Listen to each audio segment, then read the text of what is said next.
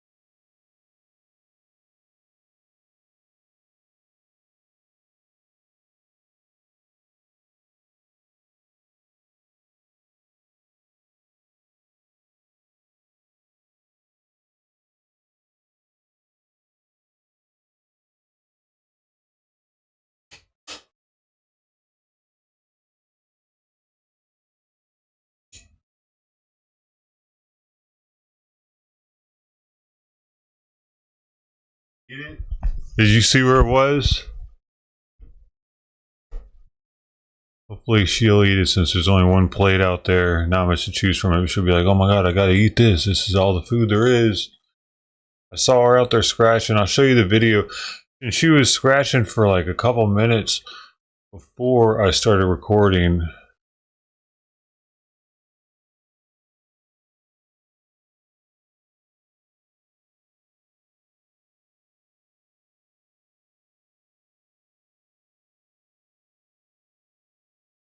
Cool, cool. And I don't know, hopefully it's enough of it. It's only half a pill.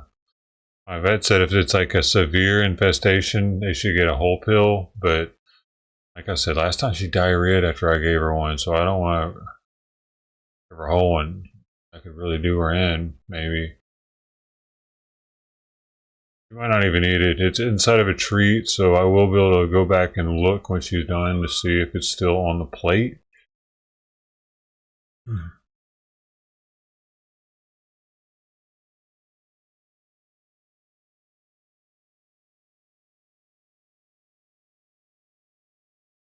Gonna put it on the other side of the bowl, apparently.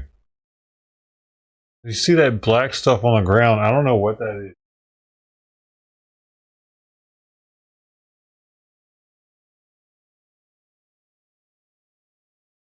is. I took a picture of it. You probably saw me like go up there and take a picture of it. Check this out. This is what it looks like up close.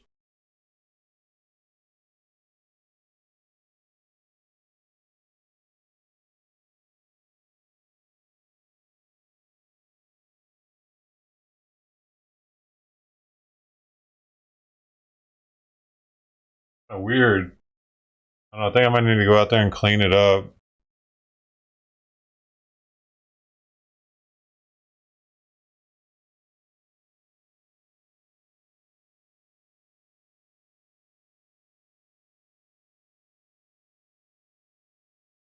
Is it a dried up slug? I don't know. It looks like some sort of leakage out of a butt.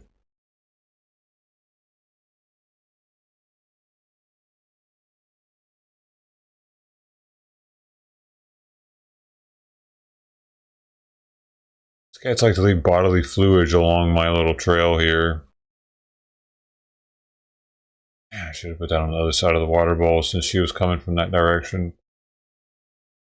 It would have pressed up against the water bowl the whole time. Cats aren't even smart enough to know to eat the plate in a certain direction so it doesn't move.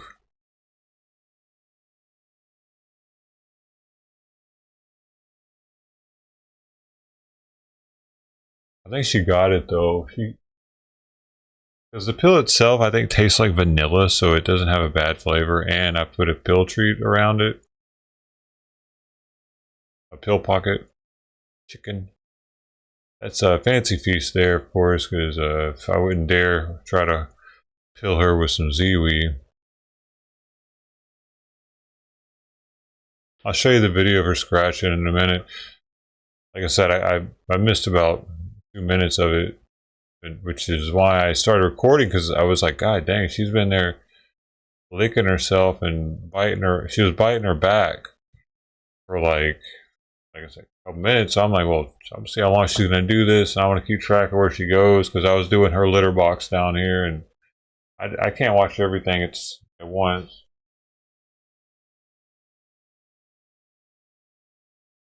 This little one always trying to be the escape artist.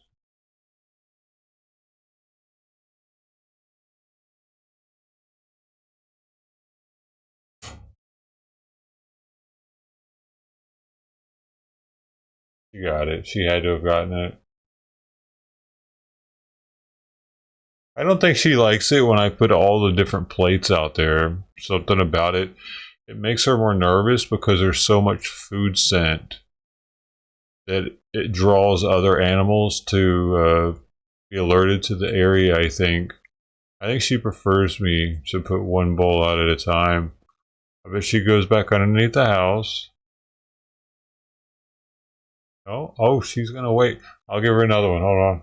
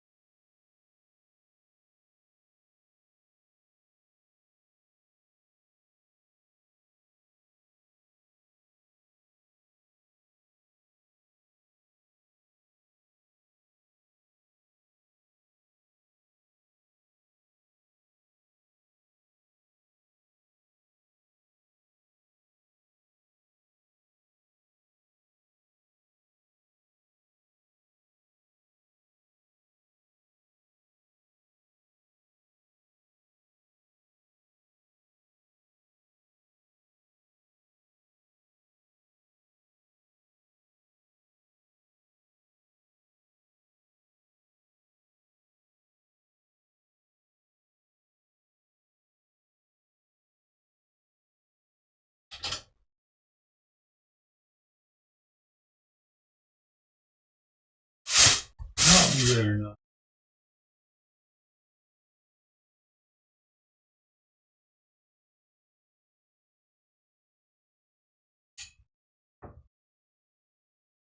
She was right there. I was like this close to her, but the screen was in between us. She was just looking at me. She didn't hiss this time. She just stared. Literally, my hand was probably about that far from her, but there was the metal mesh in between us.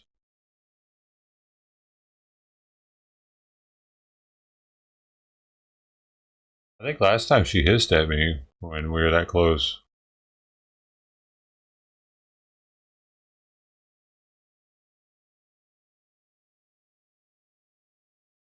Yeah, it's something about having a single plate. I think she prefers that. Like I said, it makes sense because they can smell food easily 50 feet away. They can smell. They said they can smell food 100. No, it was at 50 yards away actually. Like that's easily smell food yards away. Like they can smell it up to like a half a mile or something if it's like super putrid or something. I don't know. That worked, but that's the width of a football field. So looking at the people uh, on the other sideline of a football field, that's at least across the street.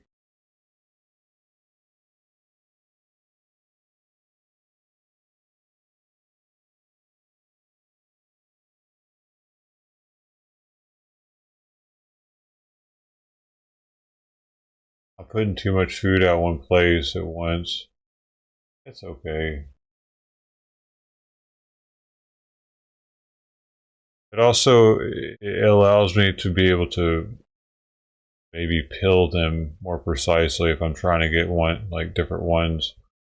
Like now that she's gonna get a really good meal,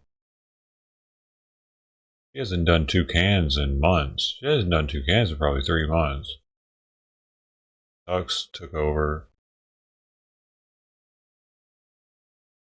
They could smell another cat from blocks away. Oh wow, yeah. I guess that would be considered a couple blocks, a half a football field. All right. Another cat though, that's even more intriguing. I would think cats would be less um, odorous as food. Because like I can't really smell Simon, but when I crack open a fresh can, that shit's strong.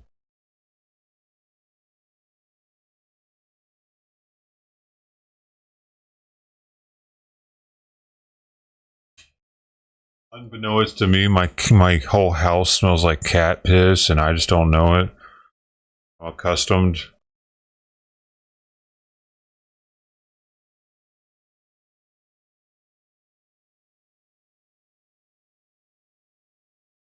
That's my really sore buds. Oh, they're fucking sore today.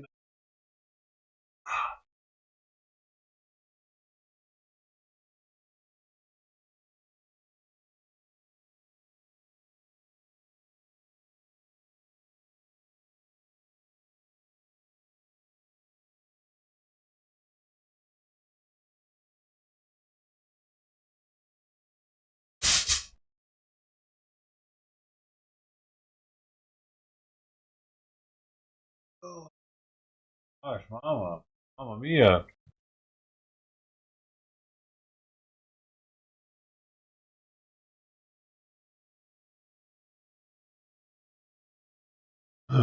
Should I go? Should we go for number 3 to see how hungry mama is? She might have. Man, damn. Should I put a tapeworm one in this one? No, I don't want to do too many at once. On her, maybe. I don't know. That makes sense, so bad boy. Morning. Okay, be right back. Yet again. Mama?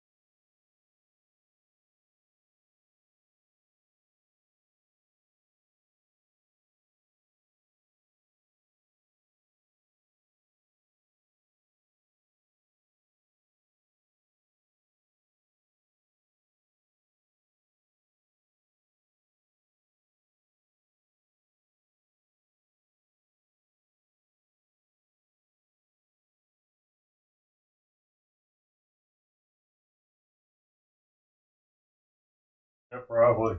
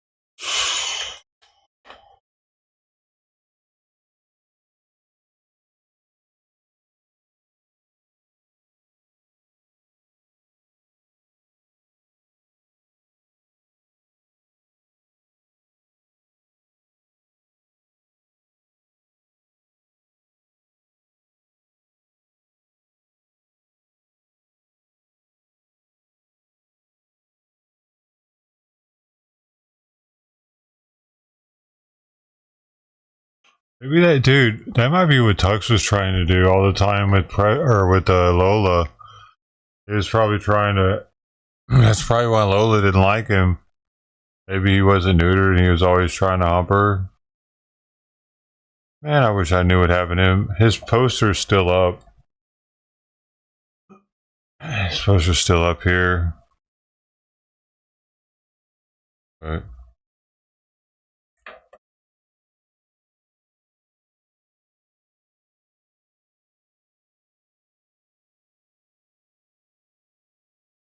oh, I have impressed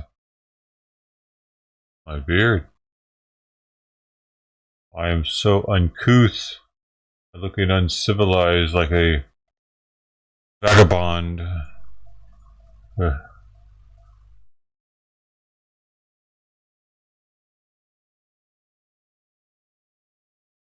She's leaving. Oh, good. She needs to get as much Oh, really? You know what really concerns me? Yesterday when I saw him when I was changing the oil, he wasn't talking to me anymore. I said hi to him. He said hi back, but normally he's super cheery and friendly. Hey, neighbor! Hey! Hey, buddy! He always says buddy. Maybe he's offended that I would think that he would do something like that. I don't know. His wife seemed to not have any problems with it. Me. I waved at her when she was on the porch and she waved back.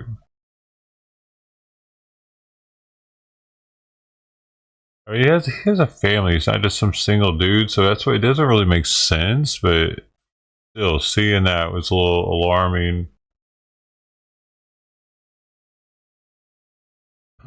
I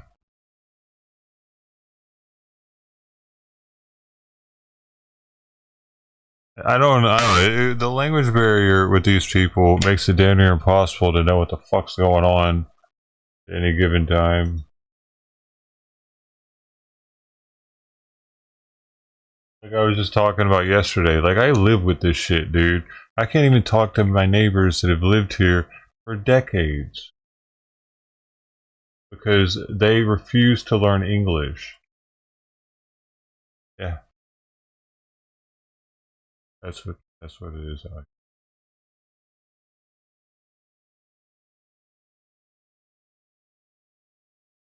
That's Fancy Feast.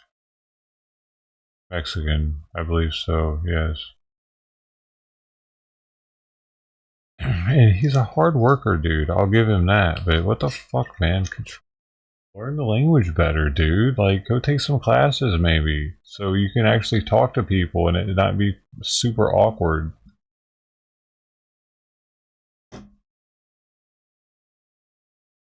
Spanglish. Hey, good morning, Goldie. Good morning, everybody. I haven't said good morning to. I still haven't given out the top dough. I was in a hurry to get Mama her medicine because she was extra itchy this morning, and I figure, you know, I'll try giving her a Solero flea and tick medication. Hopefully, she doesn't get the runs from it. She's eating a whole lot of food, so hopefully that'll help with it. Um, Maybe in a couple days, I'll give her a tapeworm pill just for the hell of it.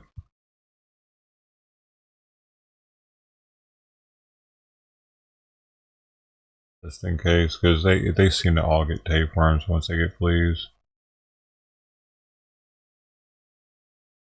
I don't know why I never saw tapeworm segments on Tux's butt, and I would look almost every day. That's why I never gave him one.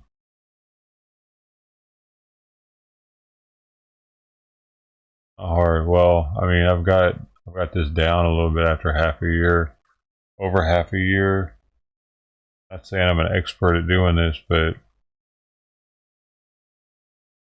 I've learned on the way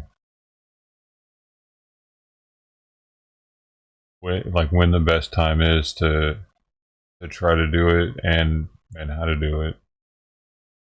Luck is when preparedness meets opportunity. Opportunity was this morning when I saw her there in front of the camera scratching. I knew she'd be the first at the plate.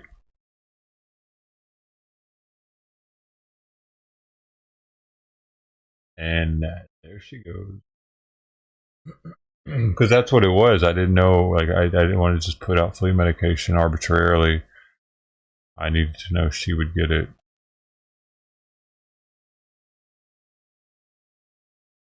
Well, if she shows up later with shit all over her ass, we'll know that we can't do that anymore.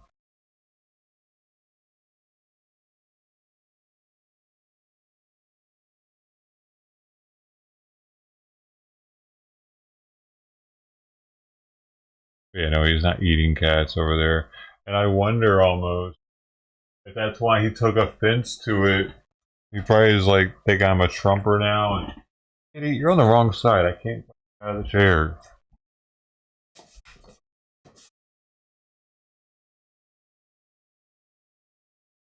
I can't tell if she left or not yet.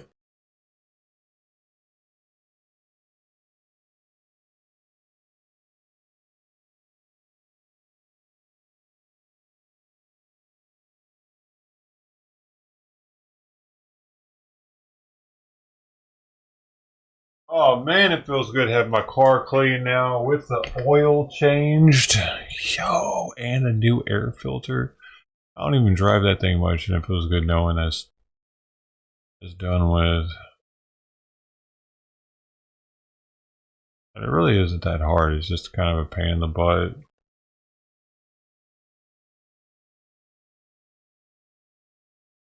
The biggest pain in the butt in doing an oil change is jacking the car up, probably.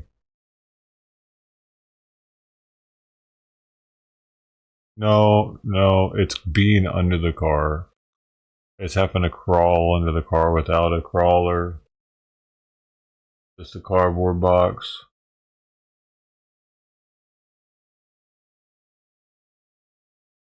Yeah, that's probably the worst part. Having to get under there and get back out from underneath.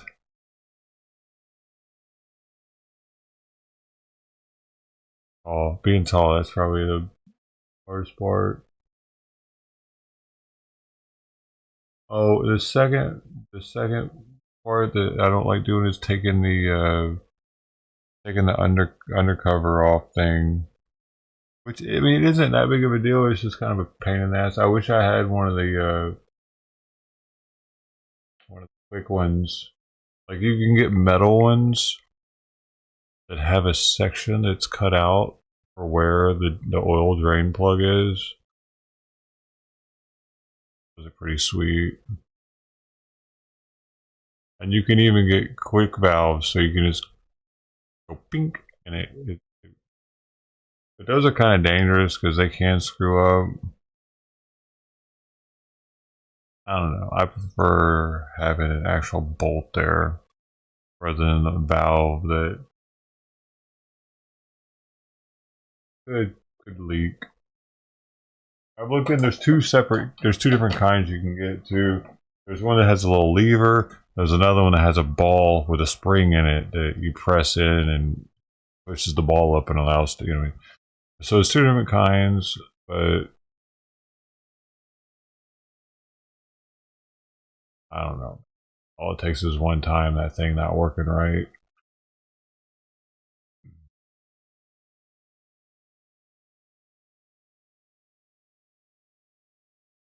Man, I don't feel like going out there again on her. I can't believe she ate 2.5 cans of food.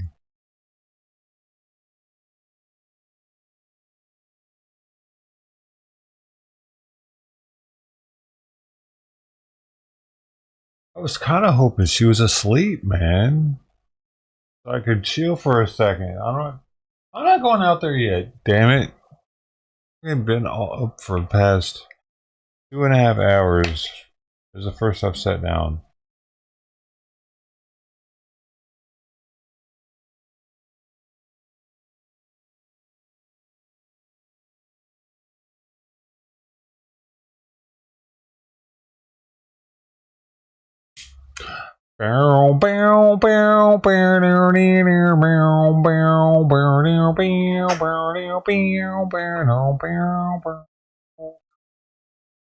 Not every 3,000 miles, no. Mine is probably every 5,000 miles. But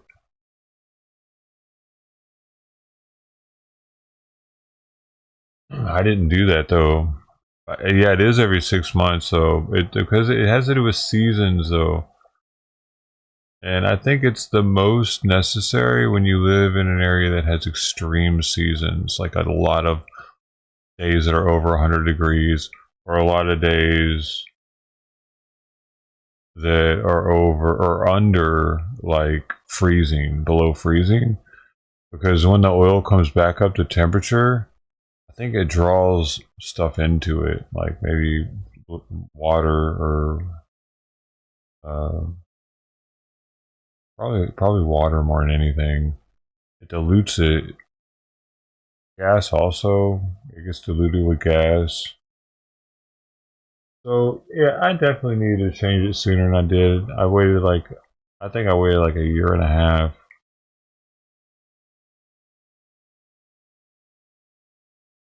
Car even seems to sound better now, right? Because the oil's thicker, less tick.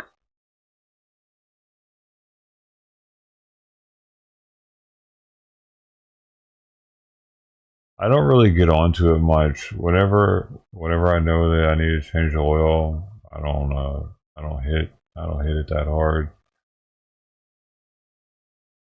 I leave it in intelligent mode because my turbo is also oil lubricated and oil cooled.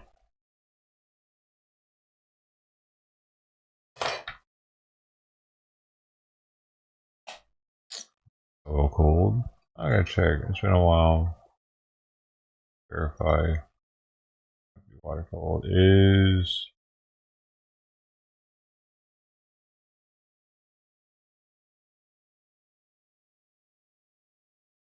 No, no, don't do that. Oh yes, the turbo on a 2013 WRX STI is oil cooled. Turbocharger is a model designed to be cooled by engine oil, which is circulated through the turbo to help manage heat generated during operation. So it's lubricated and cooled by the oil. So hopefully I didn't fuck that up.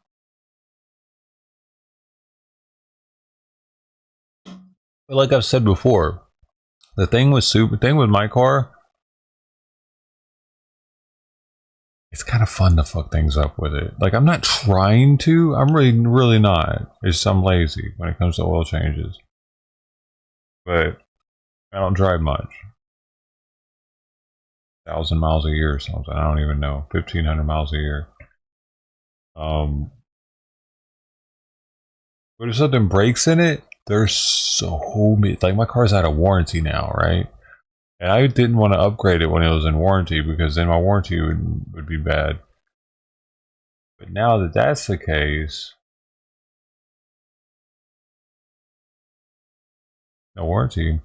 If I fix it, I'm definitely going to fix it with something faster. I'm not going to go to get a Subaru part when I can get a racing part for just a little bit more.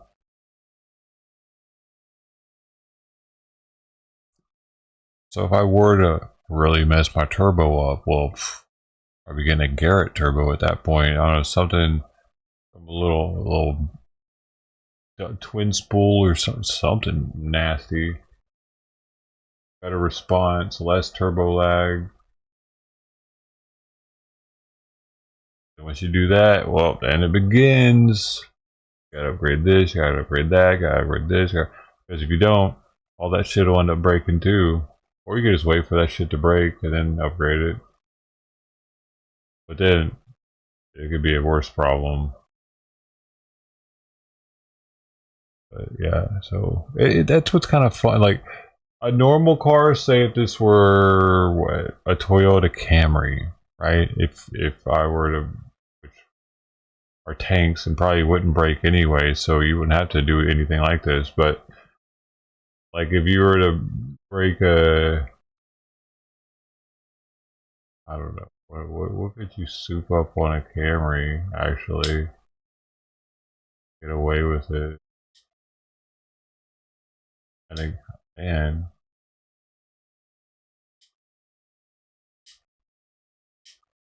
yeah, that's not really.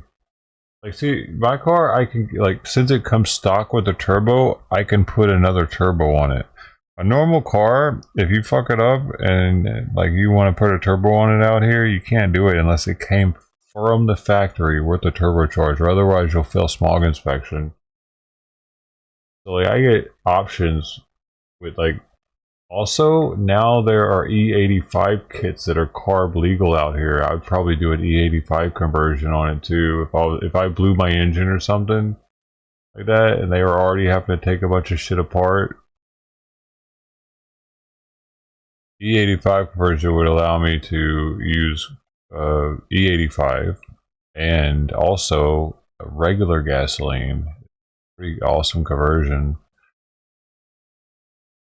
But you have to get bigger fuel injectors and bigger fuel pump and man, what else? Fuel, I think a fuel rail. There's all. It's like $2,000, $3,000 to do it right.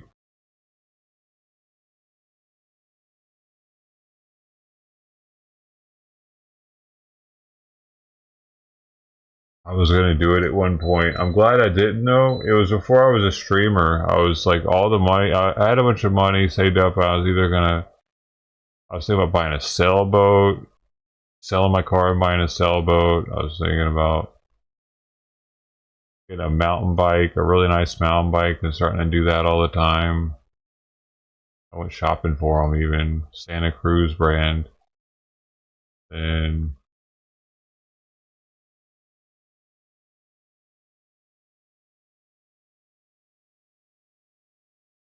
ay, ay, ay.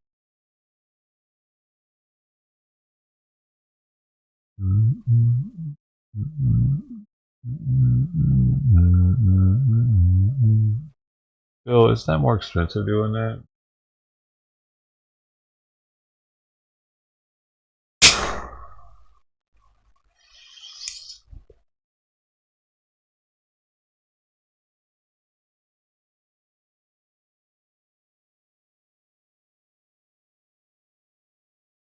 I looked at the do with the cord. The thing is, if I would have went that route, do it 85, that carb kit from Cobb's a brand. It ended up getting like revoked or whatever, and I would end up failing my last smog inspection.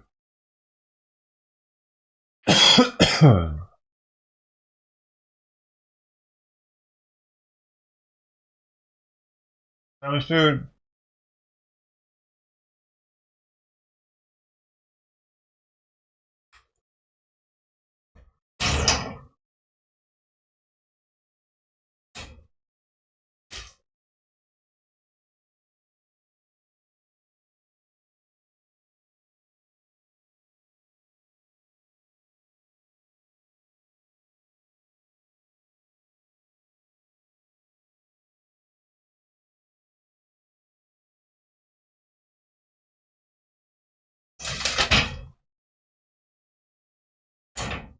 Breaking the law, breaking the law, bam, bam. Law, breaking the law, bam. And I was just supposed to take more food out there or whatnot.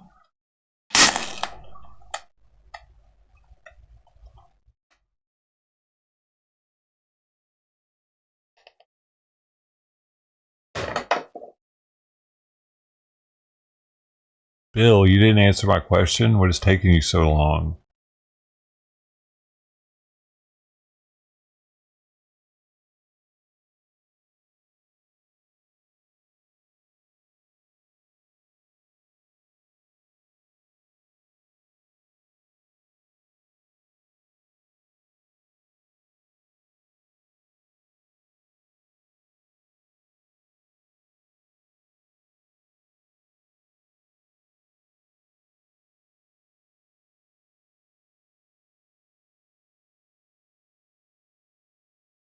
No.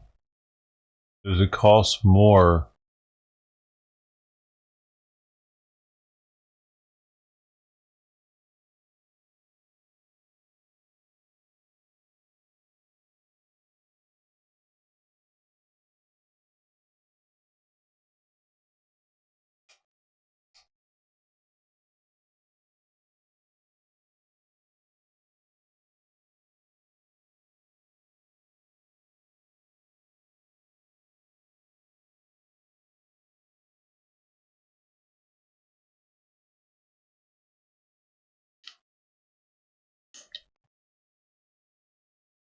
Are you sure the food costs the same?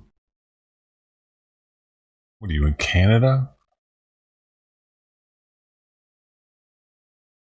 You sure every item costs exactly the same?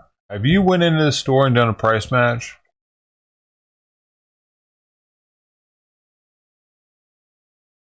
Because that would be a super extreme rarity that that's the case, Bill. Costco doesn't even do that.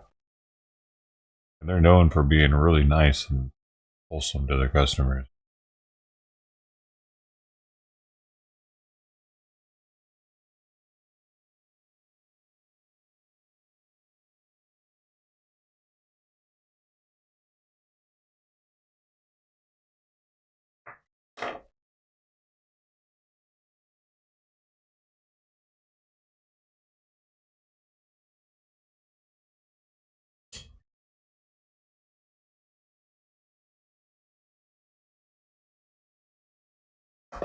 You get the flyers and prices match. Flyers for what? Coming in and shopping?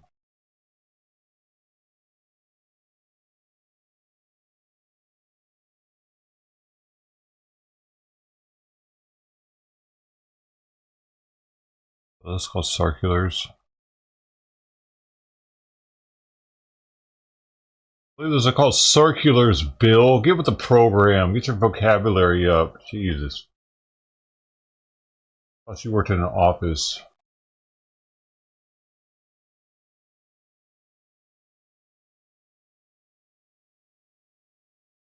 Oh, you don't care, do you? Well, give me $1 then.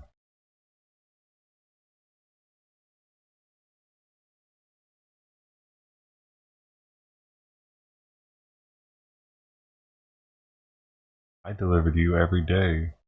You give me shit. I'm glad there's hardly any food out there right now.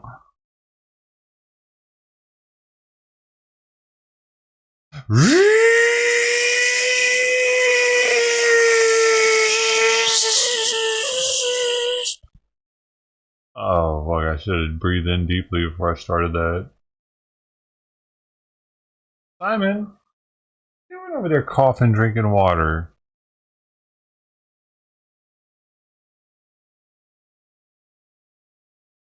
Why do he likes to drink out of her bowl instead of his? I have a small round bowl next to his.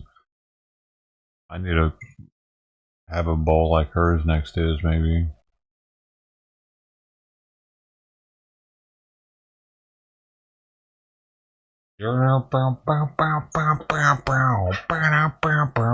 Oh, who posted? Was this Bill? Who posted this yesterday?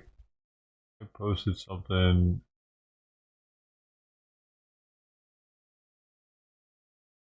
That was Mark. Mark Bear. Let's see what it looks like. Don't feed your dog carrot. Come on, man. I did the wrong account.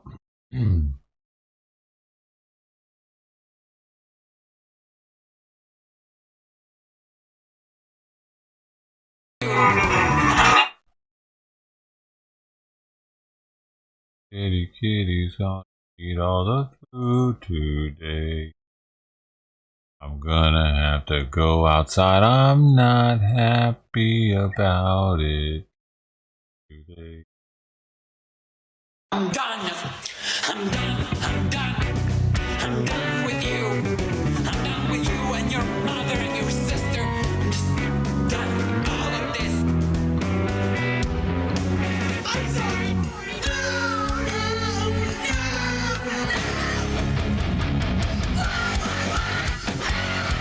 It's about anti-Trumpers after they lost. Do you really hate me that bad? Pretty good. Do you really hate me that bad?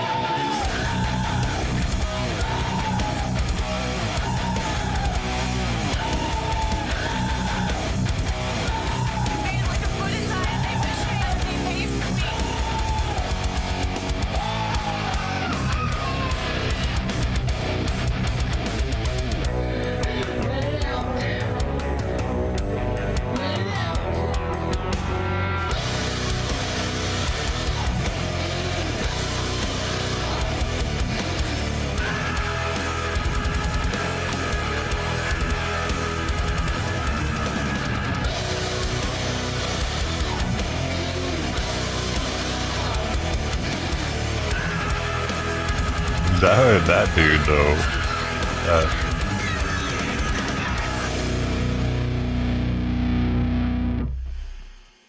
Pretty good.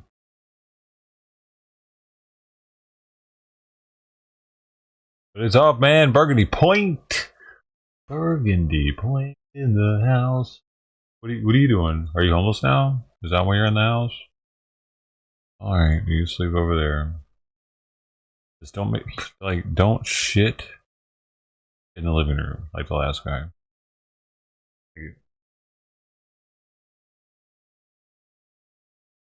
Oh, confirmation votes on Christian Gnome. Know him. Gnome. How do you say it? Are they happen? Is it happening? When's it happening? Yeah, it'll be forever. It's probably happening tomorrow. There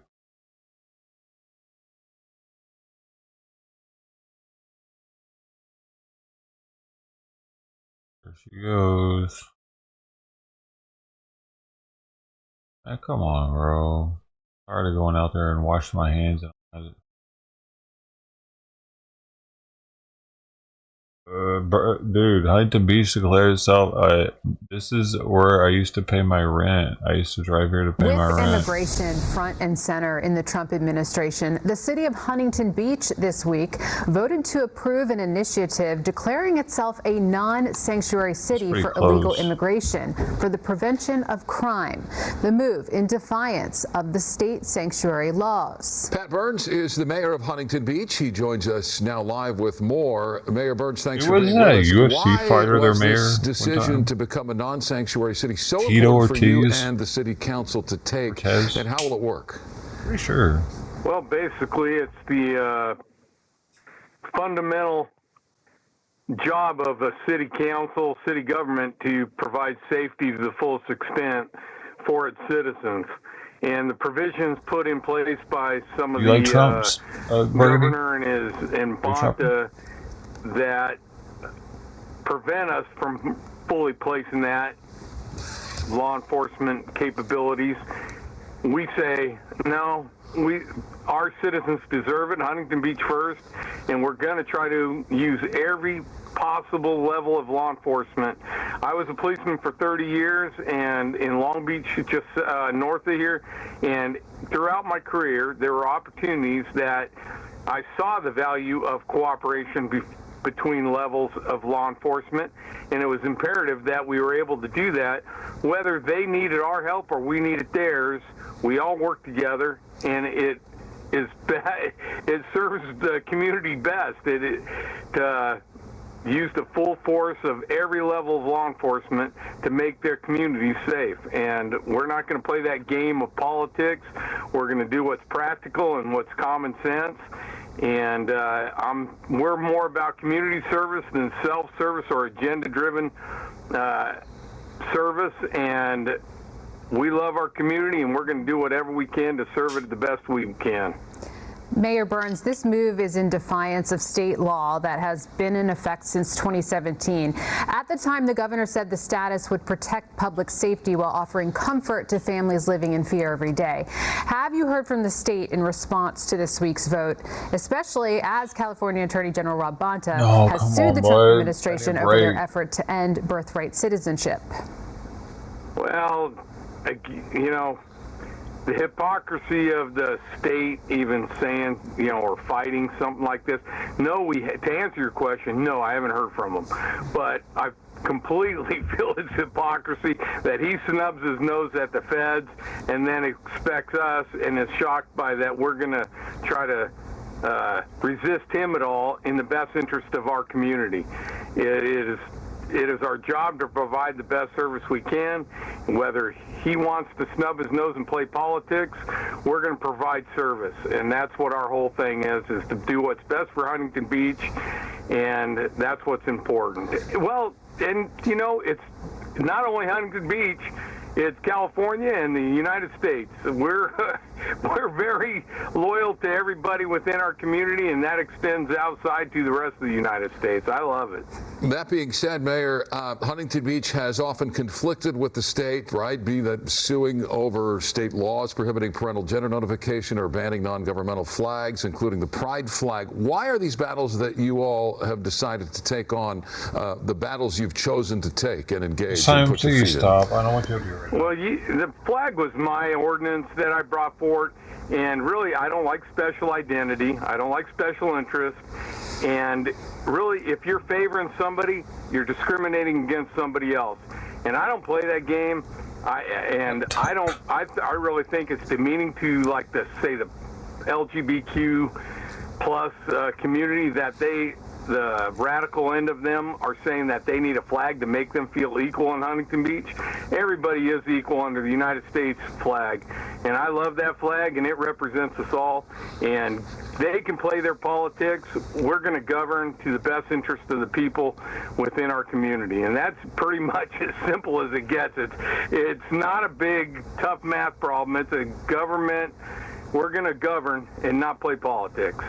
Well, it looks like you're on the go right now, so we appreciate you taking time to chat with us. Huntington Dude, I Beach gotta Mayor fucking Pat Burns. take more Thank food you. out there, man. Damn it. I'm kind of out at a restaurant. Bro. Wife's inside, and I had to go out to the car to do this. Well, it's peace and quiet in the cars, Yes, you know. and thank your wife for allowing. Gotta find something that's live real fast.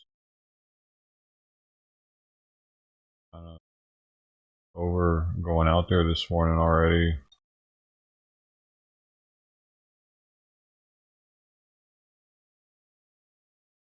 I'm used to being able to put like 5 plates out, you know, and chilling.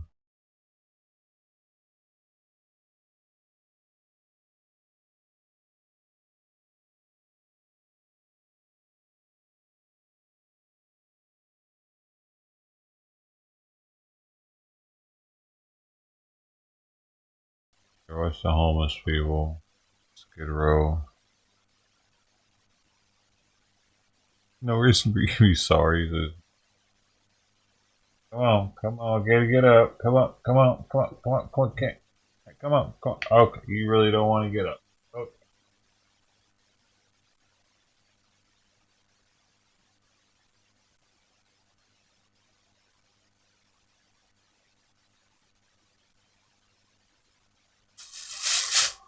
Come on. Why are both of you playing dead right now?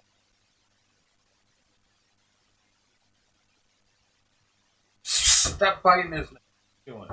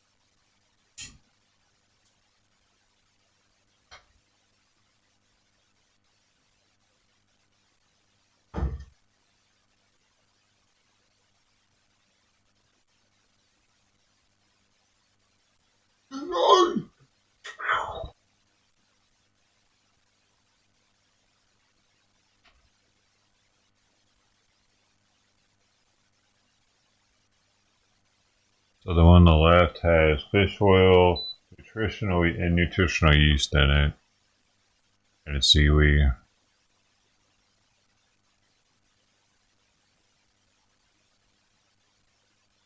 It is freaking cold out there.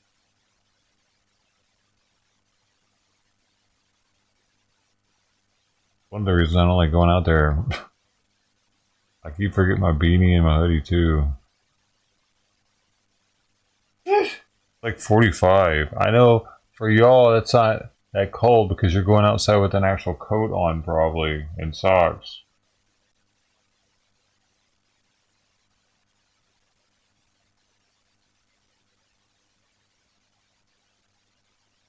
Oh, it's 50. It's 50 right now. Feels like 49 though, it says. Probably the humidity. Yeah, humidity's 44%. 3-mile-per-hour wind from the east. Would that mean it's warmer or colder? East. Way warmer, huh? Please don't kill my vibe. It might rain today. 60% chance. Wait, hold up. I went up, it was 50. But that's later on today, so it's talking about 5 o'clock, I think. No, 4 o'clock, 30%. 5 o'clock, so they usually don't eat anytime after 4 anyway.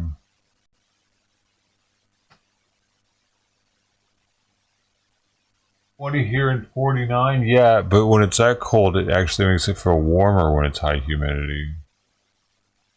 Science, man.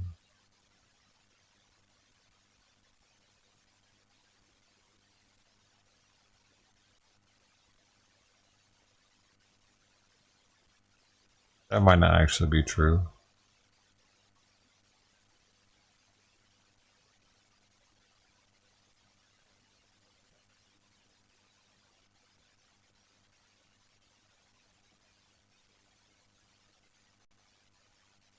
I need to clean my rims again. I got them all the way clean. I need to go out there and just clean the rims today. Go to the car wash just for the rims. Ugh. They're clean, but they're not perfect. So many nooks and crannies.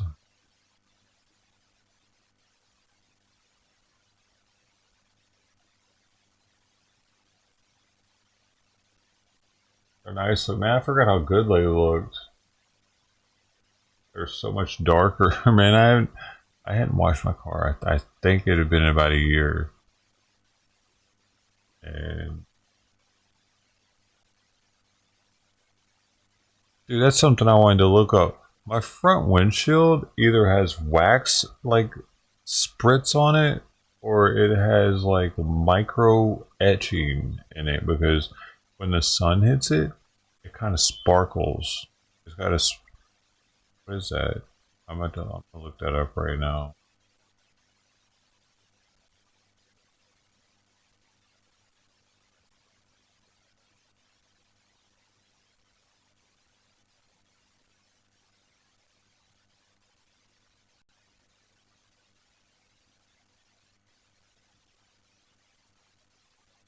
Sand pitted.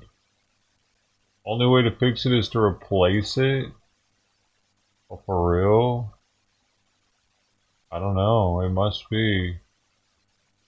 It's not horrible. Like I've seen a picture of this guy's, and it's like barely even see through it. Yeah, I'll probably decide to take it by a shop and have them look at it real fast. They can tell me what they think. Bro, I really don't want to replace the glass because I would prefer to have Subaru glass in the car. Right now it has all Subaru glass, you know. It's just nice to have Subaru. It's like your brand. Nice to have the brand of the car because it says it on the glass, you know.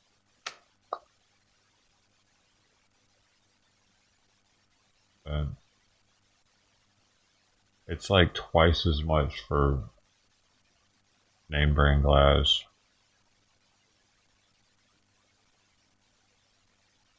Unfortunate. You could try using a clay bar to clean it. Oh, I do have a clay bar. Actually, a McGuire's clay bar I've had for years. There are pits. The only way is replacing it. Damn! I was seeing it yesterday after washing my car. I was noticing it. Last time I washed my car, I thought it was just wax. That it spritzed on the windshield. Which I guess if it is, the clay bar will get it off.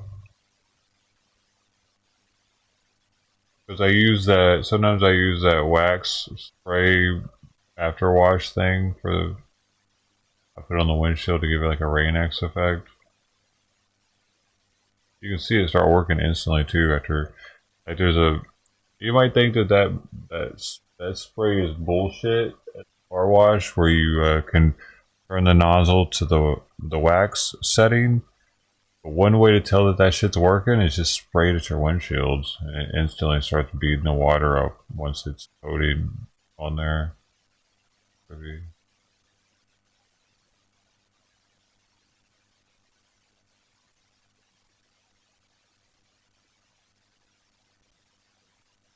It could be sap. Do you work on it behind? Yeah, man, if it's pitting, it has to be replaced.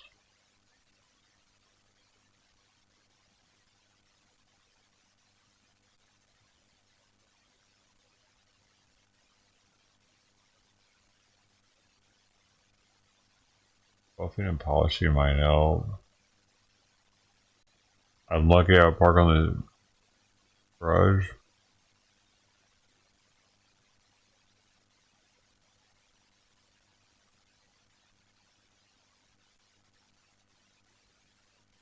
I mean, it costs me money. And I wouldn't have moved here. That's the only reason I live in this place. So it's not really luck. It was like I wasn't gonna move here if I didn't find a garage.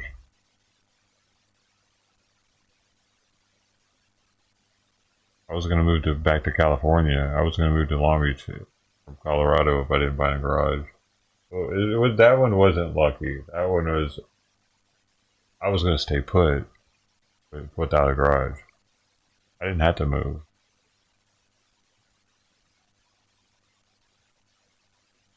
I was on a month-to-month lease where I was at because I'd already lived there a year, and then I was paying a little bit more, but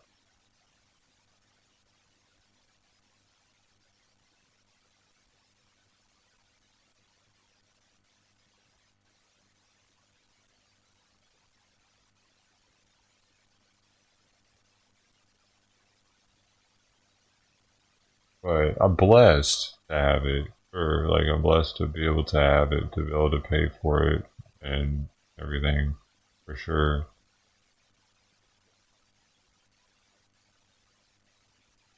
I guess the luck was finding the listing, but and being ready to move right then. I think this place might have stayed on. Who knows, man? It's so hard to find a place in Long Beach.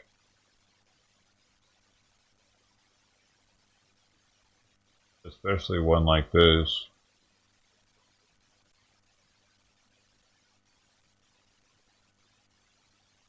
People don't move. Like most of my neighbors have been around here since I've been here.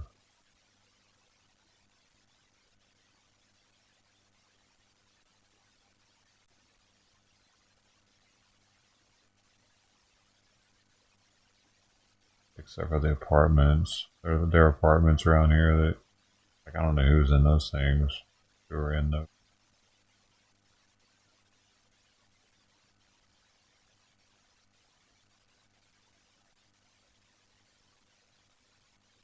So it looks like it's sandblasted, possibly, actually, because I tried scraping it off with my fingernail and I think I could feel it, actually. Damn, Damn, really?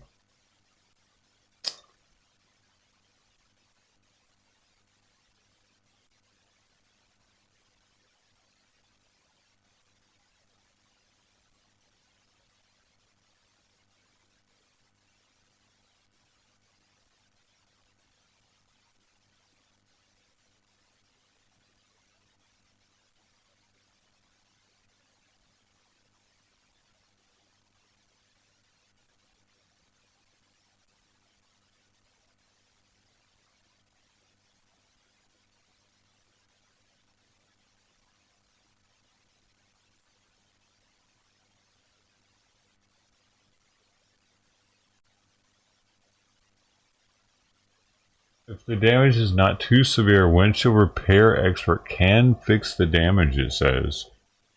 Maybe I can fix it. Hey, bud. I'm an expert. I read enough on Google. What has a plastic layer get abrasions if there's glass on the other side of it? That doesn't make any sense.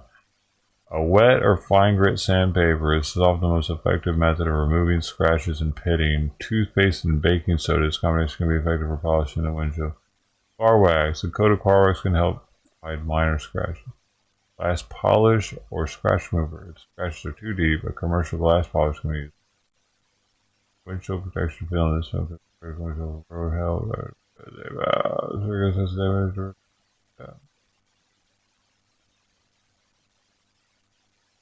Yeah.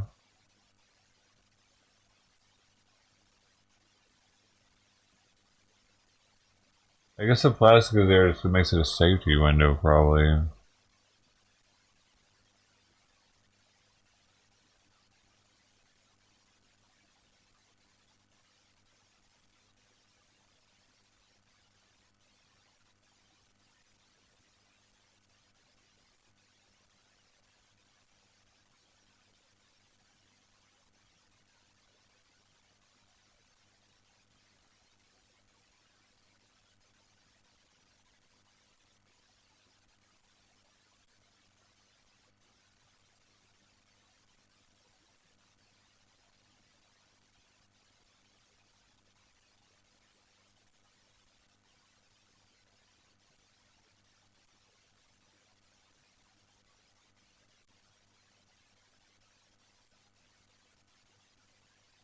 Mm.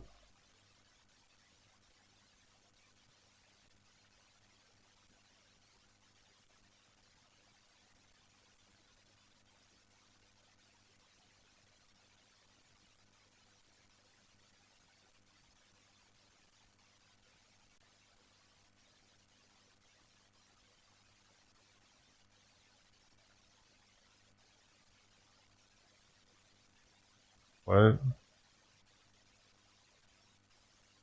They got rid of it for you once with the sand abrasion problem?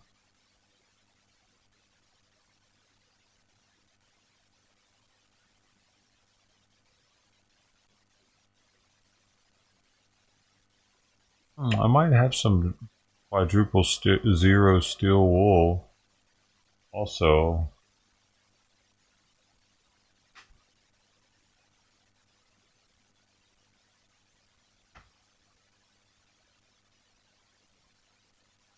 I do, right here.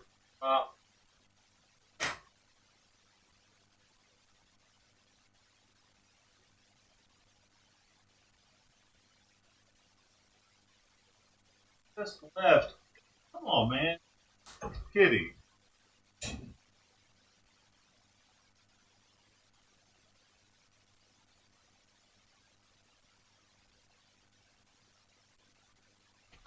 No. I'm reading here. It's 0, 0, 0, 0 steel wool. It won't scratch glass. It's very fine. People are saying right here on Mechanic Advice subreddit, that's the exact one that I have, is the finest steel wool you can buy. It feels like fabric almost. So I got it because I was gonna rub rust off of where the cop shot the car. It was rusting a little bit. So yeah, man, I got the perfect stuff for it.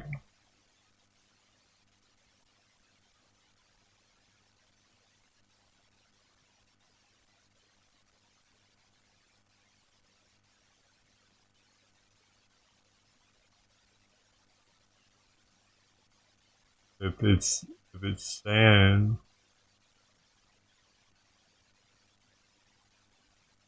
could be water deposits. They don't come off with soap water. Try hitting with the clay bar and or 0000 steel wool before giving up.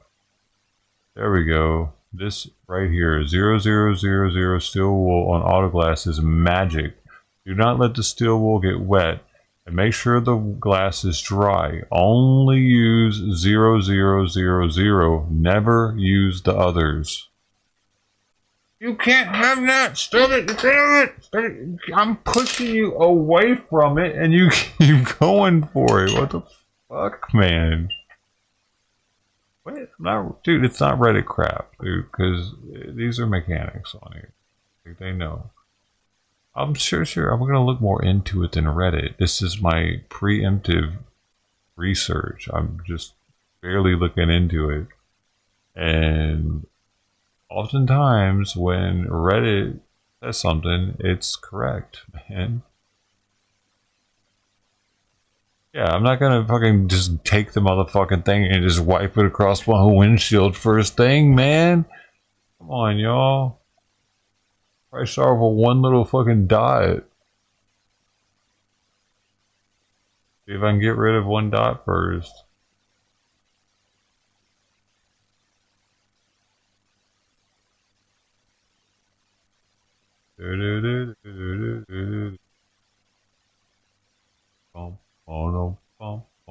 This one's even talking about using 000 steel wool, but he ain't getting any upvotes. Only the quadruple zero people are the ones. This guy says use 00 or 000 steel wool and some soapy spray. And then someone right below him said 0000 is all that is needed in bold. The others are too coarse.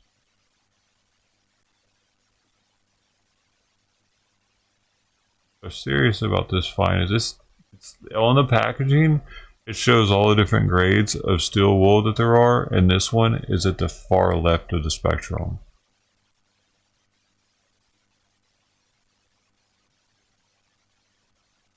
Yeah, if you can get rid of one dot and not leave any scratches, then it can probably get rid of the rest of them.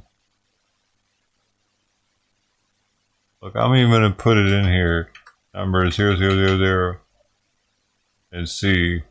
All I searched for was sand chipped windshield and number 0000. And the AI said, a sand chipped windshield 0000 refers to a small chip or damage on your car's windshield and caused by sand particles, often appearing as tiny pits or scratches. And the 0000 signifies the finest grade of steel wool, which is sometimes used for very light polishing of glass surfaces, though it's generally not recommended to use steel wool on a windshield due to the potential for further damage. If you suspect sand damage to your windshield, it's best to consult a professional. Yeah, I can consult a professional.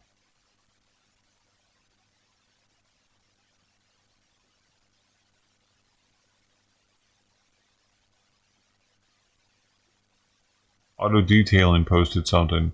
Window scratches from 000 steel wool. Oh, I followed advice from someone to use 00 to get rid of water spots on my windshield. That works.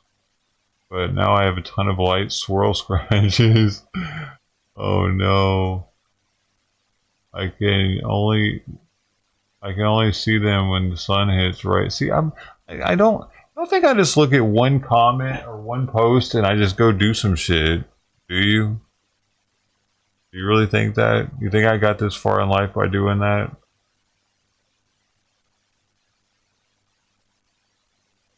I only see them when the sun hits right. Scratch finger. Oh, I can't feel the scratches with my fingernail. Oddly, my windshield looks fine. Just my door windows and rear. Oh, interesting. So it only happened to his door windows and rear. Can I fix this? Blah, blah, blah. Did you use any sort of lubrication? For years I used that grade steel wool with no issues. The only time I did was a side mirror. Lesson learned. 32 upvotes. I was using it with invisible glass. Oh, they said not to use any liquid. The other one said not to use water or anything. Let's see. I'm not sure how good lubrication that is. We would use General AC Delco glass cleaner at my high school college job at a dealership. I'm honestly thinking either you put a lot of weight into your scrubbing or it's cheap soft glass, possibly an OEM replacement. Interesting. OEM replacements are cheaper glass. I don't have OEM replacement. So he says the car is new with all OEM parts. I do not notice windows of etching indicating it has factory tinting. I think that should be on the inside, right? I also had lots of success using 0000 steel wool. I use it with a whatever polish or compound I am using at the moment. No issues so far over 3 vehicles. Outside windows only, of course. Did you try side windows? Yep, I use steel wool for the edges of all my windows that are hard to get to with my rotary.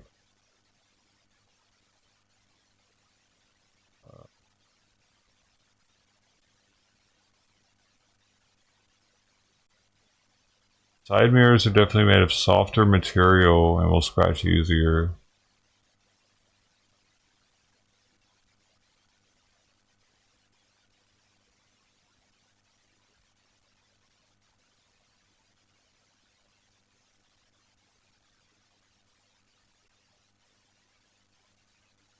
Zero zero zero zero will not scratch glass in bold letters. You must have picked up some kind of contamination like sand or small glass chip.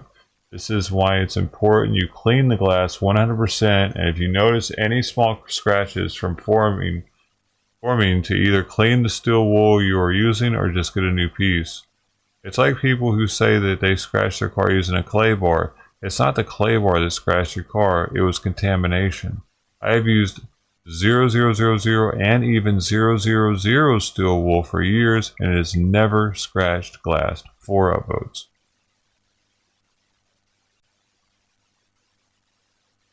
I have polished windshield glass, home window glass, kitchen glass, top glass, shower glass, and have never scratched the glass. Oh shit, I need to use that. I need to use that in my bathroom, man. On my dude, nice.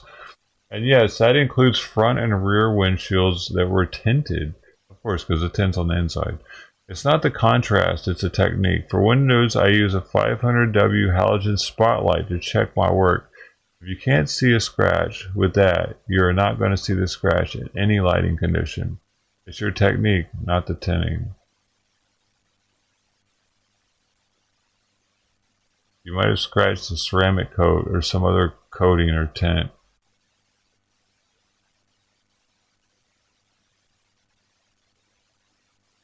Zero scratches automotive glass easily. All the people that give you advice to use it never notice. Don't use steel wool and glass for water spot removal. Use acid and appropriate PPE. That has no upvotes in the auto detailing subreddit.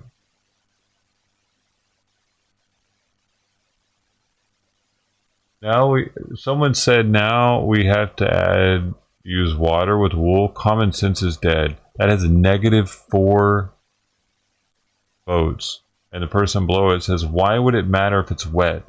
Doesn't change the hardness of steel wool versus glass. Just like wet sanding doesn't make the paper more or less abrasive, just keeps it from getting clogged as quickly. 4 upvotes. These people know what they're talking about, Bill. I'm sorry, but people give Reddit shit, but Reddit is unanimous. Shit gets upvoted because people that know their shit are like, yep. That's why, like, so people that laugh at people that take advice from Reddit, I laugh at you. I mean, it depends. Like, I'm not going to political posts and taking advice from people. That's just a shit show. But stuff like this. Oh, you know more than auto detailing experts, Bill, or Golden Coin now? Are you saying? Are you giving some expert advice here? I'll see who gets the last laugh. Why would you be laughing at me messing my windshield up? That says a lot about you, dude. Why would you even say that? You know, fuck you, Bill. You're non-donating broke ass. Fuck you bragging about how much money you got having shit delivered. Fuck you with your dough hungry ass bitch ass motherfucker. What's your deal? Why would you want me to fucking scratch my shit up, asshole? You see who gets the last laugh. Who even says some shit like that? I don't ever say some... I don't laugh at other people's demise, even if I'm trying to give them advice. Like, I'm gonna be laughing when you fuck that up, boy. Why would you do that? I'd be shaking my head like, damn, dude, I told you not to do that. If I really was believing something was gonna mess somebody's shit up and they fucked it. Fuck you, Bill, you broke boy. Fuck you. Get the fuck out of here. I don't like you, dude. Actually, you just fucked up with that one. Fuck you. You showed a lot. You can show so much with this one sentence. Fuck you. Fuck you, dude. The last laugh. Fuck how much dough you have, and you know I don't give a fuck, dude. How much time you spend here. Fuck you. Fuck you, dude. You don't want it. Why would you laugh about it? No, it's not just an Fuck you. You're an idiot, dude. It's not... People say... You could have picked so many other expressions. You chose that one because it shows that you're a fucking asshole, dude. That's why you never fucking donate, dude. And all you care about is getting fucking money here. You're a money-hungry bitch, dude. Fuck you. Get a fucking life, man.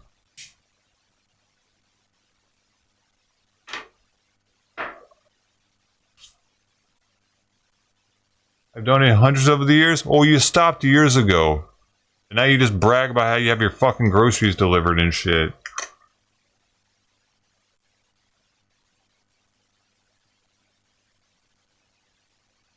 For most people, that's expensive.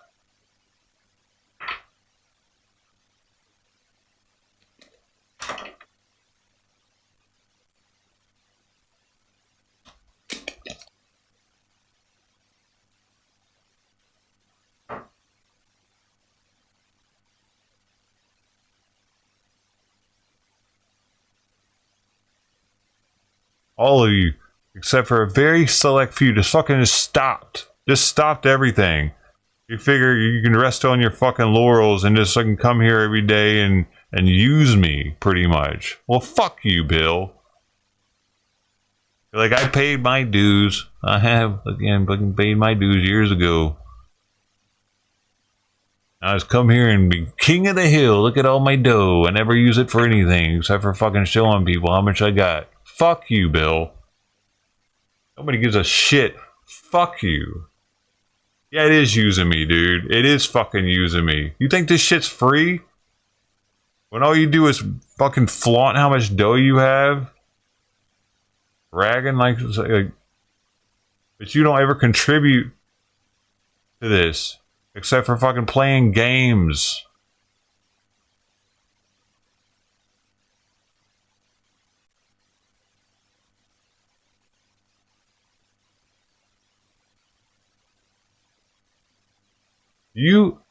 I'll be here at night wishing somebody would just say something. And I won't even know if someone's here because I don't look at the fucking game shit anymore. I don't look at when people are talking, when it pops up on the screen. I won't even know you had been here for like a fucking hour because all you're doing is playing those stupid ass games. Not saying shit to me at all. Fuck you, Bill. Tired of that shit. You're not a fan of me. You're a fan of fucking acting like you fucking got something here. It's like you probably are in real life.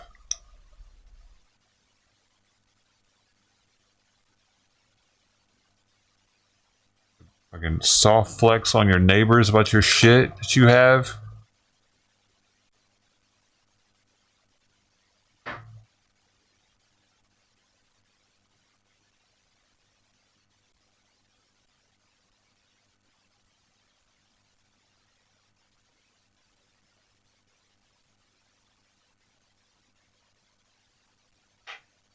I said a lot, dude. You had the last laugh, man.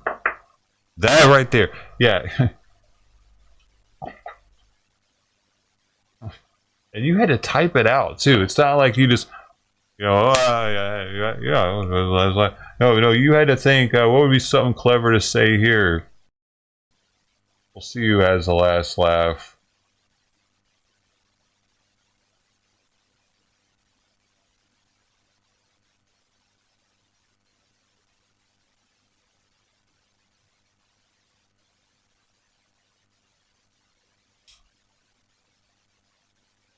That's like the dude. That's like that dude that day. They recommended that I feed the dog some bologna with antifreeze on it. Like, out of that blue, he just said some shit where I'm like, what did you just say, man? Really? Oh. I didn't know you had that feeling in you.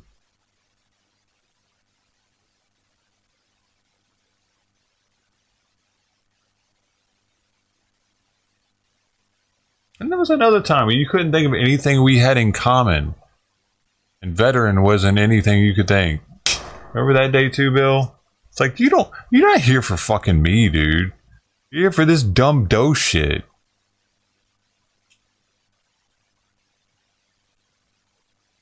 You didn't even remember that we had that in common.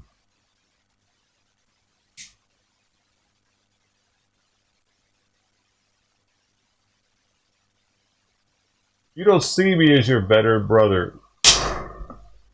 Fuck you, Bill.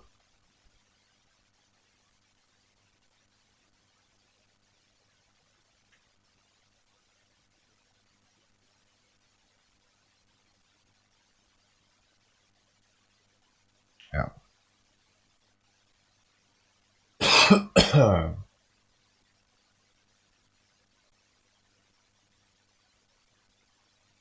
You should just keep your fucking mouth shut. Because there are so many times you pissed me off, dude. Thinking back on it. I see why you're not the most talkative person. The shit that you type, I can only imagine the shit that you say.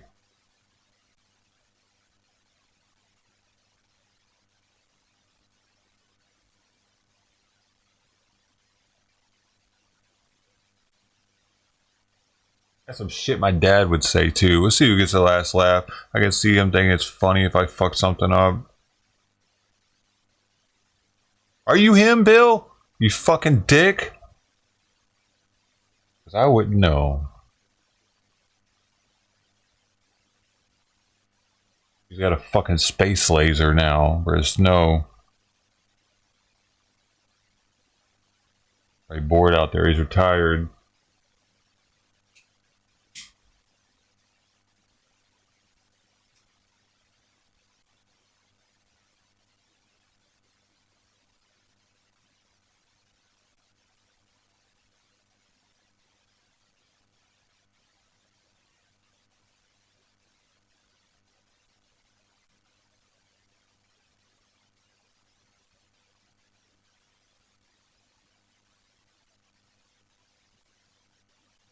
Like, I wouldn't have been like, Bill, you fucking idiot. I got the last laugh. I was able to do it.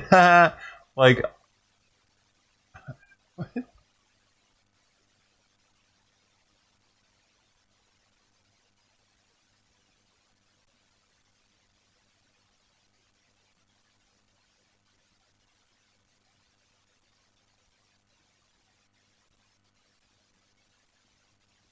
I wasn't being ultra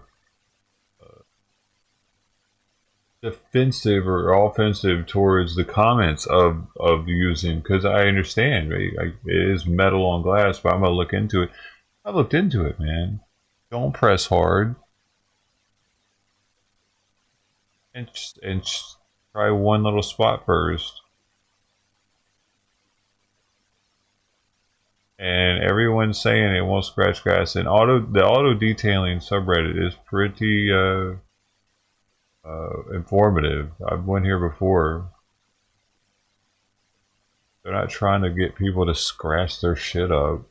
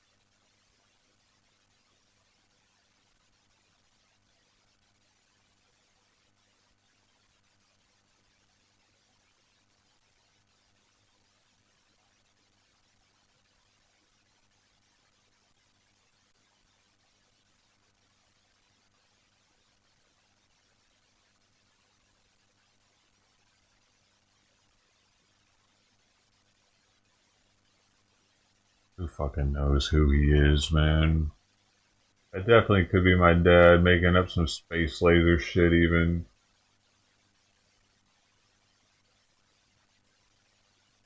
Oh wait, did we actually see Bill at one point? He might have posted a... No, he didn't post his face. Who knows who the hell that was? Yeah. Weird shit. I remember thinking, oh, yo, bro, why are you being weird?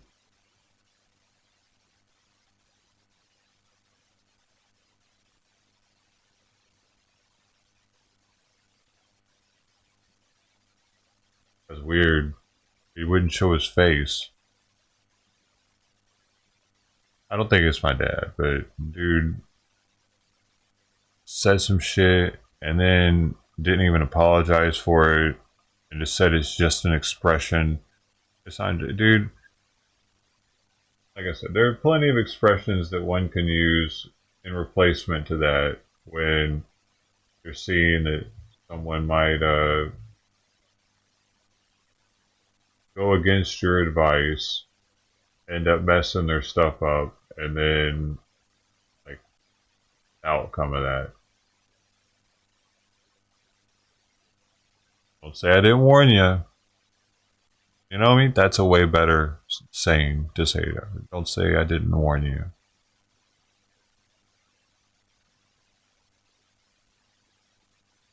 You get the last laugh. That's something you say to someone who you don't really like.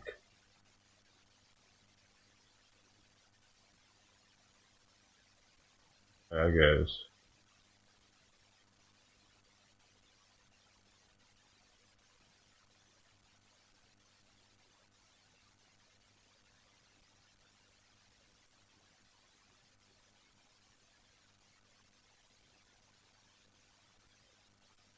Oh.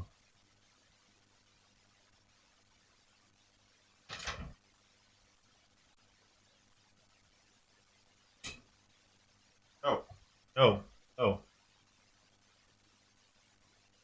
And with the follow up LOL after it, we'll see who gets the last laugh LOL. Like he's already laughing about it.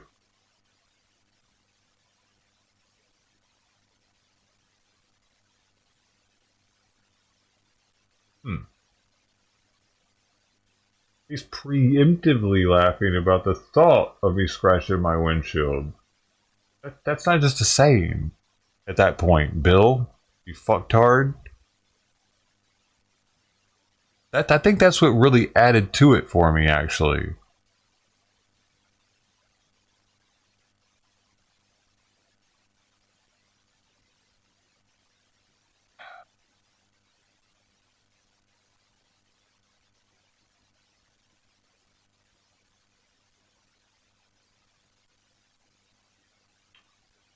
I don't even know why the fuck he thinks I'm gonna scratch my glass anyway. Literally, the one fucking guy that I found saying that he scratched his glass, everybody's saying he's an idiot and probably had something in between it.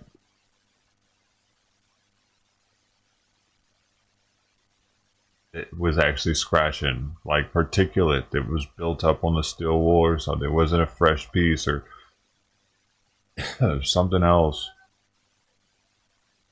No, go. No, Simon, fucking stop. I don't want you in my lap. My asshole hurts right now. Jesus Christ, cat. Yeah, I bled up my asshole this morning. It wasn't a pleasant experience. It dripped into the water. Drippity drop. So, I don't want a cat on my lap right now. So, if y'all think that I'm not just being an asshole to Simon, it's not a good day for that. Having all that weight. He weighs fucking 13 pounds almost.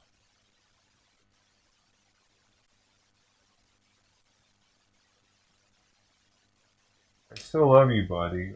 Okay? Better, too. Getting better. His hair's starting to grow back. Oh, no, it's fucking constipated, man. Oh. I need to drink some Mucilex, not Mucilex.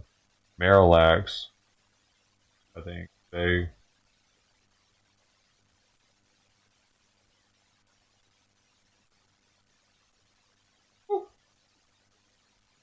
Be alright. Higher end is varies greatly depending on the alley. 48, 48, full scale, high carbon, still hard, alright?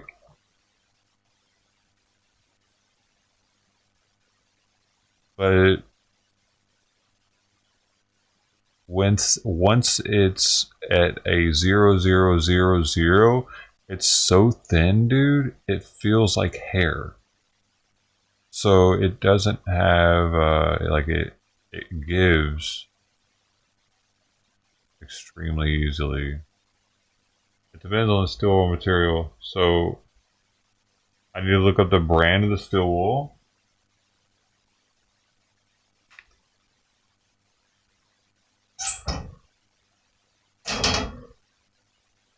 Did I get the good steel wool?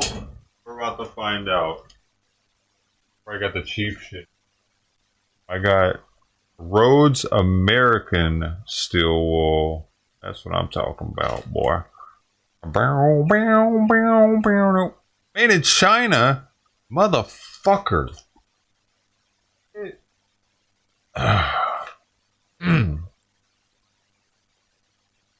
I'm not kidding. And show in China too.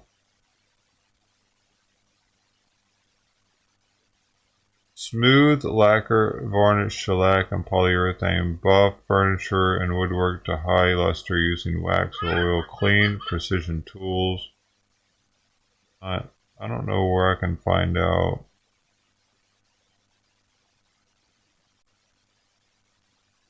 What the material? What do you mean? It's wool. It's steel. You need steel wool material. Let's see if I can find this out.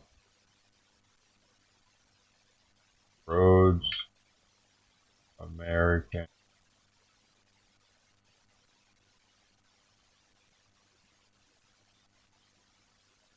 wool composition. Low carbon steel wire, also known as mild steel. Mild steel is made of iron, manganese, carbon, and silicone. Does that help? Here we go. Oh.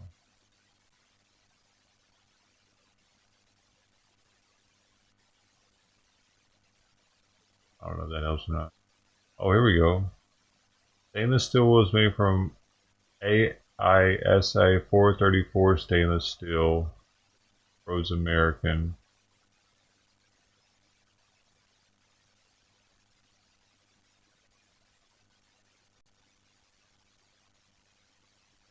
Well, that's stainless steel wool. That's different.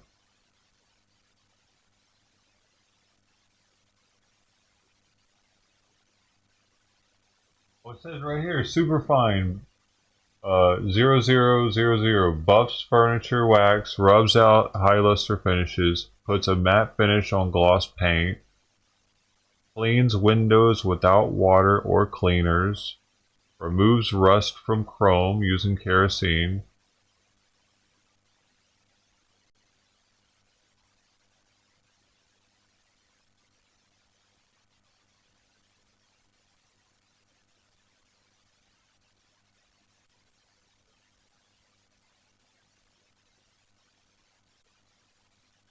I guess does all the stuff that all the other ones do.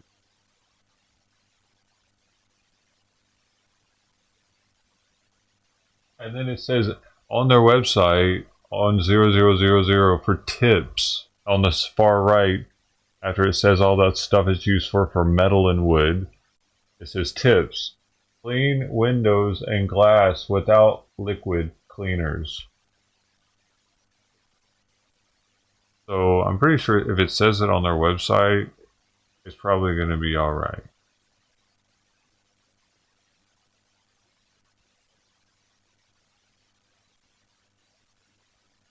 Right? Even if they are made in China, this is an American company.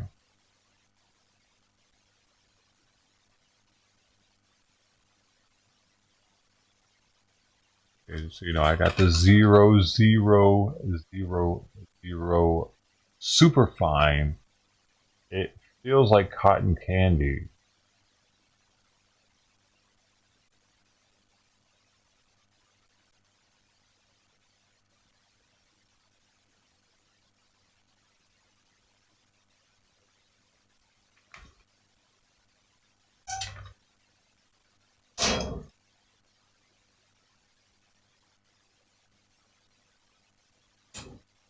I got a bunch of it. Oh.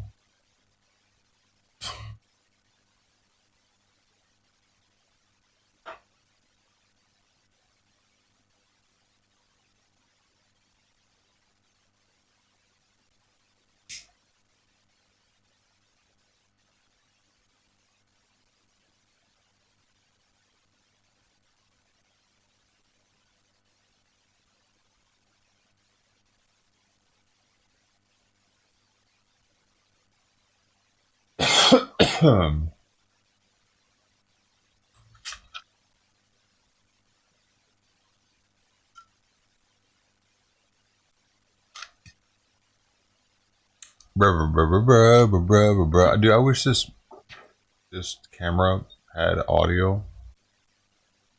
Did anything happen while I was doing all that research? Because it was really bugging me yesterday on the way to the store. I picked it with my finger. On my way to In and Out, I mean. I picked it and I'm like, bro, I thought that was going to go away after washing the car this time. I thought I could barely feel it though. It might be too deep though. I might still take it by a glass place and see what they say. Like, I'll ask them straight up, look, bro, can I use some quadruple zero on this? I don't know what else to call it. What do you call that? If I don't sound like a Dilbert, not a Dilbert, a dumbass. What is another name for it? All right.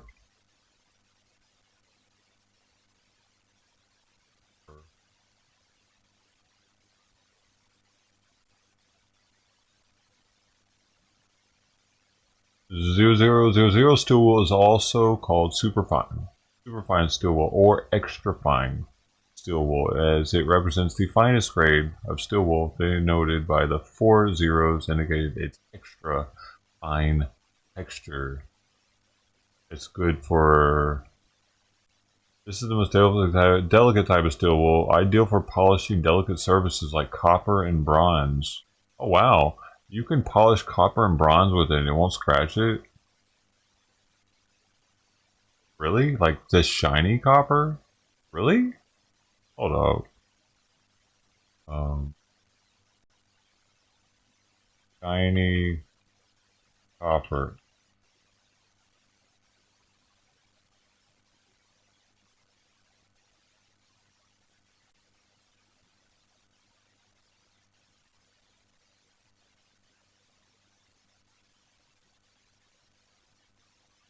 No, you should not use steel wool to polish copper because it can scratch the surface. Instead, you use metal polish, non-abrasive cleaner. Well, that's what the AI says. But why does this other one say? Didn't I just let him in here? Steel wool is softer than chrome. Apparently, this says steel wool is softer than chrome, though.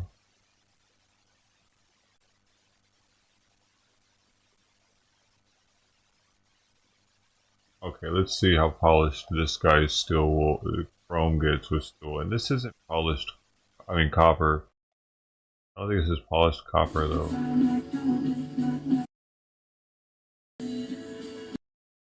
That's what it looks like to begin with. And is it scratching? I can't tell. I mean, go on.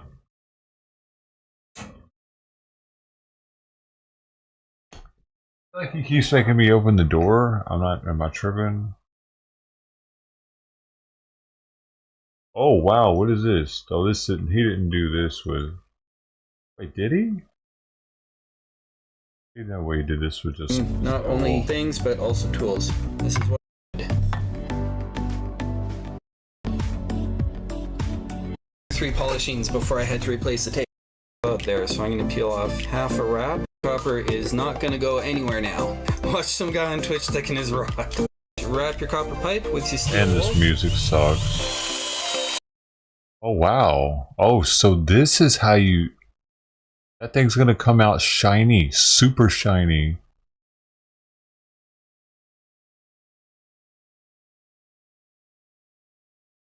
It takes forever to do it like that, doesn't it?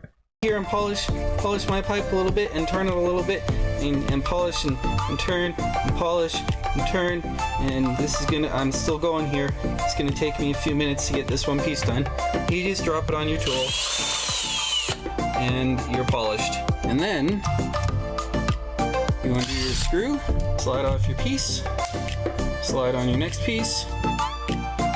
Oh, this Put your screw music back though, in. bro. What is happening? Wow, look at that. It's super shiny. Copper's kind of amazing. Oh yeah. Ooh. Ooh, I just want to touch it. I want to suck on it. Because that's the best time to suck on it, when it's brand newly polished. Oh, baby. Baby, you did too much there. That's a big old piece. You know, I bet this video has made the circles in the old pipe fitting world. They're so shiny now. Oh, the internet says never to do that though. The AI says never use steel wool and copper. Fittings. Well, the fittings, you're still stuck. Gotta sit there. Hey guys, how's it going? I'm polishing my copper fittings. If you have a lamp that is gonna need a lot of fittings, I would strongly recommend go get some new fittings, because taking from this to this is a much bigger chore than from this to this. I bet. That the fittings get pretty cleaned up pretty quick, at least close enough to say it's not old. Fittings all by hand, but at least for the pipes, there is a way to make it go fast. Yeah. Where's cats at? Don't they know I'm the cat king? Show homage. They should come here and give me, I don't know, whatever the hell that is on the concrete. I should have picked that up last time I was out there. Oh, I forgot about that. They gave me something brown right there in the box to the left. The last line to the left. The brown spot. Or what that is.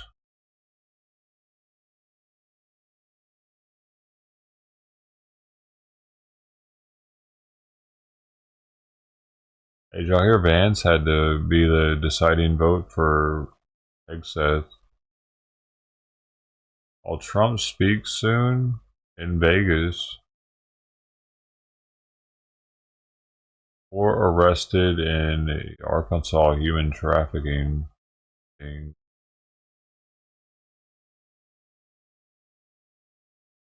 Tax remarks. Trump's going to make tax remarks at 3:30 Eastern. So 12:30 my time. It's a long ass time from now. Oh my gosh, that music though. That was taking me back to like 2014 or something.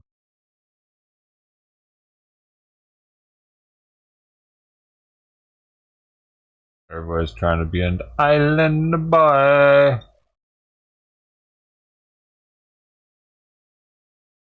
Costco is pushing back on a shareholder proposal that urges the wholesale club operator to conduct an evaluation of any business risks posed by its diversity, equity, inclusion practices.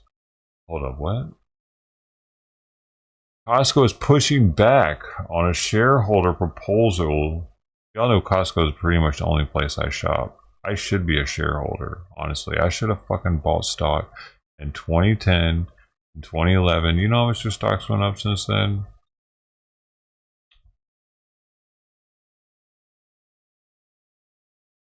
I'll take how much this went up since then.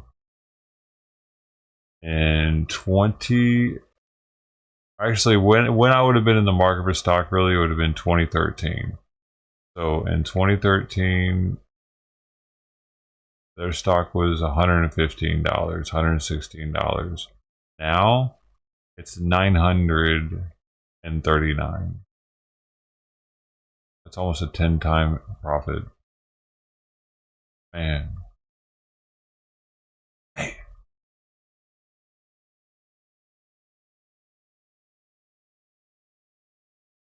Well, they really freaking blew up, man. After, because they really took off after 2023. May 2023, they were 500, and then they went up. Did they? They might have did the opposite of split. Sometimes they do that. My Siri did that. I forget what it's called now. But you know, some stocks split, which I've had Nvidia do that, where I have double the amount of stocks, but now they're worth twice as much, or half as much.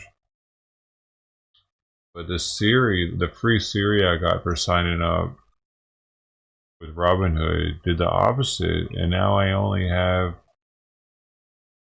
half of a stock or some shit. But it's worth the same amount as it was. You know.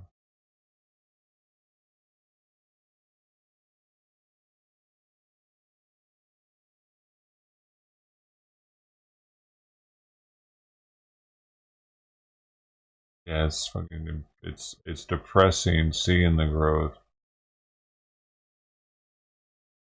Because I've been a Costco supporter, and they say you're supposed to invest in companies that you use, that you believe in. And I definitely believe in Costco. Yeah.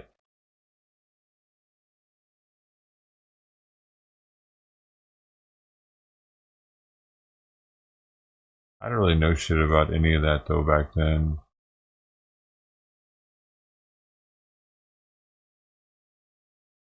Oh yeah? And what channel are you gonna post it? The porn channel? Our secret porn channel that no one knows about? Just between me and you, Night Owl? Shit. I forgot we're now on OnlyFans. I thought we were having a private. Fuck, man. Hey. Hey, I'm just playing, y'all. Wait. So I have no other channel or OnlyFans. Oh man, that's funny.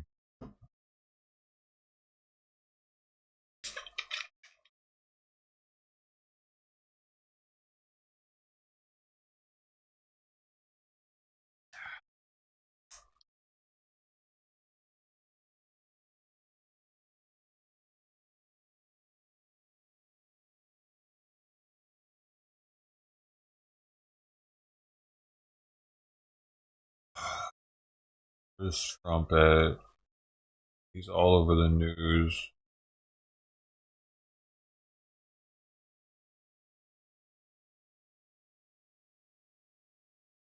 Senate is still trying to take roll.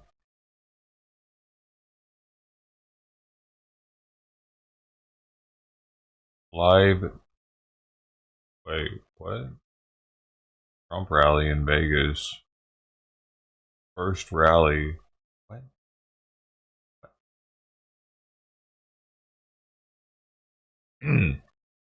What the fuck is he doing? Who rallies after they become president? President to tell the leaders at the United Nations to drop all their anti-homosexual laws. He just nominated Scott Bessent to be the 6th most powerful man or secretary treasurer, and he's gay, married, and has kids. What more can you say about that man? I mean, President Trump doesn't look at people and make decisions based off how they look or what they relate to. He just based things off merit and if you can do the job, and that's what we need. I love your heart, and I love your heart for this country and for President Trump. And the truth is, he understands at the end of the day, God is love, and we are called to love one another. So thank you. Thank you for that. Very well-versed young man. I appreciate that. Oh, here we go. Are you going to take pictures, or are you going to get on the camera yourself? Make sure we get in. Oh, you'll get in. We will? Oh, we'll get in? Oh, well, I can't promise you that. I can tell you this much, though. That line is not that long. It goes to about the you see that slot machine right under the arch? Yes. So we'll Before it starts? I think that you'll get in. But here's the deal. There's a slot very small machine? amount of seats available. And so those who do get in are going to be right next to our president. Yeah. So I hope you get it. But what brought you out here today? We didn't even know he was here. Help. It's her birthday. It's my birthday, so we came to see. We come to see Donald Trump. It's a pleasant surprise. What Yeah. are you using on your face? Oh, She does look cute. thank you. President Trump's our president now. We don't have to worry about Kamala Harris coming in. That's right. Trump. Than Biden has done in the last 4 years. He's our president. He's the best president ever. He is, and this is only day 6. Now, he's been signing executive orders. Yes, I have. We'll talk to you in a moment. Yeah, he's been signing executive orders. Today, he's here to thank the people of Nevada. No tax on tips. On tips. I can't wait for that. All right, come on up here. Oh, is that about to happen? The no tax on tips thing is about to happen? No way! Yes, Dude, hold up. KNTV. You. I've talked about this before. I forgot about that, dude. If that's... Where's she going? Oh, man. That was fast.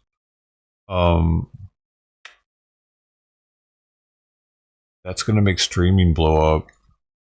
Watch. Why wouldn't it?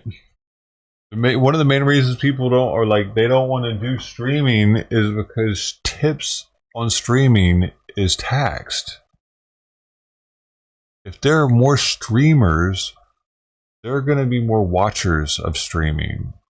So the people that have been doing this for a long time, we'll probably see an influx of people come into this world, to YouTube, instead of watching cable TV, getting away from mainstream media. Or, we'll see, man. This might convert some people even. TV. Republican. So, all right, that's a notoriously blue area. Also, what brings you out here? I moved to Sacramento. I totally forgot about the no tip, the no tax on tips. Know about that. San Francisco's okay. Pretty much, yeah. So, yeah, we came out for the Eagles concert here at the Sphere, and then we stayed at the Trump Hotel, and then all the security started lining up for an arrival on Friday. It started happening, and it was like, wow, this is really happening. Wow. And so my wife over here, she wanted to come, and I did too. So here we are. Here we are. Come on in here. Here we are, we don't baby. want you to miss this opportunity to be on camera with your husband. Are you based in North Carolina now? No, I'm in Nashville, but Oh, dude, I gotta I'm show you RSVN, something. So, you know, I worked in the Bay Area. People didn't align with my views on Christianity or politics, and so I'm at a place now where I can talk about both openly. So it's a real gift. But thank you for recognizing me. Yeah. So what do you want to hear from him today? What are you most excited about? Well, I know that he's going to be talking about no tax on tips, which I think is awesome for this city, for the people that make their living here. But also, I'm just excited to be in the same room with the greatest president ever. ever. Yeah, I'm just thrilled. To be that close to him, and I've been inside the venue. It's tiny. I hope you guys can get in. We're not sure how many people will be able to. I think you probably will. They might have some standing room only, but you're not going to have another opportunity to like this. Yep, I know. So amazing that you're here. Yep. How was the Eagles concert? Oh, it was fabulous.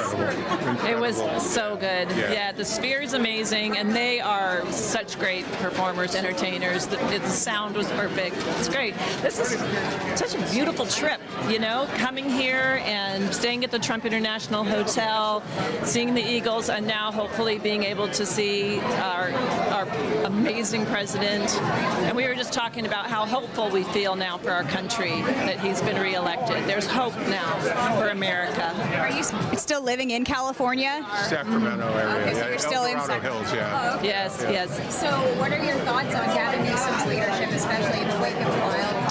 I wouldn't call it leadership. No. Oh, he needs to go. Yeah. We need someone who really... Big uphill fight, but yeah, I think people are becoming much more aware that, as Jill said, lack of leadership. We need another Republican. I'm from California. It's my home state. We need a Republican governor in that state. Yes, we absolutely do. And, you know, people are waking up. Things are changing. You can kind of...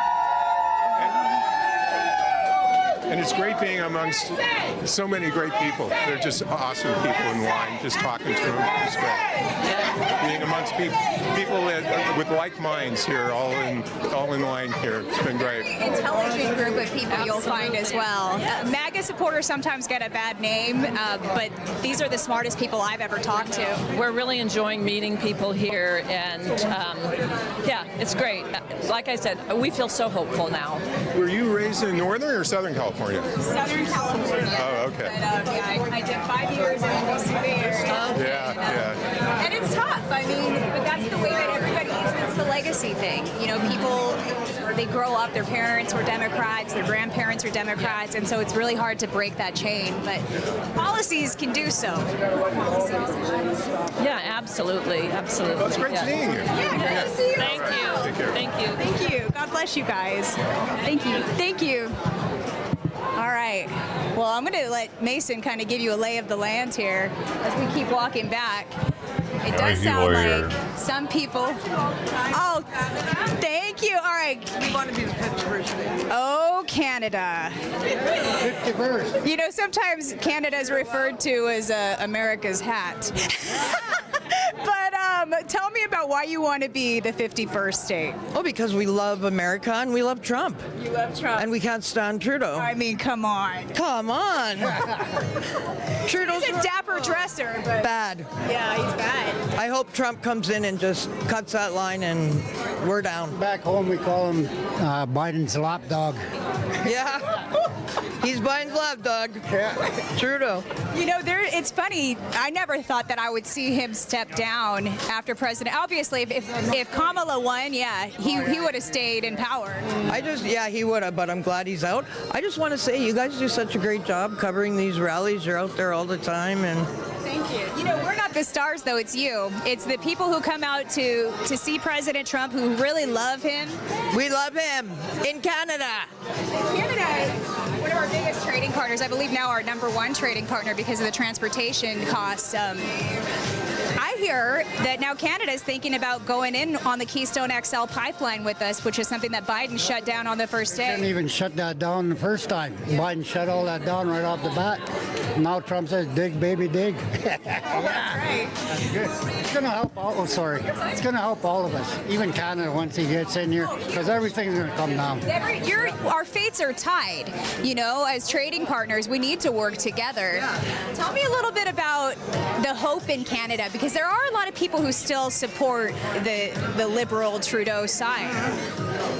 What's it like? What's the political makeup like? I'm sure you have friends and family who don't agree with your politics. Well, there's probably a lot of people that don't agree with us, but I can't see anything better than us combining together. It would be beautiful. I think it would be beautiful.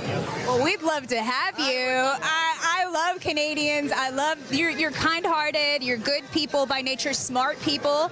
Something that people don't understand is the way that there's a tier system that works. If you're trying to get a job in Canada, you get points based on your education level, based on your experience. How does that work? So, well, it goes with your education. How's it going? You got to have grade 12 for everything, and then whatever line of work you want to get into, you got to go with more training, eh?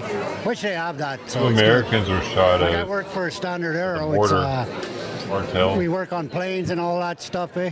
So it's in America here too. We're in like 30 countries. So you had to work really hard, I'm sure, to get that designation and to be able to make the money that you are making in Canada, because it is a socialist country. It is. But no, I find it's good. As soon as we get Trudeau out of there, stuff will start coming down. Yeah. All right. Well, thank you. It was really wonderful talking to you. I would Hamas frees 4 female Israeli soldiers. We came here to Vegas. We came to Vegas to get married. We got married on Wednesday. I wonder if they were. And we just seen this last night on.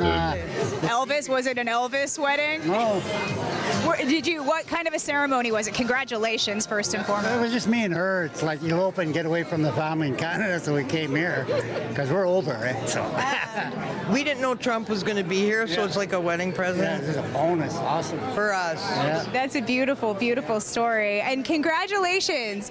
You know, marriage, that commitment that you're making, and to come to America to say those vows, that's pretty cool. Thank you.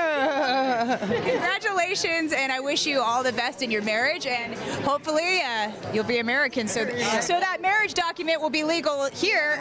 You won't have to worry about it again. All right.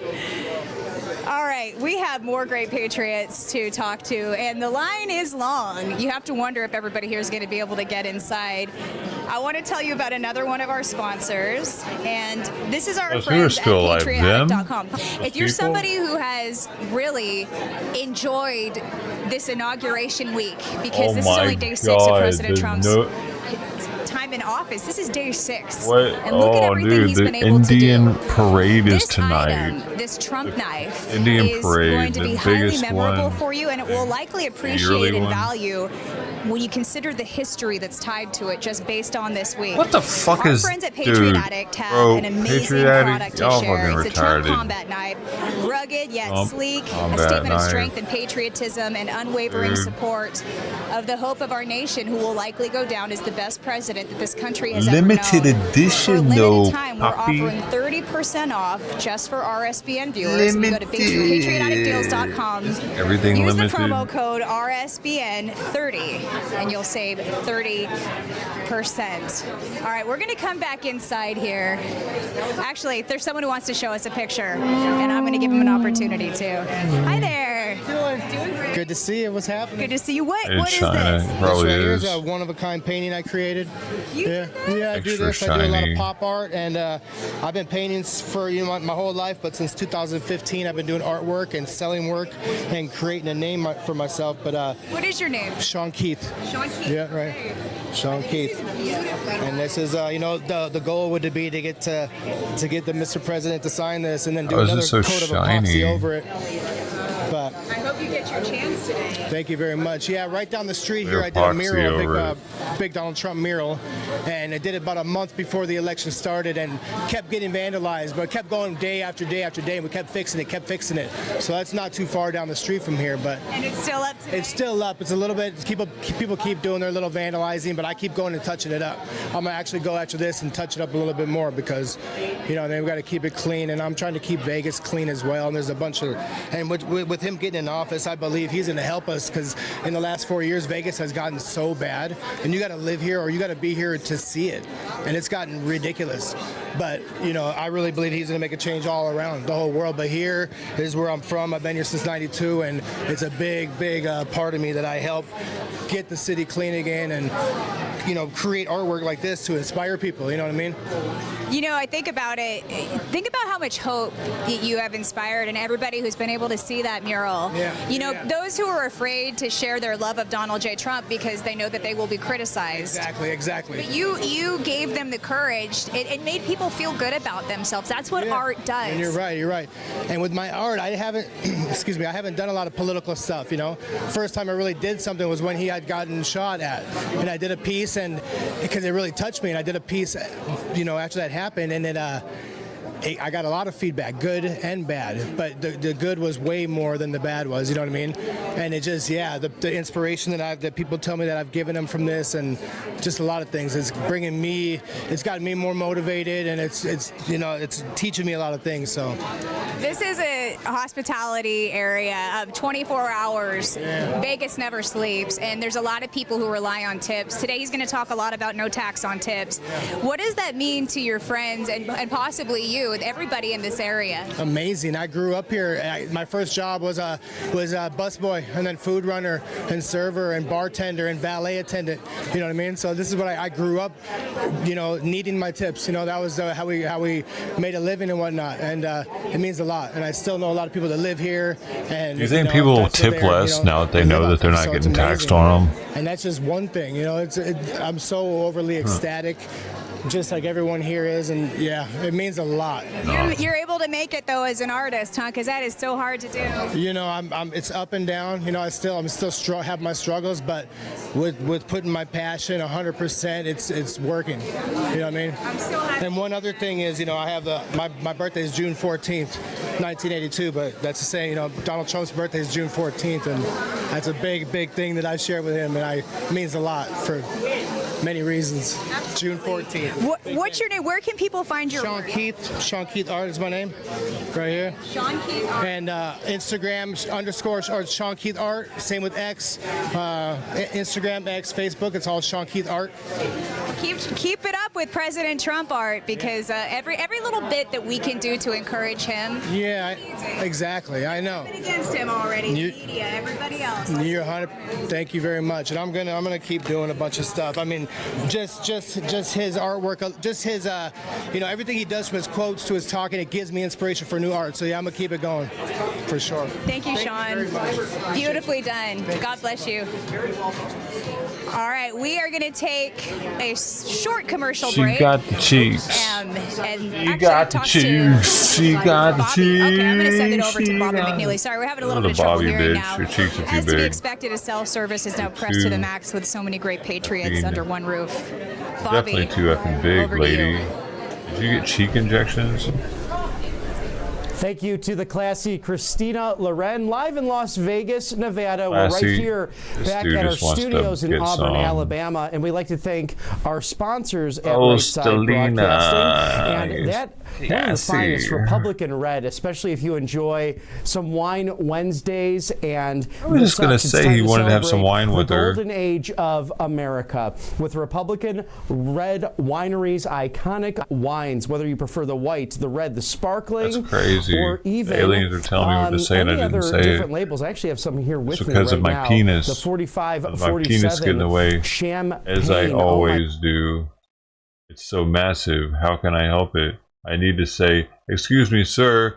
I need to get by." Sometimes he doesn't listen.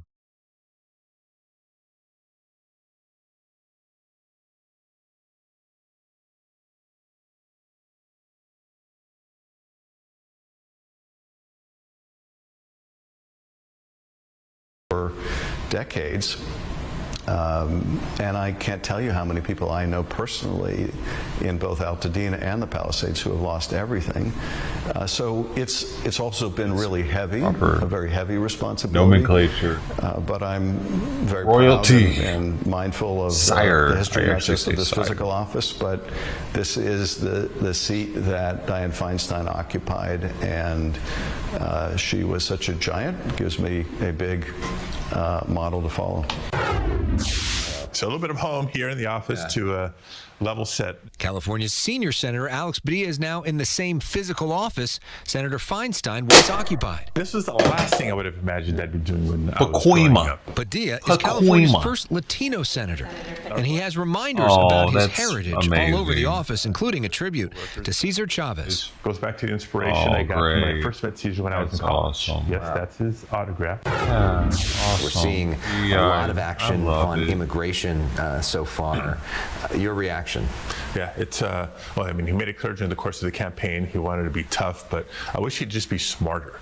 The net effect of the executive orders, as I've seen them thus far, are not only to make it impossible for anybody to come to the United States, which, look, I agree, we need a border that is orderly and controlled, but also humane, but also to deport millions of people. It doesn't need to be humane. These people are fucking trying to fuck us lawfully. They overstayed a visa, or they came with their parent lawfully, but they've aged out of those protections because the backlogs are so long. That's going to have a real impact. You know, if you want to look at the construction industry, for example, how many immigrants work in that field? As we're trying to rebuild Los Angeles, we're going to have less workers to be able to do so. Costs are going to go up. It's going to take longer. You get workers from other states in the fields and in food processing facilities. People act like we don't have Americans. Cost of food is going to go up. I don't believe Alex, so. That the takeaway from the November People are election full of shit, people being dude. concerned about inflation. Food prices go up last time Trump was in office. His actions Trump says, seem to be opposite. Trump says that's not what he's going after. He says he's going after the illegal immigrants who had committed other crimes and potentially get rid of felons, take them out of jail. What's wrong with that? Well, devil's always in the details. If it was just targeting violent offenders, nobody disagrees with that. Democrats agree with that.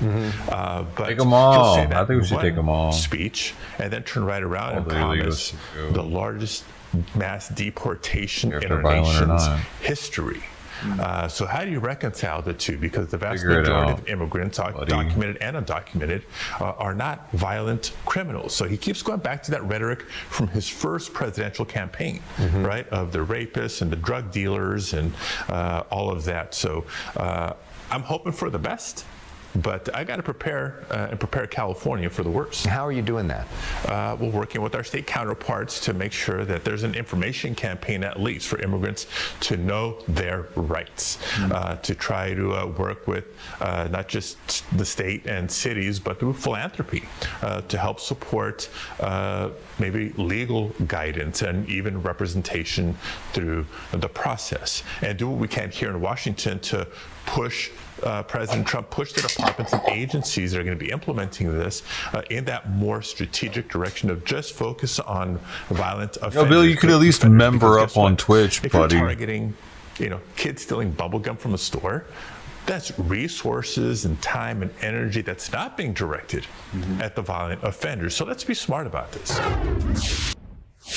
And that was Fox 11 LA's Alex Michelson. As every week, he brings you The Issue Is, and we air portions of that on Live Now from Fox. As you saw there on your screen, President Trump is expected to speak on taxes and tips. That's coming up here just about 2.5 hours at 3:30 p.m. Eastern Time. Not quite clear just yet if everything is running on schedule, but we'll bring those comments to you here on Live Now as they do happen. You've been there before, dude. We've seen you. Tell you that Kristi Noem, the South Dakota governor, had been confirmed by the Senate as the Department of Homeland Security Secretary. There was that vote that was underway related to the Treasury Secretary and whether to move forward. We know right now that the Senate has adjourned for the day, but they will vote to confirm him as Treasury Secretary at 5:30 p.m. Eastern Time on Monday. As I always say, we'll have full coverage right here on Live Now from Fox.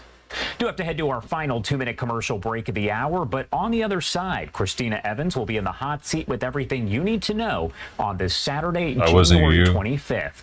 My name is Josh Breslow, and you're watching Live Now from Fox.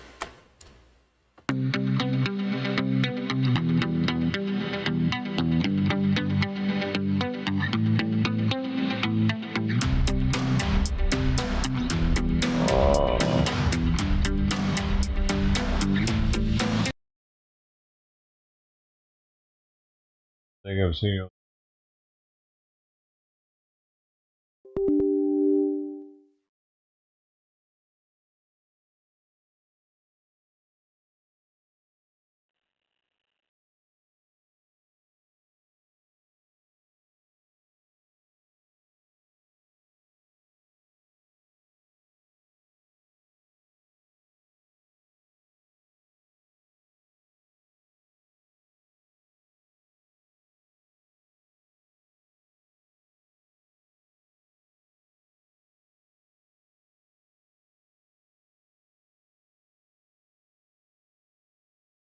really hope you're wrong, Bill. Because that shows even more that you don't give a shit.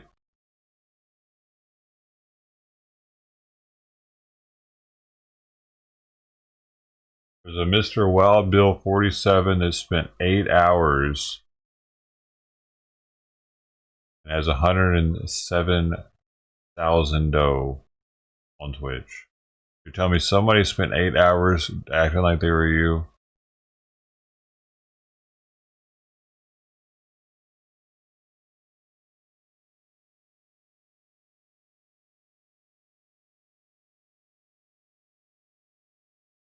Eight hours, Bill. I mean, I could see if it had 0 hours and it was a copycat. There's no way somebody else used your fucking name, Bill. There was a time when the only place I went live was Twitch. It was for like half a year. You definitely went over there at some point. Nobody else was trying to be you for 8 hours. Kind of pissed. People talk to you, Bill. You acted like the same person.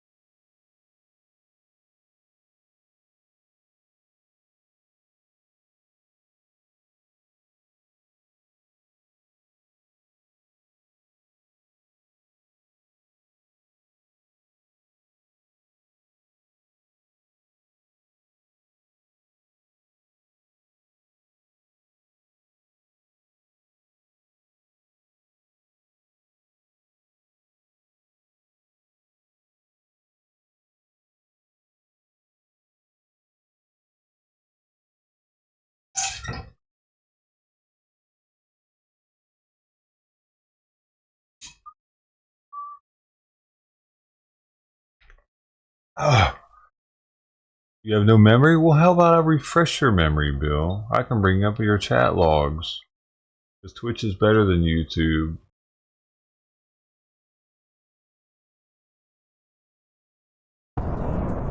Bro.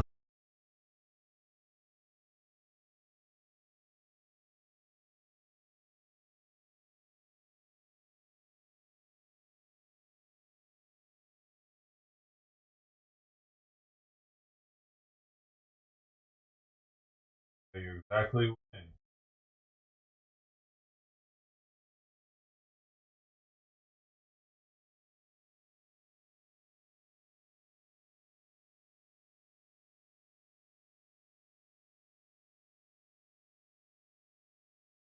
I had a.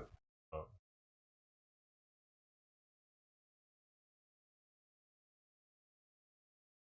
I forgot what I typed for it.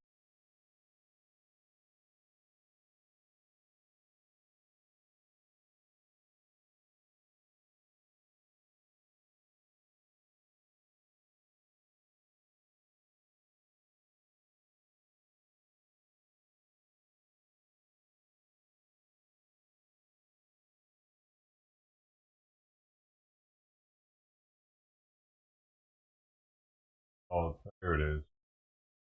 I got it.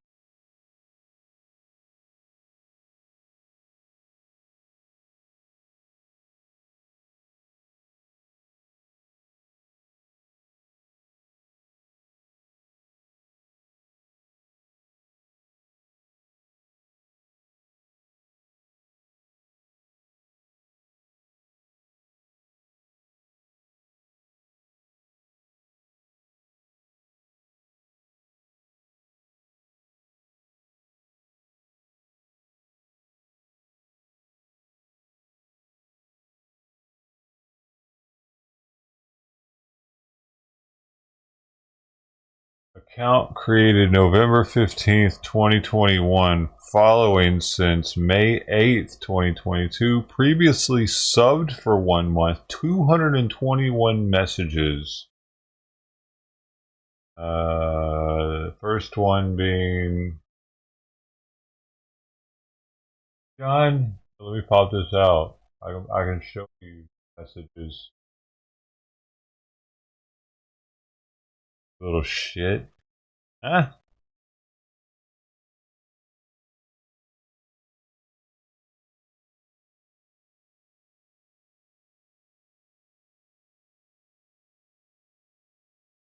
(11/15/2021). Exactly when I said it was. When I went from YouTube to Twitch. Ain't it? Is it? Hey John. Hey. Look, you instantly went to Rob. That's so you type thing to do. And you're checking your dough already. You said you're broke. The first thing you cared about was your dough. How ironic. And you that's why you're not going over there, because you don't have any dough over there apparently. Cared about the news, had to run, see ya. You had me dough, so you weren't feeling it. Does sound like you. Death threat video. This is definitely the time when I went from YouTube to Twitch because they were taking my channels down. So they threaten your life and you get kicked off and they don't.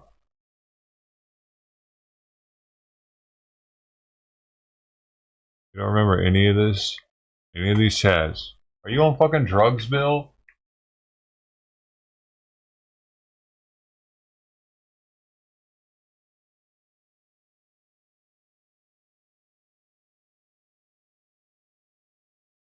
Right. Here, you even came back. See, this is all the way back in 11/15/2022. The last time you came in there, you fucking piece of shit, was 3/17/2024. It wasn't just one day, dick. What do you mean you have no fucking memory of it?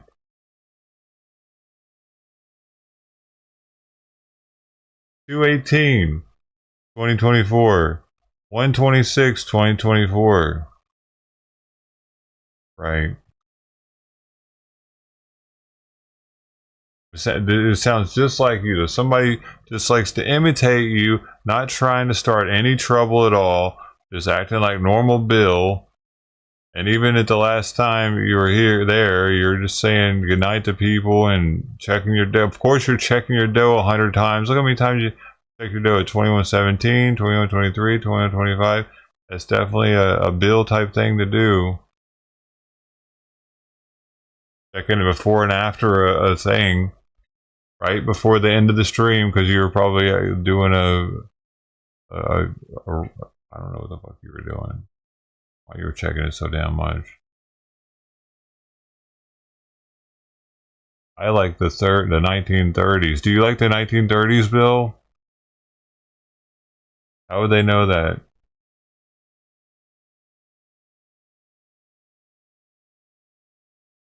Or like the 1930s? I don't know what the fuck this was talking about. You're in New York City. Lots of very hot babes in the city. Are you in New York City, Bill?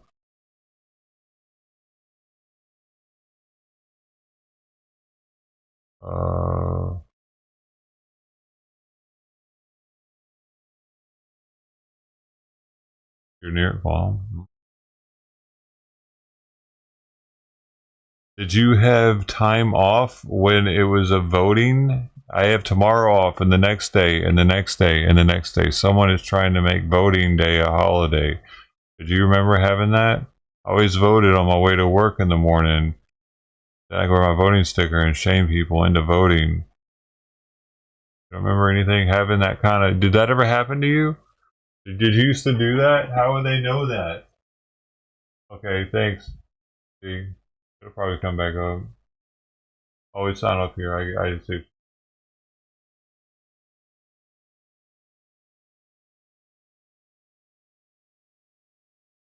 Down here.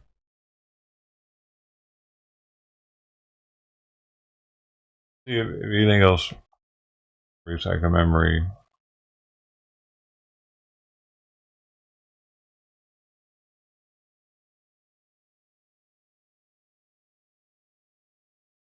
This is my third or fourth time here, you said one of these other times.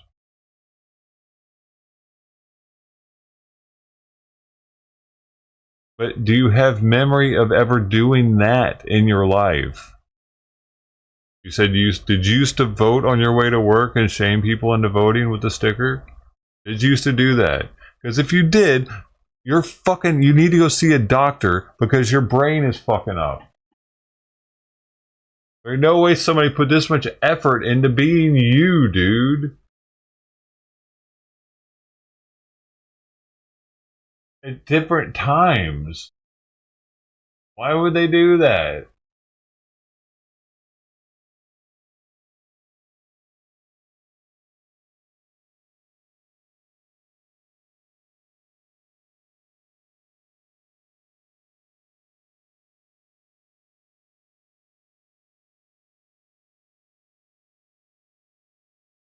When was the last time you saw a doctor, man? You might be having some severe memory issues. Maybe you're pre-dementia.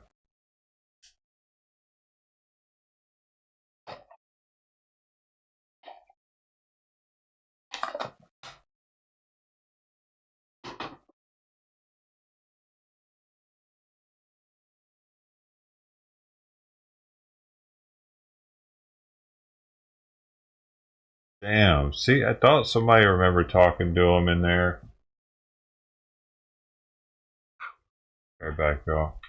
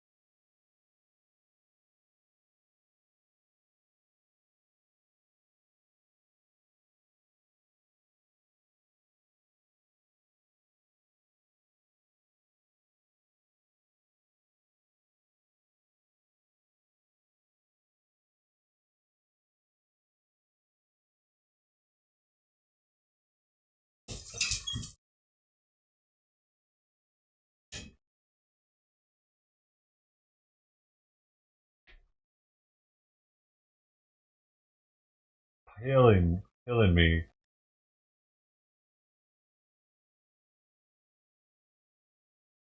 What? Piling me? Piling on. Piling on. What? You have a freaking Twitch somewhere, man.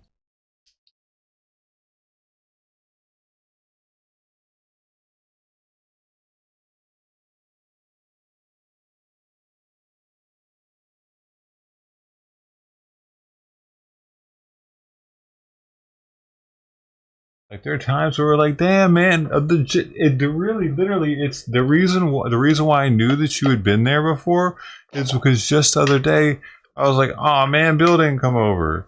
I was bummed out that you didn't come over to Twitch because I had to shut down YouTube. And Sister T was like, I've seen him in here before, I know it. I was like, okay, well I didn't even look. I took her word for it. But then lo and behold, there are all the chat messages.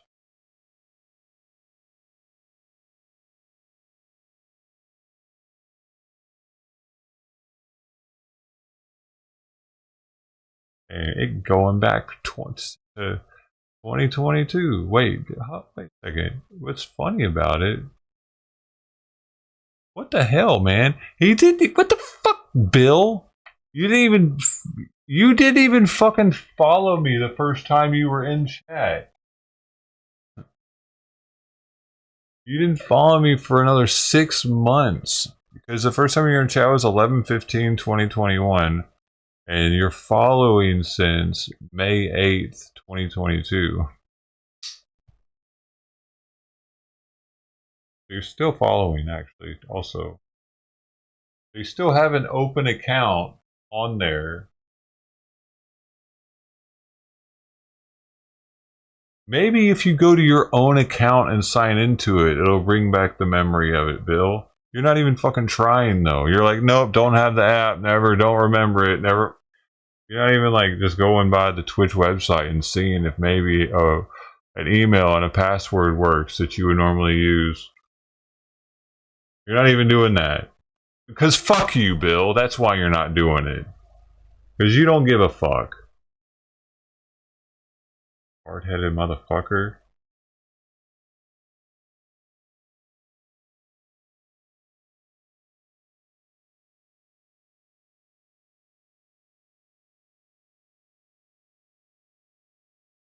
I just don't remember it. Oh, sorry, I don't remember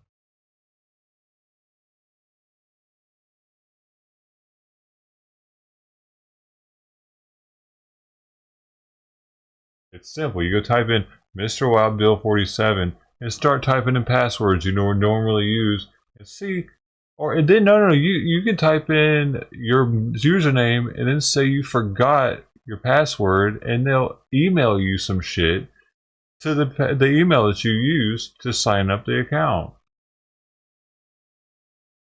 How about trying that, Bill? But no, you're just like, nope, I don't have Twitch, don't use Twitch, not trying to sub to you on Twitch. I'm here. I do here. That's all. That's all. I just do here. Because this is where all the dough is and I can flex it every fucking 5 minutes. Look, I'm the dough guy. I got all the dough. I don't actually support this guy anywhere else whenever he's not here. Only the place where I can flex this shit. Because the first thing you said, you did a Rob. You know, you were there for less than... No, you were there for 10 minutes. 14:27 you got there. By 14:37 you said, I'm broke. Because you checked your dough at 14:36.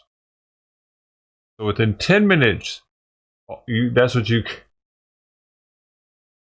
What the fuck, Bill?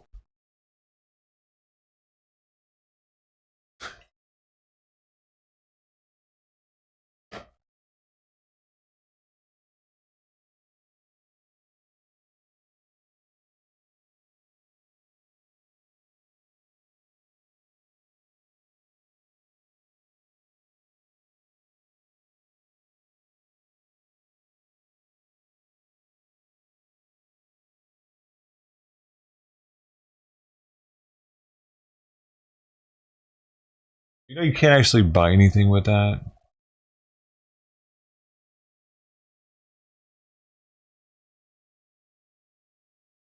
Yeah, kitty.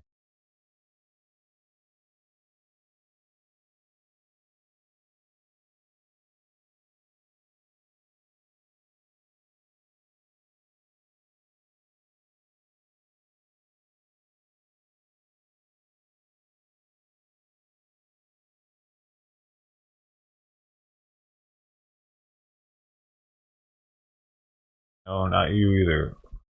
Off limits. Off limits.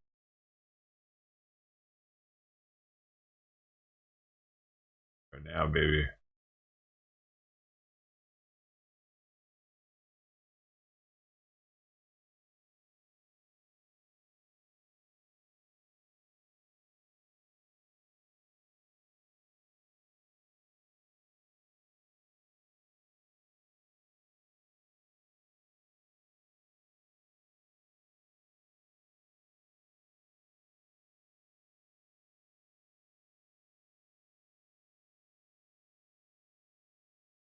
Oh, interesting. Okay, now, some of those who crossed back into Mexico were DACA recipients. They made the risky move in an attempt to fix their legal status. The Dreamers say they're now looking to return legally. NBC's David Noriega takes us through the journey of a single mother from Santa Ana, California. Yeah, but the thing is, I go off the air here still, Bill. Like the other day, I had to go off for YouTube kept copyright striking me. And you could have still hung out with us, man. But you're like, no, not Twitch. Not going over there. But why is that? Because it has commercials? It wouldn't have commercials if you fucking donated a measly. I mean, it's not measly. It's $5 a month, though. It's $5 a month, dude. Bill, for all the stuff I give you here. What the hell, Bill? It's always struck me when you're like, I'll say that I'm ending YouTube, and you like, I'm like, all the other streams will be up, and you've been like in the stream, like, beep beep bop, beep beep bop, and you'll be like, all right then, good night. I'm like, what? Why? Because I'm going off of YouTube? Fuck YouTube, man. Fuck YouTube. Why are you a YouTube whore? On a chilly morning in San Diego, 260 immigrants gathered for what could be a life-changing I use trip YouTube across for getting my stream out because discoverability is shit on every other platform, pretty much, compared to YouTube. The other ones, though, are much better. Well, Twitch is much better for streaming, actually. the U.S.-Mexico border. These people are all dreamers. They were brought to the U.S. without papers when they were little. They all grew up in the United States, but they've been undocumented their whole lives. Each of them received special permission from U.S. immigration authorities, known as advance parole, to leave and legally re-enter the country. When they cross the border back into San Diego this afternoon, they're going to do so with permission. They're going to be setting foot in the United States for the first time in their lives, legally, with papers. Among them is Yesenia, who came to California from Mexico when she was only 6. 12 years ago, she received DACA, an Obama-era program that allowed her to work legally and now to apply for advance parole. Hello. Yesenia is 38 now and a single mother to 9-year-old Anthony. The night before the trip, she dropped him off with a neighbor. Listen to me. Fixed That's yet. only if in case mommy does not come tomorrow, okay? And I have to call grandma to come and pick you up. You use this. You know what this is, right? The passport? Yes. Even with advance parole, leaving the country is a big risk because getting back into the U.S. is not guaranteed. It's due to the discretion of the officers. So how do you feel about that? Scared? But for many, it's a risk worth taking. Applying for a green card and eventually citizenship is not an avenue available to most immigrants who entered the country illegally, even if they were children at the time. But getting permission to leave, including for educational or work purposes, and then re-entering the country legally can clear the way for, let's say, a U.S. citizen family member to petition for their permanent status. And that is why legal aid groups organized this trip. Does that make any difference? Takes away this legal technicality that has been keeping them in this limited status and in a fear of being separated from their families. And they squeezed in the trip just days before Donald Trump took office. While anyone with DACA can apply apply for advanced parole, some are concerned that that ability could go away under Trump. And changes to DACA itself are also likely. The program is in limbo due to legal challenges from Republican-led states driven by Texas. Trump himself tried to end DACA in his first term. I mean, she's getting action to end birthright citizenship. With a loophole, though. Like, she's taking advantage of our broken border system still, it sounds like. Since starting his second term, an executive order already facing constitutional challenges. But Trump also recently said that he wants to find a solution for Dreamers. We have to do something about the Dreamers because these are people that have been brought here at a very young age. And the White House did not respond to our request for comment. Many Dreamers aren't taking any chances. In Tijuana, the group heard lectures and visited migrant shelters to meet the requirements for advanced parole. She's been dreaming for 35 years, though. Cross into the United States. This is a big moment. Ksenia, how are you feeling? Nervous. My hands are sweating. Oh, they're going to let them in. Check so that you can answer and listen to the questions that they're asking you. We just got in line to cross the border back into the United States. What's going to happen next is that all the DACA recipients are going to get off the bus and cross the border on foot. So once they're approved to come back into the United States, that is the door that they walk through.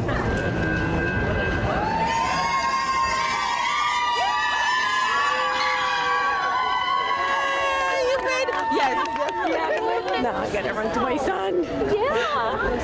Thank you so much for everyone. Of course, I'm gonna turn on my phone. Yeah, you can turn on your phone.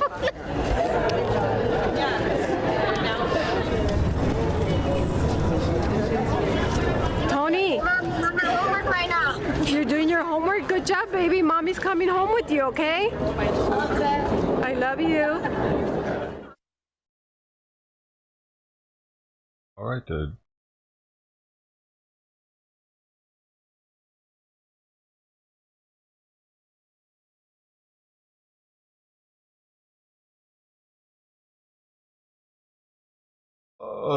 Indiana AG files lawsuit against police over immigration. Reasonable cause to believe that these entities may have information that could assist our work, and we're going to get to the bottom of it. We will continue looking into this growing issue and report back when we have more that we can share. So I would stay tuned. A lot of work has been done so far, and we will continue pushing forward. We hope that Sheriff Redmond and his department will begin to work with us to follow the law. That will be the best outcome and would save the taxpayers the most money and keep us all safer. We will happily rescind this lawsuit if they do, but if not, they will continue facing legal consequences.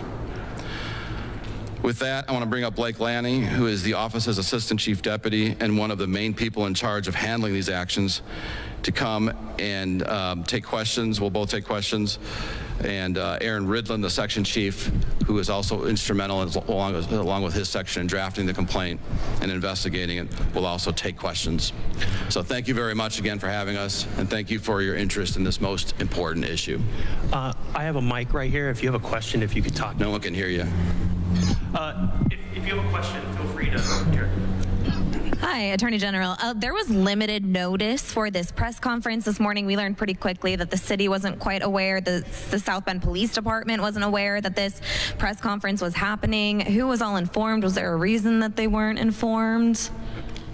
I don't usually inform defendants that I'm filing a lawsuit against them. And is it only against the St. Joseph County Sheriff's Department, or is the city and the South Bend Police Department listed as well? It's the county. All right, thank you. And then in the thanks for coming on limited notice or not. I appreciate your interest in this. Who do you represent? ABC 57. Thank you. In the past, the county's police department has said that they don't believe that they have any sanctuary city laws, that they are in compliance. And what would you say to that previous statement that they had sent out after that letter you posted on social media? This is the response. Yeah. They're being sued. We have a difference of opinion. Next. No, this is for the press. Press, yes. What is the sheriff being asked to do that he's not doing specifically, or? To comply with Indiana law. So Indiana law says that you can't have any policies that restrict communication between local law enforcement and federal law enforcement. The lawsuit maintains that they in fact are. And they either have policies or practices that do that. Secondly, you can't limit or restrict your policies, practices, or local ordinance to anything less than the federal law allows. And we believe that they may be doing that as well. I can let Blake talk in more detail about that, but I think that answers your question. But you have a frown on your face like it doesn't, so if you have a quick follow-up, you're welcome to it. Been asked to report suspicions of illegal entry or? I can tell you, for example, that in response to that in March to September 2024, for example, the Monroe County Sheriff's Department released 9 detainees into the community. Some of these detainees had charges or convictions of burglary, DUI, assault on law enforcement. So that's an example of the non-compliance that we're talking about. You mentioned that the Hispanic students who come here the right way, as you claim, how are they? Before you start, tell us who you represent. WVPE, 88.1 FM. And your name? Jeff Parrott. So how are these students who come here the right way, how are they able to learn English so well that they don't need to be bothered to be taught any Spanish? I don't understand what you're meaning. You said that these the students who aren't coming here the right way need to be taught English. Yeah. And it's causing this big problem for the schools. Mm-hmm. So how are the kids who... I'm sorry, that's not what I said. You shouldn't take my story as a comment to go learn English. You should take my story as a point of reflection that our schools are being overrun in some areas, if not every school district, by illegal alien children who are overflowing the classroom, taking up resources like they're taking away law enforcement resources, like they're taking up hospital resources, and distracting from the learning of the children of the taxpayers that are there. That's the point. Okay, you mentioned the language, so... Well, as 800, yeah. It's an example. When a teacher has to spend the time in the classroom to go translate lesson plans, she's not teaching the lesson plan, right? Hi there, I'm Gabby Luma. I'm with WSBT 22. So what is your expectation of these school districts throughout the state, and how will you treat them if they aren't cooperative with these mass deportations? I know you were talking. Stay tuned on that one. We haven't focused on school districts particularly. I think that's what your question went to, and but we're getting some information about school districts from around the state and about their non-cooperation, especially with the new administration. So I remain committed to help the Trump administration rid our communities of lawbreakers like illegal aliens. Okay. And did you identify yourself? I'm sorry. Yeah, I'm Gabby Luma. I'm with WSBT 22. And then also kind of following up, the Department of Homeland Security have they handed down any mandates? I'm sorry, there's a terrible echo, and just slow down and talk louder for me. Has the Department of Homeland Security handed down any mandates specifically for states to carry out any mass deportations so far? I'm not aware of anything to this state yet. And again, we've been working on this since before the new administration. The law came into effect here in the state, I believe, over a year ago now, and we've been working since that time. So I don't know that we're going to get any mandates or anything. So you don't expect any, or? I don't know. I'm not aware of any. Thank you. Any more press with questions? Go ahead. WNDU, Mark Peterson. Can't hear you. Pardon me. I had one question. Don Schoenfeld with WNDU. The mayor yesterday of South Bend said they don't have the staffing to go out and search and, take care of arresting people who are illegal immigrants. Don't know what the status is for the county, but well, to be clear, Indiana law doesn't require the mayor or the police department or the sheriff's department to go out and search. It requires cooperation with the people that are looking, namely ICE. So that's all in a nutshell, that's what our law requires, is basic cooperation that you would find across law enforcement agencies at every level, every day, on every other issue. frankly. And so really those that don't want to share that communication, those that don't want to cooperate, those that don't want to keep a detainee an extra 24 or 48 hours so that ICE can get them and remove them from our country, you know, I don't see that as a law enforcement officer. I don't see that as a drag on a budget. I see that as basic cooperation between agencies on criminal issues that are affecting the safety of the communities that they're supposed to protect. Okay, thank you. One more. Yeah, I'm Annie again from ABC 57. So can you elaborate a little bit what cooperation specifically would look like from Sheriff Redmond? Because it's seeming like, you know, they feel as though they are already following Indiana code, Indiana law, and what exactly would cooperation look like? They're not, and I'll turn it over to Blake to go through some of the details in the lawsuit, which we'll make available to you guys, of course, and of course it's public record. But we had several correspondence with them. One was returned unsigned, a response was made unsigned, and other correspondence has been ignored. So we've been very specific about what we need and what they're not doing. And I'll let Blake give some more details to your question. Blake Lanning, Assistant Chief Deputy of the Office. Blake Lanning, Assistant Chief Deputy of the Office. As the Attorney General was just saying, I think the lawsuit we filed today focuses on kind of two big areas of non-cooperation. The biggest one would be complying with ICE detainer request. As the Attorney General mentioned, we've been in communication with federal law enforcement. They've made clear that St. Joseph County Sheriff on multiple occasions persistently, regularly refuses to comply with ICE detainer requests. So that's, I think, a great example of what we're talking about, non-cooperation. We've put that in the letters that we've sent to St. Joseph County Sheriff, spelled that out, have not received responses or satisfactory responses on that. And beyond the detainer requests that ICE sends out, which are integral to how ICE does its work, free and open communications between ICE and local law enforcement is also key. And again, based on what we've seen in official, ICE reports and communicating with federal authorities, we also have grounds to believe that the St. Joseph County Sheriff is not engaged in that free and open communication as well. Sorry, quick follow-up. How binding are these detainer requests? Are they requests or mandates? So that's a good question, right? So the federal government cannot mandate compliance with a detainer request because the federal government cannot order state and local officials to do federal government enforcement activities. However, the state of Indiana can order local law enforcement to comply with the detainer request. So if it were just coming from the federal government and the General Assembly had passed no law on this, then yes, it would just be a detainer request, and that's how people usually talk about it. But because the General Assembly in our state passed a law saying when the federal law enforcement wants cooperation, you have to give it to them, and you cannot prohibit your agents and officers from cooperating. That's what turns a federal request into something that you have some obligation to either abide by or at least not affirmatively restrict your agents from complying with. So anyways, the legal mandate component of it, I guess if you want to call it that, comes from state law, not federal law. And that's the law we're enforcing. And then we have one more, Blake. Yeah. Joe Ditz from South Bend Tribune. So can you give us an idea of when these non-compliances happened, when this lack of communication happened?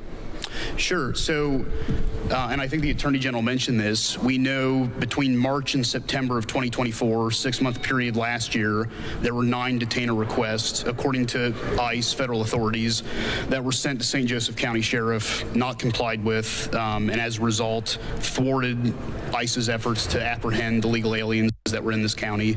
And since September of 2024, we've, as the Attorney General mentioned, we've engaged in back and forth correspondence, which, if he wasn't already on notice, would have put the county sheriff on notice of what the expectations of state law and requirements of state law are. And through subsequent communications with ICE, we confirmed that detainer requests are still not being complied with, including maybe as many as 4 since we sent our last letter to the county sheriff in December. Okay. Okay, thank you everybody for coming out, and thank you for everyone for tuning in on our Facebook page. Appreciate it. Thank you, everyone. Bye-bye. All right, as you heard there, that was the Indiana Attorney General Todd Rokita. He's now filed a lawsuit in circuit court against the St. Joseph County Sheriff Bill Redmond and his department. Rokita did accuse Redmond during that ceremony that we just watched there and the county police department of refusing to cooperate with federal immigration authorities. This allegation does include refusing to notify ICE properly. This is all according to the Attorney General. Did want to get that story in for you here on Live Now from Fox.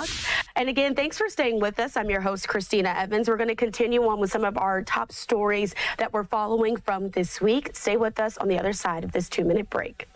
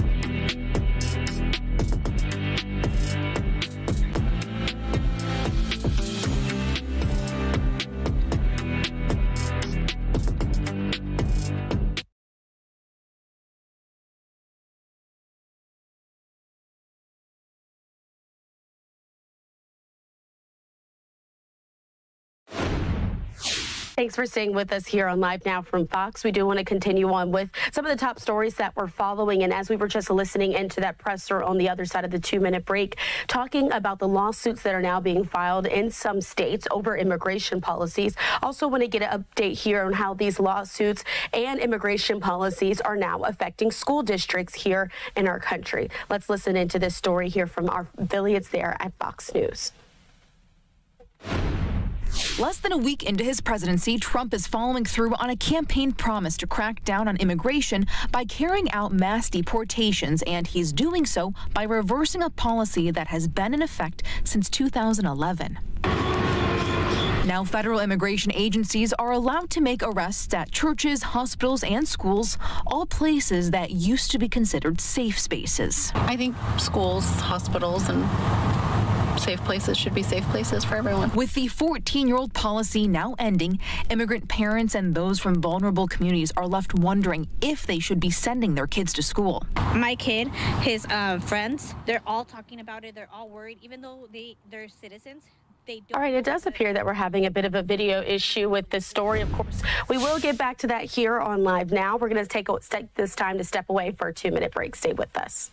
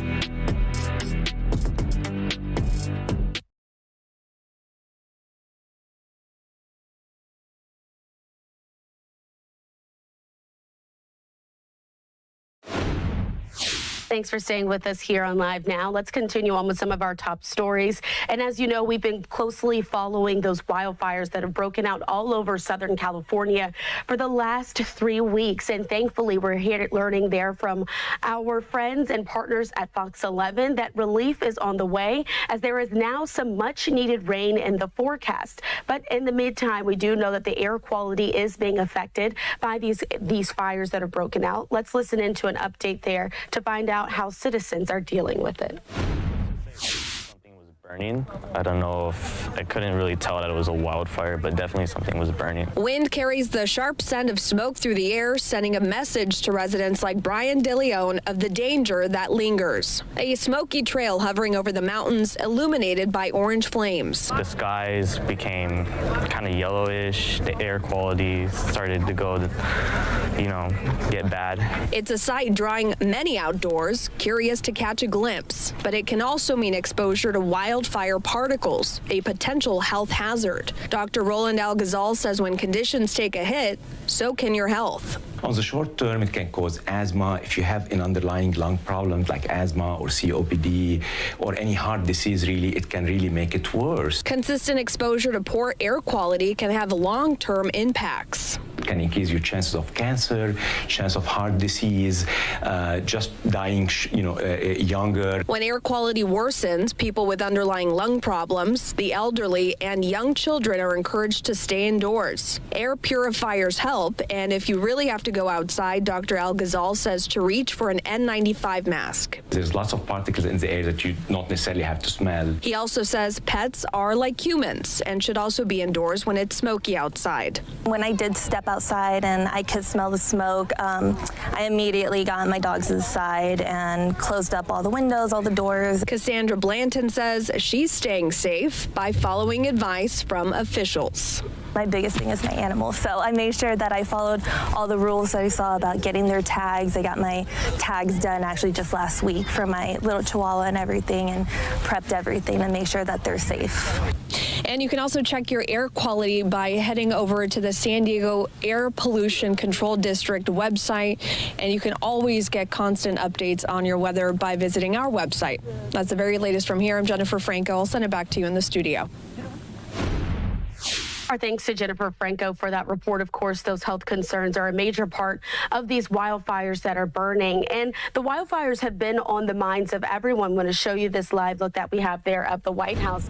As you know, yesterday, President Donald Trump did visit Southern California, where he was able to host a roundtable with other Los Angeles County officials as they spoke about the recovery efforts that are needed for LA to rebuild following these devastating wildfires. Let's listen in to some of those comments from that roundtable discussion here on Live Now.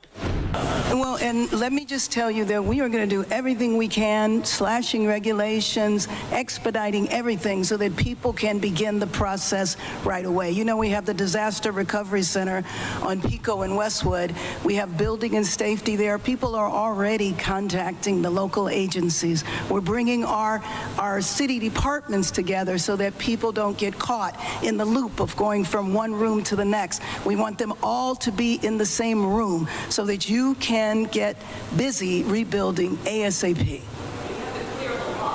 Absolutely. Yes. Yes.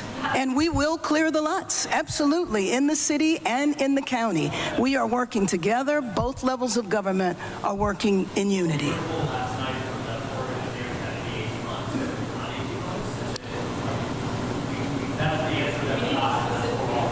Yes.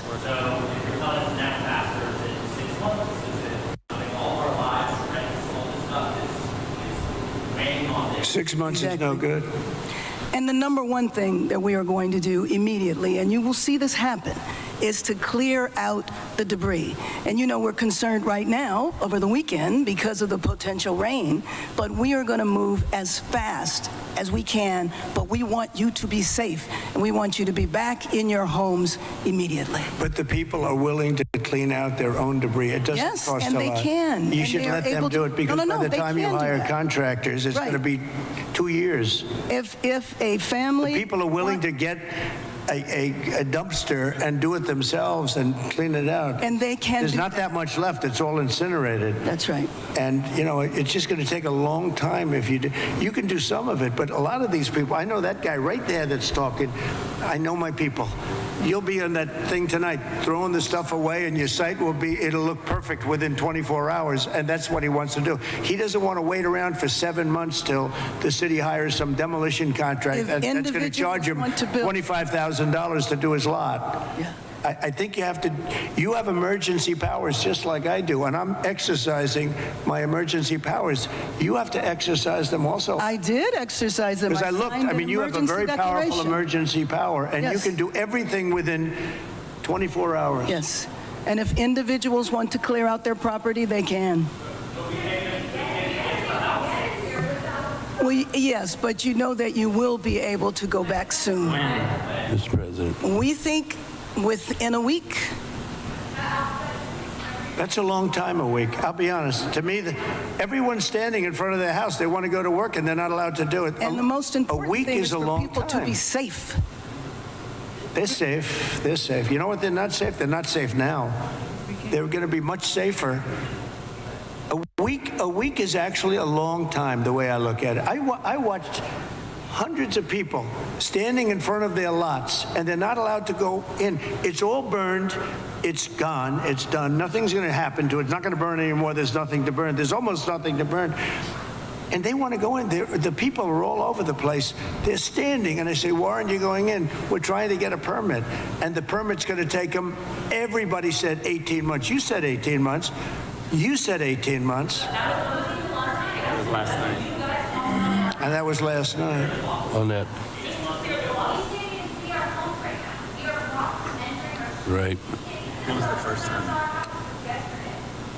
Mr. President, we're going to be together next week, and during the interim, many of us are involved in, and Tom McClintock, who you know has been an expert on this for years. That's right. We are going to be putting conditions on the money that do two things: require that it be done timely and affordable, and then secondly, that we protect those who will come afterwards. As we speak, there are 6,000 acres burning in my district on the Mexican border. There will be more fires until we include in any disaster relief items which will prevent it or at least mitigate it from happening again. So you're going to see us proposing both of those. Like water. Little things like water. You know, the party of common sense. See, we're the party of common sense. You're not, in all fairness. Yes, sir. We like water to put out fires. It's really quite efficient. All right. Thank you, Mr. President. Mr. President, I'm Jay Obernolte. My district is just a bit east of here. Yep. And you were talking about the need to better manage our forests and our wildlands to prevent this from happening again. And you were so right about that.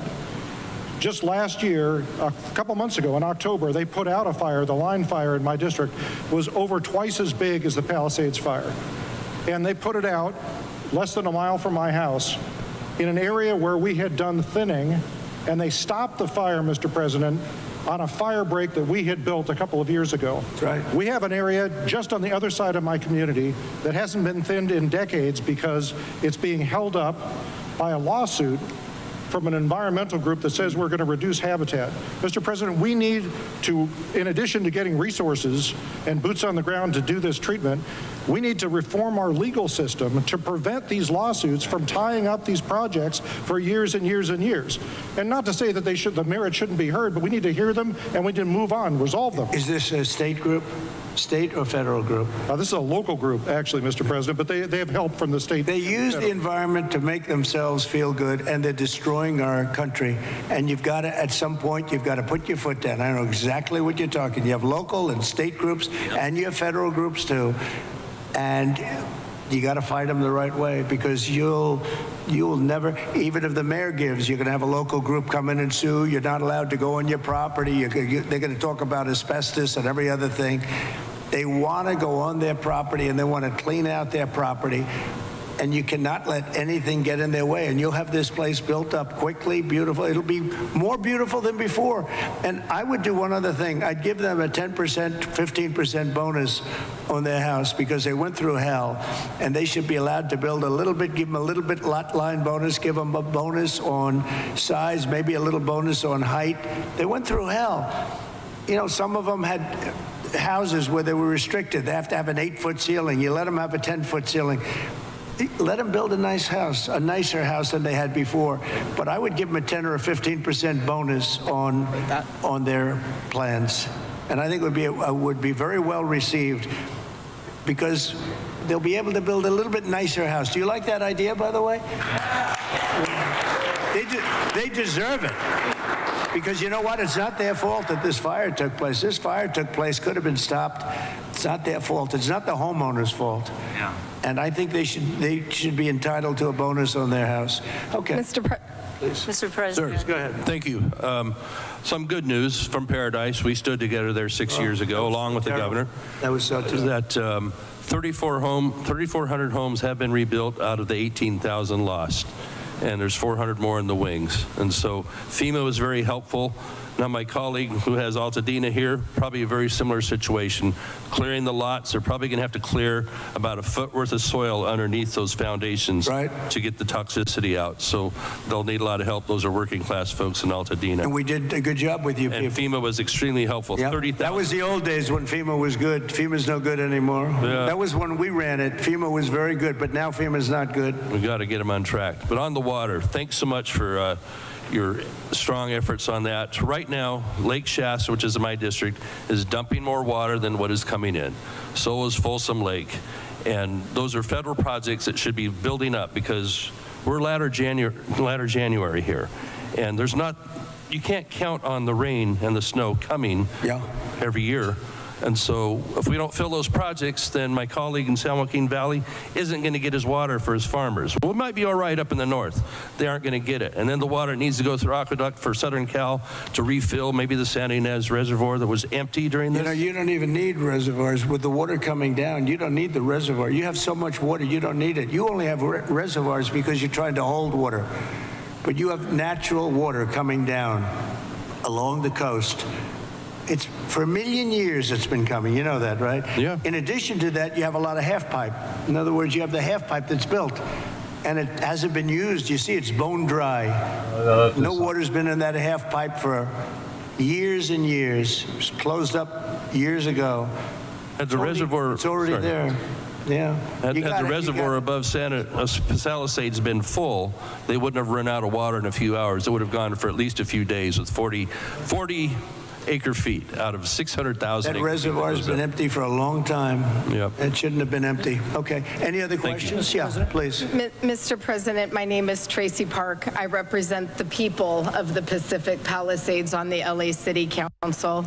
I wanted to thank you for your loyal support to our military, our police officers, and especially our firefighters.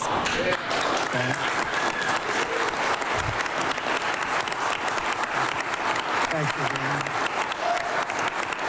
Thank you. My top priority going forward is to get these men and women home as soon as possible and open up the pathway to begin their rebuilding process. It was the Army Corps of Engineers who announced last night that it would be 18 months.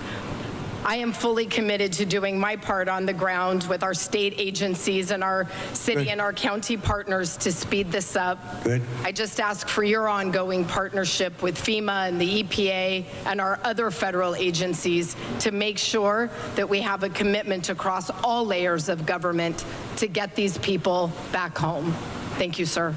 I do. Thank you very much. It's well said. I do have to say FEMA is a big disappointment. We had it working well. We had great people, but FEMA's not good anymore. What FEMA did in North Carolina, you know, they still haven't even gone to certain areas. They don't know what they're doing. And I say, you don't need FEMA. You need a good state government. And when you have a problem in Los Angeles or when you have a problem even in the state of California, you have your own, essentially FEMA. You fix it yourself. You don't have somebody coming in from a state where they have no idea, like Florida. They come in from hurricanes. They have people staying in Alaska. and now they see, oh, this is very nice.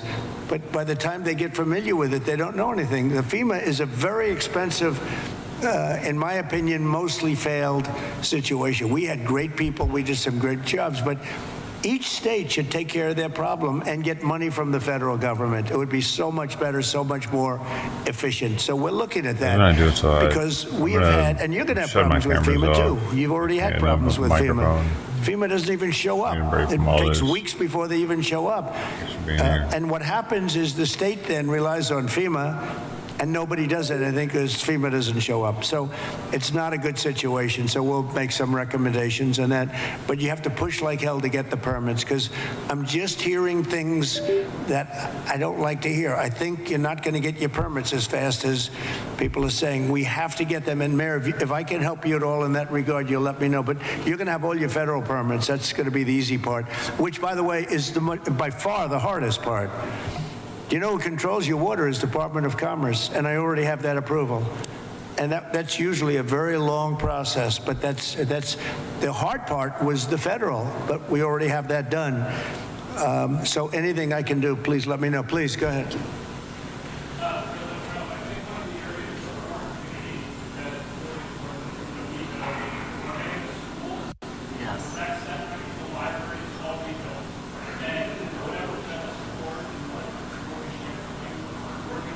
You lost all your schools.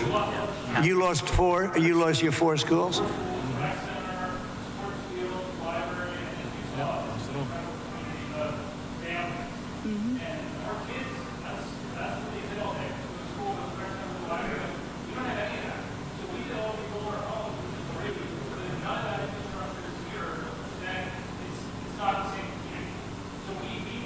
Were they completely burned down, the schools? Wow. All of them? All of them?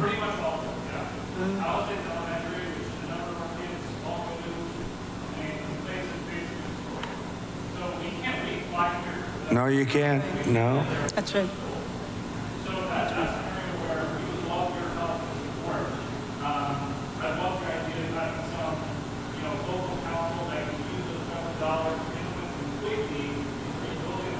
Well, I'm going to ask Rick to set, I think right from this table, you might put a couple of the fire guys back there on that I just met, okay? Because they're really good. But get a group and figure out how we can do the processing faster. Mr. President, if I can just defend FEMA a little bit. Yeah. They brought thousands of people in. I don't know how they're doing in other states. They're doing a good job for us here.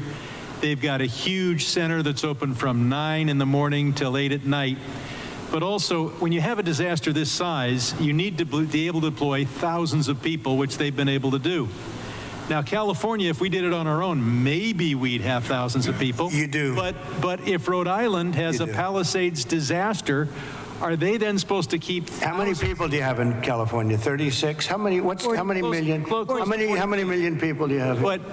You have 40 million people. You're not going to get a few thousand people.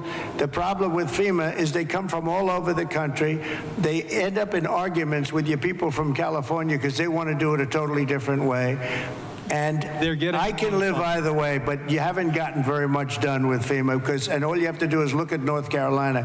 It's one of the great disasters of all time. And Mr. President, you can't have Rhode Island maintain a staff of thousands and thousands of people waiting to see if they have a disaster. You know who came in and fixed North Carolina or the process? Other states, people from all over the country came, and you have the same thing. You have a lot of people from all over the country. Getting the people is not a problem. Getting the organization is a big problem. FEMA's incompetently run, and it costs about 3 times more than it should cost. I'm hoping we can spend money on schools instead of giving money to bureaucracy. It takes you so much longer.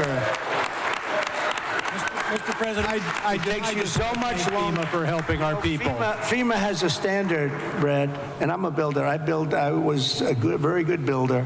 FEMA has a standard that's so slow. They want permit on permit on permit, and then they want permits on top of that. If you use FEMA, you'll be here for a long time. What I'm saying is get the city, get the state to give you immediate 24-hour permits. These people are going to build their own homes. They're going to get them built fast. Yeah. How many of the people, could I ask you one question? How many of the people what are people going to do for financing? What are people going to do? How many people can build a home, percentage-wise, like where they don't have to go out and get funds? Some people are just not going to be able to rebuild their home because they have a beautiful home, but they don't have cash, right? So what are people looking to do in that case? You're going to have a big percentage, I would assume, Brad, like that. What are they going to do? Go ahead. Mr. President, without your help, they're only going to get $43,000 from the federal government, even if they have a half $1 million you did something, loss. Brad, with every insurance company in the country left California. That's right. That's why you have no insurance, because you made it so impossible. People that think like you made it so impossible. And Brad, me? Every Mr. insurance President, company. I don't know what I'll tell you this, about my thinking. I've never seen a state where almost nobody has insurance. And I said, what happened? And they said like 6 months ago they all left, and 2 years ago they had different quadrants, but they left. And you have very little insurance here. I mean, I've never seen anything like it. We had a lot of insurance companies pull out, but I have no idea. And the insurance companies actually have been warning you. Now, I'm not a big fan of insurance companies, okay? They have their big drawbacks too, but the insurance company, I read the papers very well, and they've been warning California for a long time. They've also been saying, we want water. You don't have water. You're supposed to get fire insurance. And the insurance company goes, you don't have any water in your fire hydrants. So it's a tough. All right, as you see there, we were listening into this event that happened late yesterday. This is when President Trump and other LA officials held a roundtable to talk about the LA wildfires and the recovery efforts that are going to be happening there in Southern California. I do want to show you this live look that we have there in the city of Angels. There's a look at LAX. Of course, we do know that the road to recovery is going to be really tough for those residents who've been affected by the several wildfires, of course, namely the Palisades wildfire, as well as the Eaton wildfire. On the other side of our 2-minute break, we're going to be talking about this recovery effort with a law firm who's now filed a lawsuit in conjunction with the NAACP against the Southern California Edison Company, claiming that they have negligence in this case. We're going to get an inside look at what this lawsuit is about and how they are hoping to help those residents now recover from the Eaton wildfire. Stay with us.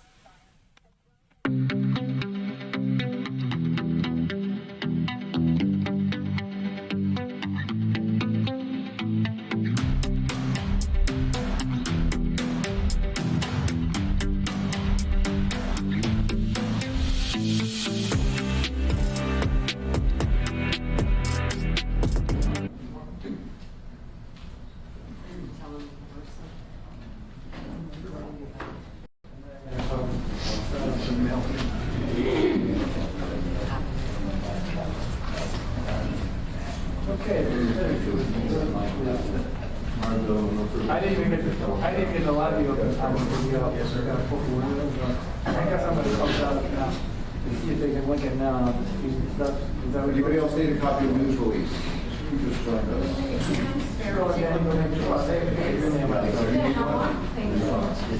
you need this? I can email the post out, post on it if you need it. It's right on mine.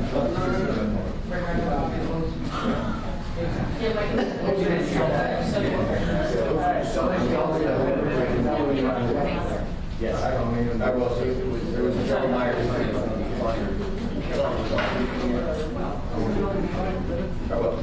Somebody was here 2 questions.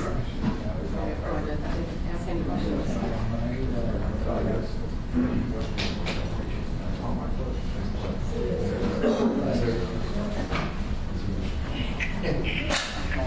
Good. Refresh and see if I'm there. I'm going to have to feed this in now because it's hard to go for. All good? I have one thought. Yeah. Sorry, it happened so quickly. I did want to ask if there any reason this gentleman actually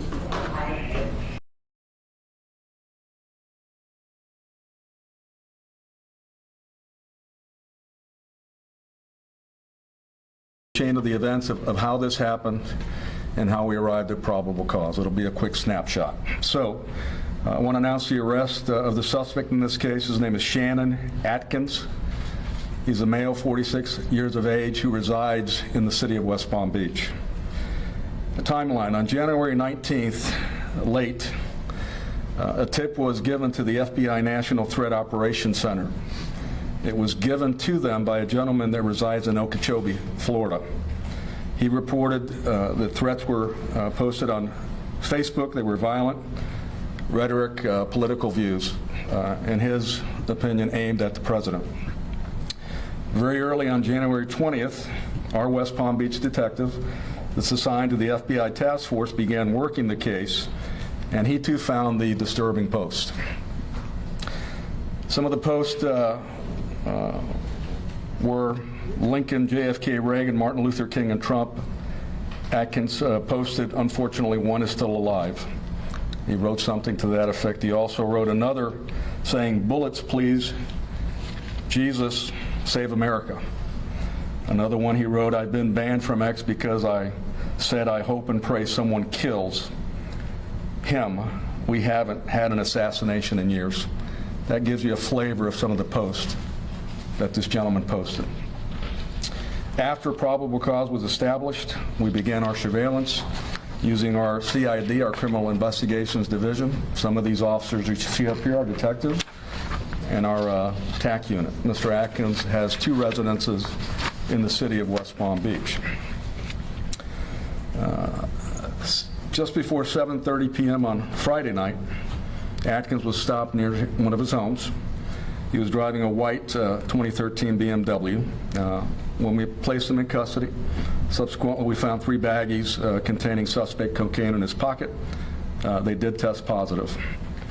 He was arrested without incident. While being interviewed later, he admitted writing the Facebook post that said he was joking. Folks, this is not a joke. Nothing of that sort is a joke. We notified the Secret Service. They're looking at this case, and they'll make a determination if federal charges are going to be in play. In today's climate, you really can't say things like this. We have incident after incident, example after example of when these threats become real. And we take these very seriously. I want to tell the general public that they are our partners, our eyes and ears. We encourage you to report anything suspicious to the FBI, Crime Stoppers, or the free Safe Watch app that we have. That information goes directly to our STIC, our intelligence center. You can remain anonymous. As I've said before at news conferences, let us decide whether the information is actionable. We'll determine if there's reasonableness to further an investigation. And in this instance, there was. Our detectives developed probable cause, and we made an arrest. We made an arrest. So with that, again, if you see something, say something. The charges, you have received copies of what the charges are. He was charged under state statute. They are felonies, or one of them, or both of them are felonies. And the state attorney's office was very helpful in working this case with us, and so was the FBI and the Secret Service. And that's another point I want to make. Working in partnership with federal law enforcement, local law enforcement, it takes all of us to keep our community safe. And in this instance, the system works. Working with our federal partners, the information given was seamless. We do have an agent, a police officer, a detective that works on the task force, as do many jurisdictions across the land, to include this region, this area, and it worked as it should. So did we avert something? You never know what you avert. You never know what you displace. I do know that we developed probable cause. We arrested Mr. Atkins, and he's going to have to answer the charges. So with that, I also want to compliment our CID division. These detectives work tirelessly on this case, as they do every case. They did things professionally, timely, and they effected an arrest when they developed probable cause. So thank you, gentlemen, for the job well done, and also the detectives that are not here that sustained the case also out there by conducting the surveillance. So with that, I'll take a couple questions. No questions? Thank you very much for being here.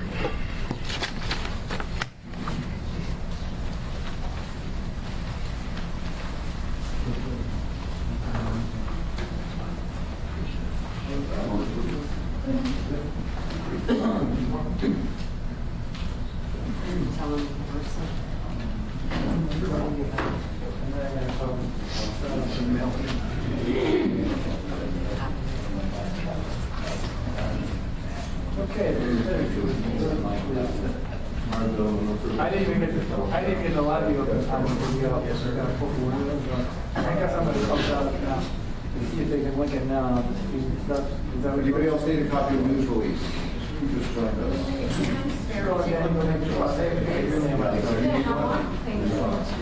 you need this? I can email the post out with post on it if you need it. It's right out of my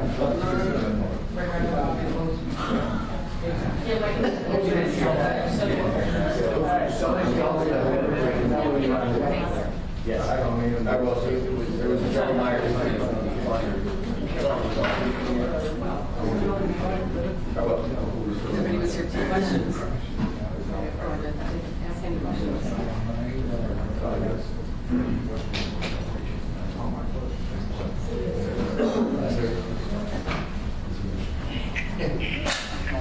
Good. Refresh and see if I'm there. I'm going to have to feed this in now because it's hard to go for. All good? I have one thought. Yeah. Sorry, it happened so quickly. I did want to ask if there any reason to meet this gentleman actually. Days after her appointment to record.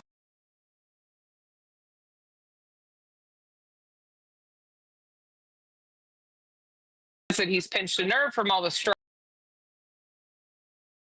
and he's having a lot of pain, and of course they won't help. No surprise there.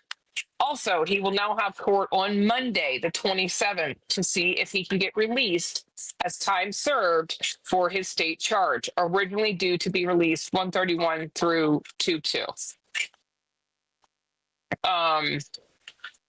So with that being said,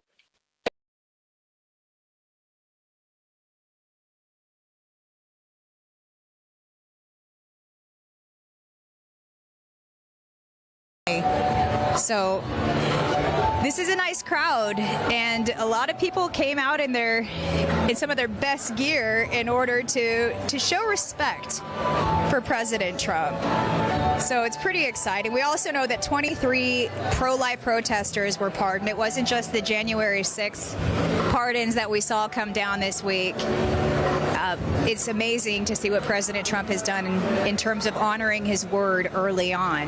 And I love the fact that this isn't something that he sat on and waited. I mean, obviously he has a lot of work to take care of, but commuting sentences, pardoning people who have faced jail time, this is huge because he felt they shouldn't be waiting another moment in this negative light. Many people were locked up and released, and just to see those images of people coming out of the jails, it's inspiring. The lawfare in this country is out of control, and President Trump is a very victim of that lawfare, so he knows firsthand what they were going through, and it's that empathy that he shares that I think pushed him to action immediately. It wasn't just the promises. I think that it was his empathy as well. Now, in his first 100 days in office, this is a really important time. The first 100 days in office are key because Congress is often more willing to cooperate with the new administration, so major legislation has a higher chance of passing early on. Before we start to see any sort of political battles develop, especially within the Republican Party, because the margins are so thin in the House and in the Senate. Now, something that's interesting, the 100-day standard actually began with Franklin Delano Roosevelt. He passed an unprecedented 15 major pieces of legislation during this period of his presidency in the first 100 days because he was trying to address the Great Depression. Since then, the first 100 days have become a symbolic measure of a president's effectiveness. Now, President Biden, he made a lot of big moves on his very first day, shutting down the Keystone XL pipeline, wide open border, kicking open the border, rolling out the red carpet for Mexican drug cartels. He did this on his very first day. And then he kind of just went on vacation for 40% of his presidency after that. And then, for some reason, he thought it was a good idea to run again. But you know what? when Kamala Harris stepped up, I think that's when the American people really took notice and started becoming more vocal about their love of country and love of President Trump, because nobody wanted 4 years of listening to Kamala Harris. The first 100 days for President Trump, this is day 6. If we continue to go on with this momentum, this country is never going to look the same again. And it's going to be a good picture that we look back on in the history books when we look at all the changes he made. It's the most aggressive start to an administration in history. And if he keeps up this momentum, I just can't wait to see what America is going to look like in the next 2 to 4 years under his leadership. We just found out a few moments ago that 3 more hostages were released. Actually, 4 more hostages were released, so that brings the total to 7. We had 3 released. Initially 3 women, and today 4 more hostages were released. They were held by Hamas. Again, these things wouldn't be happening if it wasn't for President Trump. So peace through strength is something that he promised us. I think that's what we want as a country. I know it is. We want peace through strength. I'm going to let a couple of these gentlemen go past. We're next to the stairs over here, so come on through, guys. Yeah, you can come on through. That's okay. No problem. We got to be very diplomatic when it comes to other members of the press. But yeah, we like to let people come through. And you've got every single major press outlet here today. We are, in fact, next to some of the big ones, as usual. So it's always nice to be representing RSBN and to be right here next to the big leagues, as it were. But boy, the big leagues have kind of shot themselves in the foot over time. Las Vegas is an amazing city to visit, but you got to have a lot of money if you want to have a really good time here. I mean, if you have a lot of money, you're going to have more fun. Otherwise, you really have to plan ahead in order to save money and do it right. And there are ways to come to Vegas and sparingly use your cash and still have a great time. But I know, being in Vegas, I've been here a lot lately because of these rallies. And Bobby, just being in Nevada, where the electoral college count was 6, to look back and see how many times President Trump came to this state, how dedicated he was to turning it red, it paid off. But it just goes to show all of these swing states, whether you're talking about 13 electoral votes from Pennsylvania or 6 here in Nevada, they all mattered and they all turned red. And we had an opportunity to work together on election night and watch these votes come in and actually declare President Trump the winner a lot earlier than many of us thought we would be able to. Do you remember that? What stood out to you the most that night? Well, Christina, what stood out was the fact that it was actually pretty quick, in the sense of, I think many of us thought that this would go on, or just anticipated that because of 2020 and even prior elections where you had such a slow count taking place. But to the points of secretaries of state in Michigan and Georgia and other states that knew they were being closely watched, they would say that it will be decided tonight. We will be able to count everything, and we have the infrastructure in place. And I think that's helped to President Trump's call for election integrity and just having people know what's going on in their government, that transparency. So holding, the powerful's feet to the fire. And it's something that some of our colleagues in other networks, they still owe me, either some coffee or a $10 bill, because we made small side bets, something you could do on Kalshi, regarding how long the results would take place. So I'm going to hold them to it. And isn't it interesting how much insight we were able to gain from the betting websites like Kalshi, and watching these great American patriots really put their money where their mouth is. And then Kalshi, many people, they didn't want to trust a betting website, but I'm sure that Kalshi, especially in my eyes, they gained a lot more credibility And when you think about now, you can bet on all kinds of different government actions and even the launch of SpaceX. And will President Trump rename, the Gulf of America? That was one of the options, and he did. And I'm so proud of him for doing that. The Gulf of America is going to be a very decisive piece of legislation. Now, here's the reason why. The Coast Guard has already gone ahead, and they're referring to it as the Gulf of America. But every meteorologist, every news organization that watches these weather systems develop over the warm waters of the Gulf of America, they're going to have to decide what they're going to call it. And the AP has already planted their flag saying they're going to continue to call it the Gulf of Mexico. So I don't know where they get the empowerment that they have to make a decision like that, but I'm not going to go against the commander-in-chief, and I'm not going to go against what the U.S. Coast Guard is doing. I feel like it sets a great precedent to see what the Coast Guard is doing there, and we're going to have to see how some of these news organizations go forward. For instance, Fox News. Now, I would imagine that the meteorologists on Fox News will call it the Gulf of America, but we're going to have to wait and see how it all plays out. It's going to be interesting. Oh, it really will, Christina, and I would assume that it would be best to go with that. I had a great discussion regarding the Gulf of America with one of our producers, and he said, wait a second, aren't we in the Americas? And I said, yes, we're in the North American continent, and to the south of us, the South American continent. So it's very appropriate, even if you are from Peru, to even be considered an American. Now, in modern terms, saying that is likely to mean from the United States of America being a resident, but these are the Americas. So it makes geographic sense on the map to actually call it Gulf of America. Again, common sense. It's not insulting to anyone because even Mexican citizens are technically North Americans. So I think it's totally in the purview of the president to rename this and to establish us as the most powerful nation in the world. We are the superpower in the region. There's no doubt about that.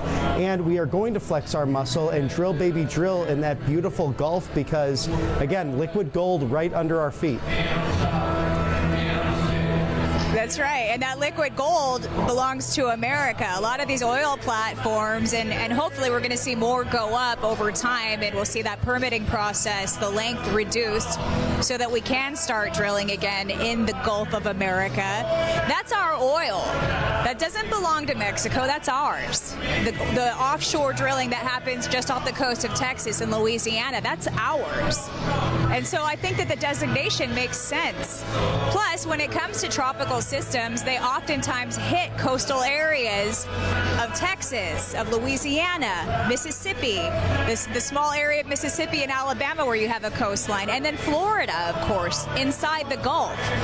A lot of storms do hit the Yucatan Peninsula of Mexico, but when you talk about, we're talking about the Gulf of America all the time when it comes to weather forecasting.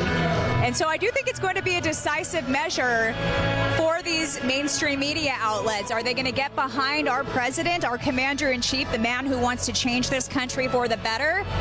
Or are they going to continue to try to shape the narrative and say what they want to say in order to impact the American public with their agenda?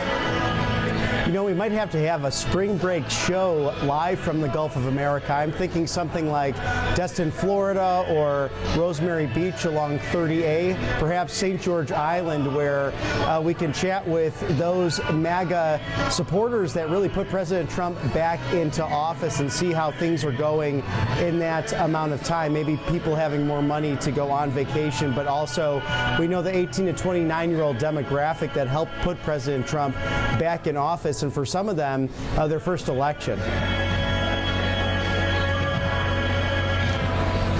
You know, it's interesting to see the way that things played out if you look at the map of those who voted for President Trump. And of course, you have California and you have some of these areas, like even New York. We knew that they were going to go blue. But will that continue to be the case? We're going to have a real opportunity as we get into the midterms here. President Trump is able to keep the House and the Senate really backing him up so that he can push his agenda through. When the midterms come up, it's really going to be a test of loyalty from these House members, from these members of the Senate. And if they want to continue to make America great, they're going to stick with President Trump and go with what he's asking them to do. So it is going to be interesting to see if states like California in the midterms, we start to see them changing their tune even more and more, especially after what happened with the devastating wildfires that President Trump just flew over yesterday. And Melania was with him as well. You covered that. What stood out to you the most from that coverage yesterday?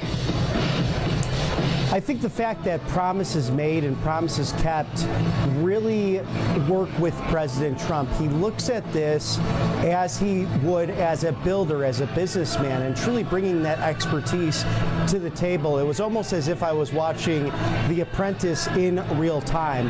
And he's signing executive orders, making sure that water is getting to California, but also saying you have to fix this and you have to have election integrity. And you also have to let the people come back into their homes to start cleaning up, because they will do that faster than the Coastal Commission. And it's really an interesting thing to watch between his focus on common sense and that of Karen Bass, who is someone who is so used to the government bureaucracy, and the difference between President Trump and even some congressmen saying, hey, this is the way it's always been done. And he said, it doesn't make any sense. Why would you keep them away from accessing their property? They want to get back to work. They want to rebuild. Let them do it now. They're safe. So it was really that common sense approach that stood out to me the most. Yeah, you know, California is the 5th largest economy in the world. And I love when President Trump declared, he said, there can't be a golden era without the Golden State. And so even though a lot of Californians and the governor turned their back on him and they have been very adversarial toward him, President Trump still wants to help those in California, especially those who supported him, and this number of people who see what he's about and how he is going to make these changes to our country. More and more people, their hearts and minds are changing. There's so many legacy Democrats in California, and they don't want to break the chain of what they were taught by their parents or their grandparents or their great-grandparents even. But when it comes to the livelihood of our next generation and future Americans and the way that this country looks 10, 20, 30, 40 years from now, I think that's going to be the deciding factor, that the pivotal factor that gets a lot more Californians on board with this Republican movement. And the Democrat Party is not the same party that it used to be. It's a different Democrat Party than the party of our grandparents, or, you know, taking those legacies back even further. But California is a big part of the world's economy, and we need to do everything we can to embrace California and the productivity that comes from that state. They have great resources there. It's the #1 agricultural producing state. A lot of people don't realize that. It's #1 in California. So there's a lot of reasons to take care of Californians. And, you know, just mentioning agriculture, a big shout out to all the farmers out there. All the farmers who work so hard in rural communities across this country and really don't get the recognition that they deserve. Well, now you have a president who's going to stand up for you. So it's an exciting time, not just for people who live in big cities, those who he's helping in California, in Southern California, the Pacific Palisades area, but for the rural communities as well, because we all need a hero right now. And he has shown us in just 6 days' time that it wasn't political theater. He's going to keep his words. That's so true, Christina. And we saw President Trump yesterday really working with those rivals. Even Governor Newsom was not invited to the press conference, but he still had a nice moment with President Trump right off of Air Force One, and they met together with the press. So President Trump, so gracious in all of that and so willing to work with whoever is in charge. And he looked over to him and tapped him and just said, "You're the governor. I'm going to work with you." And seemingly coming across from the other side as well, although we know know, Governor Newsom has been less than gracious at times with President Trump in some of the rhetoric he's used. And we'll see how that continues to keep going. And it's just President Trump's style. I mentioned that with Mr. Magnificent himself, Matthew Alvarez, yesterday. Look at everything he's able to accomplish. And we'll go live to the event here. You'll pray with me. Heavenly Father, we come to you today, thankful for returning Donald J. Trump to the White House.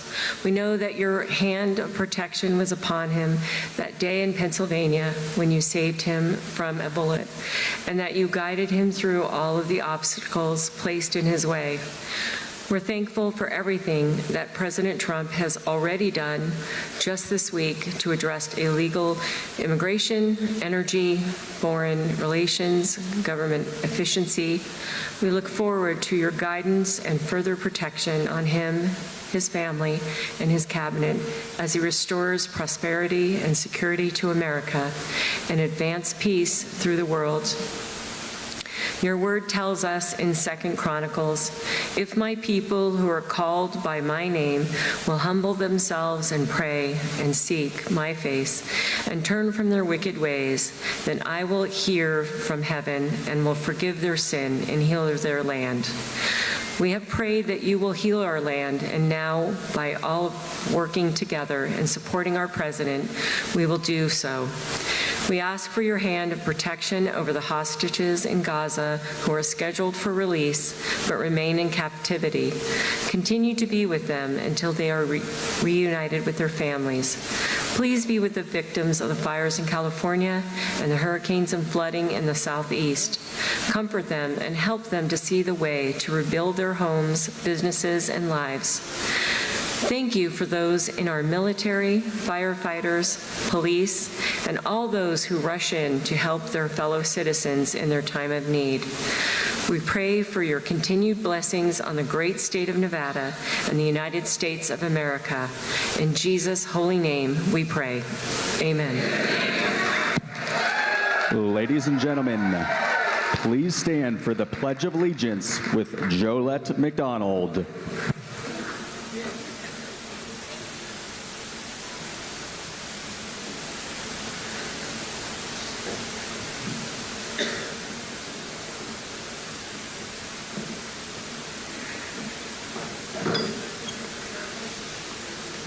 Good morning, Nevada Republicans. Ladies and gentlemen, if you will please remove your hats and join me in saying the Pledge of Allegiance. I pledge allegiance to the flag of the United States of America and to the republic for which it stands, one nation, under God, indivisible, with liberty and justice for all. Thank you. Ladies and gentlemen, please remain standing for our national anthem, sung by Jesse Law.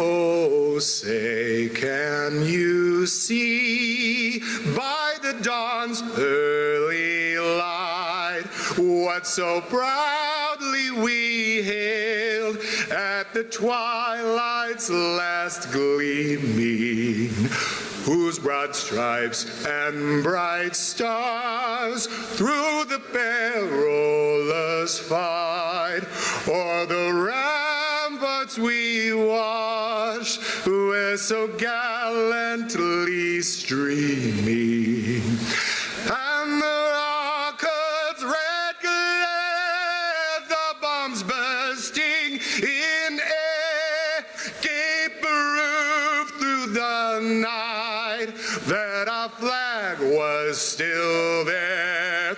Oh, say does that star-spangled banner yet wave o'er the land of the free and the home of the brave?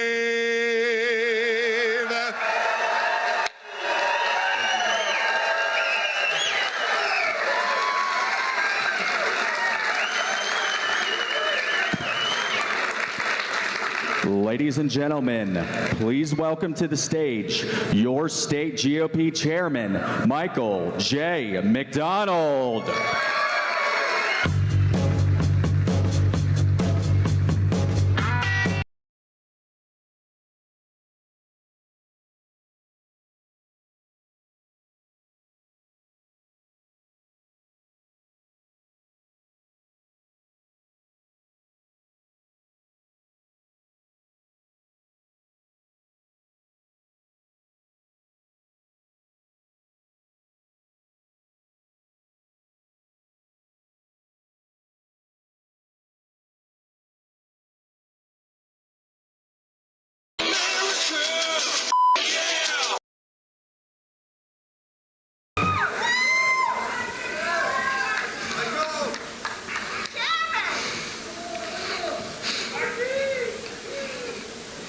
You did it.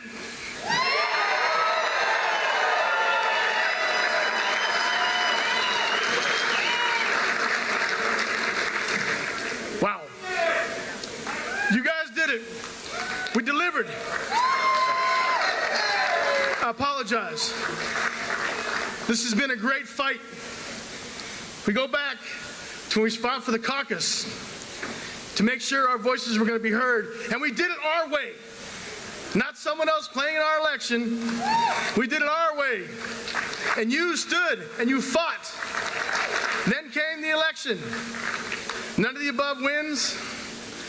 On Tuesday, Thursday, you showed up 60,000 strong and delivered Donald J. Trump as our nominee for President of the United States.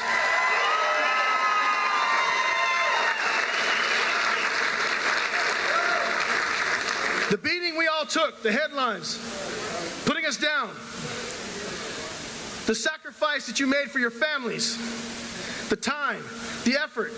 I kept telling you it would pay off, and you said, yes, it will. And you worked even harder. You knocked more doors. You made more phone calls. You went into areas before to carry the message of President Donald J. Trump and the Republican Party of Nevada, and you gave up nothing. You took more ground. You brought more people in. You had people cross over. That's what it's about.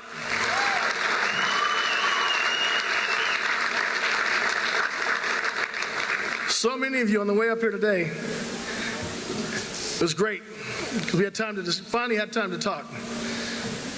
And the stories you've told me about what it meant to watch Donald J. Trump deliver his acceptance speech. And I said it wasn't an acceptance speech. It was a battle cry. We're taking back America from day one, and that's what Donald J. Trump did right away.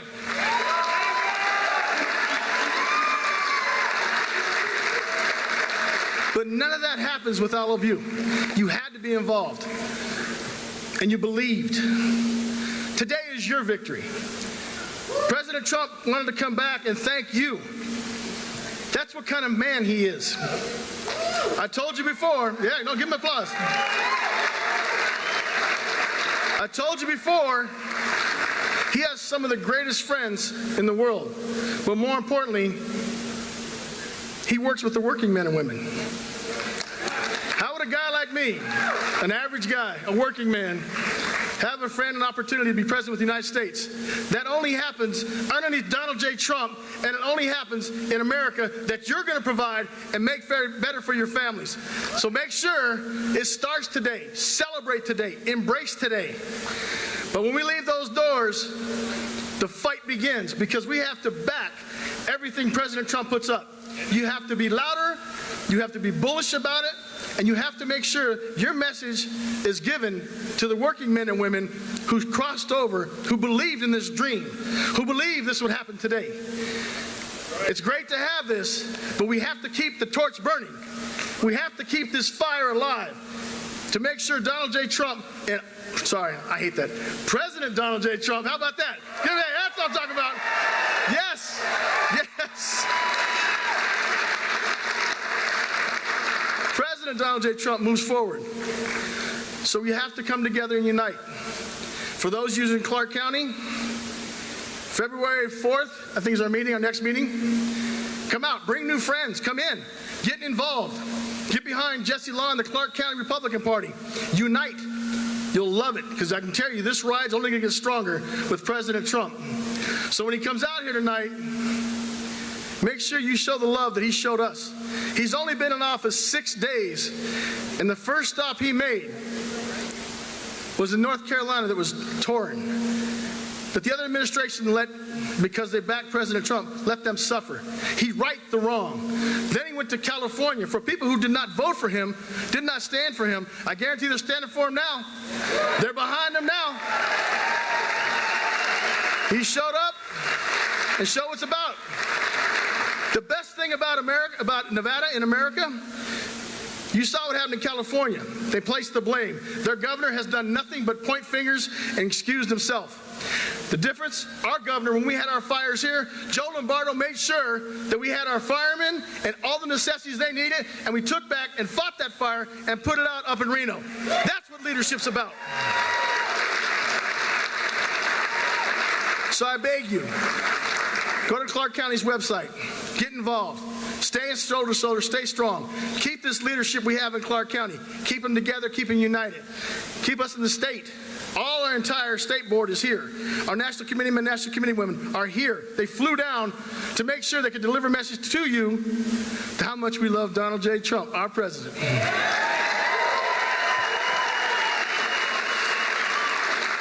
I got some friends backstage.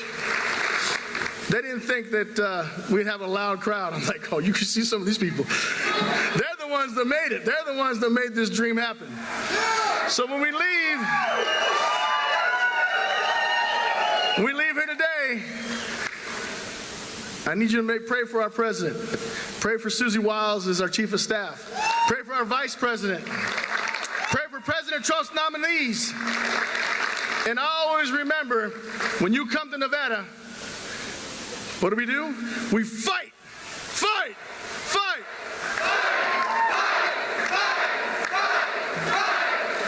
God bless you guys. Give our president all the love he gives us. Let's take this back.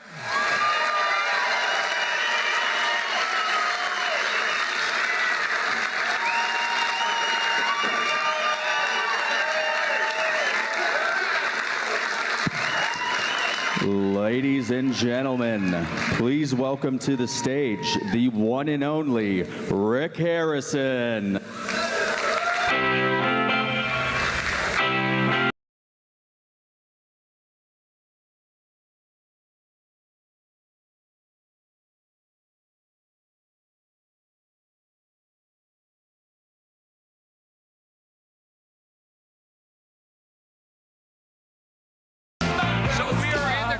City in this entire country, and it is Las Vegas, my hometown. I've lived here for 44 years, which is kind of amazing because I feel like I'm 29.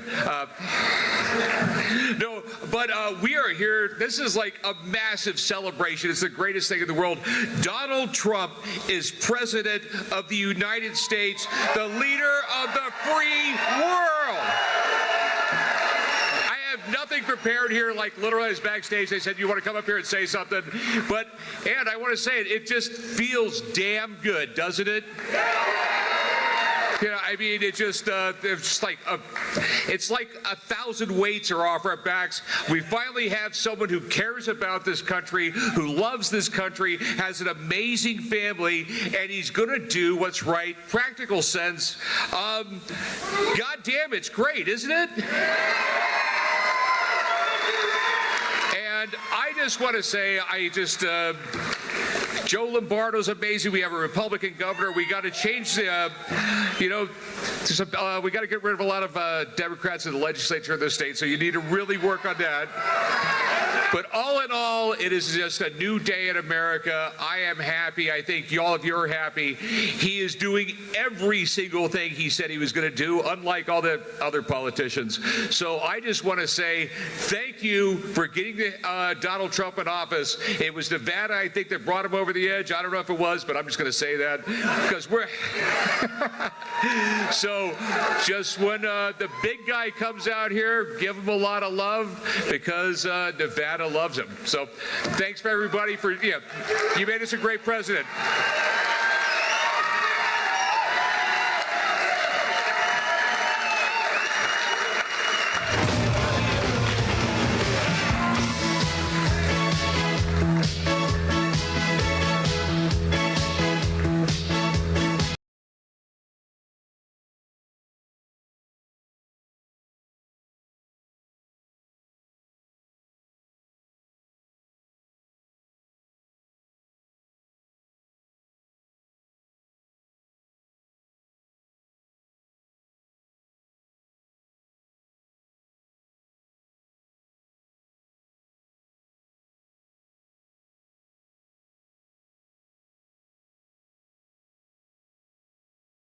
microphone over the last few minutes to give their remarks as well.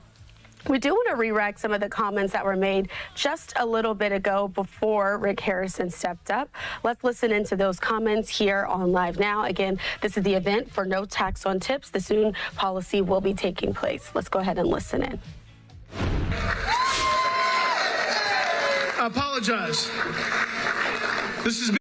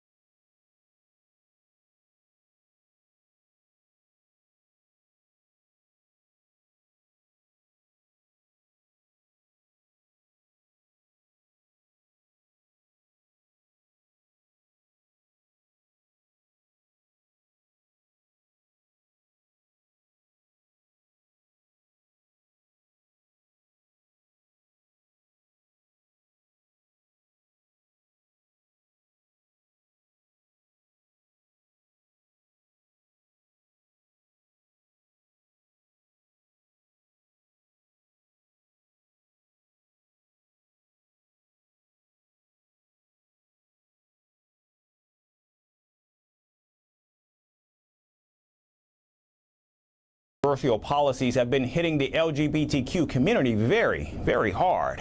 In fact, on Thursday, Secretary of State Marco Rubio reportedly issued a directive ordering his staff to halt all passport applications with the X sex marker. Americans who don't identify as either male or female use this marker on federal documents for the past 3 years. However, with the Trump administration now only recognizing male and female genders, it seems like the existence of the gender-neutral sex marker has come to an end. Here's more from Foggy Bottom. I, Donald John Trump. U.S. President Donald Trump's return to the White House is nothing short of a nightmare for the transgender community. Day by day, his administration is rolling out measures to crack down on the rights of transgenders and snatch away their identity. On Thursday, Trump's Secretary of State Marco Rubio reportedly ordered his staff to halt all passport applications in the U.S. which have X written where they're supposed to mention their sex.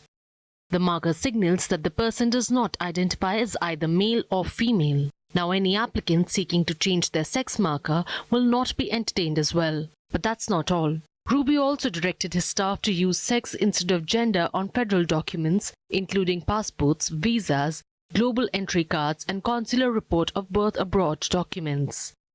Rubio's order concluded that an individual's sex is not changeable, forcing trans people to use the marker they were assigned at birth. The directive changing millions of lives comes after the inauguration of the new president, where he said the U.S. government will officially recognize only two genders, that is, male and female. This week, I will also end the government policy of trying to socially engineer race and gender into every aspect of public and private life.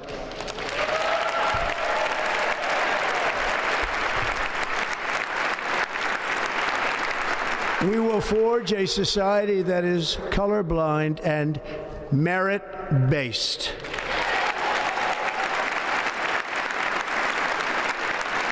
As of today, it will henceforth be the official policy of the United States government that there are only two genders, male and female.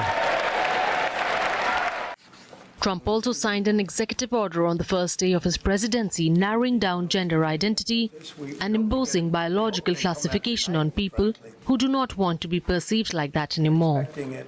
Meanwhile, it is unclear that what will happen to the current passports which already have an X marker. But what's clear is that Trump's executive order is dismantling former President Joe Biden's efforts to be more inclusive of America's gender identification. The State Department began issuing the X marker on passports in 2022 after a long legal battle by Dana Zim, a non-binary and intersex U.S. Navy veteran, who sued the government over the gender-neutral marker issue back in 2015. On Transgender Day of Visibility today, the United States affirms that transgender rights are human rights. We celebrate the achievements and resilience of transgender, non-binary, gender-conforming persons around the world. We recognize their bravery and their hard-fought work for equality, inclusion, and the full recognition of their human rights. We celebrate the diverse expressions of gender and full diversity of gender identities around the world.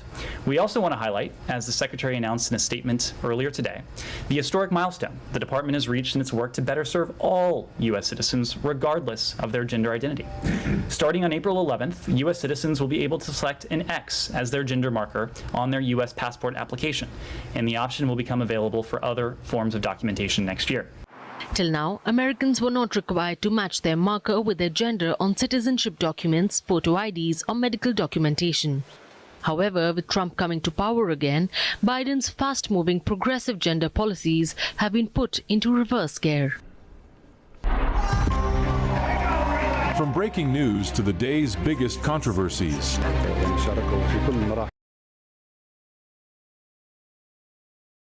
Nominated this guy, and we are grateful to President Trump for doing so. I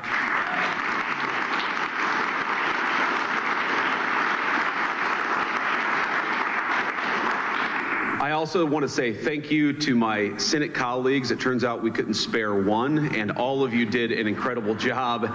In particular, my dear friend Roger Wicker, thank you for shepherding Pete through the committee. Roger did a great job.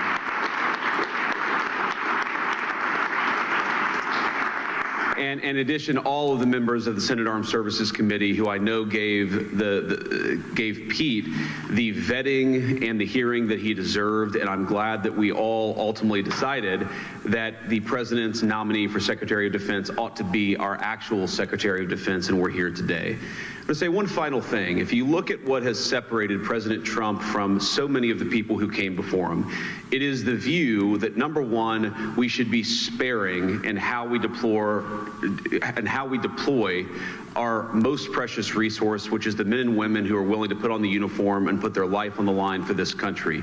We shouldn't send them everywhere, but two, when we do send them anywhere, we ought to empower them with the tools necessary to fight and win quickly and come home afterwards. And that is what sets this administration apart, and that's what Pete Hegseth represents.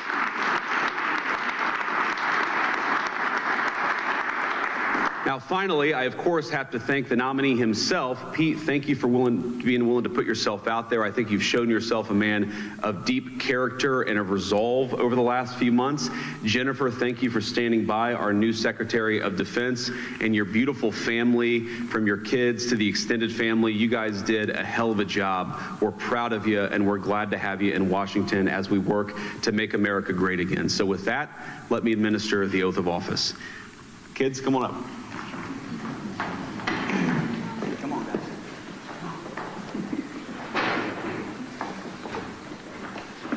All right, put your hand on the Bible, raise your right hand, and repeat after me. I, Pete Hegseth. I, Pete Hegseth. Do solemnly swear. Do solemnly swear. That I will support and defend the Constitution of the United States. That I will support and defend the Constitution of the United States. Against all enemies, foreign and domestic. Against all enemies, foreign and domestic. That I will bear true faith and allegiance to the same. That I will bear true faith and allegiance to the same. That I take this obligation freely. That I take this obligation freely. Without any mental reservation or purpose of evasion. Without any mental reservation or purpose of evasion. And that I will well and faithfully discharge. And that I will well and faithfully discharge.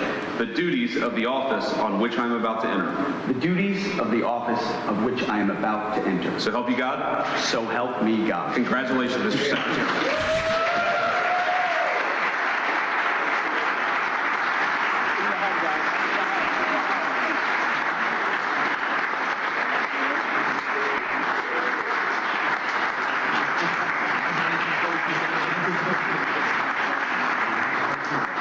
Congratulations. Mr. Secretary, say a few words.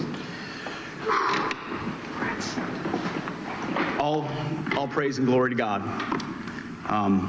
His will be done, and we're grateful to be here. And as I said in my hearing, it was Jesus and Jenny. I would not be here without you, sweetheart. Thank you so much. I want to thank the President of the United States, our Commander-in-Chief, Donald Trump. We could not have a better Commander-in-Chief than him. It is the honor of a lifetime, sir, to serve under you. We look forward to having the backs of our troops and having your back in executing peace through strength, in putting America first, and in rebuilding our military. Mr. Vice President, thank you for breaking the tie. It's not the last time, or not the first time, the headline reads, Junior Enlisted Marine bails out Junior Army Officer. And, you know, some people were saying, well, 50-50, that's too tight. And Senator Mark Wayne Mullen was nice enough to take my kids up to the gallery to watch the actual moment that the Vice President sealed the deal. And they came running in, they said, Dad, instead of being sad about 50-50, 51-50, they said, Dad, you won in overtime. That's the perspective I like. So thank you throughout this process, Mr. Vice President, for being incredible. I also want to thank the chairman of the Senate Armed Services Committee. So many members of the Senate Armed Services Committee, we became fast friends in this process. The advice, the consent, the wisdom, the guidance. I look forward to working with all of you and other senators to ensure the Defense Department has what it needs, that our nation has what it needs, and that we're prepared to defend it in all moments. To my staff, amazing staff who were with us this entire process, I see so many of you through thick and thin. We used to look at the betting odds every once in a while on this. It was low at one point. Never do that. But we defied them. And there were so many folks on the inside and then allies on the outside who stood by us every single moment. And we are eternally grateful for that. And I want to thank the warfighters. I want to thank the men and women wearing the uniform. And I've said this before when I speak, and I mean it. Every time I stand at a podium and there's bright lights and cameras, the first thing that goes through my head are the guys that I served with on the battlefield, the men and the women who I lock shields with and put my life on the line with, who never get the spotlight, who never have the cameras, who people don't know what they did in dark and dangerous places. But I know. And at the Pentagon, we're going to remember and we're going to know. And we're going to think about those warriors with every single decision that we make. We will put America first. We will bring peace through strength. And the three principles I talked about are what we will bring to that Pentagon. Restore the warrior ethos in everything that we do, rebuild our military, and reestablish deterrence. We don't want to fight wars. We want to deter them, as you said, and we want to end them responsibly. But if we need to fight them, we're going to bring overwhelming and decisive force to close with and destroy the enemy and bring our boys home.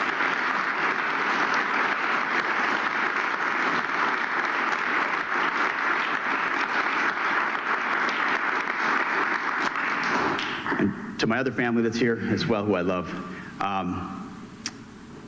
it's the honor of a lifetime. And I would be remiss if I didn't note one person in this room who doesn't expect to be recognized, but Captain Araujo is here.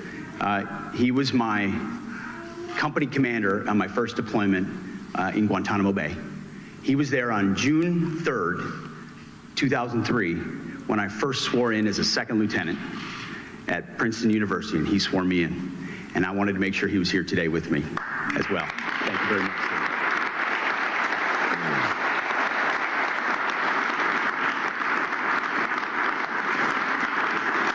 So, Mr. President, thank you very much to the American people. We have your back. We're going to get to work right away. God bless. Thank you.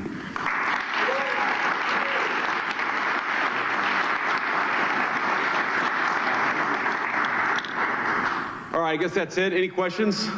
Why should women in the armed service trust you? Guys, let me answer that for the new secretary. All people in our armed services should trust him because he looks out for them and he's going to fight for them. And he's going to make sure that we have the kind of military that we can all be proud in, that we can all be proud of. And that, again, when we send it to do a job, we do it well, we do it quickly, and then we get the hell out. And that's what Secretary Hegseth is going to bring to the Department of Defense. Anything else?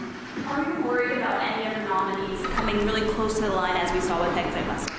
You know, as I learned with the Buckeyes just a week ago, when you win the championship, you don't give a damn what the score was. We won the championship on this one. We've got a great Secretary of Defense. We're proud of him, and he's going to do a great job. Thank you all. Take care.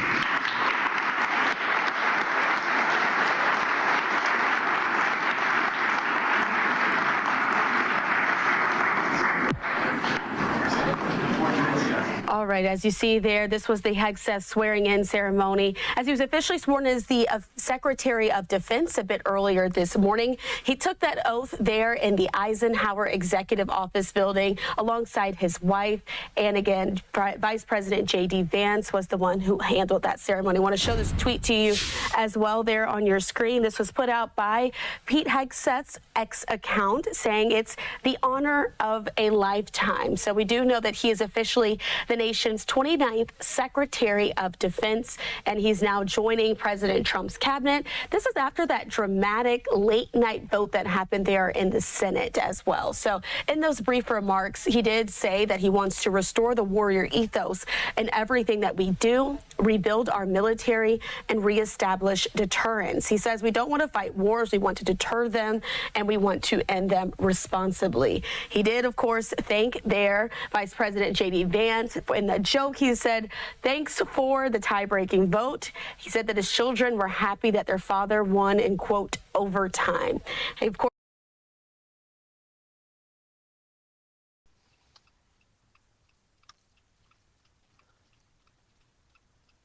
and we start seeing Border Patrol units.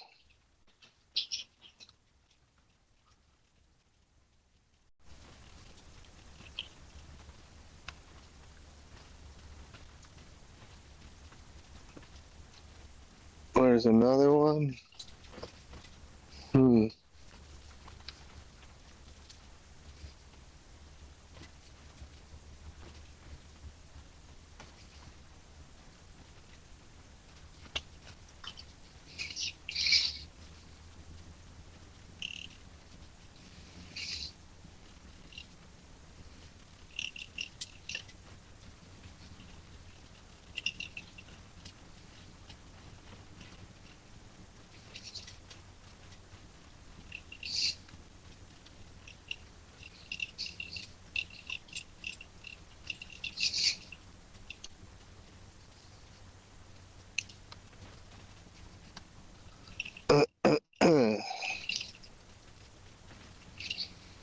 This area is very easy for anybody just to kind of hide out anywhere, y'all.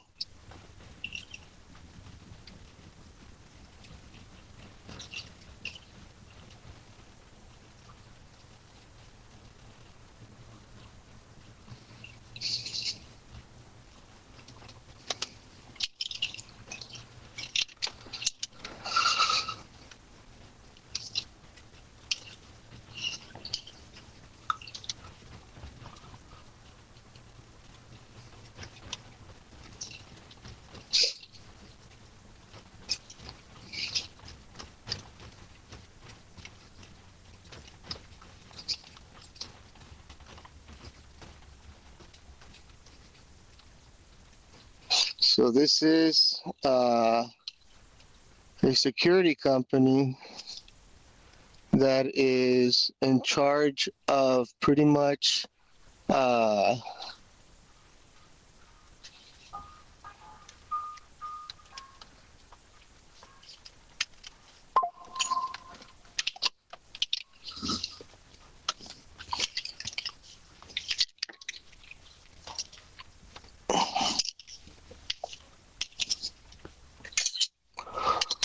I'll show you guys.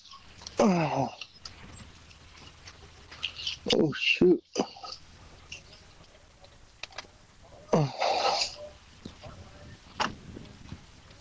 So, how you doing? So these are the buses, guys, where the migrants. This is pretty much like a.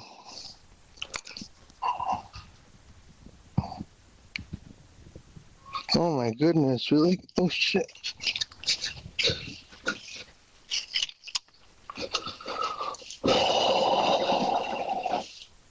Can you guys hear me?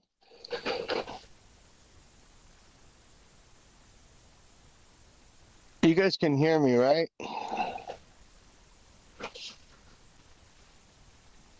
Okay. So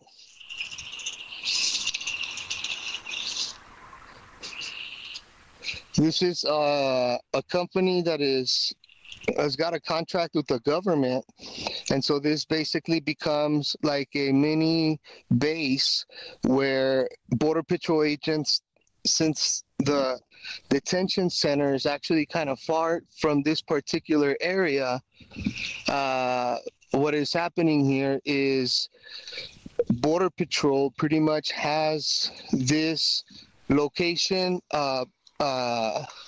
on lock here with on the border. There's Border Patrol agents lined up all along the wall, and right here they have a transportation bus, a big bus, so that they don't have to be leaving their posts.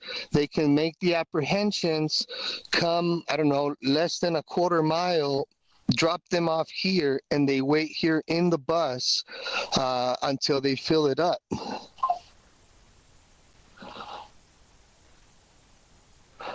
Until they fill up the bus, then this bus takes off to drop off the illegals that are in there, and another bus comes down here to pretty much hold down the fort and continue to collect illegal aliens that are trying to cross through this area over here. So there are Border Patrol agents here on the border right now, and they are just apprehending individuals, and then they bring them here, and then they go right back to their posts.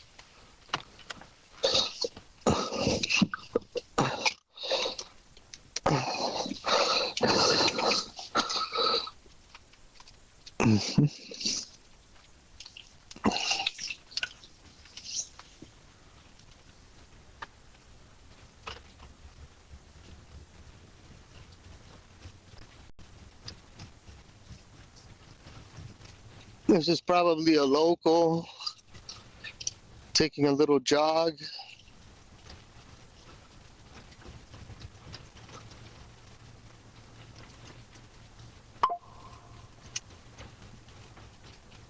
Probably, I don't know.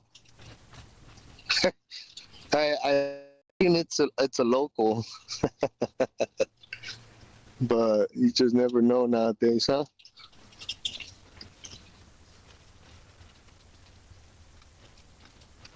And we're good battery. We're still straight with the battery. Good. All right.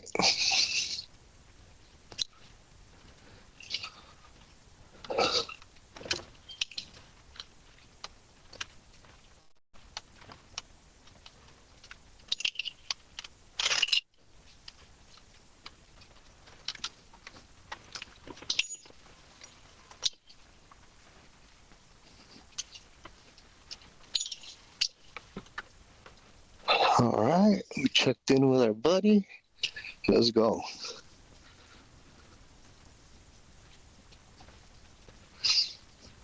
Now, this area in particular, it definitely has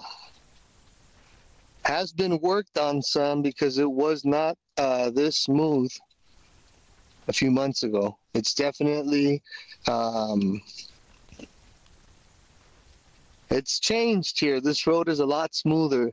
I used to have to take pressure out of my tires. I used to have to pretty much deflate my tires so that I would be able to drive through here a little more comfortably. But that's not the case today. It's a lot smoother. You can tell the roadway has been pretty much cleared out, and I don't know when the last time that they did this, but this is great. This is great for our agents. It's great for our government vehicles that come out here. It's great for my vehicle, but all of that.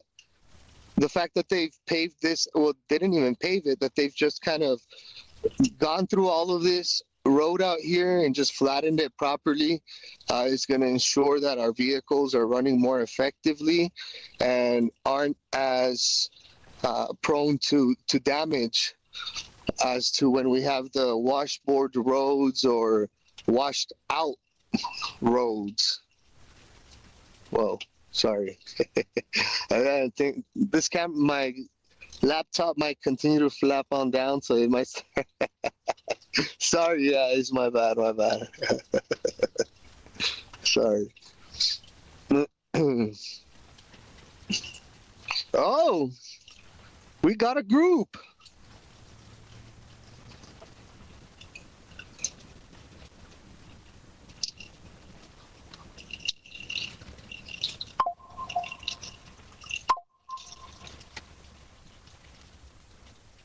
Oh, cool.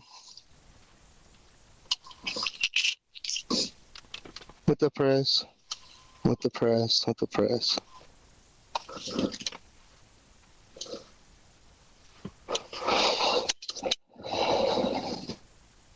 That's the new recruits, man. They're being trained right now. That's awesome.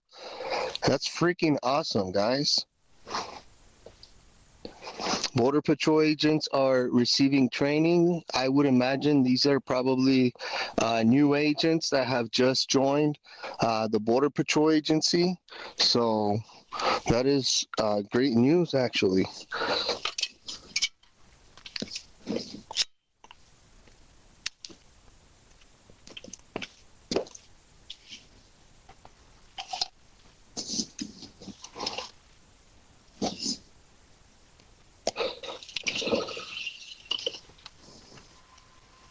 What's up, brother? No, not at all. I'm part of the press. I was just taking some pictures. I didn't want to get in your way, man. Okay. Yeah. No, I appreciate your service, bro. Okay, no, I appreciate it. I'm doing a little explorer group, so. Oh, cool, man. Well, thank you for your service, man. Glad to see you guys are back out here, bro. All right, thank you. Yes, sir.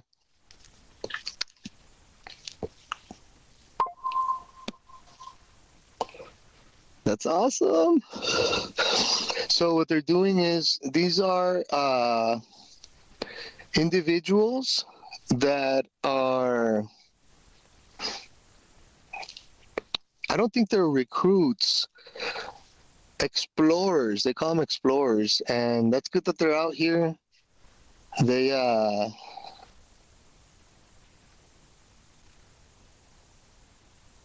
at some point they probably will join the Border Patrol agency, or they're exploring to see if this is a career that they want for themselves, I would imagine. But that's pretty cool, man.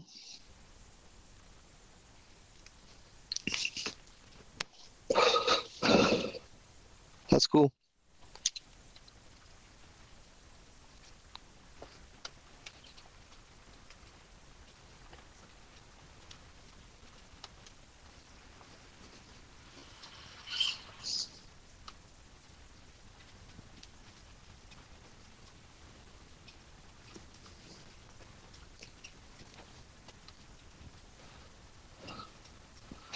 Dang, look at this drone out here. Is that a drone? No, don't tell me there's a rifle out there.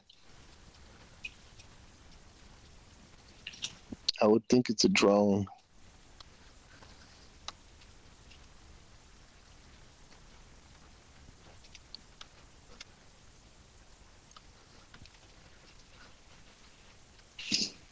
How you doing, sir? I'm a member of the press. You mind if I just take a picture of the drone? That's pretty neat. I've never seen you guys out here with one like that. I just want to have the common courtesy, bro. I don't want to spook you or think anything nefarious, man. All right, cool. Gotcha. Thanks, man.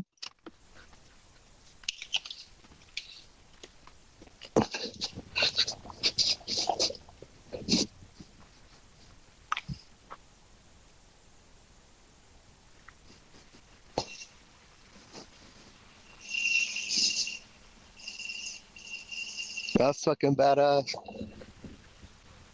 I'm not gonna get you. I'm not gonna get you. Yeah, that's cool, man. My name's Anthony, man. I'm with Border Network News. I've been out here beating this shit for like the last 8-9 years, brother. I'm live. If you want to tell your family or anybody, you know, I'm live on YouTube, bro. So on my phone in there. So yeah, tell your family, hey, this fucker's out here roaming around. Where, Anthony Agüero live on YouTube, or Anthony Agüero live on X, sir. I appreciate your service, man. Good to see you guys out here, bro. You too, brother.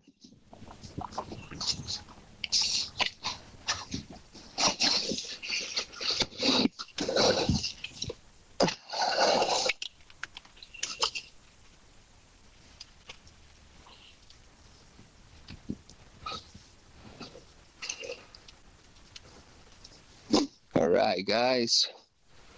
Let's go, baby. Hey, he had an awesome freaking drone on top of his hood. And there's another Border Patrol agent right here off to the side. And I am so glad, guys. This is like, I've not seen this many Border Patrol agents out here in such a long time, ladies and gentlemen.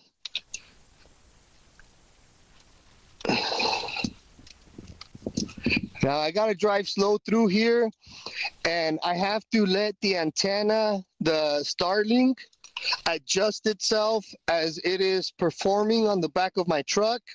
So we gotta give it a few seconds for it to readjust itself facing the satellites, guys. So if it gets a little choppy, bear with me. It's gonna be okay. It's gonna be okay.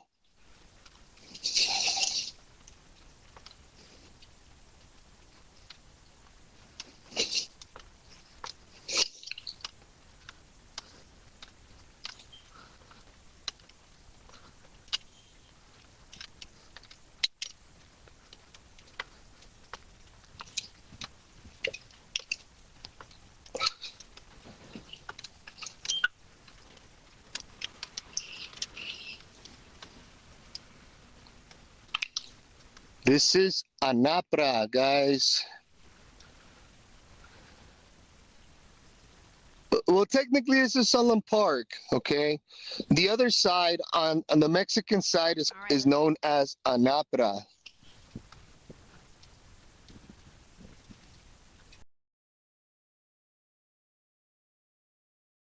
begin this half hour with a check of your headlines. President Trump on Friday night firing at least a dozen inspector generals. Those are the internal watchdogs who monitor federal agencies. Now, that's according to the Washington Post and the New York Times. The dismissals could violate federal law as the inspector generals are confirmed by the Senate, and any dismissals typically require 30 days notice to Congress. The firings are some of the largest government agencies, coming into some of the largest government agencies, including the Department of Defense, the state, transportation. This is all according to the Post. NBC News has not independently confirmed those firings. Hey, thanks for watching.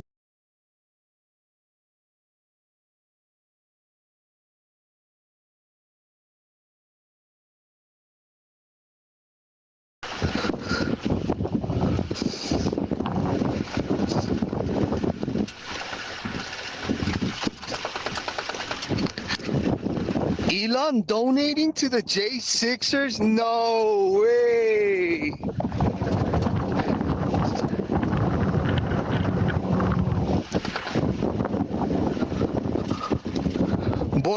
Hey, the fact that that agent was just sitting there with the remote in his hand for his drone, guys, that is like freaking awesome, y'all. That is fantastic. And then look at this area that I've brought you guys to time and time again, where we always draw the comparison of the George Bush wall to the Donald Trump wall. There is an agent out here right now dominating this area, keeping tabs on all this, guys.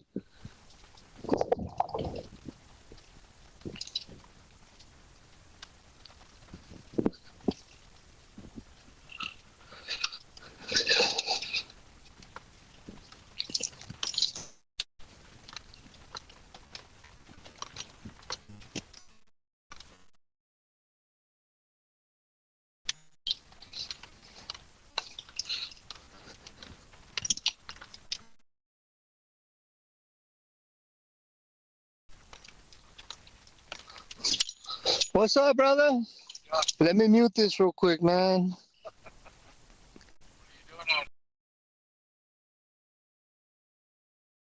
If I can dream.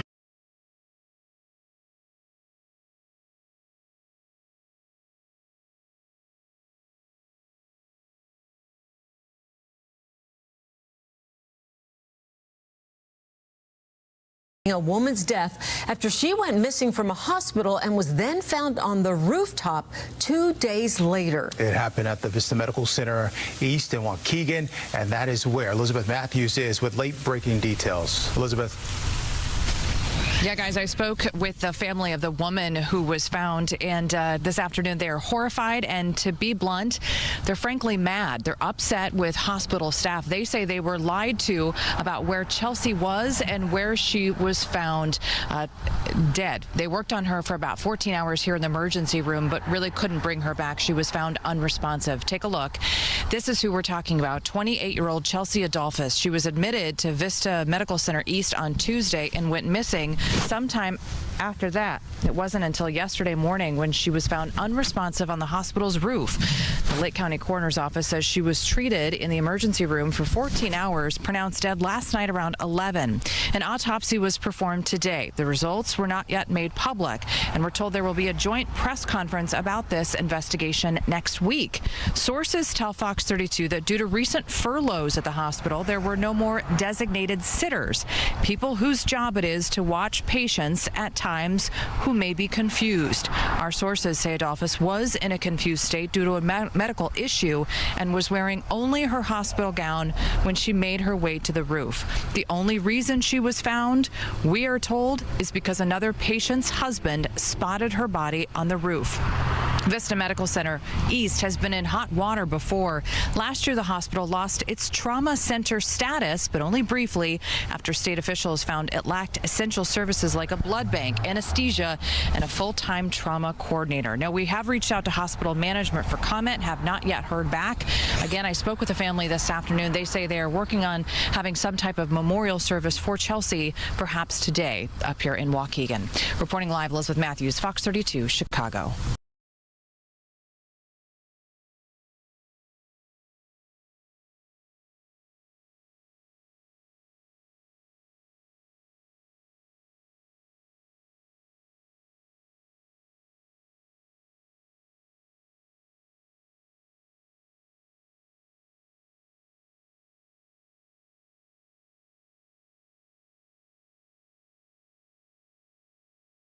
All right, now let's turn to the credit card con targeting Detroit shoppers. Credit card skimmers are a crime that has so many of us on alert right now. That's right. And tonight we've obtained new surveillance video giving you a first-hand look at just how quickly these devices can be installed, putting your money at risk. Police say the same alleged thieves installed these skimmers at 3 stores in the city of Detroit. 7 News Detroit reporter Carly Petras is talking to law enforcement about what you need to look out for and hearing from the store owners and concerned shoppers. This Save-A-Lot here on Gratiot was one of 3 hit by scammers recently. Employees tell me this is the device that was placed over their credit card reader, and it looks almost identical to the real thing. These same 2 guys allegedly installing credit card skimming devices at not just 1, but 2 Save-A-Lot locations in Detroit. They attempted to hit a 3rd store near Connor and Mack, but owner Jamie Abro chased them out. I know who you are. You need to leave the store. And they acted like they didn't know what I was talking about, and they just started walking out. He says he was made aware of the 2 suspects by employees who spotted the 2 men at another Save-A-Lot in Detroit. I did recognize what they look like because of the early videos that came from one of our other stores. Save-A-Lot employees told me this is what was secretly slipped onto their credit card machine. It's almost identical to the real thing. And as you can see in the surveillance video from one of the stores, how the suspects slip it on is almost as undetectable as the device itself. They know what they're doing. They're not new to this game, and they're very smart with how they do it. Digital forensics expert for the Wayne County Sheriff's Office, Britton Foreman, says they're seeing an increase in crimes like these. Especially with technology and 3D printers, Amazon. You can go on Amazon and get a skimmer for $80. This type of scam, a major concern for some shoppers. I come here all the time, and I want to make sure that I don't get my identity stolen again. You have to be observant. You know, that's the hardest part, is to be observant. But there are ways to protect yourself. If you aren't sure, if you're not aware, grab it. Try to move it. If it comes off, then you know it's a skimmer. If you have a inclination that it looks different, if it feels different, if your card doesn't go in all the way, if it protrudes out, let the store know, let the banks know. You don't want to look like a crazy person checking every machine. Yeah, I mean, I'd rather look kind of fruity out in the world, making sure that my account's secure and safe, and also making sure that other people are staying safe. The best thing you can do, says Foreman, use tap to pay or cash. Cash is always king. Detroit police tell us they're still looking for these 2 men. Employees say they may be driving this blue truck. If you have any information, you're asked to call Detroit police. On the east side, Carly Petras, 7 News Detroit. All right, thank you so much, Carly.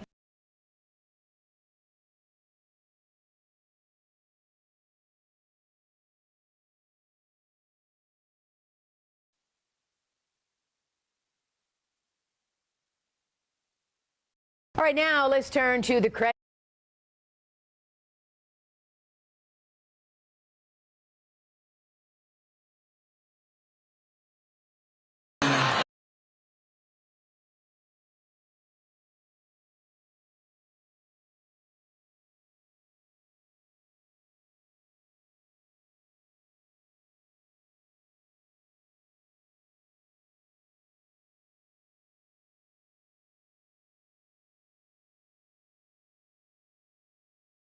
Thanks, Matthew. Semis full of mail and packages are sitting at the main post office that have not been sorted. That's what employees are telling WDRB. WDRB Investigates reporter Valerie Chin has been digging into the delays and takes us inside the post office in a story you'll only see here. You can see packages and mail everywhere, containers full. USPS employees saying they want the public to know the truth and shared videos inside the Gardner Lane USPS regional facility from Tuesday and Wednesday. It's unreal. Employees have contacted WDRB Investigates and were concealing their identity. And the U.S. Postal Service just says it's a weather delay. That's what's causing the issue. No, it's deeper. It was like this before the weather even came. It's going to be a long while. This post office is packed full of mail. It's ridiculous. Dozens of residents continue to contact WDRB Investigates about mail being stuck here for weeks, according to USPS tracking. Is there any order of how the packages are being sorted and then delivered? Because there's all of those containers full of packages. Oh, no, there's no order. Nothing. It's total chaos. How backed up is the Gardner Lane post office? Like, how many weeks will people still need to be waiting, you think? We're talking months. Semis continue to come into and out of this facility, and employees say some semis are still full. Well, last week there was over 50 still full of mail, and they got packages in the barn. They're storing people's packages in the barn. Employees say the barn is an extra storage area. WDRB Investigates asked to talk to the Louisville postmaster about the issues causing the delays. A spokeswoman said, "I decline your interview request. Please let your viewers know we apologize for any inconvenience they may be experiencing." How frustrating is this for you and other people who work there who are trying to get this sorted and get it fixed? It's really frustrating because we still have Christmas packages still in here. Employees shared pictures of broken equipment with signs showing they can't be used, forklifts that don't work. They say USPS usually rents equipment, brings in more workers at Christmas time, and none of that happened. But we're doing the best that we can do, that we're told by managers. That's all we can do. USPS is only telling people with questions about their mail to contact them via email, X, or Facebook. With photojournalists Mason Mills and Brian Manuel, Valerie Chen, WDRB. News. Target announcing it is rolling back diversity, equity, and inclusion programs at the company. In a memo to employees, the Minneapolis-based company says it will end its 3-year DEI goals, stop reports to external diversity-focused groups, and end a program focused on carrying more products from Black or minority-owned businesses.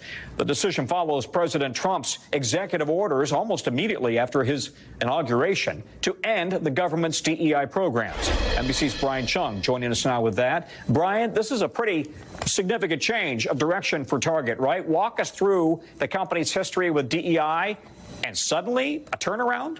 Yeah, Tom, as you outlined there, Target rolling back a number of their DEI policies and announcement today. And in a memo that a chief executive officer in the high ranks of Target sending to employees today, they described the reason for making these DEI changes as, quote, the result of the evolving external landscape. And you can imagine what that external landscape entails. It is, of course, the new president wanting to roll back DEI within the federal government and a lot of these mounting challenges against other companies that we've seen in the last few months with regards to their DEI policies. But I want to point out, this is a pretty remarkable turn for a company, Target, that is based in Minneapolis. As you recall, that is the city where George Floyd was murdered in 2020. And Target, at the time, was one of the first companies to really go out and in a full-throated manner defend their efforts to try to boost DEI policies. At the time, CEO Brian Cornell saying, quote, that could have been one of my Target team members. And then now here you have this announcement today, Tom, that they're rolling back those policies. It really does speak to the environment that we're in today. Can you drill down on that? Because we have seen several companies kind of reversing course here, right? Are they reading the tea leaves for the culture nationwide, the pop culture or Main Street USA, or are they responding to pressure from President Trump? Yeah, well, it's not necessarily directly a function of President Trump. You could argue that a lot of these pressures have actually been coming from the corporate sector and a lot of kind of activist groups, even in the months leading up to the election. But when you look at names like Harley Davidson, names like Walmart, names like McDonald's, these are companies companies that have pared back their DEI policies. But I want to point out it's not the case at every company. Just yesterday, Costco had a shareholder vote where they voted down a proposal to pare back their policies. And Tom, that vote was 98% against changing and rolling back their policies. So very much an open battleground in the DEI space, at least in corporate America. Yeah, I saw that Costco vote. That's really striking compared to the others out there that are reversing course. Brian Chung on the story as always. Brian, thanks, buddy. Thanks for watching. Stay updated about breaking. We live in a fast-paced society. Something you need could be delivered to your doorstep overnight. So taking the time to come into the store and even having to wait several minutes for a clerk to unlock your item.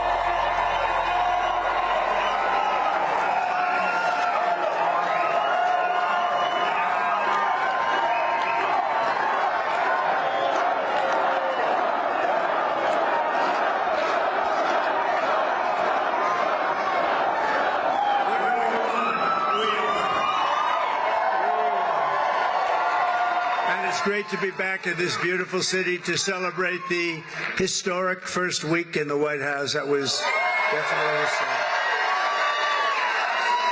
And I had a lot of help in winning. Joe Lombardo, your governor, is here someplace. Where's Joe? Thank you, Joe. You're looking good, Joe. Thank you very much. What a group. But look at who you have next to you. How can you fail with that guy?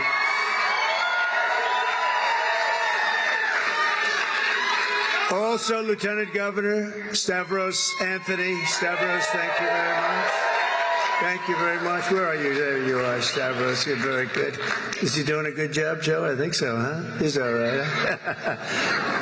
Nevada GOP Chair Michael McDonald. He did something which not a lot of people have been able to do.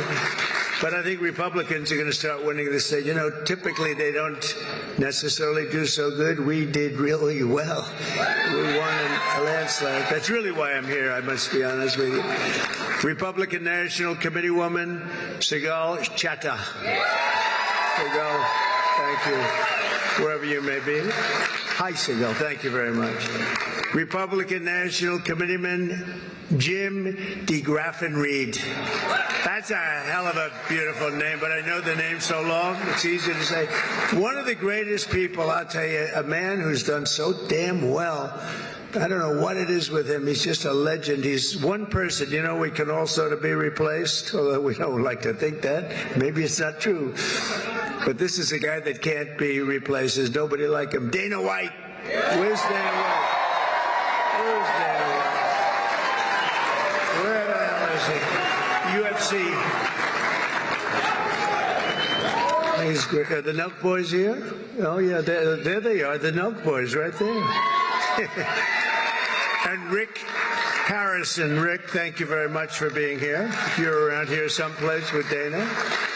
Mr. Phil Ruffin, his wife Alexandra, and their two beautiful children, Richard and Marlena.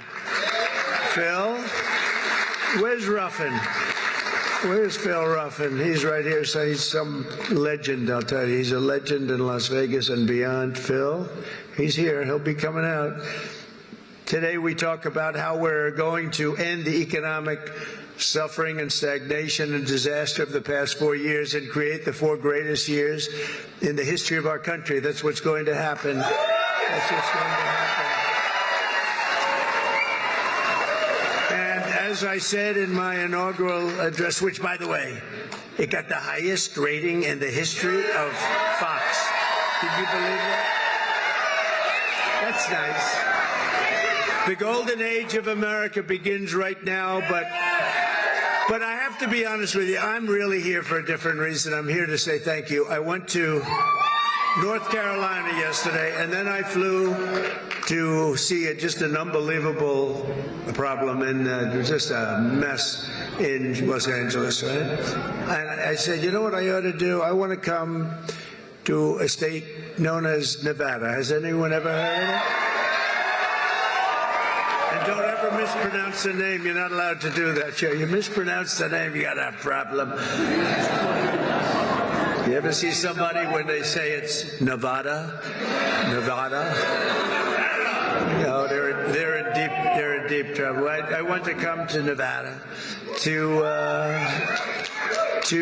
pay my respects because this is the only Republican win of this state in decades, and it was a very big landslide. So. But I think Republicans are going to win a lot now. But we had a big win, and it was an early win, and that was a bad signal for the Democrats. They heard that we were leading so big here, and Joe helped us so much, and a lot of people in this room helped us a lot. Special group. And so I said, you know what I'll do? We're going to fly around it. And I said, let's fly right over it. Let's land, and I'll do something, and I'll just say it. But I want to say it, and I'm almost saying it right here for the media. I just came here because I wanted to thank the people of Nevada for giving us such a big win.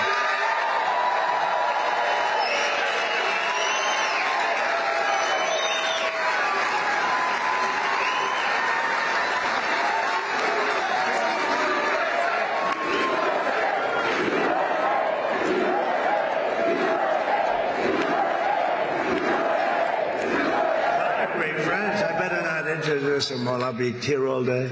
Under our leadership, we're going to defeat inflation, bring down prices. We're going to raise those wages. They're going to go up. They're going to go up.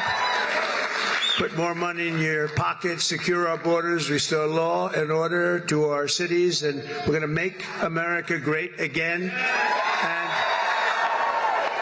for 4 long years, the last administration waged war on the American middle class and everybody else. They had a lot of wars. We had no wars when I left. You know, we defeated ISIS, and we stayed out. Nobody wanted to mess with us. They had a lot of wars. We're trying to put them out. We'll get them put out. Don't worry, we'll get them put out. We were headed to World War III. I'm telling you, we would have had problems like you wouldn't believe. They shut down American energy, buried you in crippling regulation, imposed hidden taxes, and spent trillions and trillions of dollars on waste, corruption, and radical left lunacy. These were lunatics. The result was the most brutal inflation in a half a century, perhaps ever, in this country, I think ever, and soaring prices for food, groceries, and other household goods. The people of Nevada are now paying nearly $1,200 per month more to make ends meet since I left office. Think of that, $1,200 at least. But since I became the 47th president at noon on Monday, I've been moving with urgency and historic speed to fix every single calamity of the Biden administration that they've created. And this week alone, I took nearly 350 executive actions to reverse the horrible failures and betrayals that we inherited from a group of people that didn't know what the hell they were doing, what they've done to this country, especially the open borders, where they have, think of it, 21 million people came in. Many of them are criminals, murderers. Well, we're getting them out. You see it. You see it yesterday, first day. Our message could not be more clear. America's decline is over. American decline is over. We're laughed at all over the world. Now we're not laughed at anymore, I'll tell you. What the world witnessed this week is nothing less than a revolution of wealth creation for everyone and also common sense. It's about common sense. It really is. We're the party of common sense. On day one, I directed every member of my cabinet to, and by the way, Pete Hegseth got approved.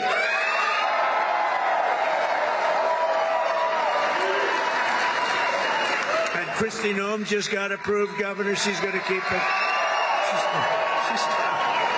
She's a tough one. She's a tough one. And she's going to do a great job. On day one, I directed every member of my cabinet to marshal all powers at their disposal to defeat inflation and bring down the cost of daily life. We want to bring prices down. Too high. They went way up. They didn't come down. I imposed a federal hiring freeze, a federal regulation freeze, a foreign aid freeze. Oh, that's a nice one. And I created the new Department of Government Efficiency, and we're going to have a lot of good people. We're going to get Elon Musk to get involved in that a little bit. He already is. People like him. I terminated the ridiculous and incredibly wasteful Green New Scam.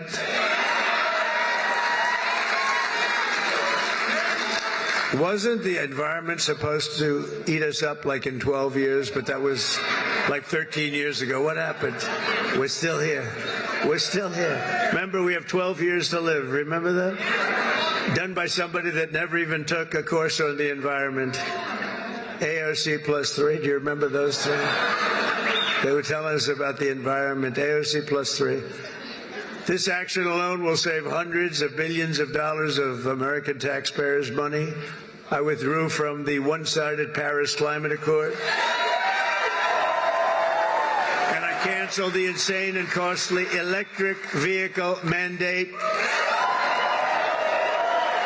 Keeping my sacred pledge to America's auto workers. Boy, did we get a big vote with the auto workers, I'll tell you. And the Teamsters. Any Teamster in the room? We got a tremendous vote from the Teamsters. Thank you. One guy on it. But they voted for us in the millions. So we had a lot of Teamsters voting for us. I withdrew from the World Health Organization, where we paid $500 million a year, and China paid $39 million a year, despite a much larger population. Think of that. China's paying $39 million to have 1.4 billion people. We pay $500 million. We have. Nobody knows what the hell we have. Does anyone know? We have so many people pouring in. We have no idea. We go up, but we're going down a little bit now. You don't mind that, do you? Going to take some bad ones out. I withdrew 4 years ago, but Biden immediately went back for even more money. I mean, he went back, and they offered me at $39 million. They said, we'll let you back in at 39. So we're going to reduce it from 500 to 39. I turned them down because it became so popular. I didn't know if it would be well received even at 39. But maybe we would consider doing it again. I don't know. Maybe we would. They have to clean it up a little bit. But China pays $39 million for 1.4 billion, and we're paying $500 million for 325 million. I don't know. What the hell is wrong with these people? And then when Biden went back in, they immediately went back in. They paid more than we were paying in the first place. They paid more than the $500 million. So they knew they could have had it for 39. They paid more. You wouldn't do that, Joe, right? Now think of it. They know they have a deal at 39, so they went back in at $525 million. What the hell? Man, oh man. It infuriates you, doesn't it?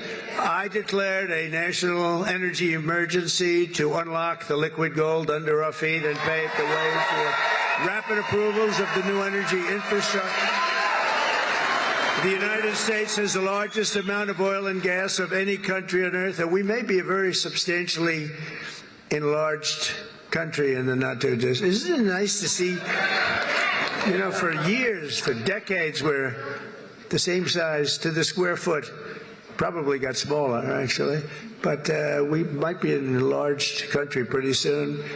And one of the things we're going to be doing is drill, baby, drill. Because that's going to bring everything down. It's going to bring everything down. My administration has also begun the largest deregulation campaign in the history of our country, far exceeding. I had the record for you. We had a great economy. We had the greatest economy that we've ever had 4 years ago. But this is going to be better. You watch. This will be better even than the first term. And the reason I got elected was because of the first term. Somebody said, what was the reason you got elected? I mean, you won by so much. I said, my first term. That's all I did. I just said, well, take a look at the numbers. Take a look at the numbers. In total, the Biden administration imposed $50,000 in additional regulation costs on the average American. I mean, think of this.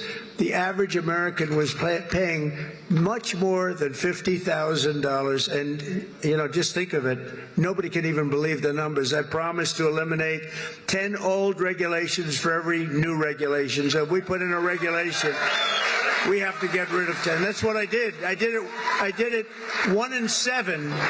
We're going to do 1 in 10 this time, which will soon put many thousands of dollars back into your pockets and the pockets of American families.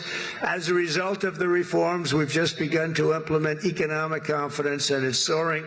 So this week, Oracle, OpenAI, and SoftBank announced Stargate, a $500 billion investment in AI infrastructure, which is going to be very big for Nevada, I have to tell you, the largest in history, and which will create an estimated 100,000 American jobs. Saudi Arabia just said that they're going to invest at least $600 billion. This is because of the election, by the way. And I believe they'll make it $1 trillion. I'm going to ask them to make it $1 trillion. What the hell? The money means nothing to them.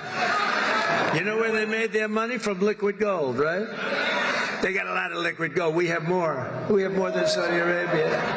They've got a lot. We've got more. We got more than anybody. We just don't use it because of the environment. These people are crazy.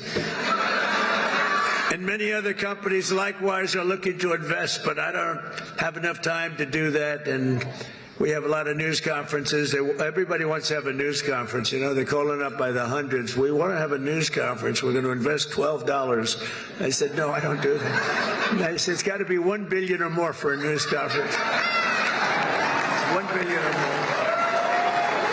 Just 2 days ago, because of our tariff plans, Stellantis announced, that's a very good automobile company, the revival of its Belvidere, Illinois plant, saving 1,500 American auto jobs that were previously headed to Canada, along with major investments to expand American auto production in Detroit, Michigan, Toledo, Ohio, and Kokomo, Indiana. Good place. All of these investments are happening only because of our historic victory, and if we didn't win, it'd be just the opposite. They're pulling out. They were pulling out. They were really pulling out. So they would be withdrawing money. Our country was on the verge of some of the very bad things, and bad things were happening. And now there's light not only over America. I've heard it from even our enemies. They call up and they say, sir, we hate you. We do hate you, but there's light over the world right now. They hate me. Some of them hate me. If they liked me, you got a problem, right? They like Sleepy Joe. What's not to like? You know, they'd call up. It's funny. I was told today by one of the big leaders of the world, would call for a telephone call with the President of the United States a year ago. And they'd say, we'd like to speak with, who is this? It's the head of Germany, the head of, name it, the head of France, the name of any country, it didn't matter. He would never pick up the call. They'd say, he'll call you back in 2 months. 2 months. He has his schedule. He's extremely busy sleeping. No. Macron of France, he'll call you back in 2 months. So 2 months comes along and there's no call. They say, he didn't call.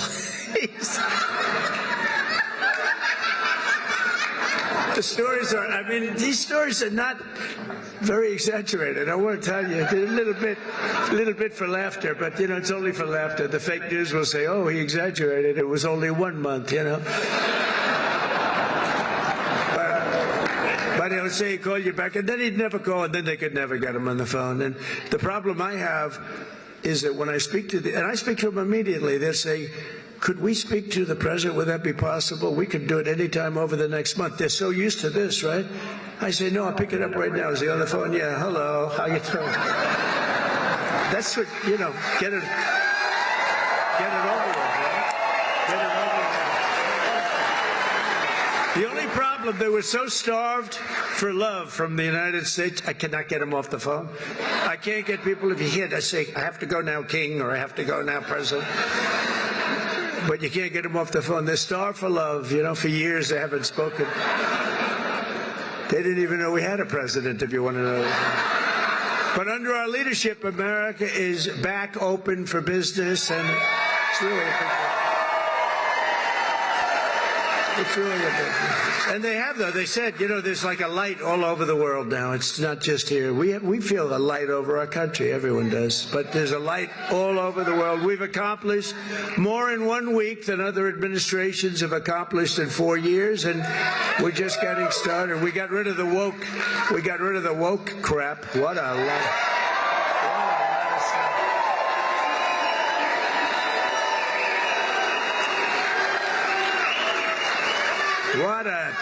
What a lot of crap that was. It was, and these people were petrified of it. I'll tell you, these companies, they run these big companies, they were petrified of it. It was like, I don't think they believed it. I'm sure they didn't believe it. Some I know didn't believe it, but they were so afraid.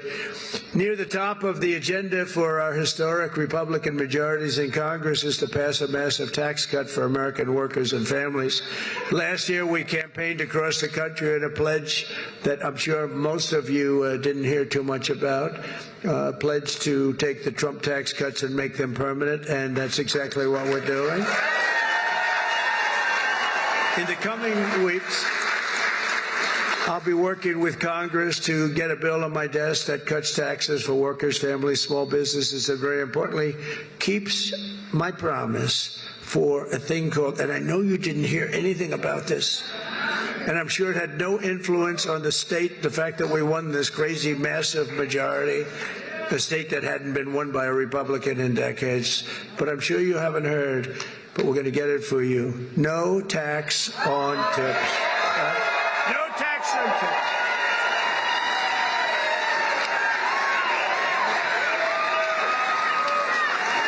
So if you're a restaurant worker, a server, a valet, a bellhop, a bartender, or one of my caddies, I go through caddies like candy. If I play badly, I always blame my caddy. Or any other worker who relies on tipped income, your tips will be 100% yours. Won't that be? Joe, Governor, do you think that had an impact on the election? You do? Like what, a half a point? Pretty big. You had an impact, let me tell you. Nationwide, over 4 million workers depend on tip income, including an estimated 700,000 single moms. And here in Nevada, we will have a quarter, think of it, a quarter of the typical restaurant worker's pay comes from tips. I didn't know that much. That's a lot. You haven't been reporting them for the last 10 years. So here's our deal. We're going to have no tax on tips from now on, but we're going to go after you viciously for all the money you didn't report for the last 10, 15.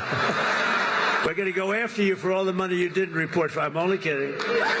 I'm only kidding. I have to say to the fake news, because they're going to say Trump is after all restaurant workers. Many of these workers are some of the very citizens who were hit hard and very hard by the ravages of the Biden economy, which was inflation. When I think of Biden, I think of incompetence and inflation. Not being nice by saying I'm being nice when I say that. Yet even in the midst of the suffering he created, Joe Biden launched a cruel campaign to extract more money from tip workers. And that's what happened. I'm telling you, a young waitress, I won't say beautiful because you're not allowed to say that as a politician. Used to be you could say a young, beautiful waitress. This was a young, beautiful waitress, but I won't say that because I feel like I want to continue my political career. If you call the governor won't say it. If you call a woman beautiful today, it's the end of your political career, so I won't do it. But a young waitress, I think you can call young. You're probably not even supposed to say young. Probably supposed to say a waitress. But a young waitress came up and I said, "How are you doing?" And in my restaurant in the hotel in Trump, I said, "How are you doing?" And she said, "Not great, because they're after me so viciously for tips. They just want my tip income and they don't believe me and all of this." And she said, "It's terrible. You know, sir, you should have no tax on tips." I said, "What?" She said, "What'd you just say? No tax on tips?" That was about the amount of my consultation. It's true. No tax. I said, what did you just say? Say those words again. Sir, no tax on tips. I said, thank you very much. You just won the election.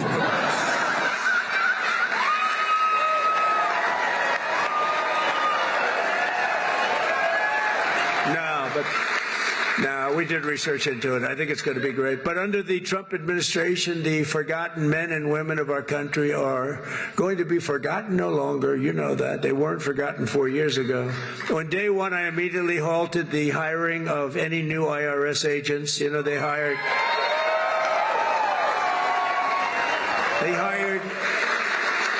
or tried to hire 88,000 new workers to go after you, and we're in the process of developing a plan to either terminate all of them or maybe we'll move them to the border. I think we're going to move them to the border. Well, they're allowed to carry guns. You know, they're so strong on guns, but these people are allowed to carry guns, so we'll probably move them to the border. Yeah. She said no tax on it. How about just no tax? You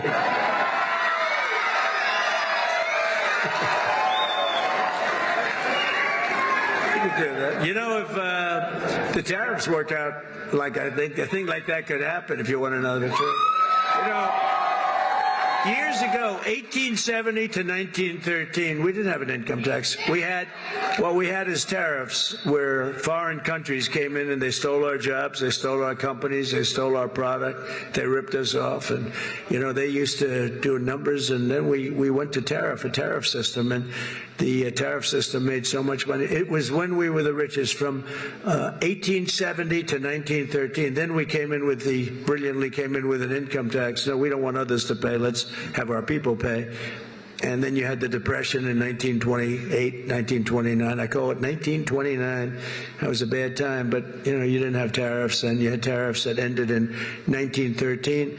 But it was the richest our country ever was. That was President McKinley. In fact, we're renaming the mountain Mount McKinley.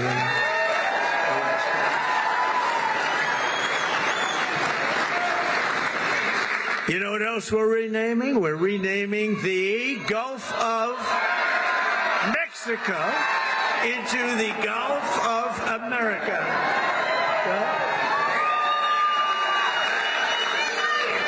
And Mexico, actually, they were thrilled when they heard. They said, that's nice. A few months from now, when I sign our tax cut into law, we're going to deliver for the tip-earning men and women who make it all work. I mean, it's going to be something very special, I think, for you. It's going to be a big difference. And with us today is Jessica Angiano, an employee here at Circa. This is a nice place, by the way, and I just met your owner. He's a nice man. He's rich, too, very rich. But Circa's very nice, and a hardworking single mother of two with incredible children. Jessica's struggling to pay for medical bills to remove a tumor behind her right eye. She's had some real difficulty, and she's currently saving up for a second surgery, which will hopefully be very successful, while also paying for her children's daycare. Jessica says that no tax on tips would transform her life. It would make such a big difference. So, Jessica, we're going to get that for you. Where are you, Jessica? You around here someplace, huh? Hi, Jessica. Oh, so beautiful.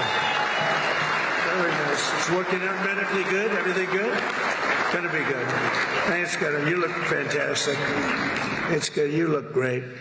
Also with us is Lexi York, a 28-year-old cocktail server here at Circa, who's got big dreams of being an entrepreneur. Lexi says that no tax on tips will help bring those dreams much closer to reach, and she's going to be one of the biggest proponents for it. We're going to have a lot of support when we go before Congress very soon to get that passed. Lexi, where are you? Where are you? Hi, Lexi. Good. We'll get it done. And we're also pleased to be joined by Rosanna Maeda, President and CEO of the American Hotel and Lodging Association, which strongly supports this pro-worker reform. And Rosanna, would you like to come up and say a few words on behalf of so many people? Come on up. Come on up.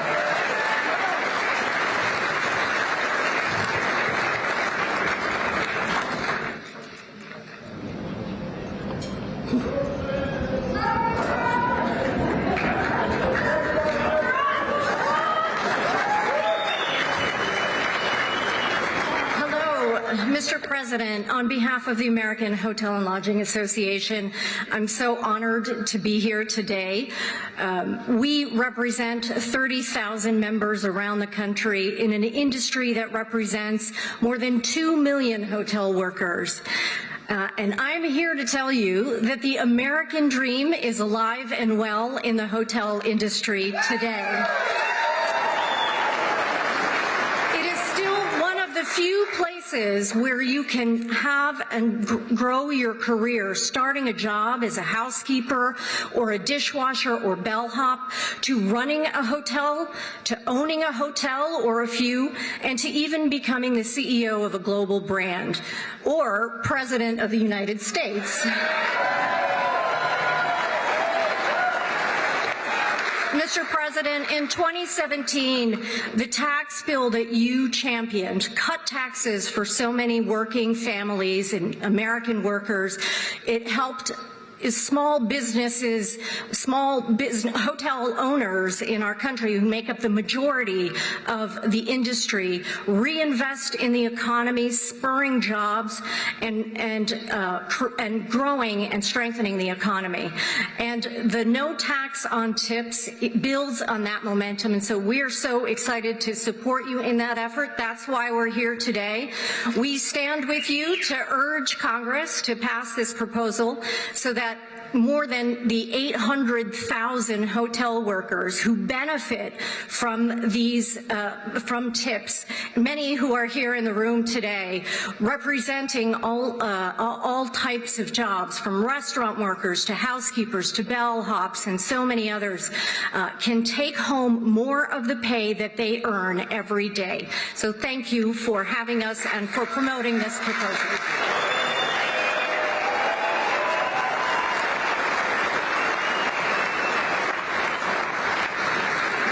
Thank you very much, Jessica. Great. After 4 long years, and these were long years of a government that always put you last. They put America last, they put you last, they put everybody last that was associated with us. You once again have a president who's putting our workers first, putting our families first, and above all, putting America first. And we're going to keep America first, and you see it.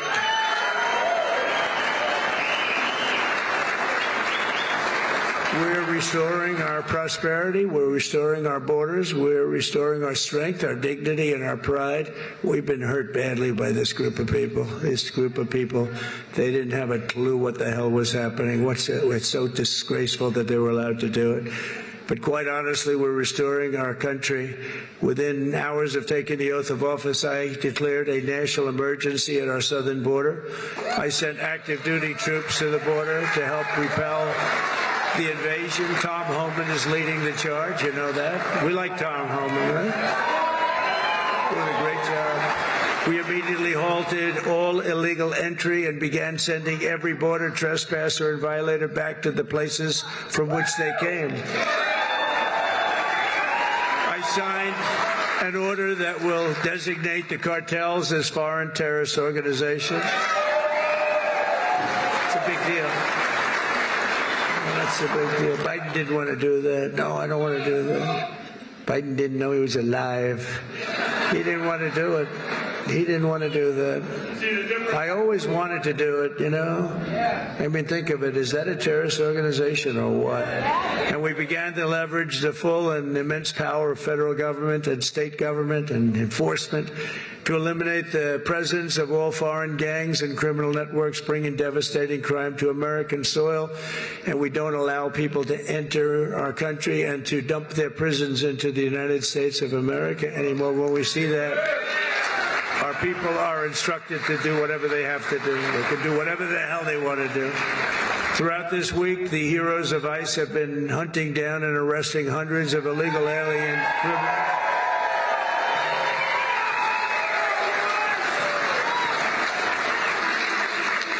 And its immediate expulsion, including those with charges of convictions for rape, child sexual assault, terrorism, and even murder. Members of the savage Venezuelan prison gang known as Tren de Aragua. You know that gang? This is not a nice group of people. They formed in prison, and then they dumped their prisons into our country. So we had them all over the place. Ask Colorado, the governor of Colorado. He doesn't know what to do about it. They're all over the place. We'll get them out. We'll get them out.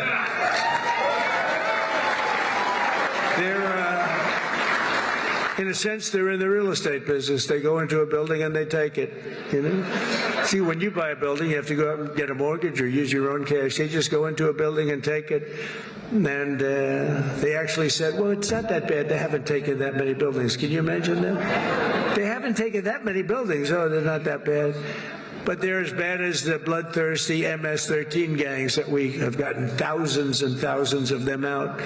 In fact, over 11,000 murderers were released into our country by other countries all over the world because of Biden's open border policy. And when I heard about that, I said, everybody's going to empty out their prisons into our country. I said that. I'd do that if I were heading up any one of the many countries that you know about, not just South America, all over. They take their prisons, their mental institutions, and they empty them out into our country. Can you imagine a person doing this? Can you imagine somebody doing that to our country? For American citizens, January 20th, 2025 was truly Liberation Day. That was really Liberation Day.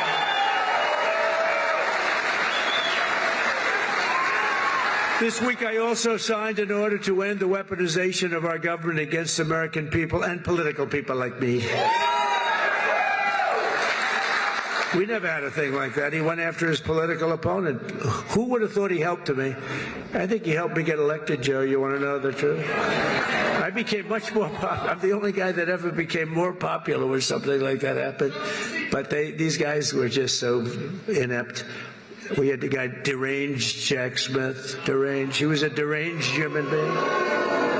But they thought this way Biden could sneak by and he could win an election, another cheating in another election. That's what it was. But we won. We won. You think that was fun? You think that was easy? It wasn't fun. And investigate all of the abuses of power. I pardoned hundreds of political prisoners who had been viciously persecuted by the Biden regime. Hundreds of people were persecuted, including Christians, pro-life activists, 2 Washington, D.C. police officers just yesterday whose lives were destroyed from chasing down a dangerous illegal alien criminal. And, of course, I was very proud to pardon the J6 hostages.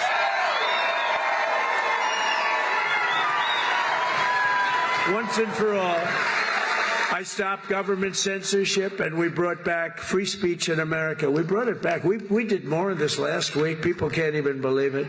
I also signed an order to declassify and publish all remaining files related to the assassinations of President John F. Kennedy, Robert Kennedy, and Martin Luther King, Jr. I signed an order that will end all of the lawless diversity, equity, and inclusion nonsense all across the government and the private sector. We abolished 60 years of prejudice and hatred with the signing of one order, all approved by the United States Supreme Court. We're allowed to do it because we are now in a merit-based world. We're a merit-based country. Did you ever think you were going to hear that again?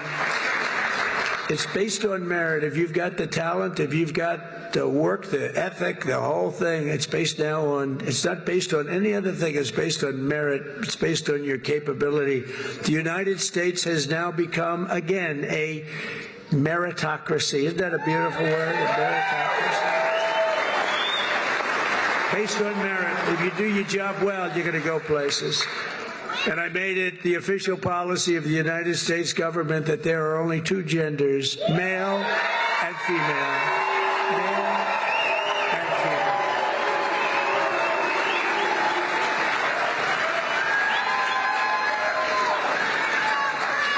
Every single day of my term, we're living by the motto, promises made, promises kept. I kept my promises. It's why we won. It really is why we won. We won because of the past 4 years. We won because of that. But this is going to blow it away. Because when I came in, I had no experience. I didn't do this before. I never did this. I was never a politician before. I was talking J.D. Vance. By the way, hasn't he done a great job? Because J.D. went right to the Senate, and then he went to the vice president and said, J.D., you're really upwardly mobile. He said, you're more so than me. I said, why do you say that? He said, you went from being a real estate developer to the president. That's a pretty big, I never thought of it that way. I guess I'm the most upwardly mobile politician in history. I didn't make any stops along the way. It will be the greatest honor of my life to serve not once, but twice, or 3 times, or 4 times.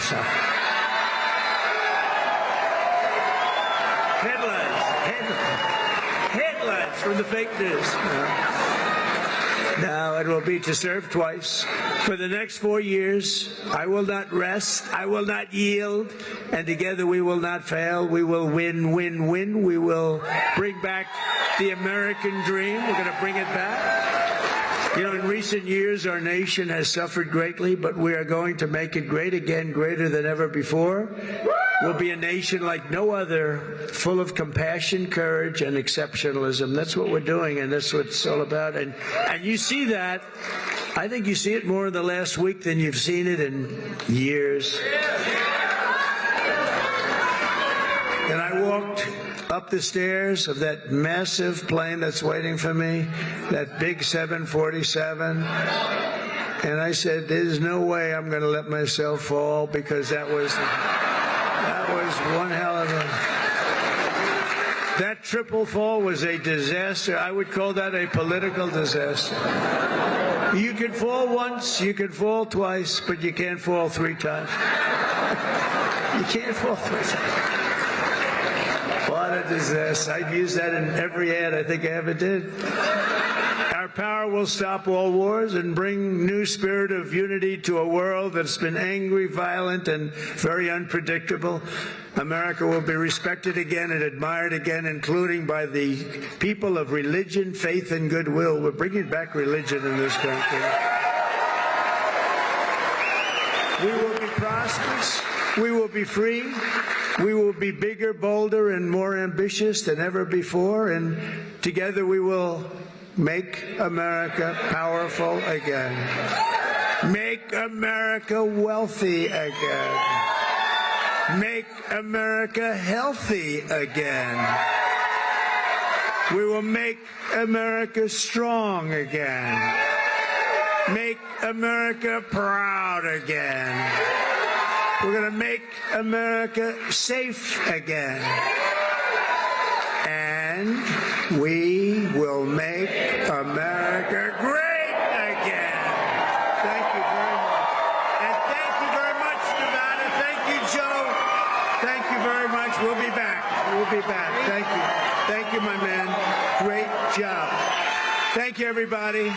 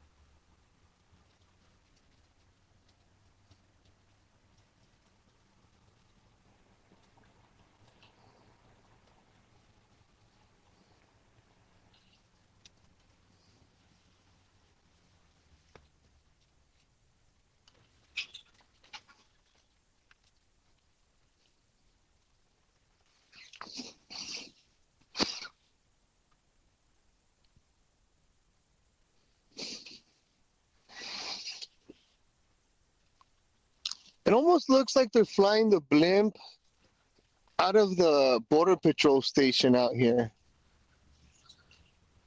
In fact, I'm almost sure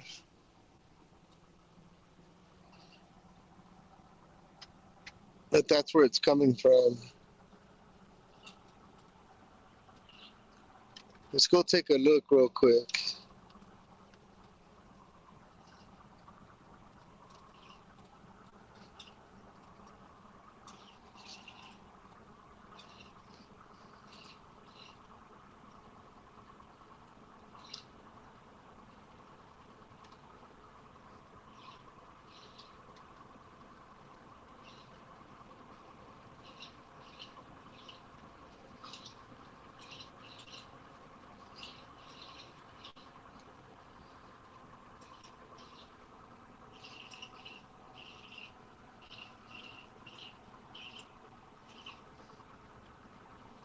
Yep.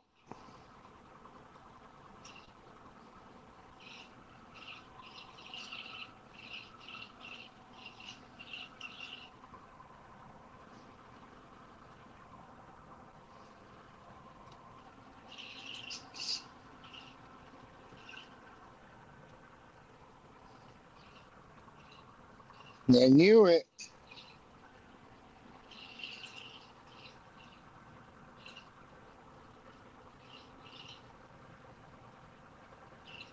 I'm gonna turn right here and we're gonna go right under it so we could do a quick little broadcast. A quick little live hit.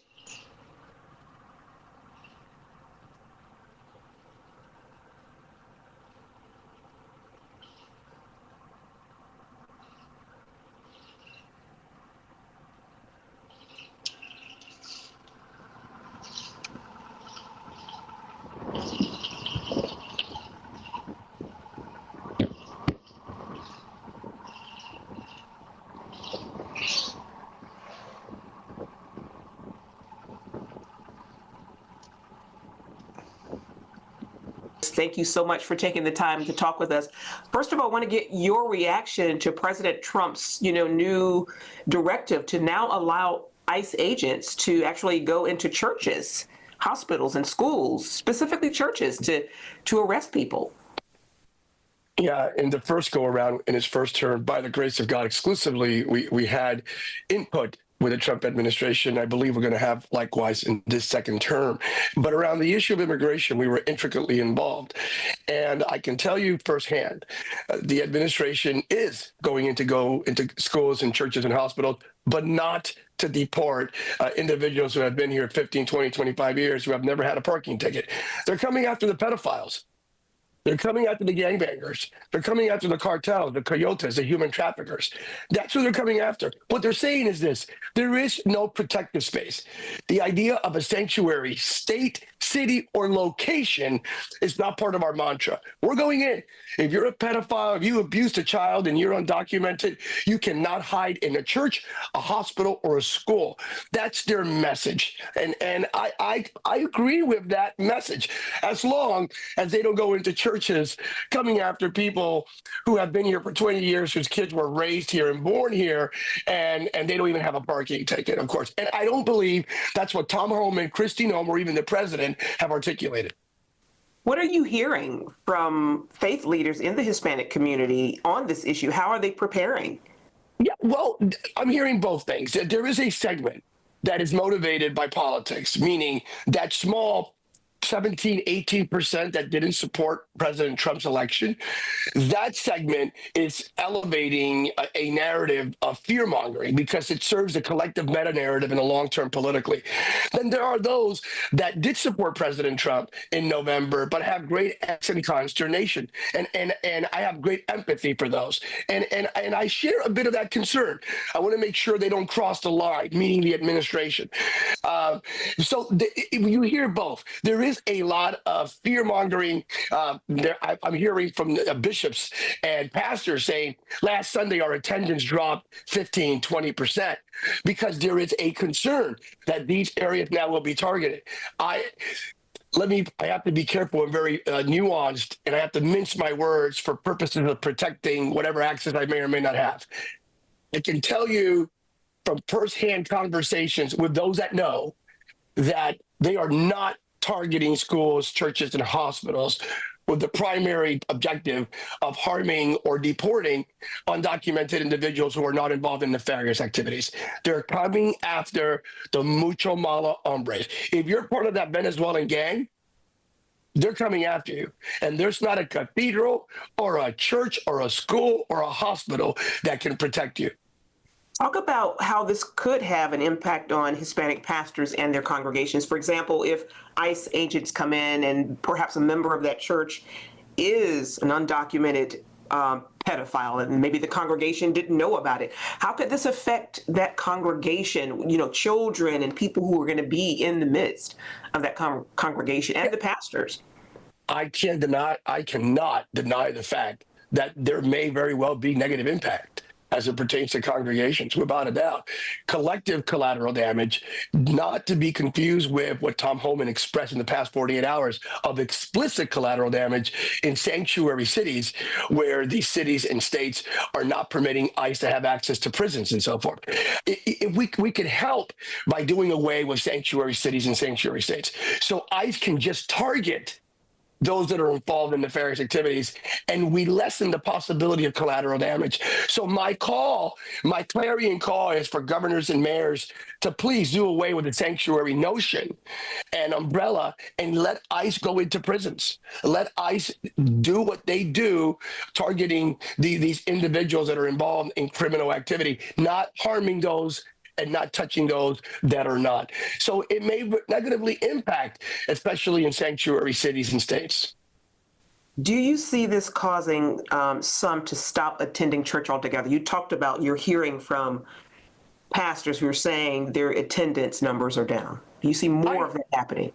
I hope not. I pray not. I pray that via the conduit of dissemination of accurate, correct, validated information, it will serve as a deterrent to attendance going down or diminishing or declining because of the misinformation and because of some legitimate fear or angst out there in the system.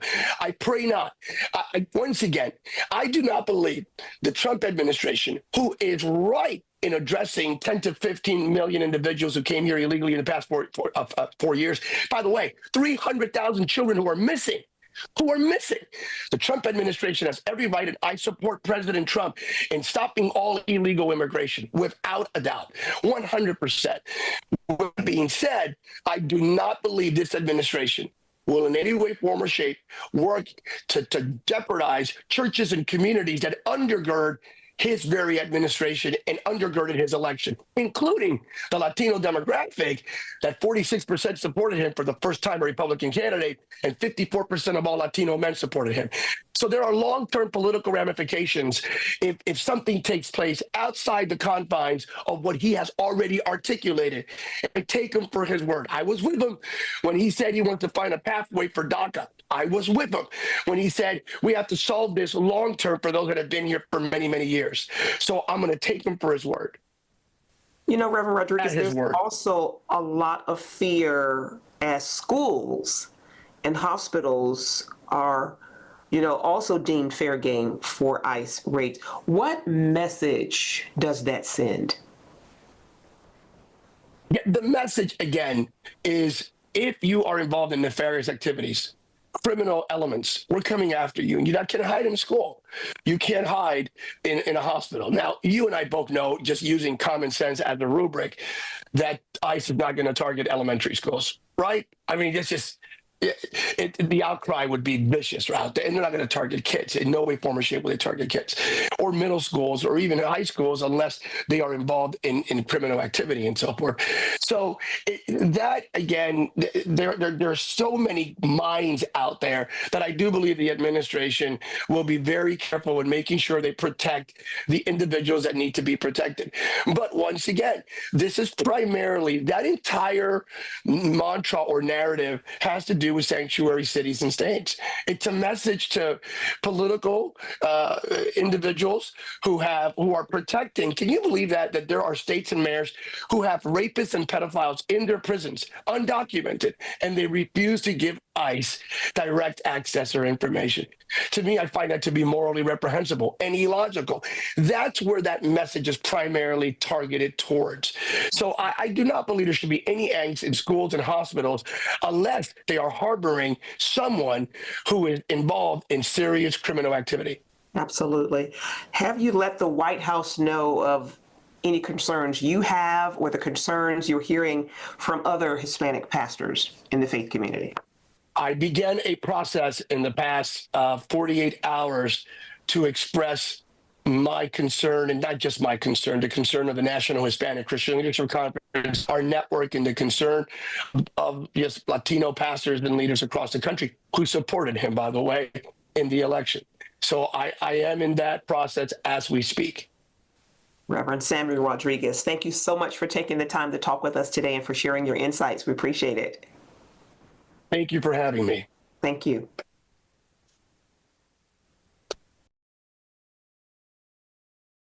Joining us now to dive into Trump's actions against DEI is Dr. Carol Swain, distinguished studies at Texas Public Policy Foundation and retired professor of political science and law at Vanderbilt University.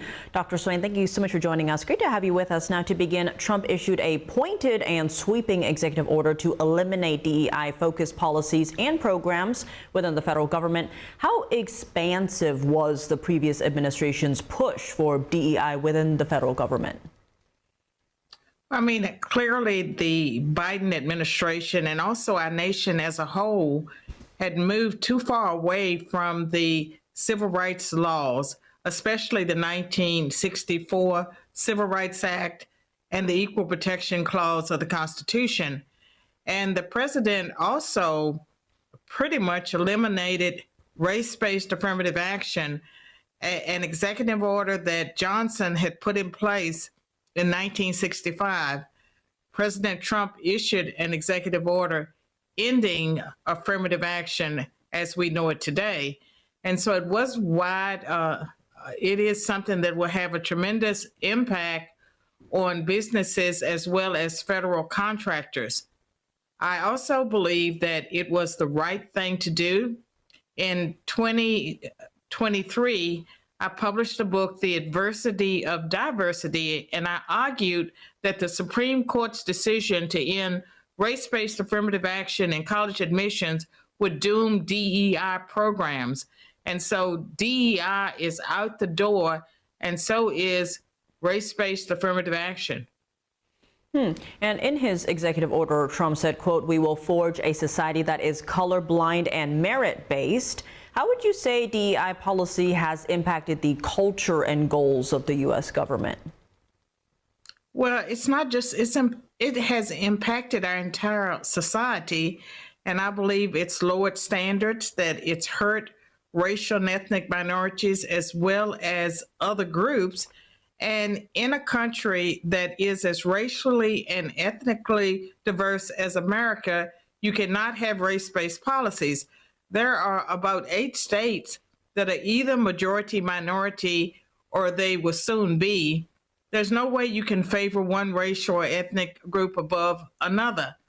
And affirmative action also impacts other areas, other groups. It's not just race, but also religion, women, national origin.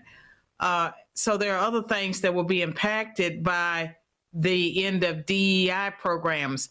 And I think the left overplayed its hand, especially with the aggressive policies that related to the LGBTQ community.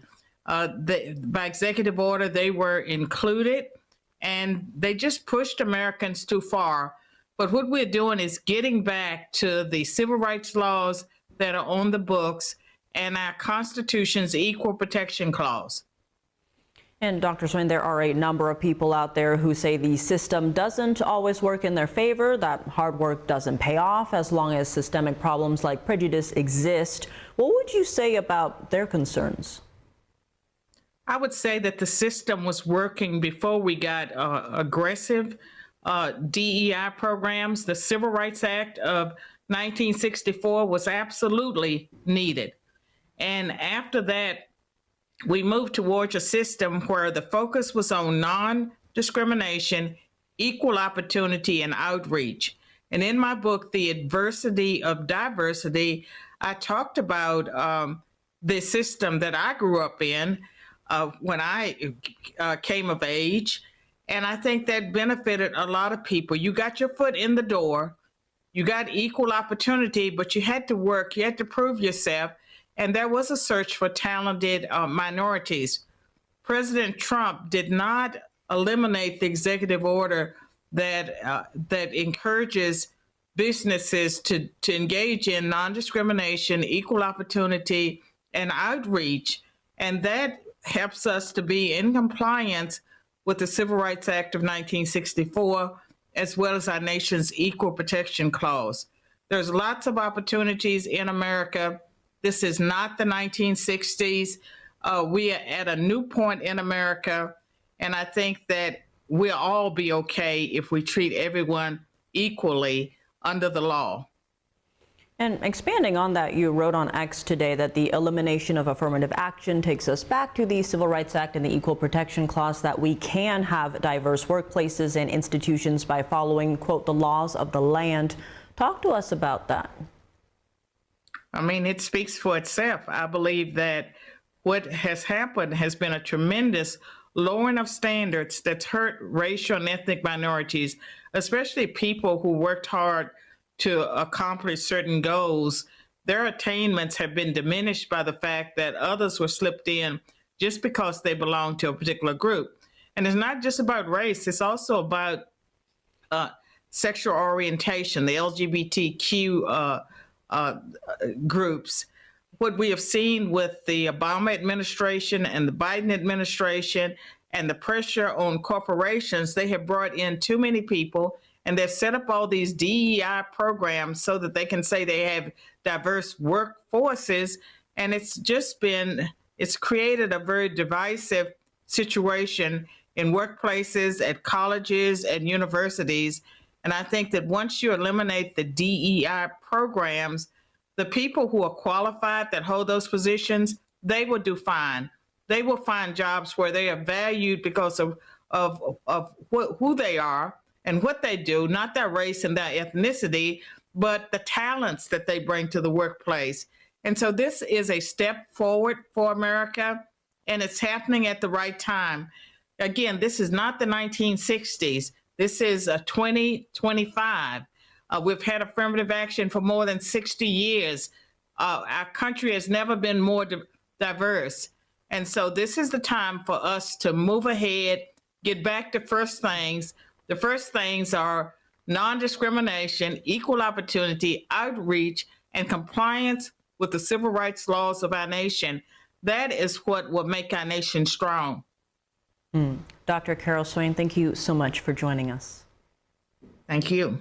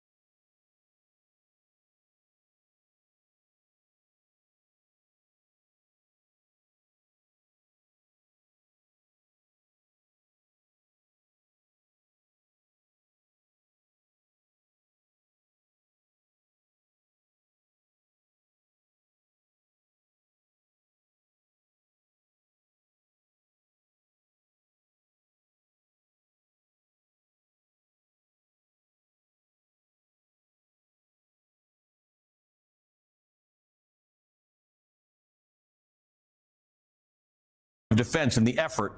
And in the first hours of Donald Trump's second presidency, his new administration started directing the nation's most powerful agencies to carry out his campaign promises about immigration.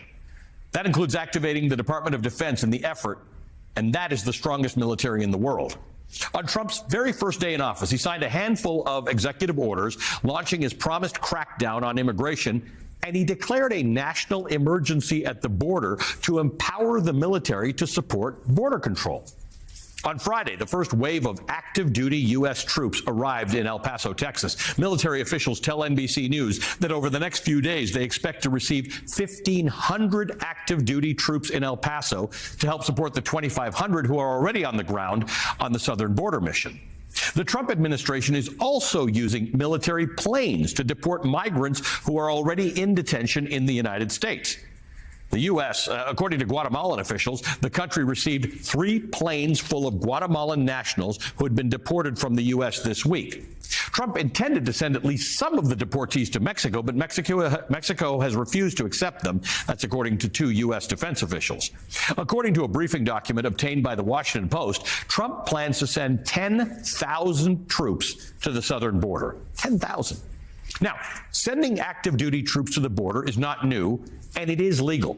Both Presidents Biden and Obama sent active duty troops to the border at certain points in their presidencies. But it becomes illegal when active duty members of the U.S. military start carrying out law enforcement functions. This is important.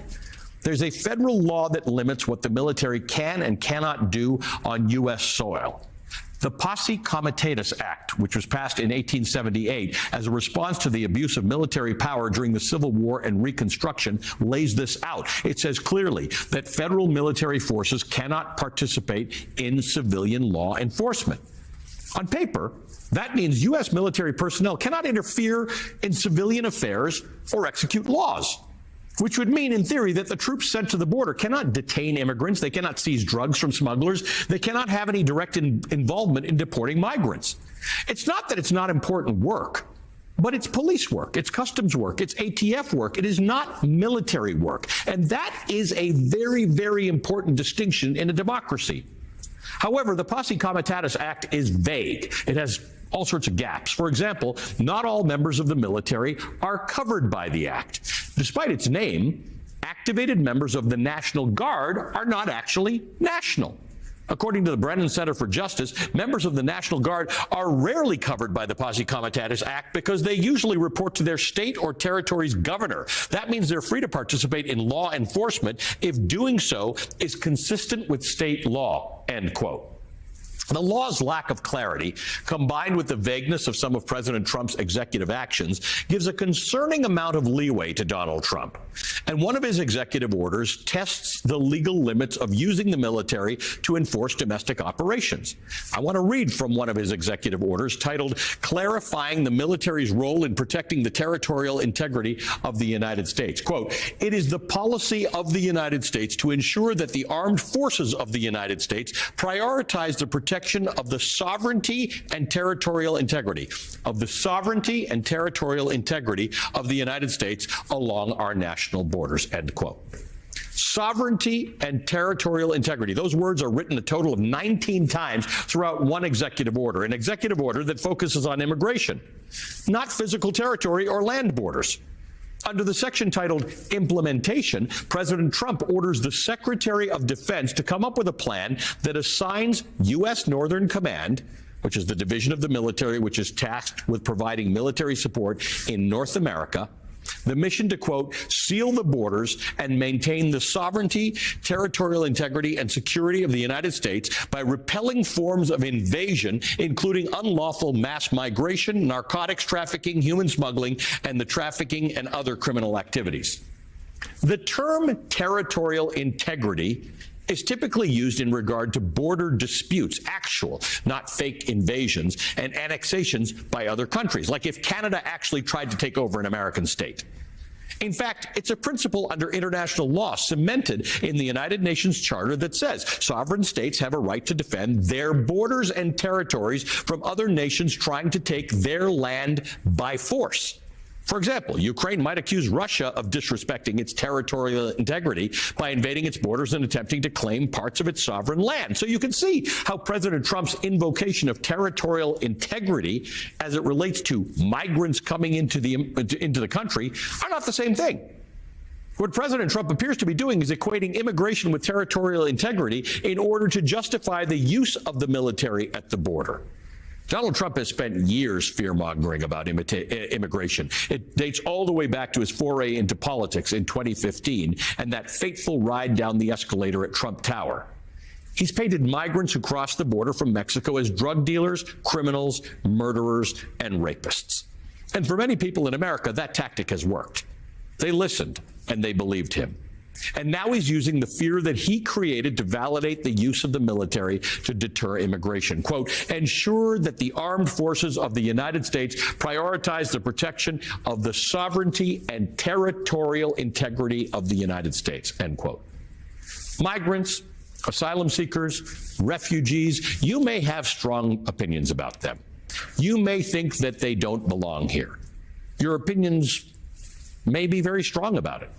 The fact is, they're not actually threatening America's sovereignty or territorial integrity. They are not a risk to our territorial integrity. It's just another fear tactic. And it gets us dangerously close to crossing the Rubicon. It's dangerously close to the U.S. military becoming the commander-in-chief's own personal police force, his own personal militia. Using the military to police civilians on U.S. soil flies in the face of core American values. The situation at the border is a problem that needs to be addressed. But there are solutions that don't involve compromising the integrity of the United States military and lying about its purpose. Appoint more immigration judges. Invest in better technology to keep the border secure. Build more barriers like he's always talking about. Best believe he didn't forget to include the wall in at least one of his executive orders. But at the end of the day, the crisis does not demand the closure of the border with the assistance of the U.S. military. This is not a national emergency. This is not an invasion. This is not a war.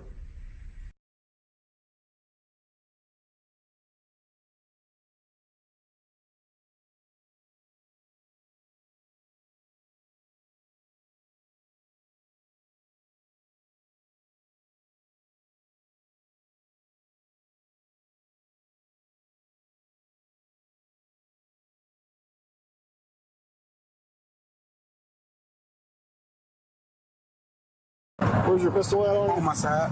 Okay. Just put your hands on the top of the vehicle for me.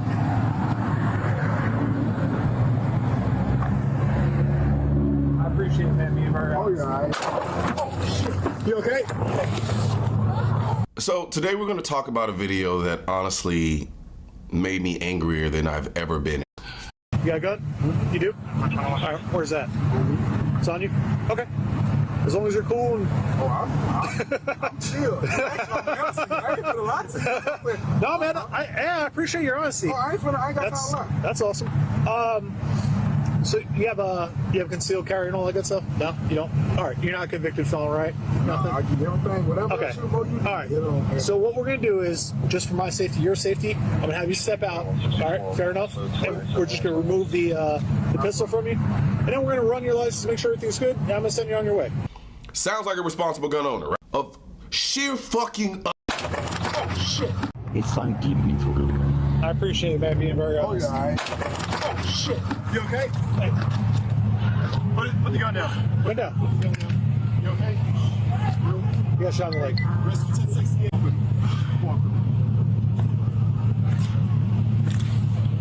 Go ahead. With a gunshot to his leg. Are you kidding me? Like, are you absolutely kidding me? This man did everything right. He was quiet. I appreciate it, man. Oh, yeah. Oh, shit. You okay? To disarm someone, take the whole damn home. This is what made had the uptown skim possibly kind of why education.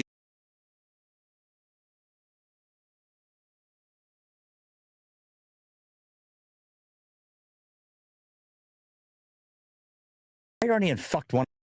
Ruin the brand down. Hey, did you guys see this? Andy Stump, Black Rifle Coffee brand ambassador, as well as he is a what you call it, licensee. He's got a Black Rifle Coffee in Missoula, Montana. It's on Jameson's Travels, the Shield Tube. In other words, somebody sponsored me to do it, but I just wanted to share with you. Can you imagine saying that Ashley, last name B, can't say it, I'm on LubeTube, deserved what she got in the end? Can you imagine that? So if you're on Rumble, wherever, it's going to come out of Rumble later, but can you imagine saying that and thinking you would keep your fucking audience? How arrogant or stupid do you have to be? Or both, right? How arrogant or stupid? I'll play a little bit of it. If you're on LubeTube, catch it later. I'm cutting out here soon. Let's see. And we're not going to work now, LubeTube. Okay. Freedom is very, very dangerous. Yeah. Freedom allows you movement and choices. That's cute. I remember when I had my first beer. Is she at fault for what happened to her? You could. I'm not going to say that. Did she? So he goes on to say she's basically at fault for, being there. You get out of bed, and you watch the whole thing if you're interested. Andy Stump's fucking moronic logic. And I gave Ben, the veteran biker, I showed to Ben yesterday. He went with it. Let's talk to Andy, see if you're going to fuck this. I already had fucked one of his podcasts where he called 50% of disabled veterans, people who've got a claim, the VA, frauds, criminals, felons. Saw that.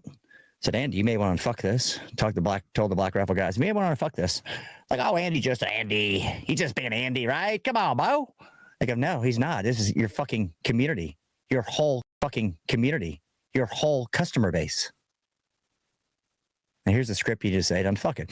I think this is worse right here. This gets picked up by the rest of them. Weird Inception shit, right? Gets picked up.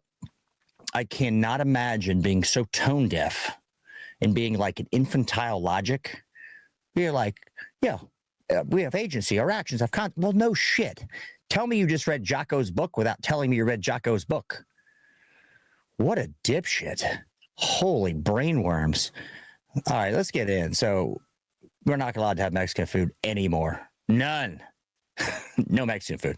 When I went to his bedroom to say goodnight, and he was crying because of the abuse that he was enduring in this school system. Then why did you stay in Mexico? Bam! Bam!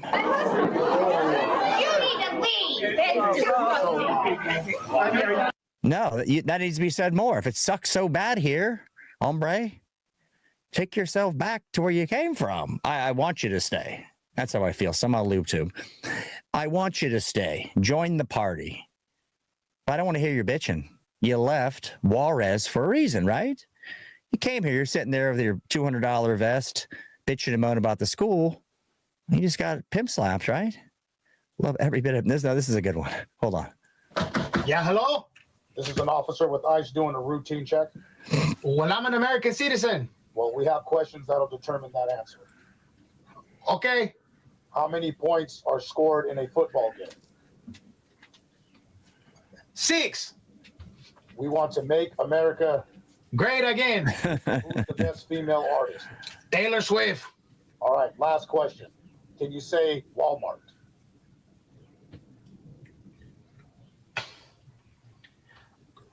So can you say... Yes, I know. Walmart. That's pretty funny. These skits are pretty good. Now, this right here, is this true? The theory, the caption is, right? They're going back. They're self-deporting.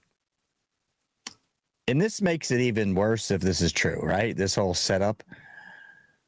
So let's just go down the path. It is true. They're self-deporting. Who's they? Illegal aliens, what they're called by definition in law, LubeTube. In law, LubeTube, by the way. If they come here, new truck, and they stole so much from the Treasury by stealing benefits and weren't theirs rightfully, and they could just leave, it's just a scam, right? It's like The Sopranos. We got turned out, blowout. Look at this.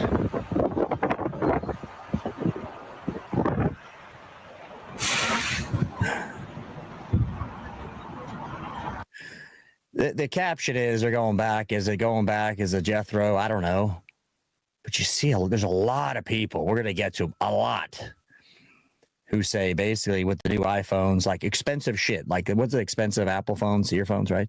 headphones. And they're like, I can't believe they're sending me back. I'm like, honey, I know you sold the EBT for cash, your unlimited EBT. You took $2,000 of my tax dollars, traded in for $1,000 cash, is what they do. And here we go. Who am I talking about? I'm not disparaging any party. I'm just talking about court case, actually. Enchiladas, none of that for you. Wait, hold on. And let me make something absolutely clear, unless it wasn't already.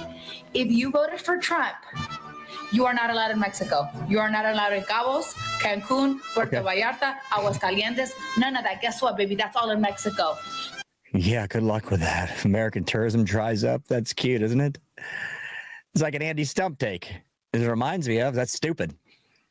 Like, you want to deport illegals? You can't go to Mexico to visit and spend all your money. Yeah, that's going to work out good for Mexico and some world, right? Uh-huh. You don't like us, we don't like you. Don't go there. Stay in your country. Figure it out. Vacation, I don't know, maybe Nebraska perhaps. One of the red states that you love so much. Stay there. Don't have margaritas, don't have tequila, no tacos, no enchiladas, none of that for you.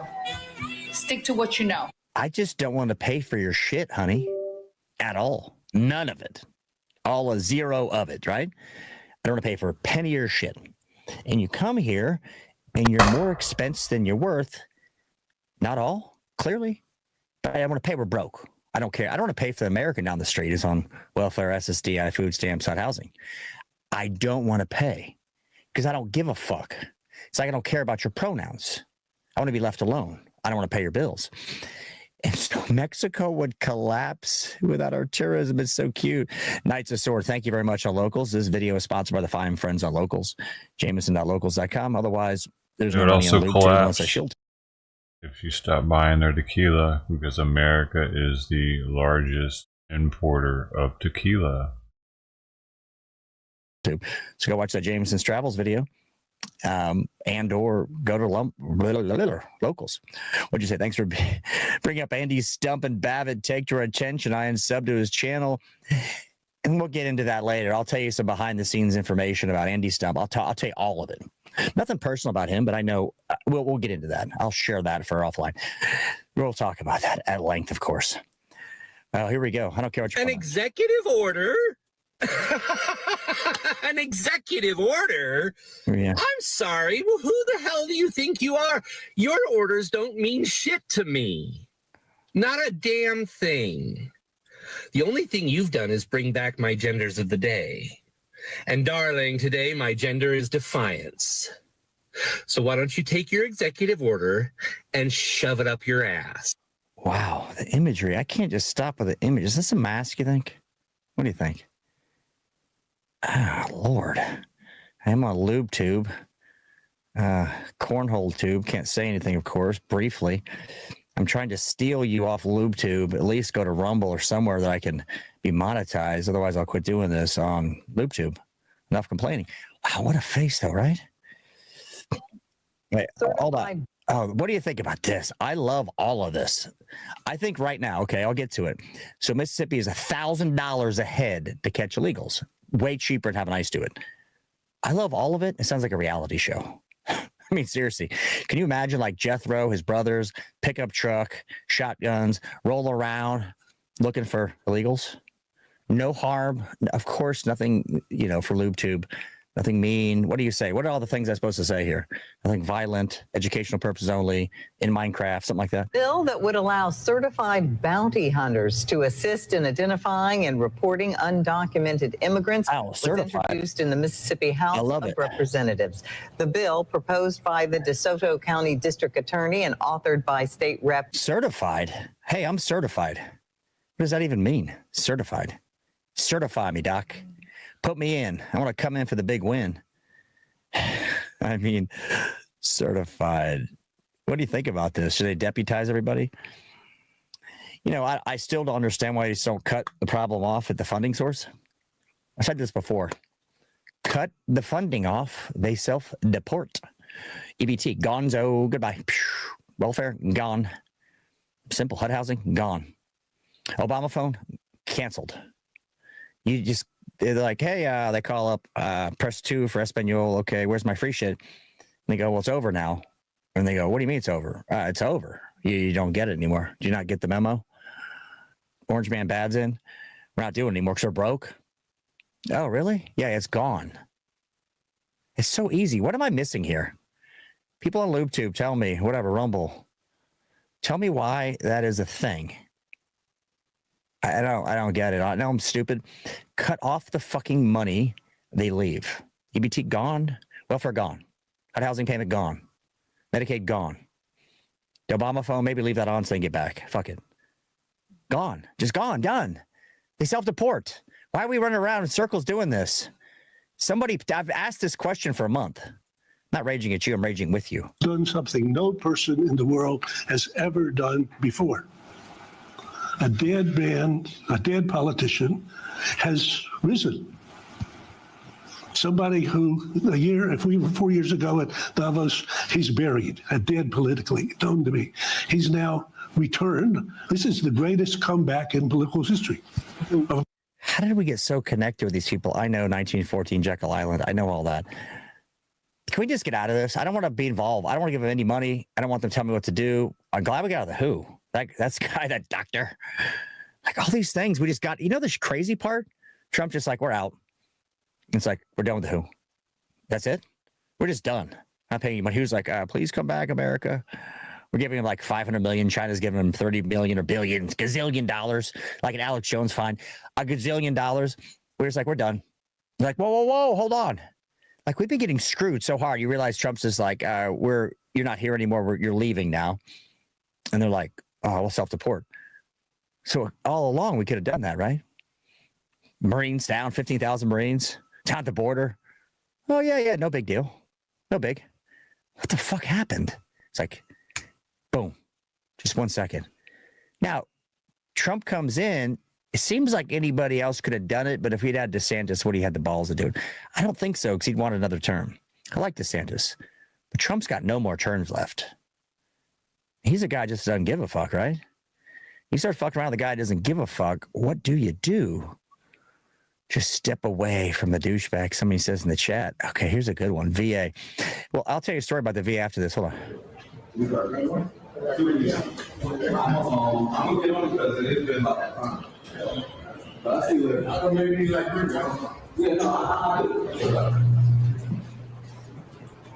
This is a VA, New Jersey.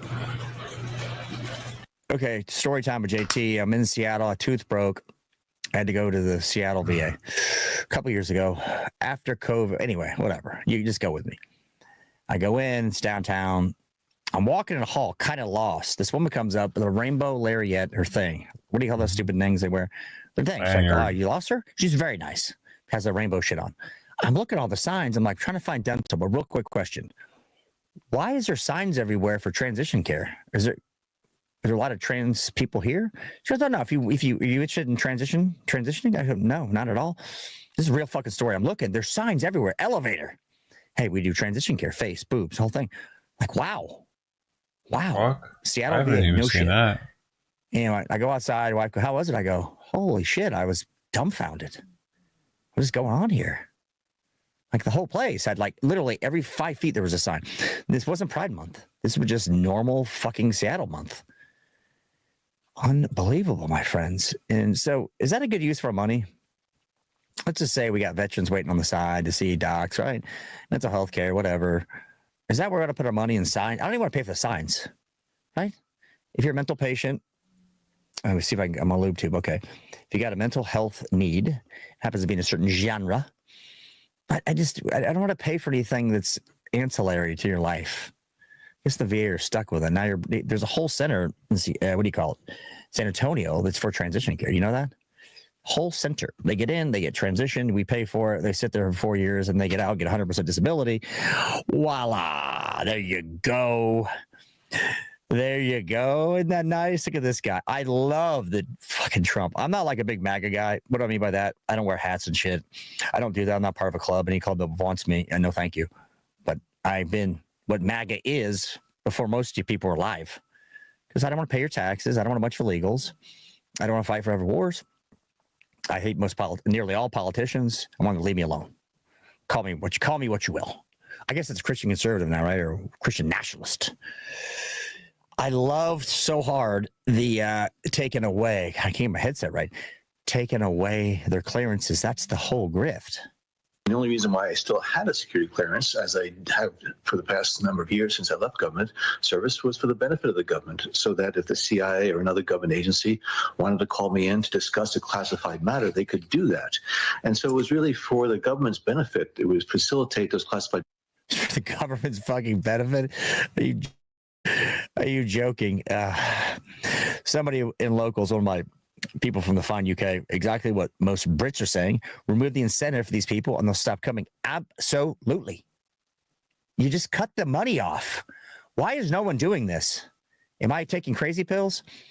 John Brennan, man, 51 Intel experts. Charge discussions with myself, as well as with former directors, as well as other former members of the intelligence community that had those clearances. So, again, yesterday's EO was bizarre, among many of the bizarre executive orders that he had signed out. And that's what we are. We're bizarre people because we voted for Trump. We knew all of this was coming, and we want all of it. You know what happened is they pushed us so far. We had a gap with Trump. We had 8 years of Obama. He's almost worse than Lyndon Baines Johnson, almost worse. 8 years of Obama, the black JFK, we just sat there and go, okay, we can't say anything because he's black and he speaks well. And just fuck the country left and right. A gap with Trump, and then Biden doubles down. And so we're like beaten. And like, we just expect to be called names. Call me a name. I'm sorry. I won't say it. Oh, sorry, YouTube. I won't say that. Speech, not reach. Elon Musk. And Elon Musk, people think he's based. Fucking, you kidding me? The biggest intelligence asset in the world? Come on. As you point out, he misrepresented the facts in that executive order because it said that we had suggested that the Hunter Biden laptop story was Russian disinformation. No, we said it was for the hallmarks of Russian information operations, including the dumping of accurate information, which is what we said in that. That could be anything. You fucking liar. Anything that you don't like. If you say, I don't want to give more money to Ukraine, are you Putin? No, that's Russian disinformation. No, fuck off. No, absolutely. No more money. No mas. My money. 40% of my, hell, by the time think about taxes real quick. Put in the chat real quick how much you think you pay in taxes. Federal, sales tax, state, gas tax, fill in the blank registrations. Keep going, shall I? How much do you think you pay? If you're working and doing just decent, right? You make good money. Two income, it's way over 60%. I don't want to pay for any of this shit. I don't pay for their clearances. They go kowtow around, sit there. The CIA. This guy provides no value to me. None. Letter. So again, this was 85%. That's we're talking. 85. I don't doubt it. Just his effort to try to get back at those individuals who have criticized him openly and publicly in the past, and I think very legitimately. People who lied. They had no way to tell if it was Russian disinformation, misinformation, right information, no information. They say, well, it looks like it. Because it's against Biden. So it's got to be Russian. So if you're against Biden, it's got to be Russian misinformation. The hallmarks. That's what was said, right? They said the hallmarks of Russian misinformation. So if you don't like Biden, you see, there's no win. It's the fucking Andy Stump thing. Again, I'm going to pimp this out because some reason LubeTube is like fucking me over again. I mean, good click through, good numbers, good everything. This is weird Inception shit. Go see it. Navy SEAL. I got a great title on Rumble when this one coming out. Navy SEAL just enraged 95% of Americans, her own fault. Yeah, he basically said Ashley Babbitt deserved what she got because he's a smart fucking dipshit. And we gave him, we'll talk about this on Locals, man. I got some real good information to share that I don't want to share here. All right, we're landing the plane here shortly on LubeTube. Why'd you let this person anywhere near the inauguration? Somebody explain that to me. Trump, please get help that doesn't suck. He was terrible at getting help the first administration. Absolutely horrendous. I think he's better this time. I think he learned his lesson, I hope. Why in God's green earth is this person anywhere near the inauguration? Please explain that to me like I'm a 5-year-old. It's not hard. What does the whole inauguration day look like? Boom. Okay, good. Who's there? Navy band, check. Weird, they, them, whatever. No, absolutely not. No. I'll have a priest come in. Not one of the Dill's little boys. I ask you to have mercy upon the people in our country who are scared now. Grow a pair of balls. There are gay, lesbian, and transgender children in Democratic, Republican, and independent families. Some who fear for their lives. And the people who pick our crops and clean our office buildings, who labor in poultry farms and meatpacking plants, who wash the dishes after we eat. Shut up, lady. You don't know what you're talking about. I grew up in Florida. We had migrants. Guess what they did? They migrated here to work and they migrated back. Right? I remember it clearly. Look around Palmetto, Florida. Look in that area, that region. There's like 5 tomato packing plants. They need them all South Florida, and they pick tomatoes all winter. And guess what? They migrate here, and they migrate back. We don't pay for them. Whoa. Weird concept. Now everybody's scared about everything. Oh, my God, I'm scared. They're scared. Well, grow a pair of balls. I'm over it. My kid said that once in a while. My youngest daughter. Love her to death. She's like, I get anxiety driving to work. Lives in Denver. I go, what are you talking about? It sucks driving to work when it's busy. I get it. It's not anxiety. You just want to go to work. I get anxiety. My dog gets anxiety. I'm like, no, absolutely. Your dog does not get anxiety. No, we're not doing that. Dad's not doing that. In restaurants and work the night shifts in hospitals. Cats can get depression. They may not be though. citizens. They don't work the night shifts in hospitals, you fucking liar. My wife's a physician in a hospital. We're traveling. Remember, I was traveling all over the country for 4 years in an RV. So it's not true. She worked at hospitals all over. No, not true. Or have the proper documentation. But the vast majority of immigrants are not criminals. They pay taxes and are good. Tell me what tax they pay if they're legal, you lying bitch. Sales tax? No, it's not enough. When you put them on welfare, Medicaid, food stamps, English as a second language. I was in the hospital here in rural Virginia, sitting there waiting to have prostate biopsy. The kid next to me, mother was Syrian. How do I know I recognize the language? The kid's like 5. I'm sure she's lovely. The mom can't speak English. They're taking the kid, putting him under anesthesia, take out baby teeth. She's like, oh, he's got something, pidgin English. Of course, the interpreter we had to pay for. Like, oh, his gums are sore back here. Then it's like, yeah, because his teeth are coming in. So you're taking a kid on Medicaid at a hospital, putting him under to put caps on his fucking teeth. There's not enough tax you could pay to cover that fucking bill. Right? Not enough. Lovely woman in her burqa, all of her shit on. Kids, I'm sure his kids are lovely, salt of the earth. I can't pay for it. No, thank you. With neighbors. They are faithful members of our churches and mosques, synagogues, wadara, and temples. I'll tell you what. Somebody asked me, what church you go to? You know what? Oh, he might have said something. Oh no, he that's right. He deleted some. I think I was 2 minutes behind. He deleted some. I don't know. Unfortunate.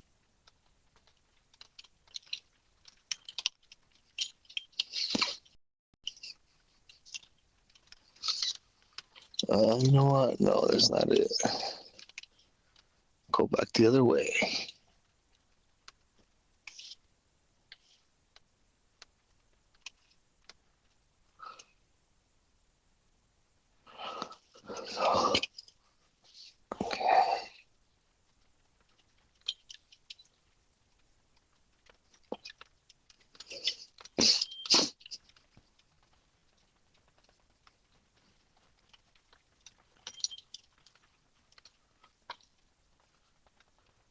My administration has taken action to abolish all discriminatory diversity, equity, and inclusion nonsense. And these are policies that were absolute nonsense throughout the government and the private sector. With the recent yet somewhat unexpected great Supreme Court decision just made, America will once again become a merit-based country. A merit-based country, right. On his first day back in the Oval Office, Donald Trump signed an executive order ending what he called, quote, radical and wasteful diversity, equity, and inclusion programs in federal agencies. It's unclear how many workers ultimately will be affected, but what is evident is the impact this will have on the government and the country. Trump's actions echo President Woodrow Wilson's then unprecedented segregation of federal offices in 1913. There was no official law, no executive order, just guiding policy. But that policy led to blacks being segregated or just summarily dismissed from federal positions nationwide. For example, in 1914, Wilson required a photo from all federal job applicants to make it easier for racial screening. And those black workers who managed to keep their jobs, they were often subjected to inhumane and degrading treatment. In an open letter to Wilson, W.E.B. Du Bois wrote, quote, We are told that one colored clerk who could not actually be segregated on account of the nature of his work has consequently had a cage built around him to separate him from his white companions of many years. Take a second to let that sink in. A cage. Wilson later defending his racist policies to a group of black professionals, saying in part, quote, segregation is not humiliating, but a benefit and ought to be so regarded by you gentlemen. In 1948, President Harry Truman signed an executive order banning segregation in federal civil service, but the damage was already done and it continues to this day. While more than 18% of federal workers are black, they only comprise 11.7% of management positions, with white employees being twice as likely to be promoted to management in some agencies. The wealth gap between federal black and white workers sits at 15.6%. And as late as February of 2023, about 4 in 10 dude, who federal fucking black cares if they're white or black, dude? Maybe that means that black people aren't good at managing shit. Look at Africa. The fuck? Why don't people just say that? Look at Africa. Is it managed well, or do they need tons of help from the Western world to stay afloat? Because without us, they would fucking implode. I don't know. Here, they're special though. They're better at managing stuff. It's different. They're American. say that they've experienced discrimination or have been treated unfairly at work because of their race or ethnicity. Joining me now they is like Sean to do that, Harper, though. That's professor the of problem. Public Policy, Business, and Education at the University of Southern California and founder and chief research scientist of the twitching. USC Race and Equity Center. Professor, twitching, it's an honor bro. to have you here. Look, DEI efforts, they date back to the civil rights movement to create more diverse and inclusive workplaces because of the racist history of this country. And just like in Woodrow Wilson's time, what happens in that federal government is often repeated in the private sector. We've seen recently companies like Target, McDonald's, Walmart, Meta, and others, they're rolling back their DEI initiatives. How much do you think that these collective moves, either publicly in our government sector and privately in our business sector, they're going to set the nation back? Yeah, well, Katie, thank you for having me. It's such a pleasure to be with you. I also want to appreciate the historical journey that you just took us through. Historical facts matter. It's why it is so important to teach the full truths about America's racial past and present. You know, if people were taught the real truth, they would understand the consequential nature of the policy decisions that are being made right now that are going to lead to catastrophic outcomes and even more pronounced racial inequities and wealth gaps between groups. You know, this is bad for our economy. So check this out. If black people aren't fucking pulling their weight and allowing themselves to go deeper down into the pit of racial divergence, what is it? Not divergence, you know, or the divide of money. They're gonna be poor because of their own fucking actions. What are they gonna blame that on racism? You know what I mean? Like, what the fuck, man? That's racist. It's not our fucking fault y'all didn't bust your asses.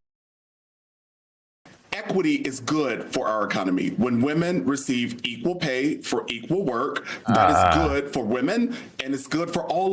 See, how do you define equal work, though? How do you define that?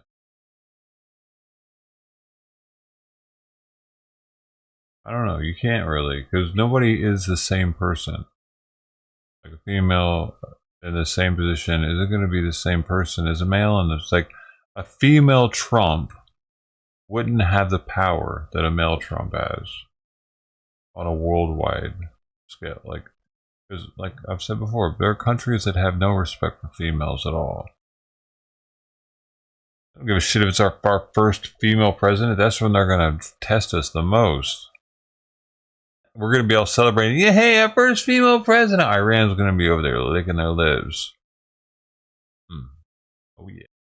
Of us in the United States, it's good for us when the diversity of our federal leadership and leadership in our military is reflective of the diversity of our nation. So, that's what's at stake here now because of these new executive orders from President Trump. No. And Trump's efforts go beyond DEI. On Tuesday, he revoked the Equal Employment Opportunity Rule that was signed by President Lyndon B. Johnson in 1965, which stipulates that employers can't discriminate against job applicants or workers on the basis of race, gender, and other protected characteristics.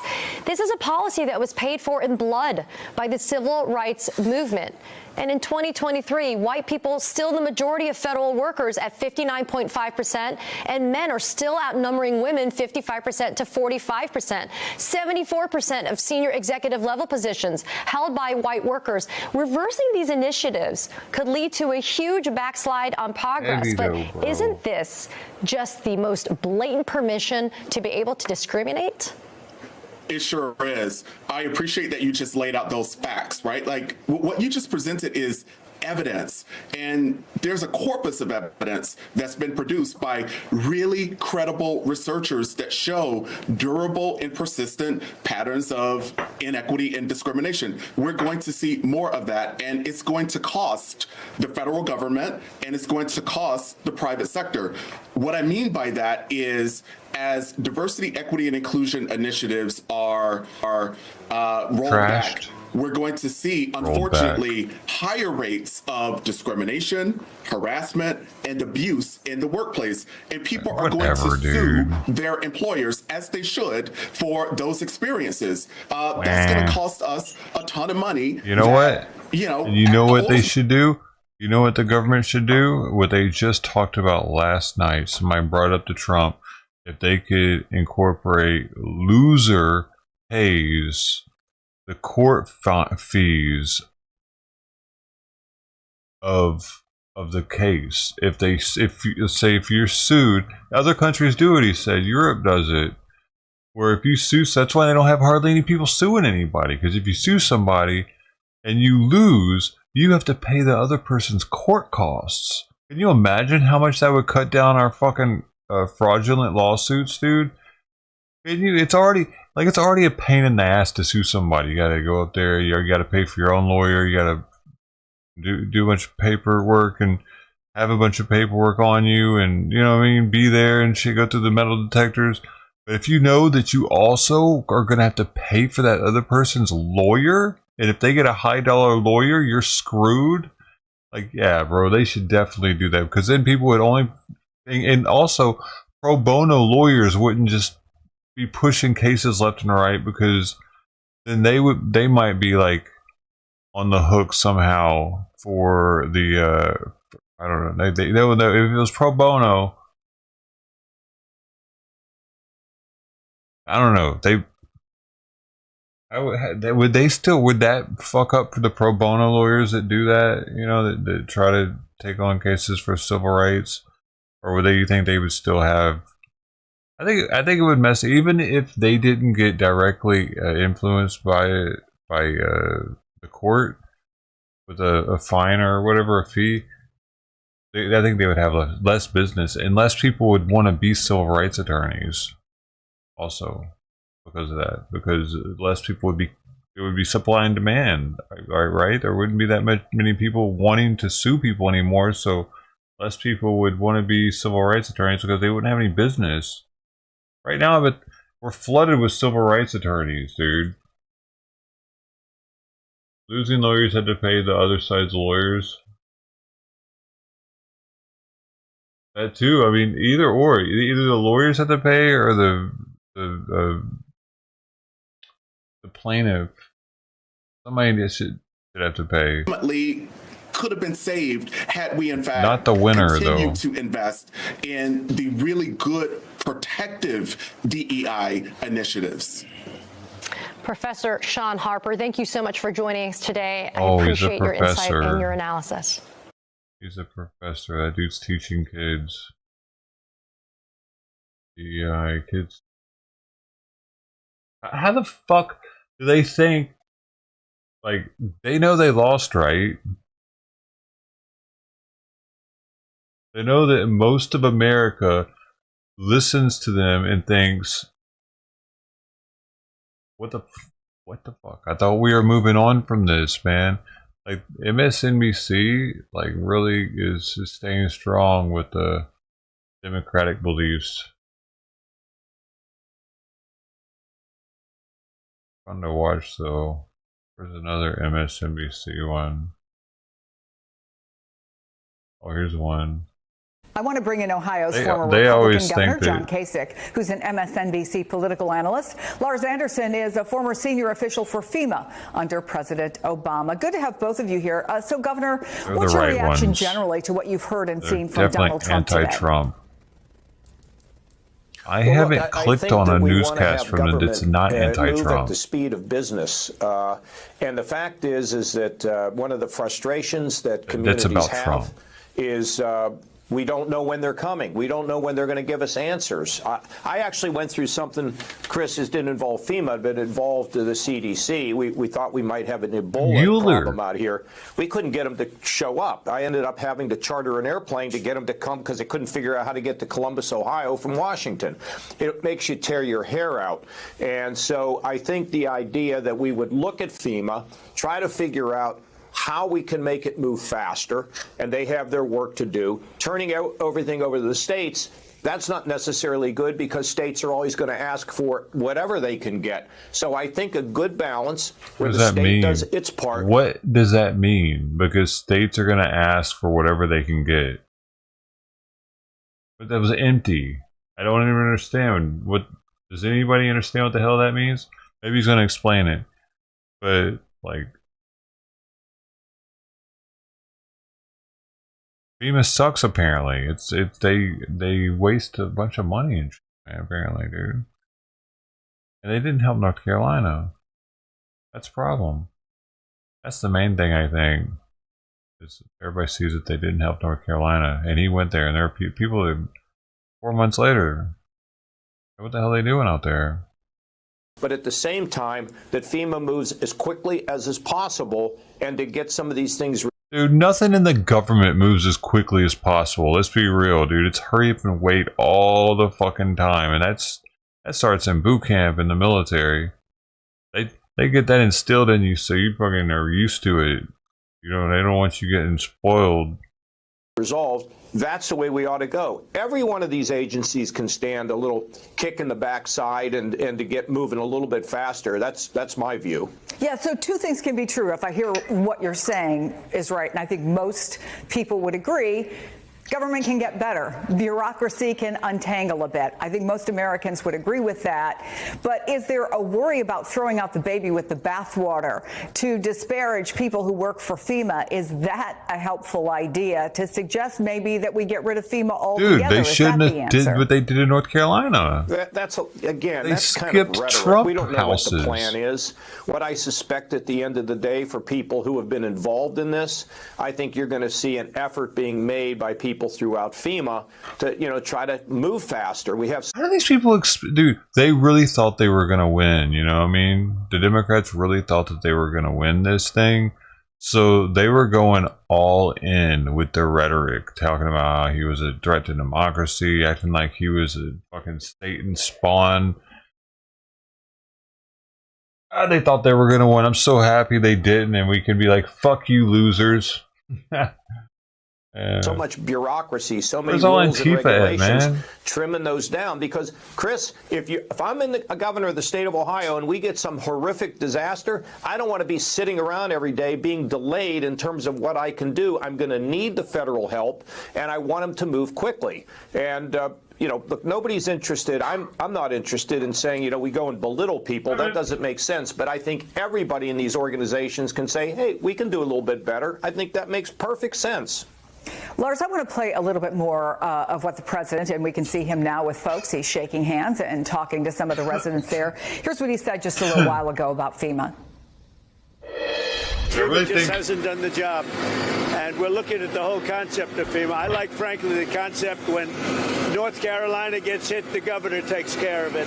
When Florida gets hit, the governor takes care of it, meaning the state takes care of it. To have a group of people come in from an area that don't even know where they're going in order to solve immediately a problem is something that never worked for me. Look, Trump is not alone in suggesting states take more responsibility. Craig Fugate, as you know, was FEMA administrator. Dude, and you know that people have been leery of FEMA since like the 70s. I was looking into it yesterday. I don't know if my tab's still up on it. Damn, yeah, I had something up on it where they were talking about it, man. FEMA camp scarce. They thought we were gonna round us up. That's been going on for like over 40 years. During the Obama administration, he's also suggested states needed to do more. That said, where's the line? Where's the difference between doing more and doing it all? But is the president potentially on the right track? No, I don't think so. I mean, I think, as the governor said previously, look, every government agency can do some sort of reform. There's always room for improvement. But I think if you look at the capability of the capacity of states when it comes to these large multi-billion-dollar disasters, the states just don't have the funding. And you never really know where these disasters are going to hit, whether they're man-made, whether they're natural. So you really need a federal response. And I would differ with the president in that when FEMA goes into a disaster, the FEMA takes the lead from the governor of the state. So saying that, FEMA comes in and takes charge, that's just not true. FEMA is always working hand in hand with the state authorities and really leading the federal effort, but on behalf of the governor. So I would disagree with the president there. Well, he also said federal assistance should, and I'm quoting him here, go through us instead of through FEMA, and he suggested that could cut costs in half. Does that make sense to you as someone who worked on the inside? Well, what is us? I mean, the FEMA is the federal government. He did not clarify what us is. Yeah, I have no idea what he's talking about. I mean, FEMA is us. FEMA is the American people. FEMA is the government. So I don't understand what he's talking about when he says the money should go through us. I mean, if he's talking about the money should flow directly to the states, there's an issue there in terms of capacity. I do think the governor was right when he said earlier, look, after Hurricane Katrina, FEMA went through a major reform. I think that FEMA is always looking at lessons learned and always looking for ways to improve. And I think that's the case here. I think after these wildfires, after the horrible floods in North Carolina, FEMA is always doing a review and looking at how can we do things better? How can we do things faster? FEMA deploys, when we know a hurricane is coming, FEMA deploys supplies, personnel ahead of the storm. And it's those types of things that the federal response helps with. These disasters don't hit red America or blue America. They hit America, and FEMA's there for all Americans. I think to that point, Governor, both the president and House Speaker Mike Johnson have suggested that federal aid may depend on state policies. He said, quote, when state and local officials make foolish policy decisions that make the disaster exponentially worse, we need to factor that in. The governor of Louisiana, one of the states that has benefited most from federal aid in recent years, says it's nothing new to have strings attached. But is there a concern that puts political considerations above the well-being of individual Americans? Would it make you nervous, let's say, as governor, for the feds to suggest they know better what your state needs than you do?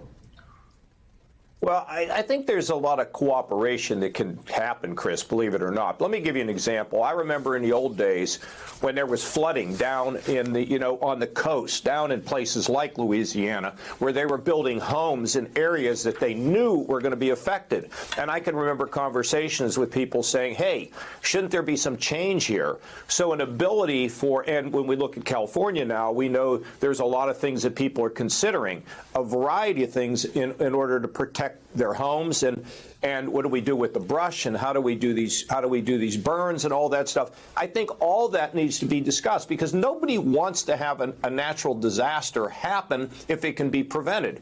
So this has been a long-going discussion. Should, in fact, you be able to build something out, in an area where it's going to get wiped out, then the government has to come in and help bail you out? I mean, it's an ongoing discussion. Maybe we can do better at that. But look, When we did the budget, when I was working to balance the budget, we were always looking not so much to slash and cut, but to improve. There's so much that can be improved. It can be improved in business. It can be improved in government. How do you make things work better? By thinking differently. Can you use technology? Do you need this certain rule or regulation?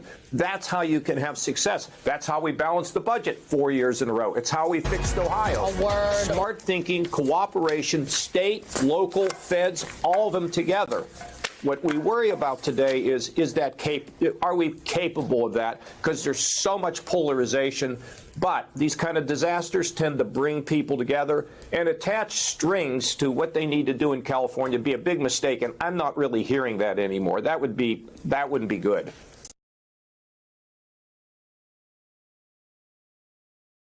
Tonight over how the deadly Palisades fire could impact marine life in nearby Santa Monica Bay. Fox 11's Matthew Sear spoke exclusively with the research team. Now worried the upcoming rain could make the situation even worse. Researchers pulling water samples from the ocean full of mucky black ash. I can't even imagine the impact on the ecosystem of all this potential toxic material coming in. The day the Palisades fire ignited and burned out of control, scientists from UC San Diego just so happened to be on their annual research trip offshore. We were collecting a lot of ash and burnt debris. Not your typical forest fire ash. The dark-colored ash even swirling around on their boat as nets intended for plankton brought in buckets of charred rubble. As soon as you smelled the debris, it did not smell like a typical bonfire when you go camping. It smelled very synthetic. It smells, the first thing that came to mind for me was burned electronics. Yeah, like this guy saying, like there was a bunch of plastic and shit in those houses.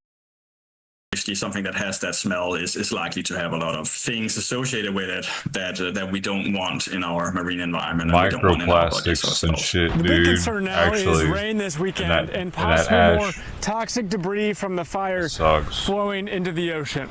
All of this is going to be flushed out at sea. I think one of our first concerns is that it's going to really affect all these food web interactions. That does suck, and disturb our ecosystem maybe on the long term. So make this fish not good for consumption for people. You'll see K-rail being established to protect these areas. Barriers now set up along PCH to try and limit mudslides and runoff. Well, LA County Public Health has issued a warning urging people to avoid getting in the water from Dockweiler at World Way to Surfrider Beach. We are working closely with LA sanitation districts to be able to have a quick response to go and sample the water as soon as there's flush of all this material in the sea. Matthew Seedorf reporting, Fox 11 News. They still got cardboard boxes, don't they? I think those still do.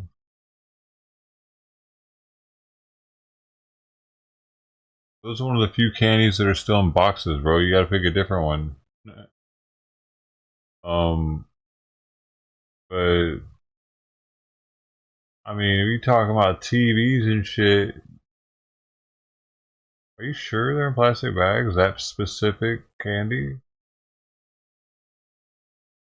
But it would be too heavy, man. Shipping of electronics would be far too heavy if we still used wood for TV cabinets. My parents had one of those TVs. Like, sure, the CRT was a lot of the weight too, and all the analog electronics, but like, the wood is much heavier than plastic. And I had wood TVs right now. That'd be pretty sweet though. Wood grain, baby.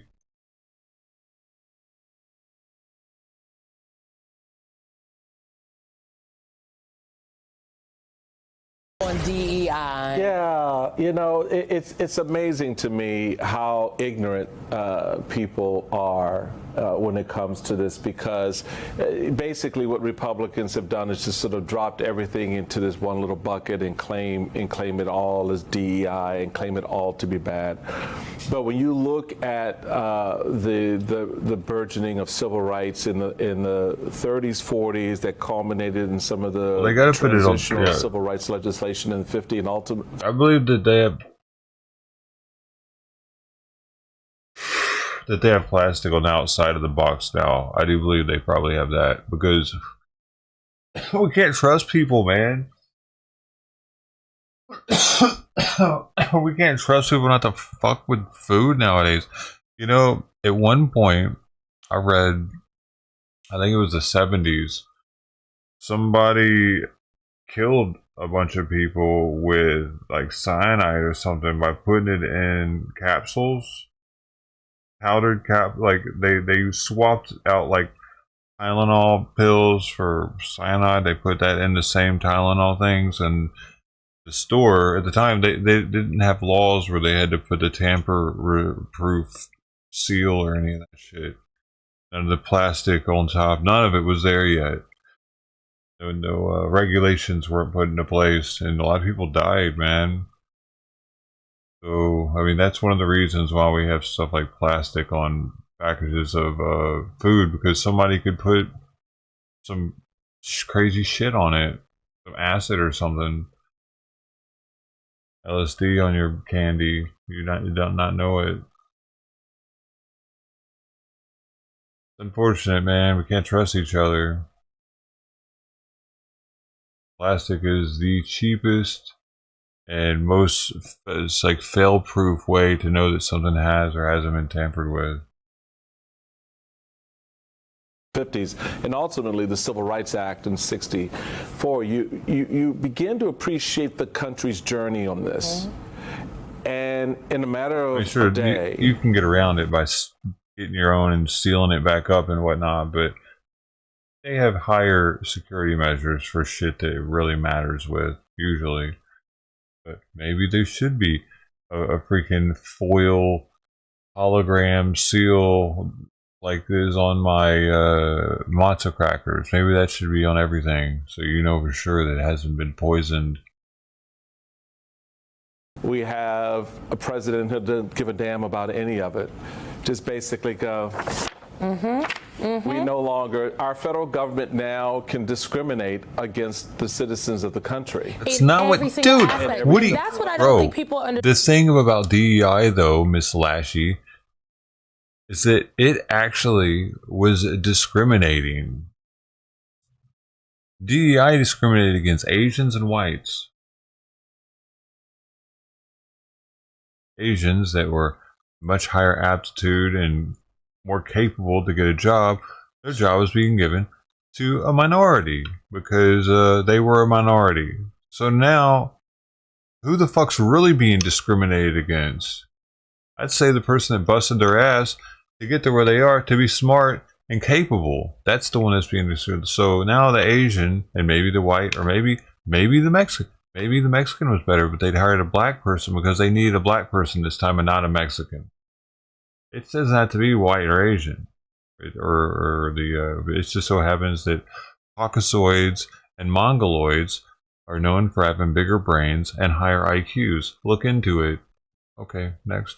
Understand like the equal opportunity, order that Johnson put forward in 1965. I'm not supposed to say that on YouTube. It created the EEOC office. It was affirmative action. It had to do with contracting. In what universe do people really believe they have the smaller ones. DEI or affirmative action means people who are unqualified are getting opportunity? The unqualified opportunities I see are happening at the highest levels of our federal government. Secretary of Defense. Thank you, because the president wanted him to, and he was unqualified. Like when you see, and to be clear, white women are the biggest beneficiaries of affirmative action DEI policy. They have been for the last 30 years. Talk about them gaps between educational gaps and women in the workforce, white women in the workforce. You better thank President Johnson and affirmative action. Well, the veterans, affirmative action, that's DEI, the veteran contracts. And let's be clear, Art Fletcher, who is the father of modern day affirmative action, but that's also merit-based, with the veteran somewhat merit-based. That's not just a class of people. And in the beginning, women had like 0 rights. It was some make me a sandwich type situations. Right back when Johnson was changing shit. So It's not like that for anybody in America right now. Everybody's got rights. So we're all kind of on an even playing field, and they want to make it so that they have the upper hand. Seem right, but we're good now. This is never enough. The Nixon years really sort of crystallizing what you referenced, the sort of the contracting, the reparations. This whole idea was for the federal government and for all of us to recognize the opportunity. Let's just create the opportunity. Let's not say, as we're already starting to see now that they've rolled back on these in enrollments at a lot of our major universities, the African American, brown communities, Asian communities, the numbers are slipping. Because when you're not required to think about it, you don't think about it. Again, as I said, I know we got to go, but as I said yesterday, how do you account for the fact that people of color... So he's blaming the lack of African Americans wanting to sign up for college because they're not DEIing enough. It's that quickly it's affected. Trump did that. Interesting. That's really interesting. That's not what. No, I think that he's confused. I don't think that they're promoting it any less. I think that they know that they have people that are scoring very well that aren't brown or whatever minority. And if they were to say no to them, that they would know better. And if enough of them get told no, because there's places like Reddit and other probably college kid places where they go and talk about like, hey man, I just got denied with this such and such a score. What the fuck? How did I get denied? And if there's a bunch of them and there's a bunch of black people that are like, hey man, really? I got approved with a da da da da. You know, people are gonna know. So it's not that they're promoting it less. It's just they have to be honest about it, or people are gonna know that they're still doing it. You lost. Your scores aren't good enough. That's all there is to it. These people were not in some of these spaces prior to the advent of these policies and programs. It can't be because we weren't qualified. It can't be because we didn't have it can't be because they couldn't find us. Right? They weren't looking for us, okay? You weren't looking for us. I just, lastly, Target, I love Target, but they decided to roll back their diversity programming, and part of that programming is making sure that there are people who have opportunities to do business with Target to get their stuff in the stores. So I guess I'm gonna be shopping at Costco. There you go. Well, Costco. Great. To the go. Oh no.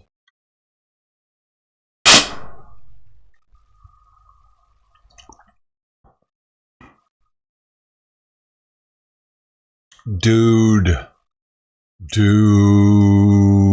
I didn't even think about that, man. I'm not thinking she's going to be in my Costco or anything. I'm just thinking, are there going to be like a ton of fucking Democrats all of a sudden getting Costco memberships? I'm going to be surrounded by these fuckers leaving their carts everywhere and getting food samples?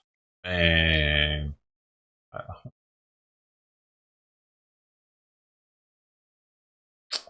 Yo, see, Bill asked me yesterday if I cared about it or something, and I was like, no, I don't care. Why would I care? But now that I'm thinking about it, this is like MSNBC is turning into a cesspool of Democrats just hanging out, circle jerking. That's what Costco is trying to be. They're trying to be the only one that's still with it. God, what's gonna happen? Oh my man, man, I got history. I have to go to Sam's Club for the membership. Be able to afford it. It's not that much. Now 50, hey, 152, and 200 pounds, and $2.5, and $250 down, but to get down $250 but to get down 2.5 where, and $250 had to get down 2.5 and 3, hey, I had to get down skybox 300 and $300,000, and $300,000 now 50, and $350,000 down, but to get down 50, now 50, hey, you want $350 down, but to get down 50, now 4, and $400,000, and 4, and 4 now 50, and $450,000 down, but to get down 4.5 and 4.5 and 4.25, now 50, and 450, did you say 425, and 425, I got 425 now 50 and $450,000 and $450,000 Camille's in and $450,000 down but to get down. What do you want to pay? Skybox, you're all out. And 425's on the stage asking $450 and $450,000 down but to get down. What do you want to pay to get down? $450,000. Shane, go ahead. Black Alcantara with McLaren orange stitching, secondary carbon fiber components, MSO customization all the way through, equipped with Volcano yellow brake calipers and black logos. 430, 440, you're saying a new vet is better than 450 and 475 and $475,000 and 475 and $475 down but to get down 500 and Camille's in and 475.5 and $500,000 Butcher and had to get down 555 and $500,000 down but to get down 555 and $500,000 down but to get down 500 is bid and 525 and 525 and $525,000 and 525 to get down $525 down but to get down. What do you want to pay? And $525,000 down but to get down 510 and now 520 and 520 and $520,000 and $520,000 Doug you're out right to get down 520 now 520 and a half. Bought it. I don't know if it's real or not, but apparently he bought a Lamborghini. Camille. Here's on number 1375 next, ladies and gentlemen. Here's a 2005 Ford GT powered by the Super.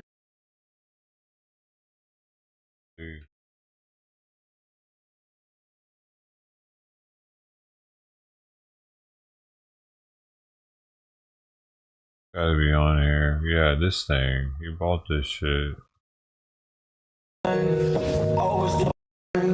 A second. Dude, I actually bought a fucking Lamborghini. Ahmed, you said I bought this car. Naturally, fire extinguisher. She's gotta have I it. think it's, they gave me gloves too. I don't know who's driving it. I didn't see any of this part. I have made that turn as what showed where this kid's. Hold on, I'm pissed. This is a different. Crazy. He is whack. That's why I'm like, I'm in shock that he's driving around with like a car I've ever driven in my entire life.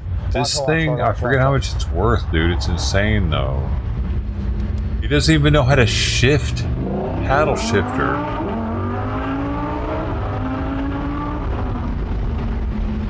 I mean, that one wasn't too bad, but he does something. Pisses me off that he's got a Lamborghini a little bit. Listen.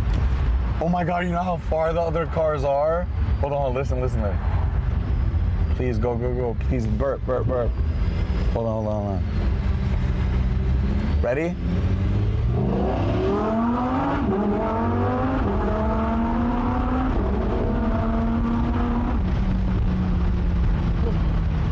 That shouldn't be legal. That shouldn't be legal.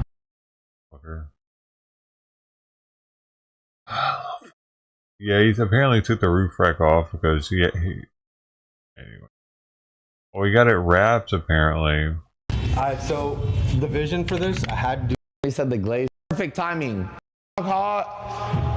Woo! Ah, boy, happy fucking birthday. Kid, and you think of Lamborghini and toy Lamborghinis, you think of like a rich car that looks into myself. Gave out 5,600 tickets. Yeah, so he's Lambo'd out of his mind right now. Holy shit. How did that happen? I don't get it. I stumbled upon it because it was popping off one day when I was scrolling off stream. I clicked on somebody's restream of it actually, and then I went to the actual stream on Kick. I can't believe it. It was actually happening. Oh, for real, you saw it come up? I should Exploded because everybody couldn't believe it.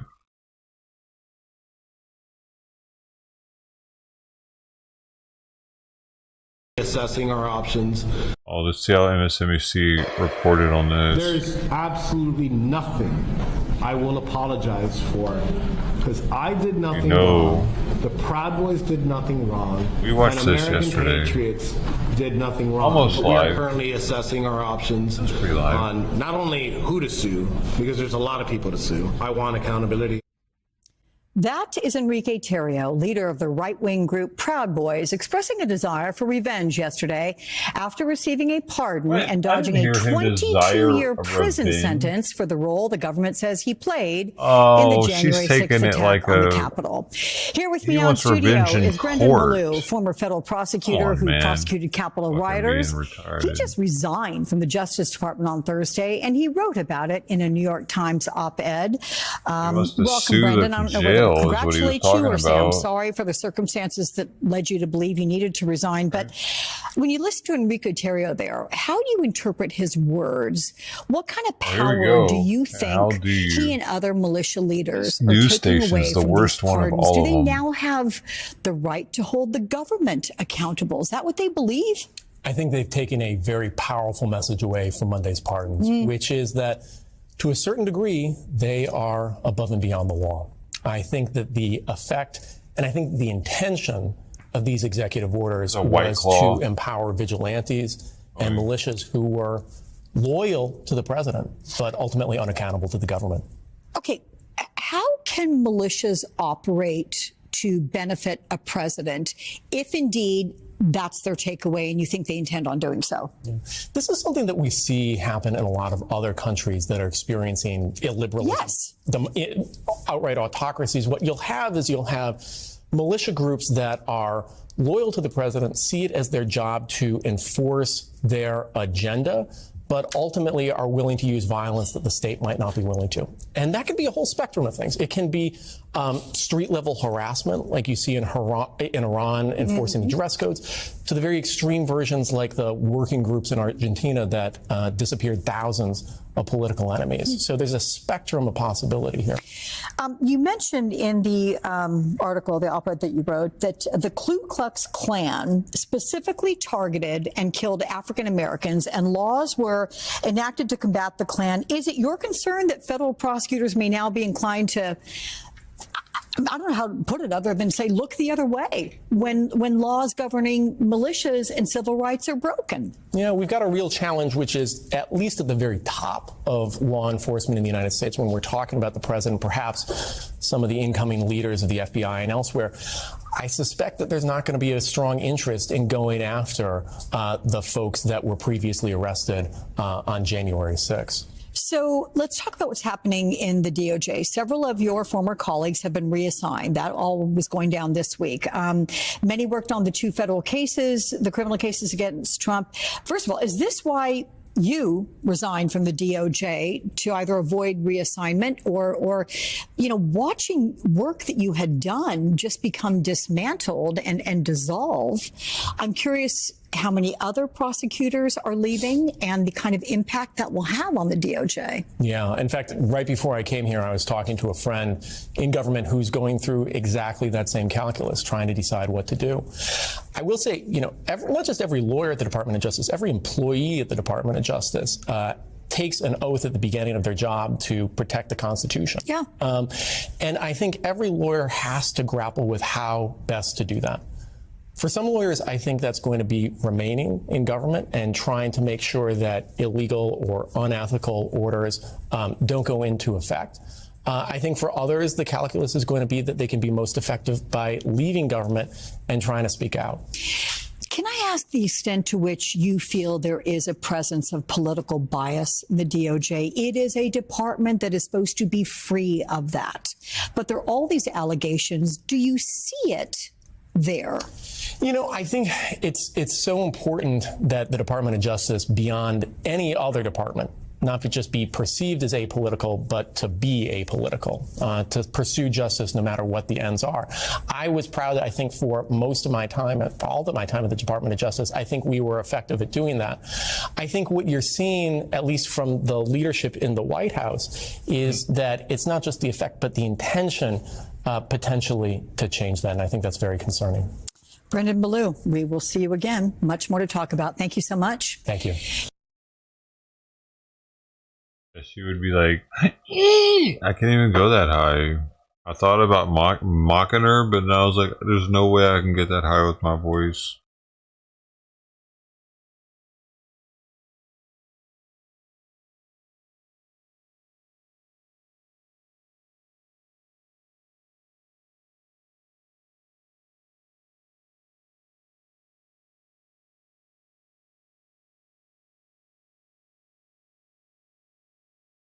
Wait, Jose. Hey, how we looking on Skid Row? Riders of the storm. To this world we're born. Riders of the storm.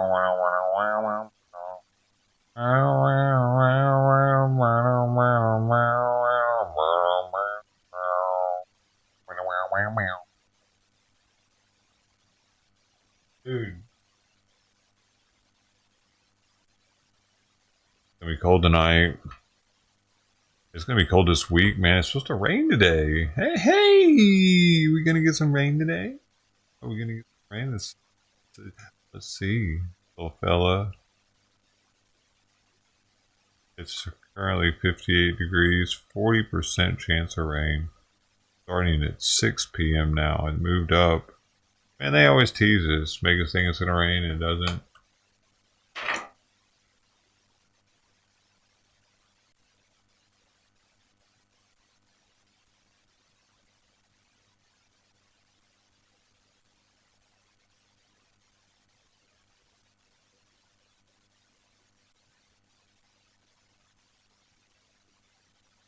All the time.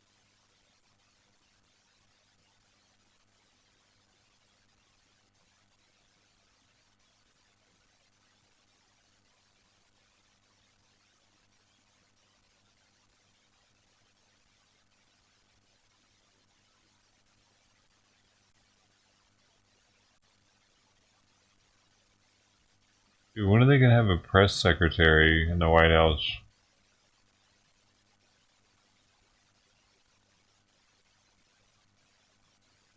Right now, Trump's the press secretary.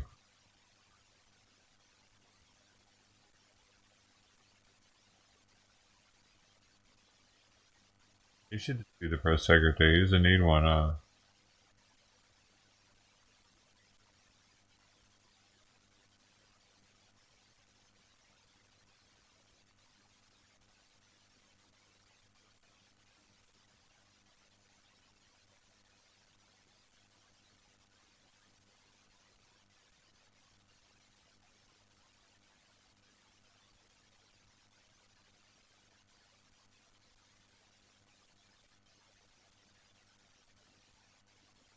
Ice, ice, baby.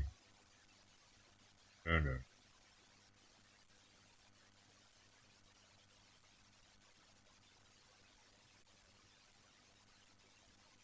God, dude, MSNBC's coming out with a lot of shit, rapid fire. Joining me now, we have Michael Schmidt, New York Times investigative reporter. His latest co-authored headline, a Trump executive order sets out what could be a roadmap for retribution. Welcome, Michael. I'm so glad to have you here. Before we get to your article, is this Trump seeking to have the government's finest legal minds working on his anti-immigration agenda, or is it retribution or punishment or some sort of payback? Who? I'm not sure. Look, they ran on a platform of tougher immigration policies and enforcement. So this would seem to be fitting in that. Look, he has taken a lot of actions over the past week, in his first week in office, that certainly look like the beginnings of a retribution campaign.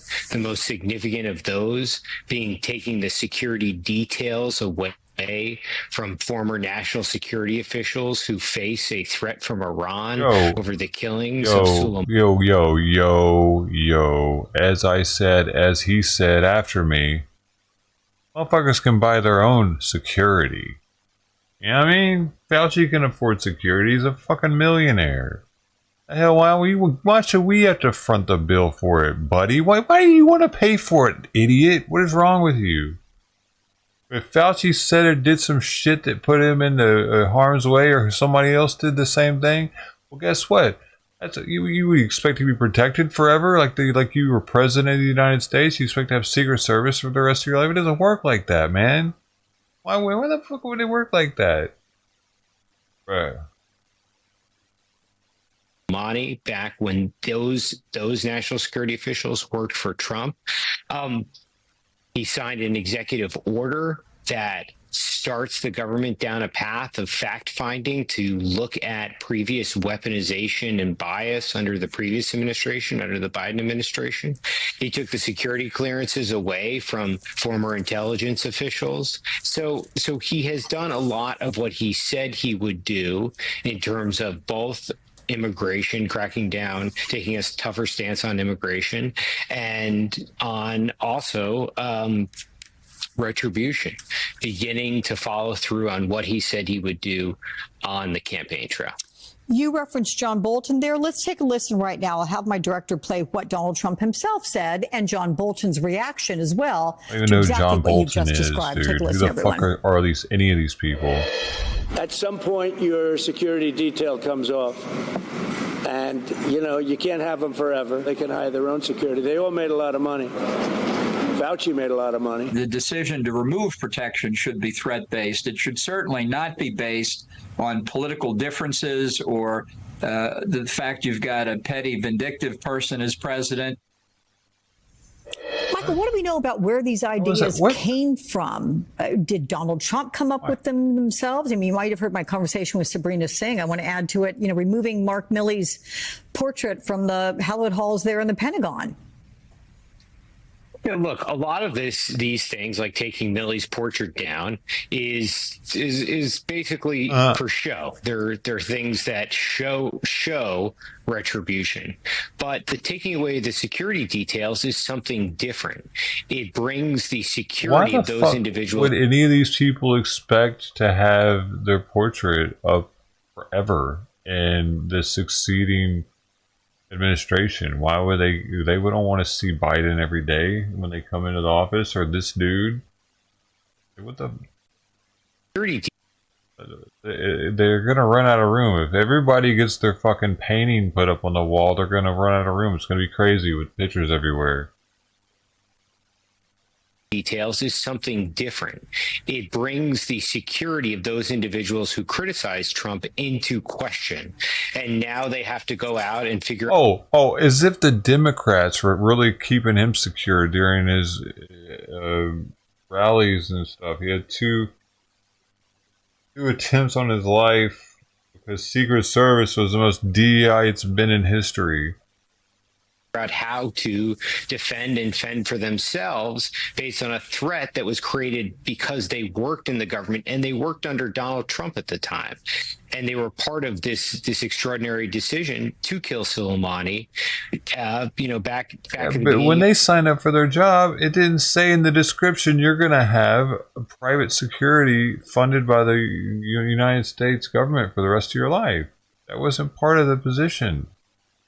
It is part of the position for president of 2020. So it is a type of retribution that Trump did not talk about openly on the campaign trail. He talked a lot about going after people from the January 6th investigation, going after the special counsel Jack Smith, looking at the Biden family. The question he didn't talk about it because it's common sense that the government wouldn't pay for these people's security for the rest of their lives, man. How long is it? Because Fauci's on up there in age, so it probably would be for the rest of his life. But what about somebody that's younger?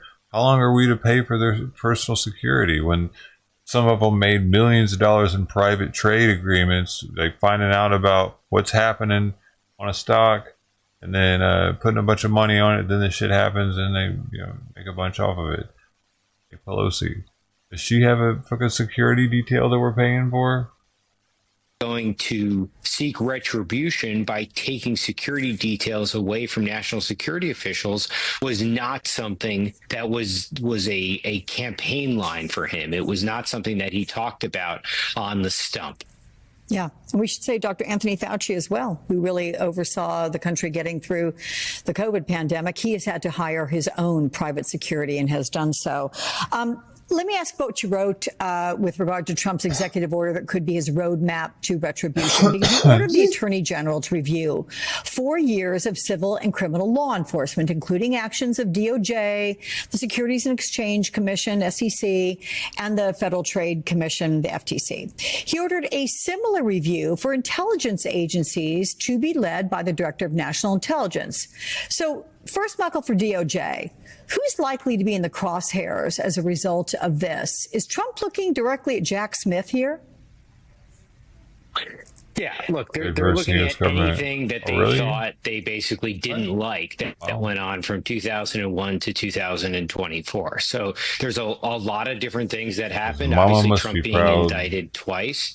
And what it does is it sort of starts the conveyor belt. It provides them with a roadmap to go in and start looking at how investigative and intelligence decisions were made to determine whether they think that there was bias in them. That executive order, while it asks for these agencies and departments to go and look for this type of behavior, is pretty clear in its language about how Trump views what went on. It says that the January 6th defendants were unfairly treated. It talks about how the previous administration weaponized the government against Trump and his allies. So it sort of sets out what the conclusion is before the investigating even starts. But what it does is that it shows that there is more thought and more blueprint going into retribution than there was in the previous administration. There was not this type of systematic effort, certainly early on, when Trump came into office, to go after his rivals. He would tweet different things about what he wanted.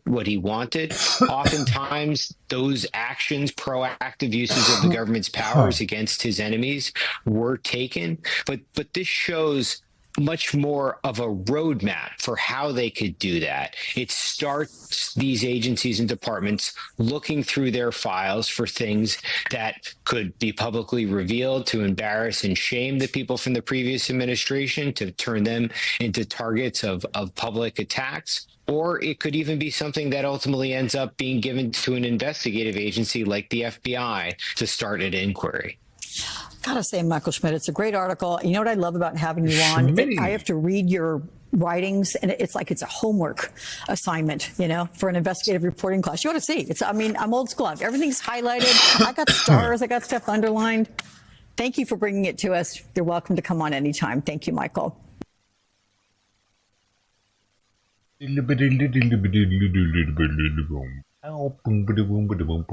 Oh, did y'all not see any of that?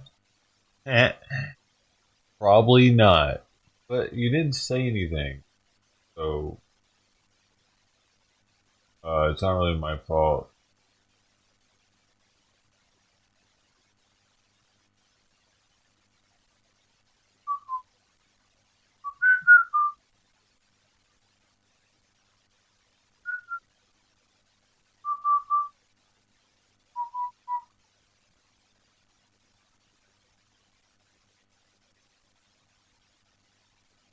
Oh my gosh.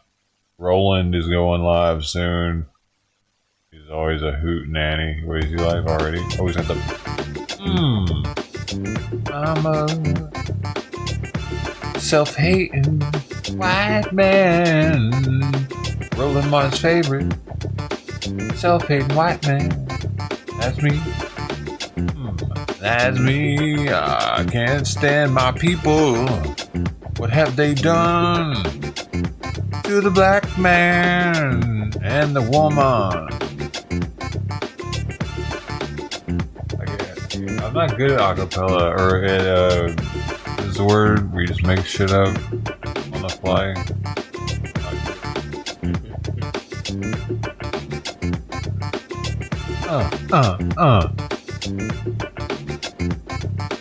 Roland Martin about to come on the show. Gonna be walking funny cause his toe. Stone did last night into the refrigerator. Better than an alligator. Hey.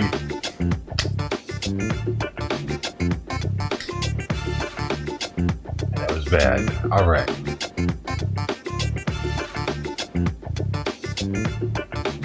Alligator. Refrigerator.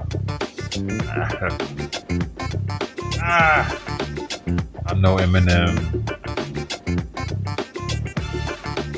How long does this go on? You think? Oh, he's coming. Dude, somebody in the fucking chat just said greetings from the LBC and Cali family. Why am I always connected to everything? Why am I always connected? Now I feel like I should stay just to see what he says when he gets here. What are the chances?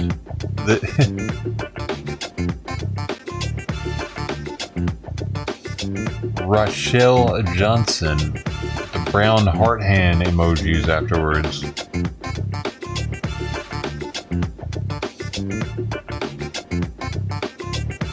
What have our white people done to the black man? Stepping on his toes. Not letting him get up on top of things. Woozy woes.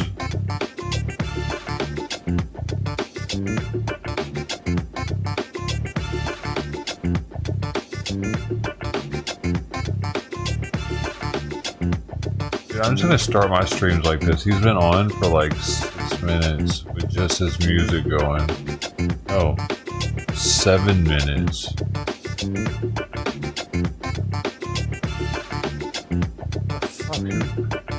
I don't know anybody else that does it like this. It's a little fucking stupid. Camel Toes says, welcome to the most ignorant man on YouTube.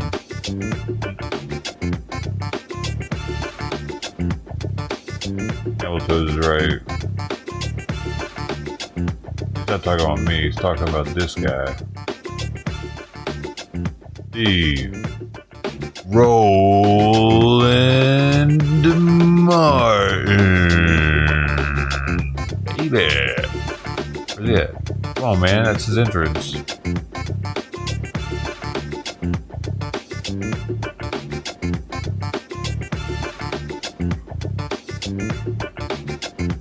I just want to see how he starts this thing up, man.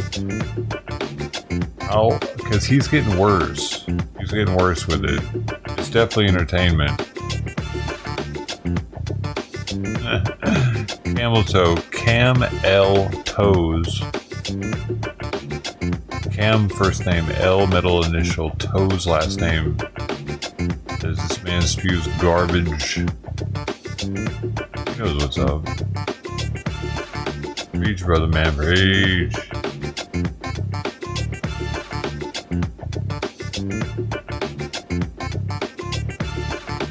I said indeed.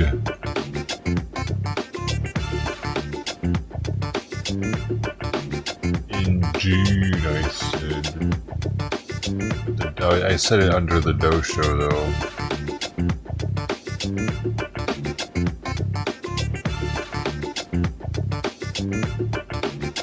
He's gonna come get me now.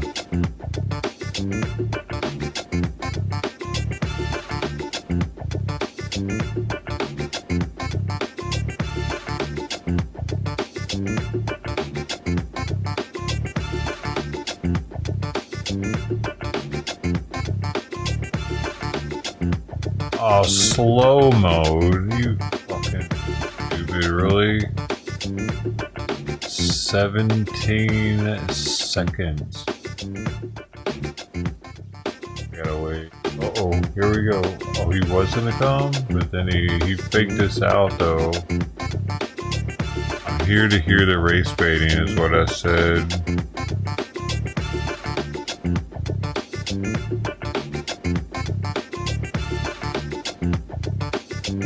Oh, they banned me. Banned me. No, they didn't ban me.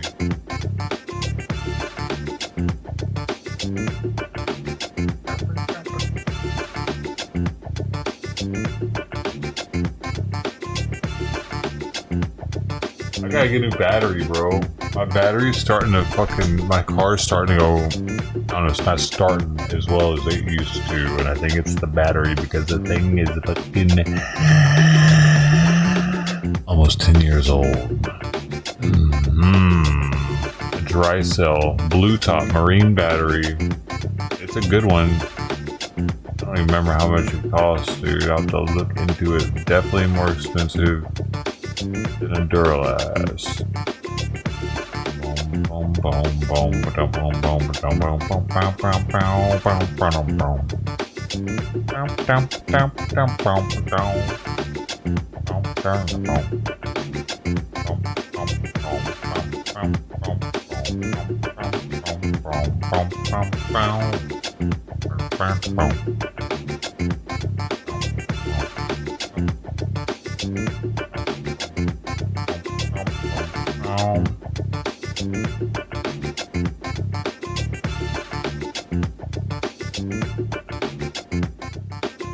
I had to use a thing on it the other day because I left it out there too long without starting it.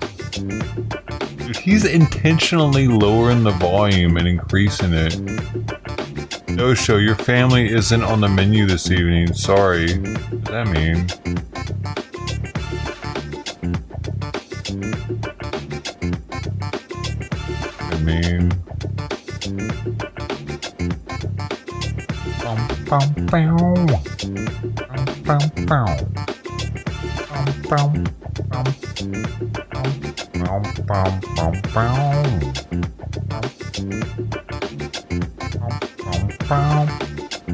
I don't know, after I said I'm here to hear the race baiting. They said, "Dosho!" exclamation points. Your family isn't on the menu this evening. Sorry.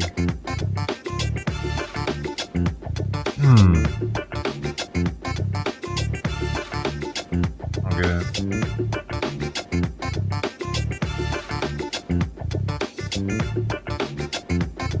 Do y'all get it? You get it, man? How long is it gonna last? Is it gonna make us listen to music? It's already been 13 minutes, going on 14. Now we're gonna do it. I thought we were. I thought he was. He keeps faking us out. You don't get it either? Does you think I'm foreign? Why you would think that? What the hell's happening? What are you doing? Trying to make it sound cool? It sounds like shit.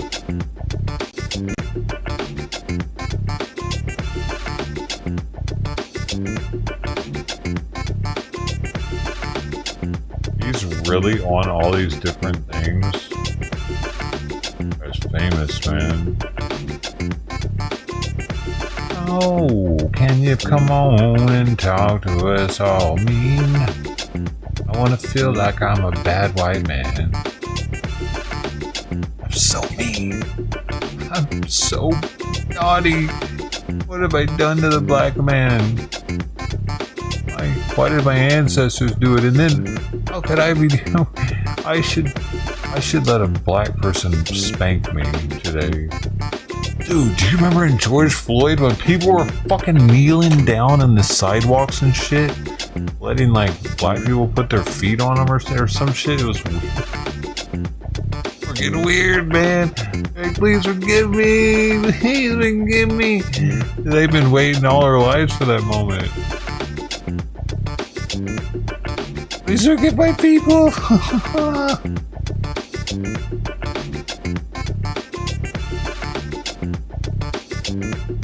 Oh man, they were loving that shit. I mean, that's why Roland wasn't mad back then.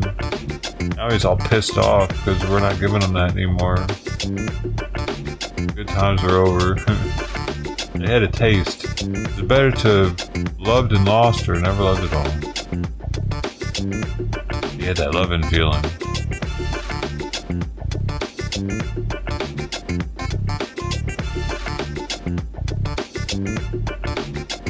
The moves? Yeah. For a paraplegic.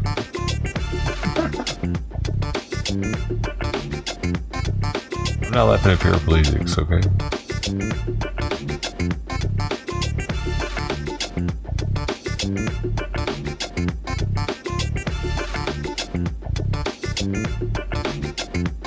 You're a white boy that can dance? We should start a dance crew together, Ted. Are you down? So you have to lay off the sauce, so man. I can only have you sober when you're dancing. Is that gonna be a problem?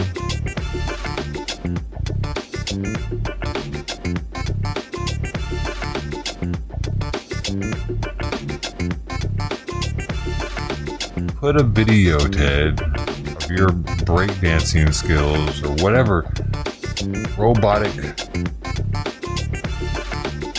moonwalking low master flex. I got a piece of putty in my hand. Huh.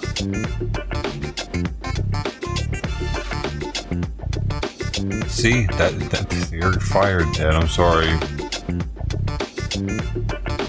I was afraid you were gonna say that.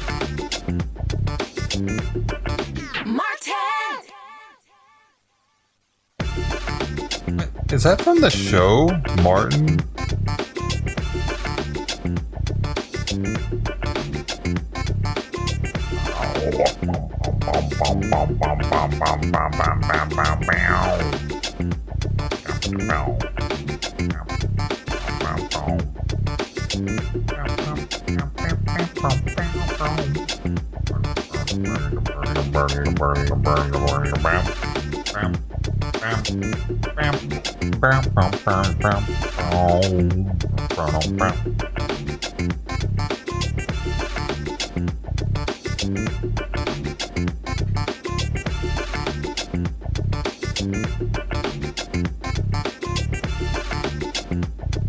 I gotta find a battery, man.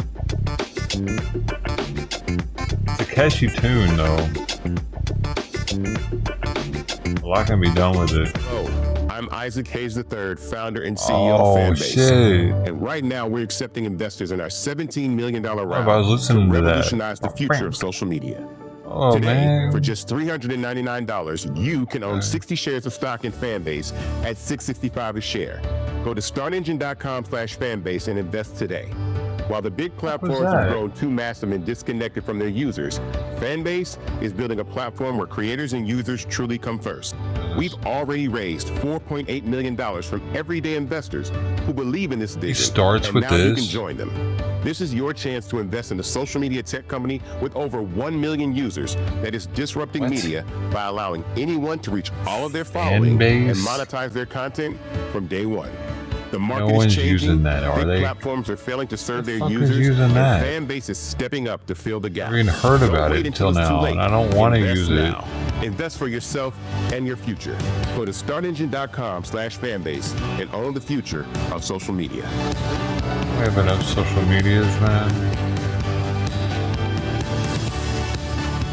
Black Star Network is Ooh, Black Star, my dog. real revolutionary right now. Black Star, World Star, shit. Momentum we have now, we have to keep this going. The video looks phenomenal. See, there's a difference between Black Star Network and black-owned media and something like CNN. You can't be black-owned media and be scared. It's time to be smart. Bring your eyeballs home. You dig?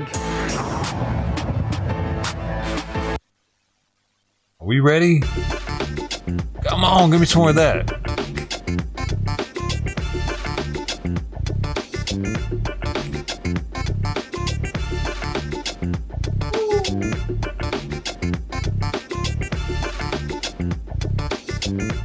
thought he was fucking coming on, man. Come on, what is this?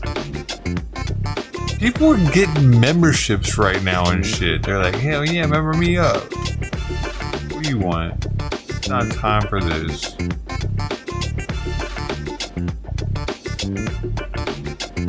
Hey, what do you want?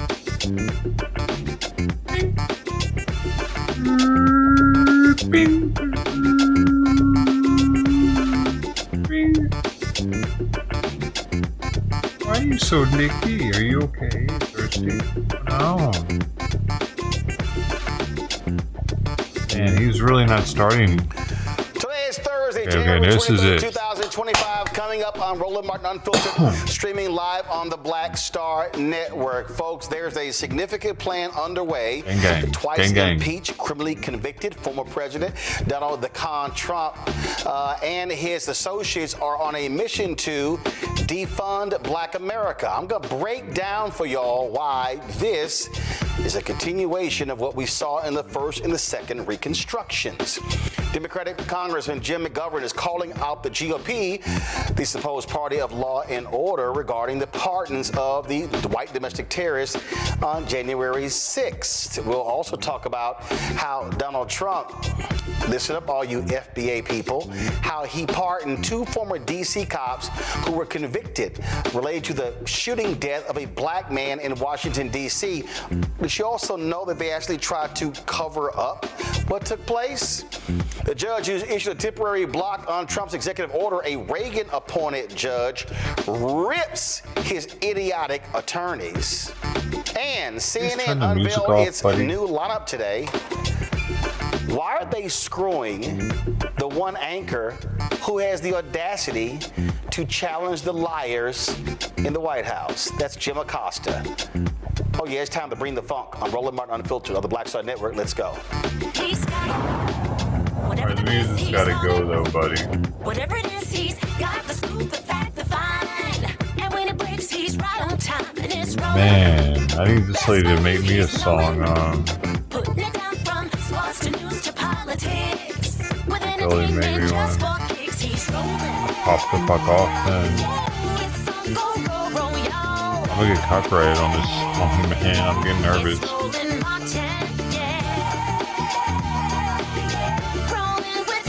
You're gonna get me. He's funky, fresh, he's real, the best, you know he's rolling Montana. Copyright infringement. I think so. No, man. That is a special song. I'm trying to talk over it. Thugs loving thugs. That's Donald Trump and the people who he pardoned who participated in the January 6th assault on the U.S. Capitol. And if you want to see how sadistic, shameful, and despicable this idiot is, all you have to do is listen to what the twice impeached, criminally convicted felon con man said during an interview with Sean Hannity. Listen to this stupidity. You were very straightforward. You said you would pardon these people that were sentenced for January 6th. No, totally. You did. The only criticism or pushback I've seen is about people that were convicted or were involved in incidents where they were violent with police. Why did they get a pardon? A number of reasons. Number one, they were in there for 3.5 years, a long time. Right. And in many solitary confinement. Yeah. 3.5 years, a long time. Really? A long time. Tarrio got sentenced to 22 years. The Oath Keeper, he's the Proud Boy. The Oath Keeper, he got sentenced to 18 years. 3.5 years, a long time? You kind of wish you wouldn't have anyway, let off the violent people. Like nobody's ever been treated. Victoria wasn't so there, badly. though. They were treated like the. Oh my God, some of them were in solitary confinement, treated like nobody ever's been treated. Would you like to see the names of former Black Panthers who spent 20 and 30 years in solitary confinement? Idiot. Press play. Worst criminals in history. And you know what they were there for? They were protesting the vote because they knew the election was rigged and they were protesting the vote.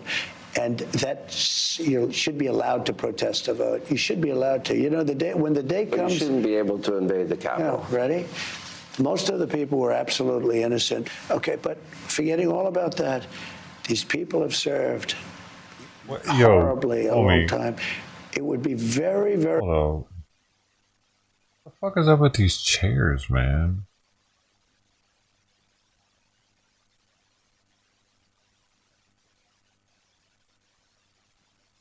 They seem kind of short. I don't know, something seems weird about how short they are. Like they're doing a straight squat. Trump's doing a squat, he's all the way down.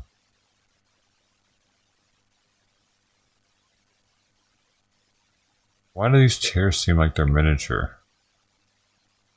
Are they? What's going on? I feel like they should be like up here. Their butt should be up here more. What do you think? Served You guys don't horribly think, a long do you? time. It would be very, very cumbersome to go and look. You know how many people we're talking about? 1,500 people. Almost all of them should not have been. This should not have happened. And oh my God, it would be so cumbersome to have to go through that list. Do y'all remember when 2,500 people were pardoned by Biden? That's more than 1,500.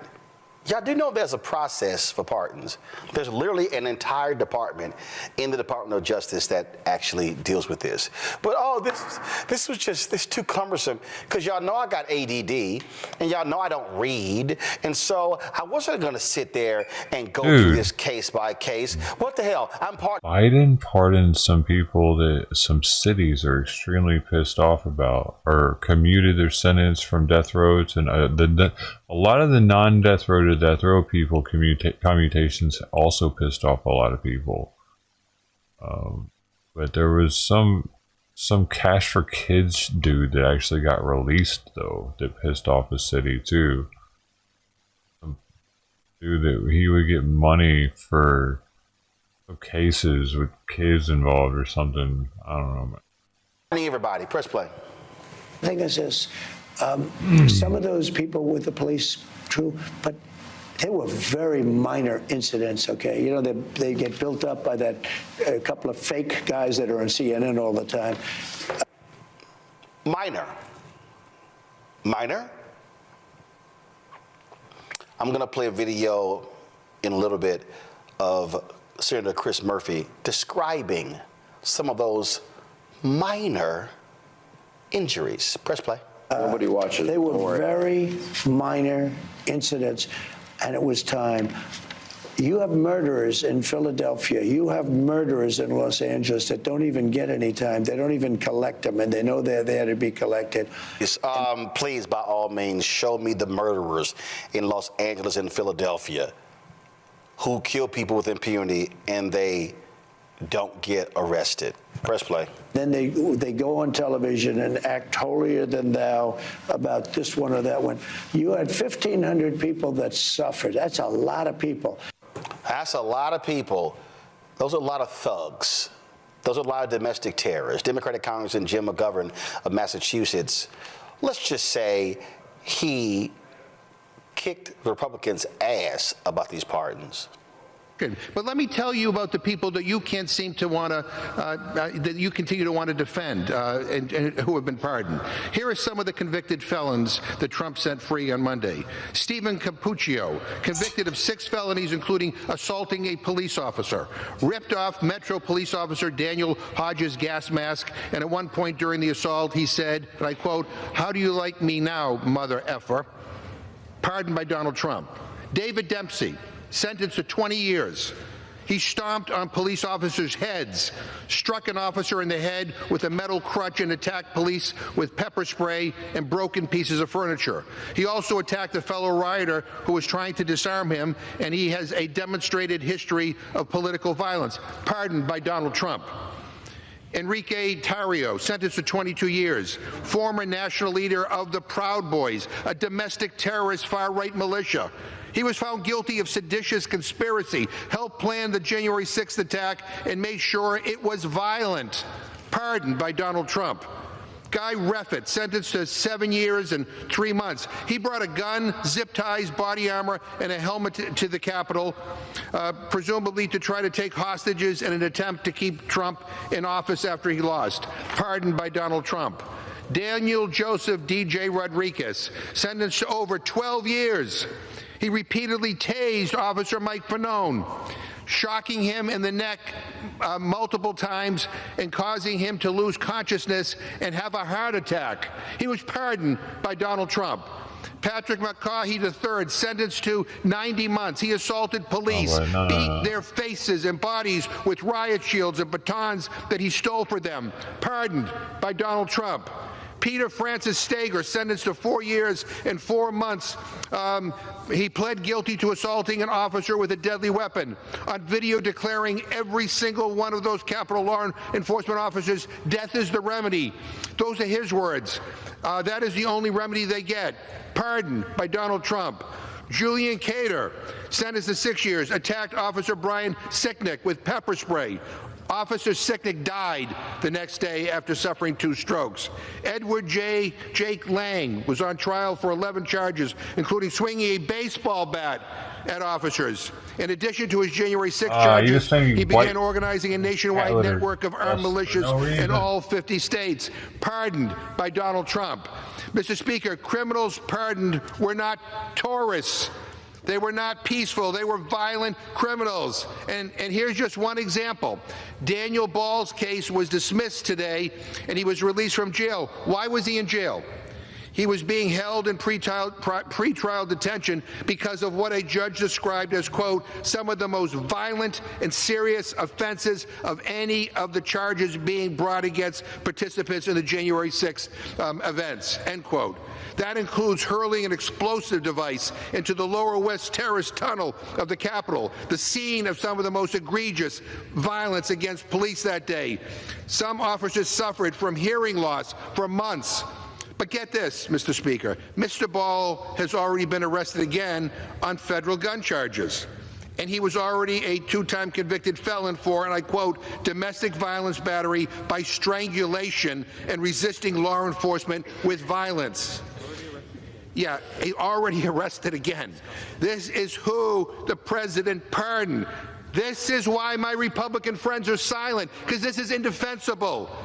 Remember that idiot said in the news conference when a reporter asked him, he's like, oh, we're going to look into that. Dumbass, you already issued the pardon. Congress House Minority Leader Hakeem Jeffries said, quote, House Republicans are celebrating pardons issued to a bloodthirsty mob that violently assaulted police officers on January 6, 2021. What happened to backing the blue? Far-right extremists have become the party of lawlessness and disorder. Don't ever lecture America again about anything. The federal judges who sentenced these thugs to prison also weighed in. Here is federal judge Beryl Howell. No national injustice occurred here, just as no outcome determinative election fraud occurred in the 2020 presidential election.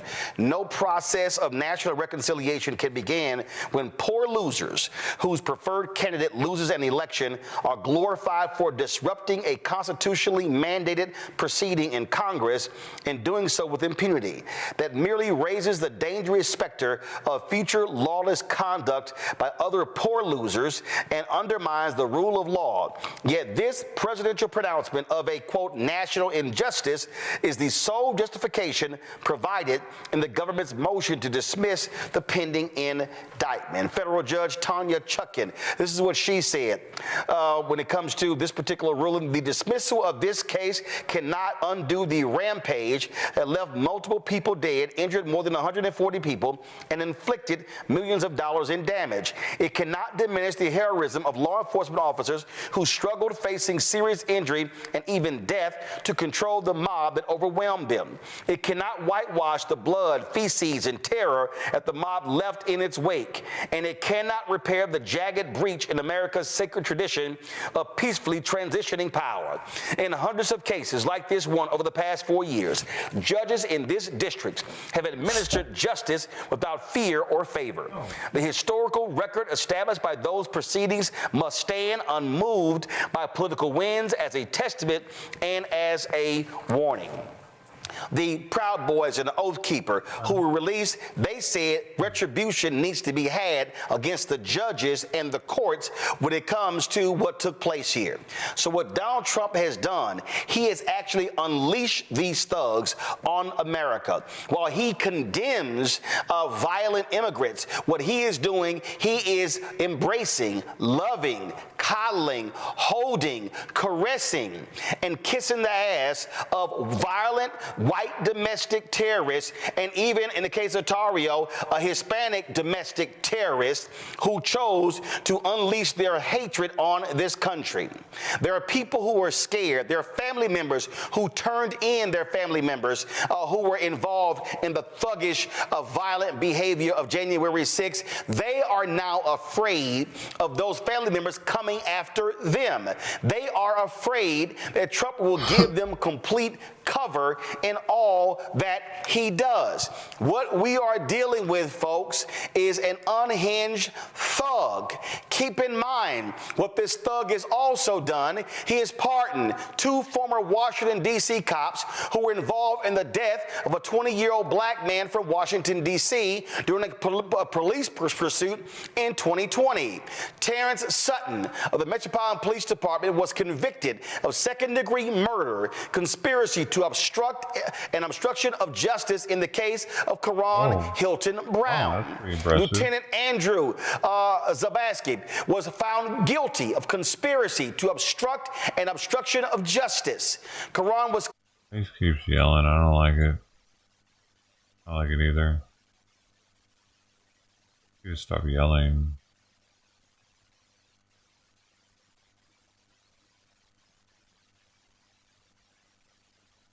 I'm mad about J6, the J6ers. As if black people give a shit about any of that. Like, they were tearing down federal buildings for how long? They like don't give a fucking shit about that for the most part.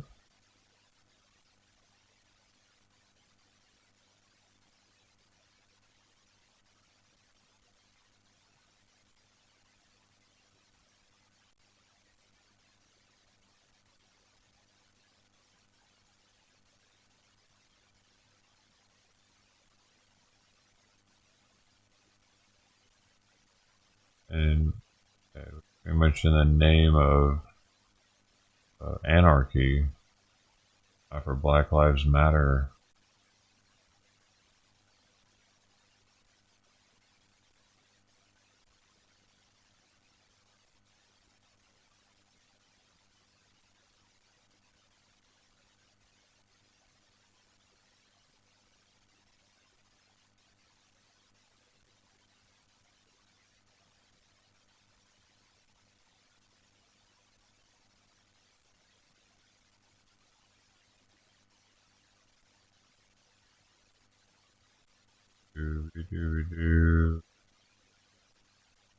Saturday, I forgot.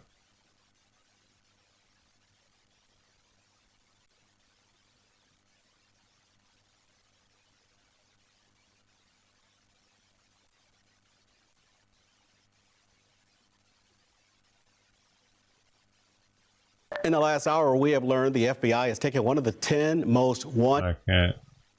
I have to put it here to show it's only 21 seconds. By their agency. 60-year-old Donald Fields of Franklin County was accused of trafficking underage girls between January of 2013 and June of 2017. Now Fields has been on the top 10 list since May of 2023. Today, officials took him into custody near Orlando, Florida.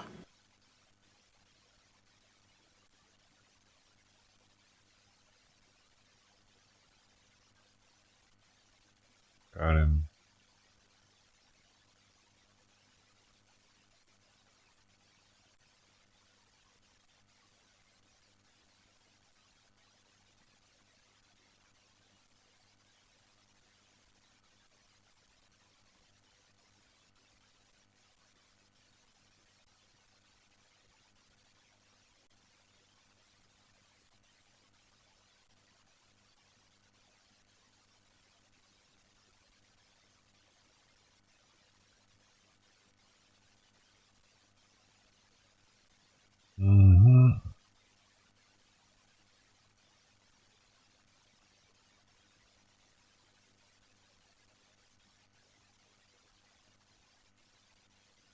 There's not much news happening this Saturday.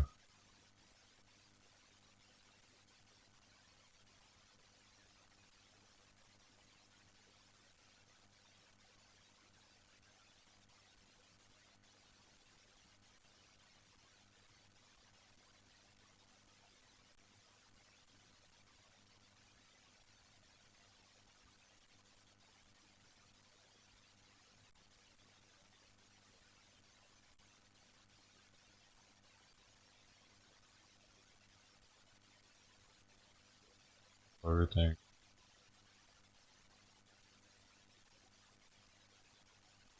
Oh.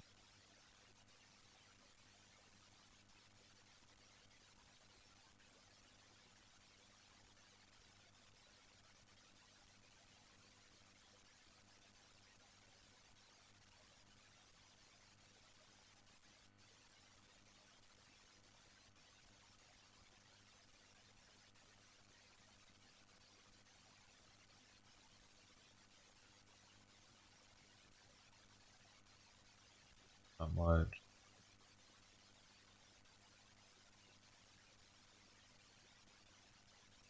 What the fuck, man? A Newport News firefighter was arrested for crimes against children in Suffolk. Suffolk police were able to confirm that Alex Bunega was arrested in relation to an FBI investigation. Let's turn to 10 on your side's Kagan Hughes, who is in the wavy control room. I would rather have. Karina, Alex Bunega was a firefighter and medic for Newport News. He lives in Suffolk. Suffolk Police Department confirmed he was arrested in relation to an FBI investigation. Bunega is currently at Western Tidewater Regional Jail. On the jail's website, it says he was charged with 2 counts of sexual assault of a victim under the age of 13, a family offense of child abuse and neglect, serious injury, several child porn charges, including possession of obscene material, reproduce, transmit, sell, etc., child porn, and producing and making child porn of a child under the age of 15. Bunega was also charged with possession of a Scheduled 1 or 2 narcotic while possessing a firearm. We went to his house. We heard 2 women inside arguing over if they should answer the door before one of them looked through the window. We're just with Wavy 10. We're hoping to see if you guys have any comment about anything. No comment. All right, thank you. Now, we spoke to a couple of neighbors off camera. They all said the same thing. They didn't really talk to the family besides the occasional hello. Eyebrows go the wrong direction. After hearing the charges, Though, you seen that? Themselves. They're definitely According to Newport shaped, News, dude. Bunega has Like, been I placed bet on there's administrative eyebrow leave normally without pay. all the Kagan way Hughes, down 10 on your there, side. and all. I bet they're, dude. I bet her eyebrows Kagan normally. Hughes, 10 on your side. You stay put, lady. I bet all this normally has eyebrow in it, and all this normally has eyebrow in it. Like all this is normally, and she shapes it up into here and plucks it down into here. That's why it has this weird shape to it, like she's the Joker kind of. If you're on a deserted island with her though, I mean, I guess it wouldn't matter then. That would be all right. You both be getting all hairy.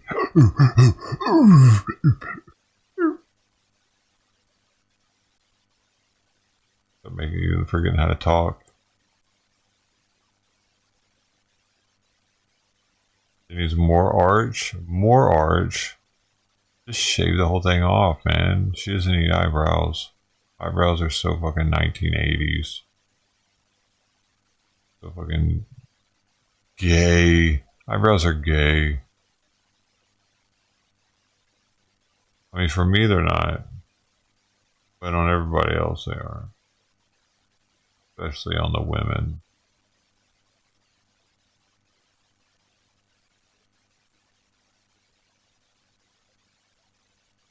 Who think they are? When did we start letting women have eyebrows is what I want to know.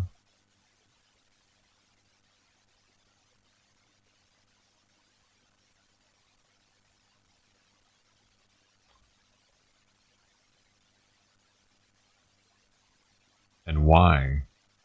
Because we definitely have the upper hand if they're eyebrowless.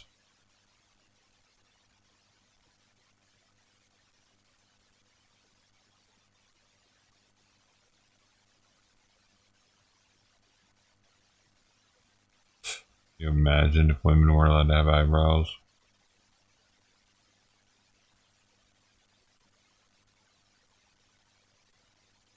Brooke Shields doesn't have them. Eyebrows do. They give women too much power, I think, especially when they start shaping them. They give women so much power. Some women are taking them off and tattooing them. Specific shapes, because shapes and symbols have power. Like the swastika. That's why Hitler was using it. Other ancient cultures use it.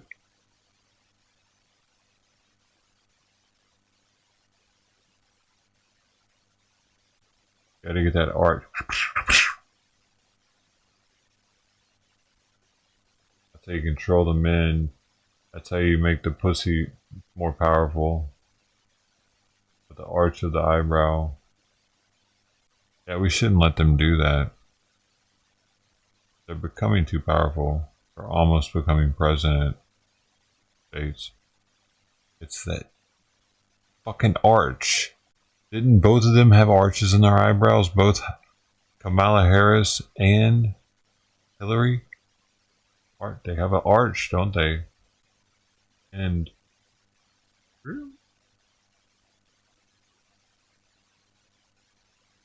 it's something to look into.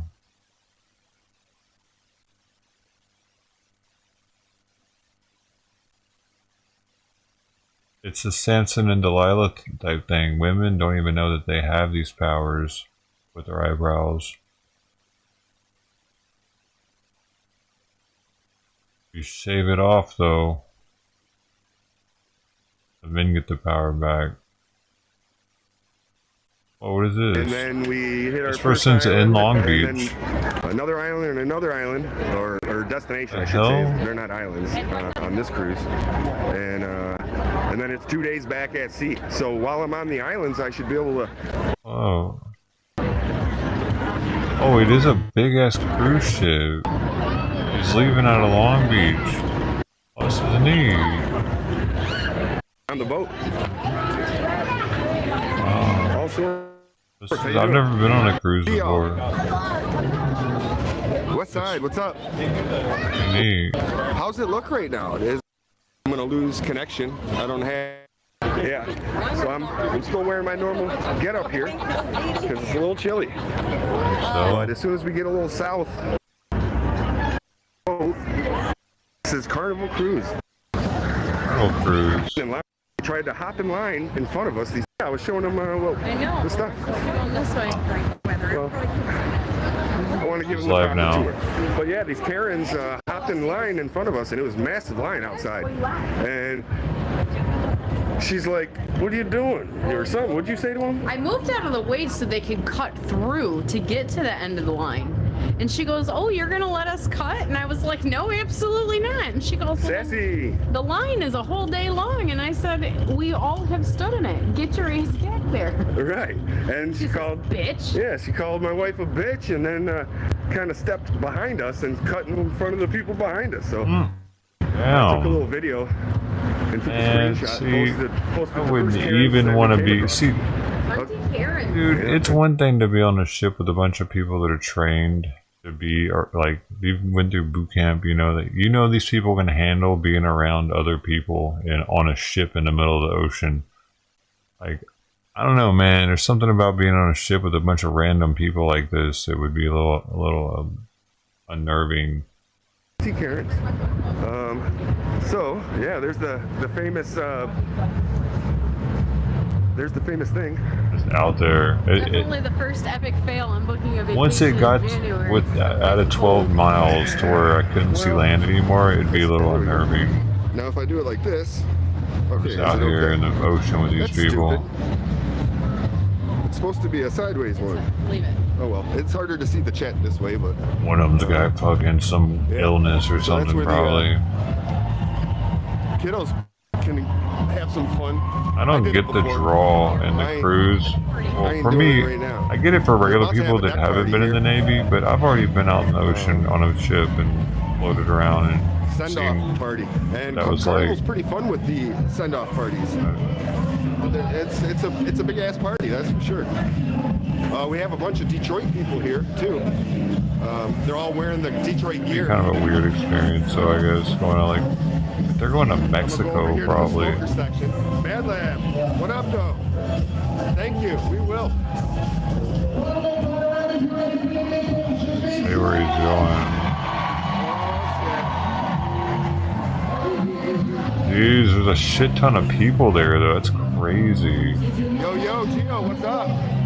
It's crazy because there's so many like just families too though. Oh yeah, it's a party time. So it's not really a party time when there's kids walking around. Look over here.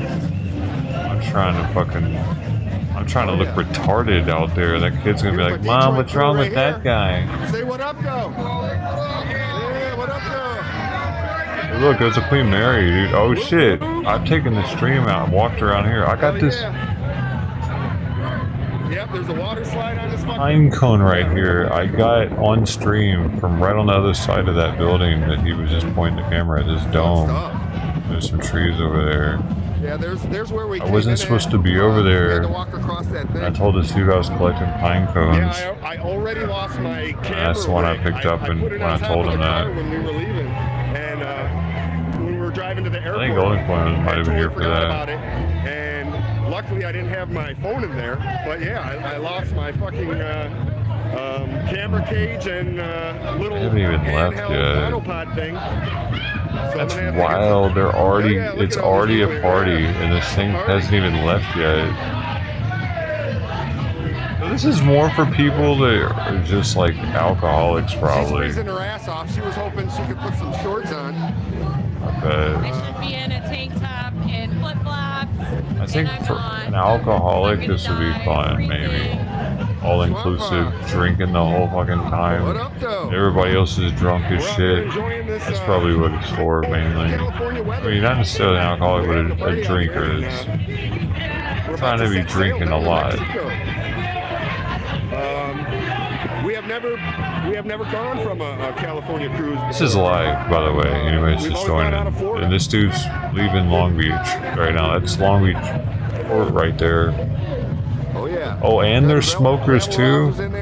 So they're kind of weak-willed people if they can't quit smoking cigarettes. That goes for you too. If you're a cigarette smoker, you have a weak willpower. I'm pissed that I don't have my little stick. Oh, she got my drink. Tuesday when we can do another live, it'll at least be warm. Oh yeah, we'll do it live from you can change it though. Don't have it. Don't have weak willpower. What up, though? So many reasons to quit smoking. Whoa.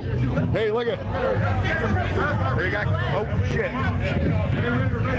Where'd I go? Okay, there I am. It's different than willpower to say like, go cut the grass. Yeah. It's not cutting the grass isn't killing you. Smoker section side.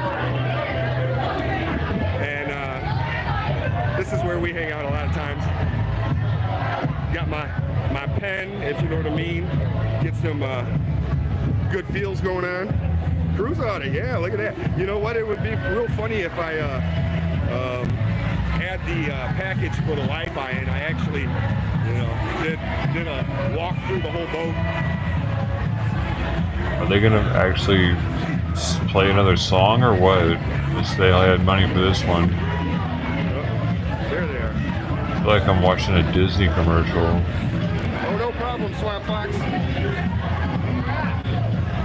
Sometimes it's not easy for me to get my words out as well.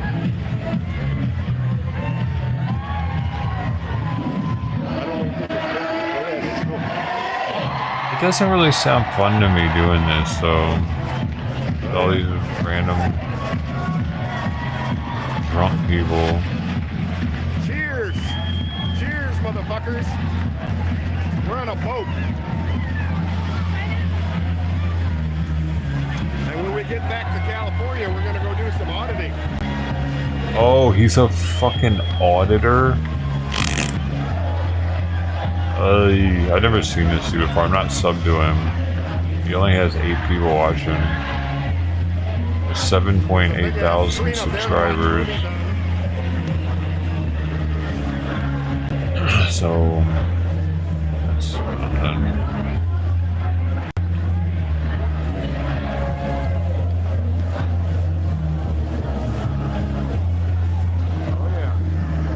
pretty wild how you can't even tell. I can't even tell that's a ship from this point of view. Using a building, man. That's crazy. We hang out at the casino. Look at you see fishing. When it's nasty out.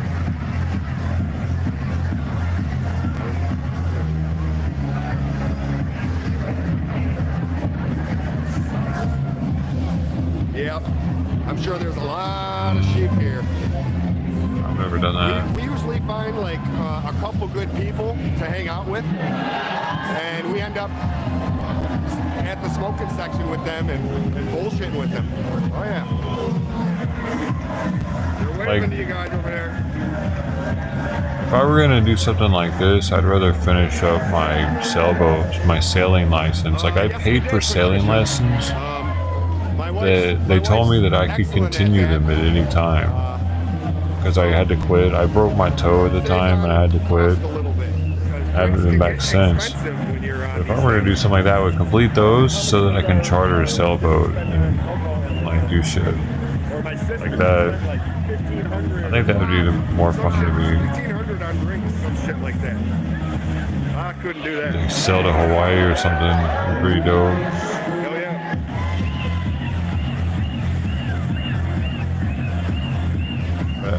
I'd be challenging with cats now.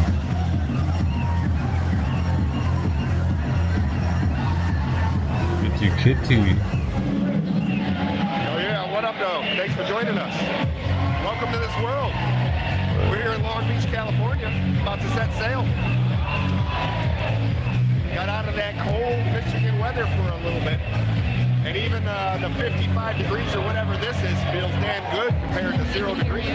Oh yeah, Does he have a Memphis Tigers beanie on? Fuck it. Oh yeah, think about 55 degrees or whatever this is feels damn good. Oh, it's a Lions, maybe. Michigan Lions or something. It must be Lions. Wait, what is on his shirt? One Panther? And one place. Here in a minute. It's Detroit Lions, alright. Man, when I was in Romania, my girlfriend's grandmother, super old lady, we went over to her house in Romania. She was watching some tennis match. It was Memphis against some other college. No. It was either that or a basketball game. It might have been a basketball game, but either way, it was a Memphis versus, and it was live on their TV at the time. I'm gonna quit smoking. That was weird.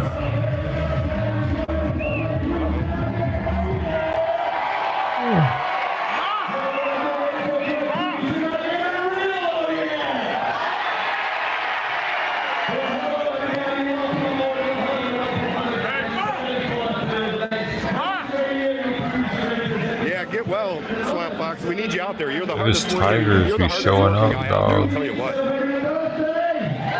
Doesn't he walk around more?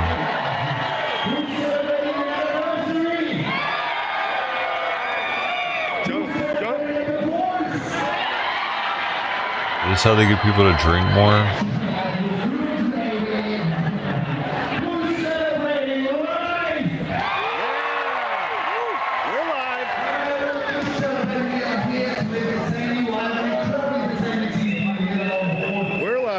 TV. What? You have it. I have it. 3, 2, 1. I don't know when we were counting down, but I helped. All right. Oh. Where'd she go? Oh, I don't think so. Remember. Okay, hold on. I don't remember how she was watching it. We're going right now.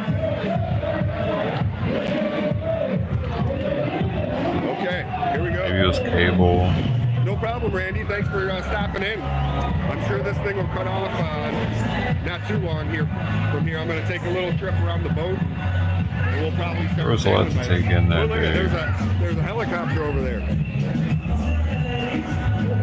Where is it? I just saw it.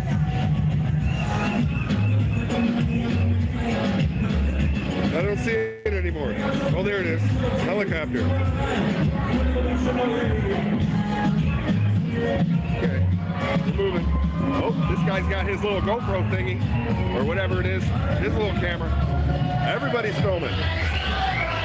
Everybody's filming, yo. Oh, yeah.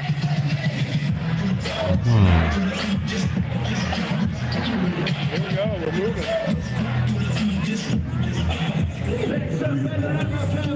Oh, yeah. Trippy, man.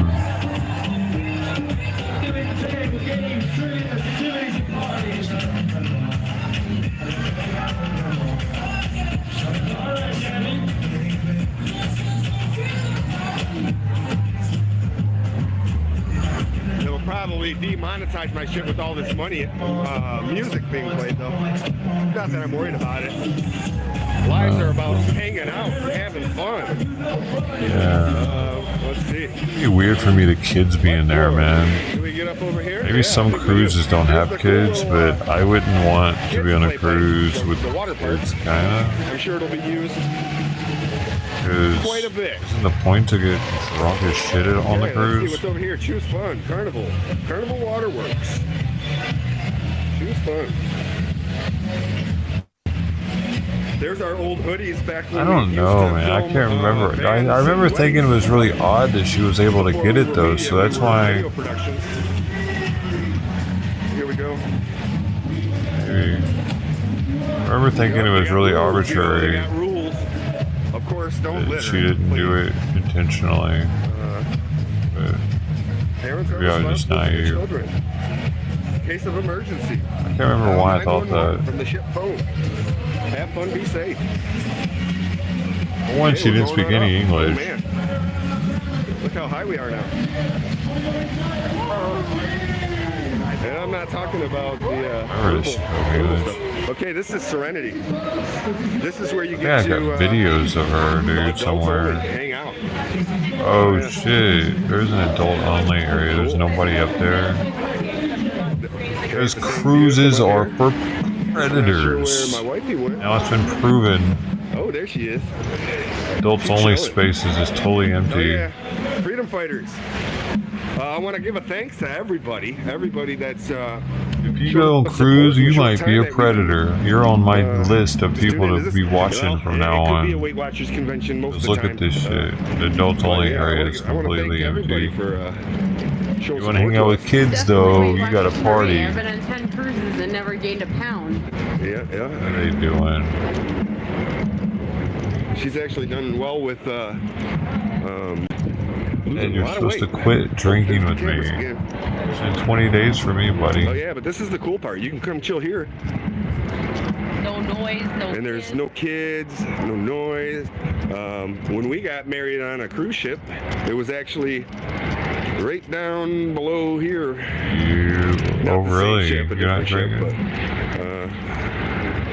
Let's see here.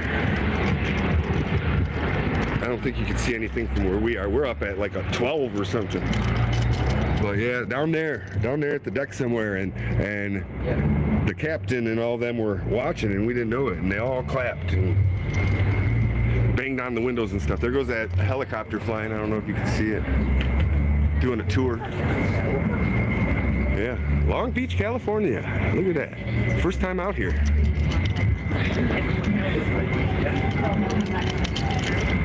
Sure, we got some good seats.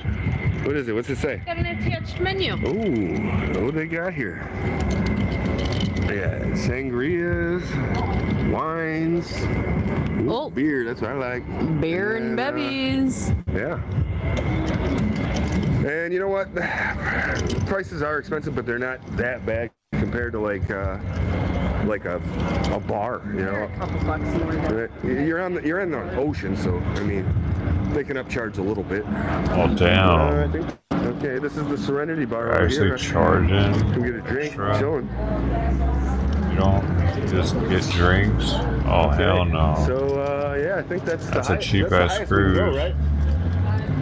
Yeah. I'm on top of the world, Mom. I'm on top of the world.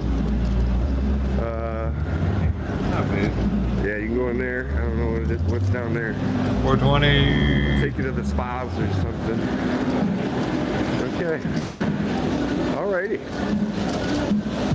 Let's see, we've been going 20 minutes. I guess we'll go back down around this way. Ooh, there's a little boat over there.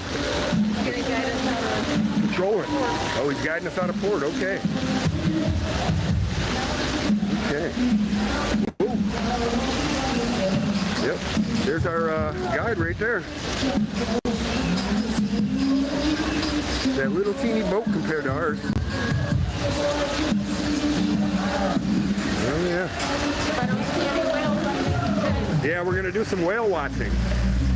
We've never seen any whales. We've seen dolphins and all types of other stuff, but we have never seen a whale. And we went on a whale watching excursion out of somewhere. I forget where we went out of, to do St. Lucia. We did one out of St. Lucia. Bill, you're supposed to quit drinking. Any, no whales. Failed us. Unfortunately. Yeah. Let's do a little people watching. Who we got here? Oh yeah. Excuse me.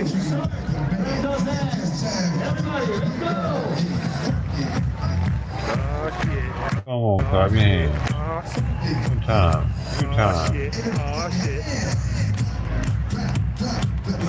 Clap, Oh, clap, there's our clap, buddy clap, down clap. there. Oh, seagull. The ocean, the big blue ocean.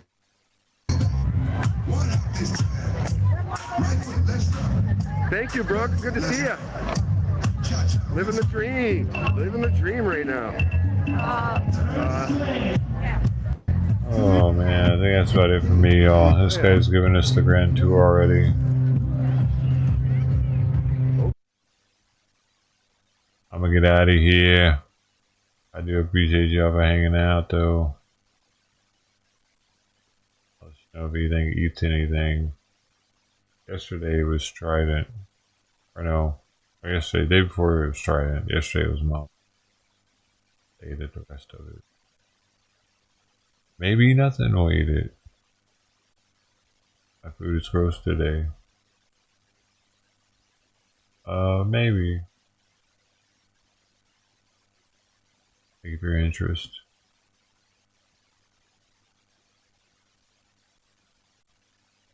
So, buddy.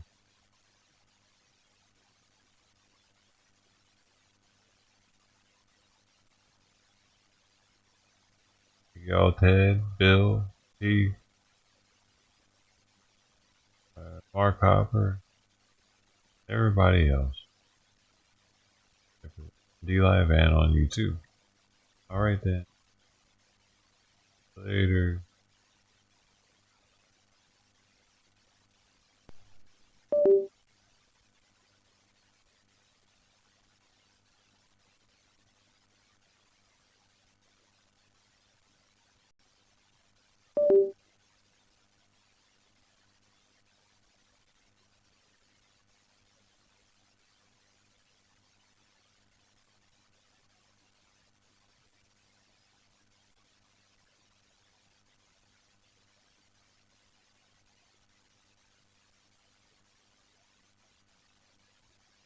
Meow, meow, meow, meow, meow, meow.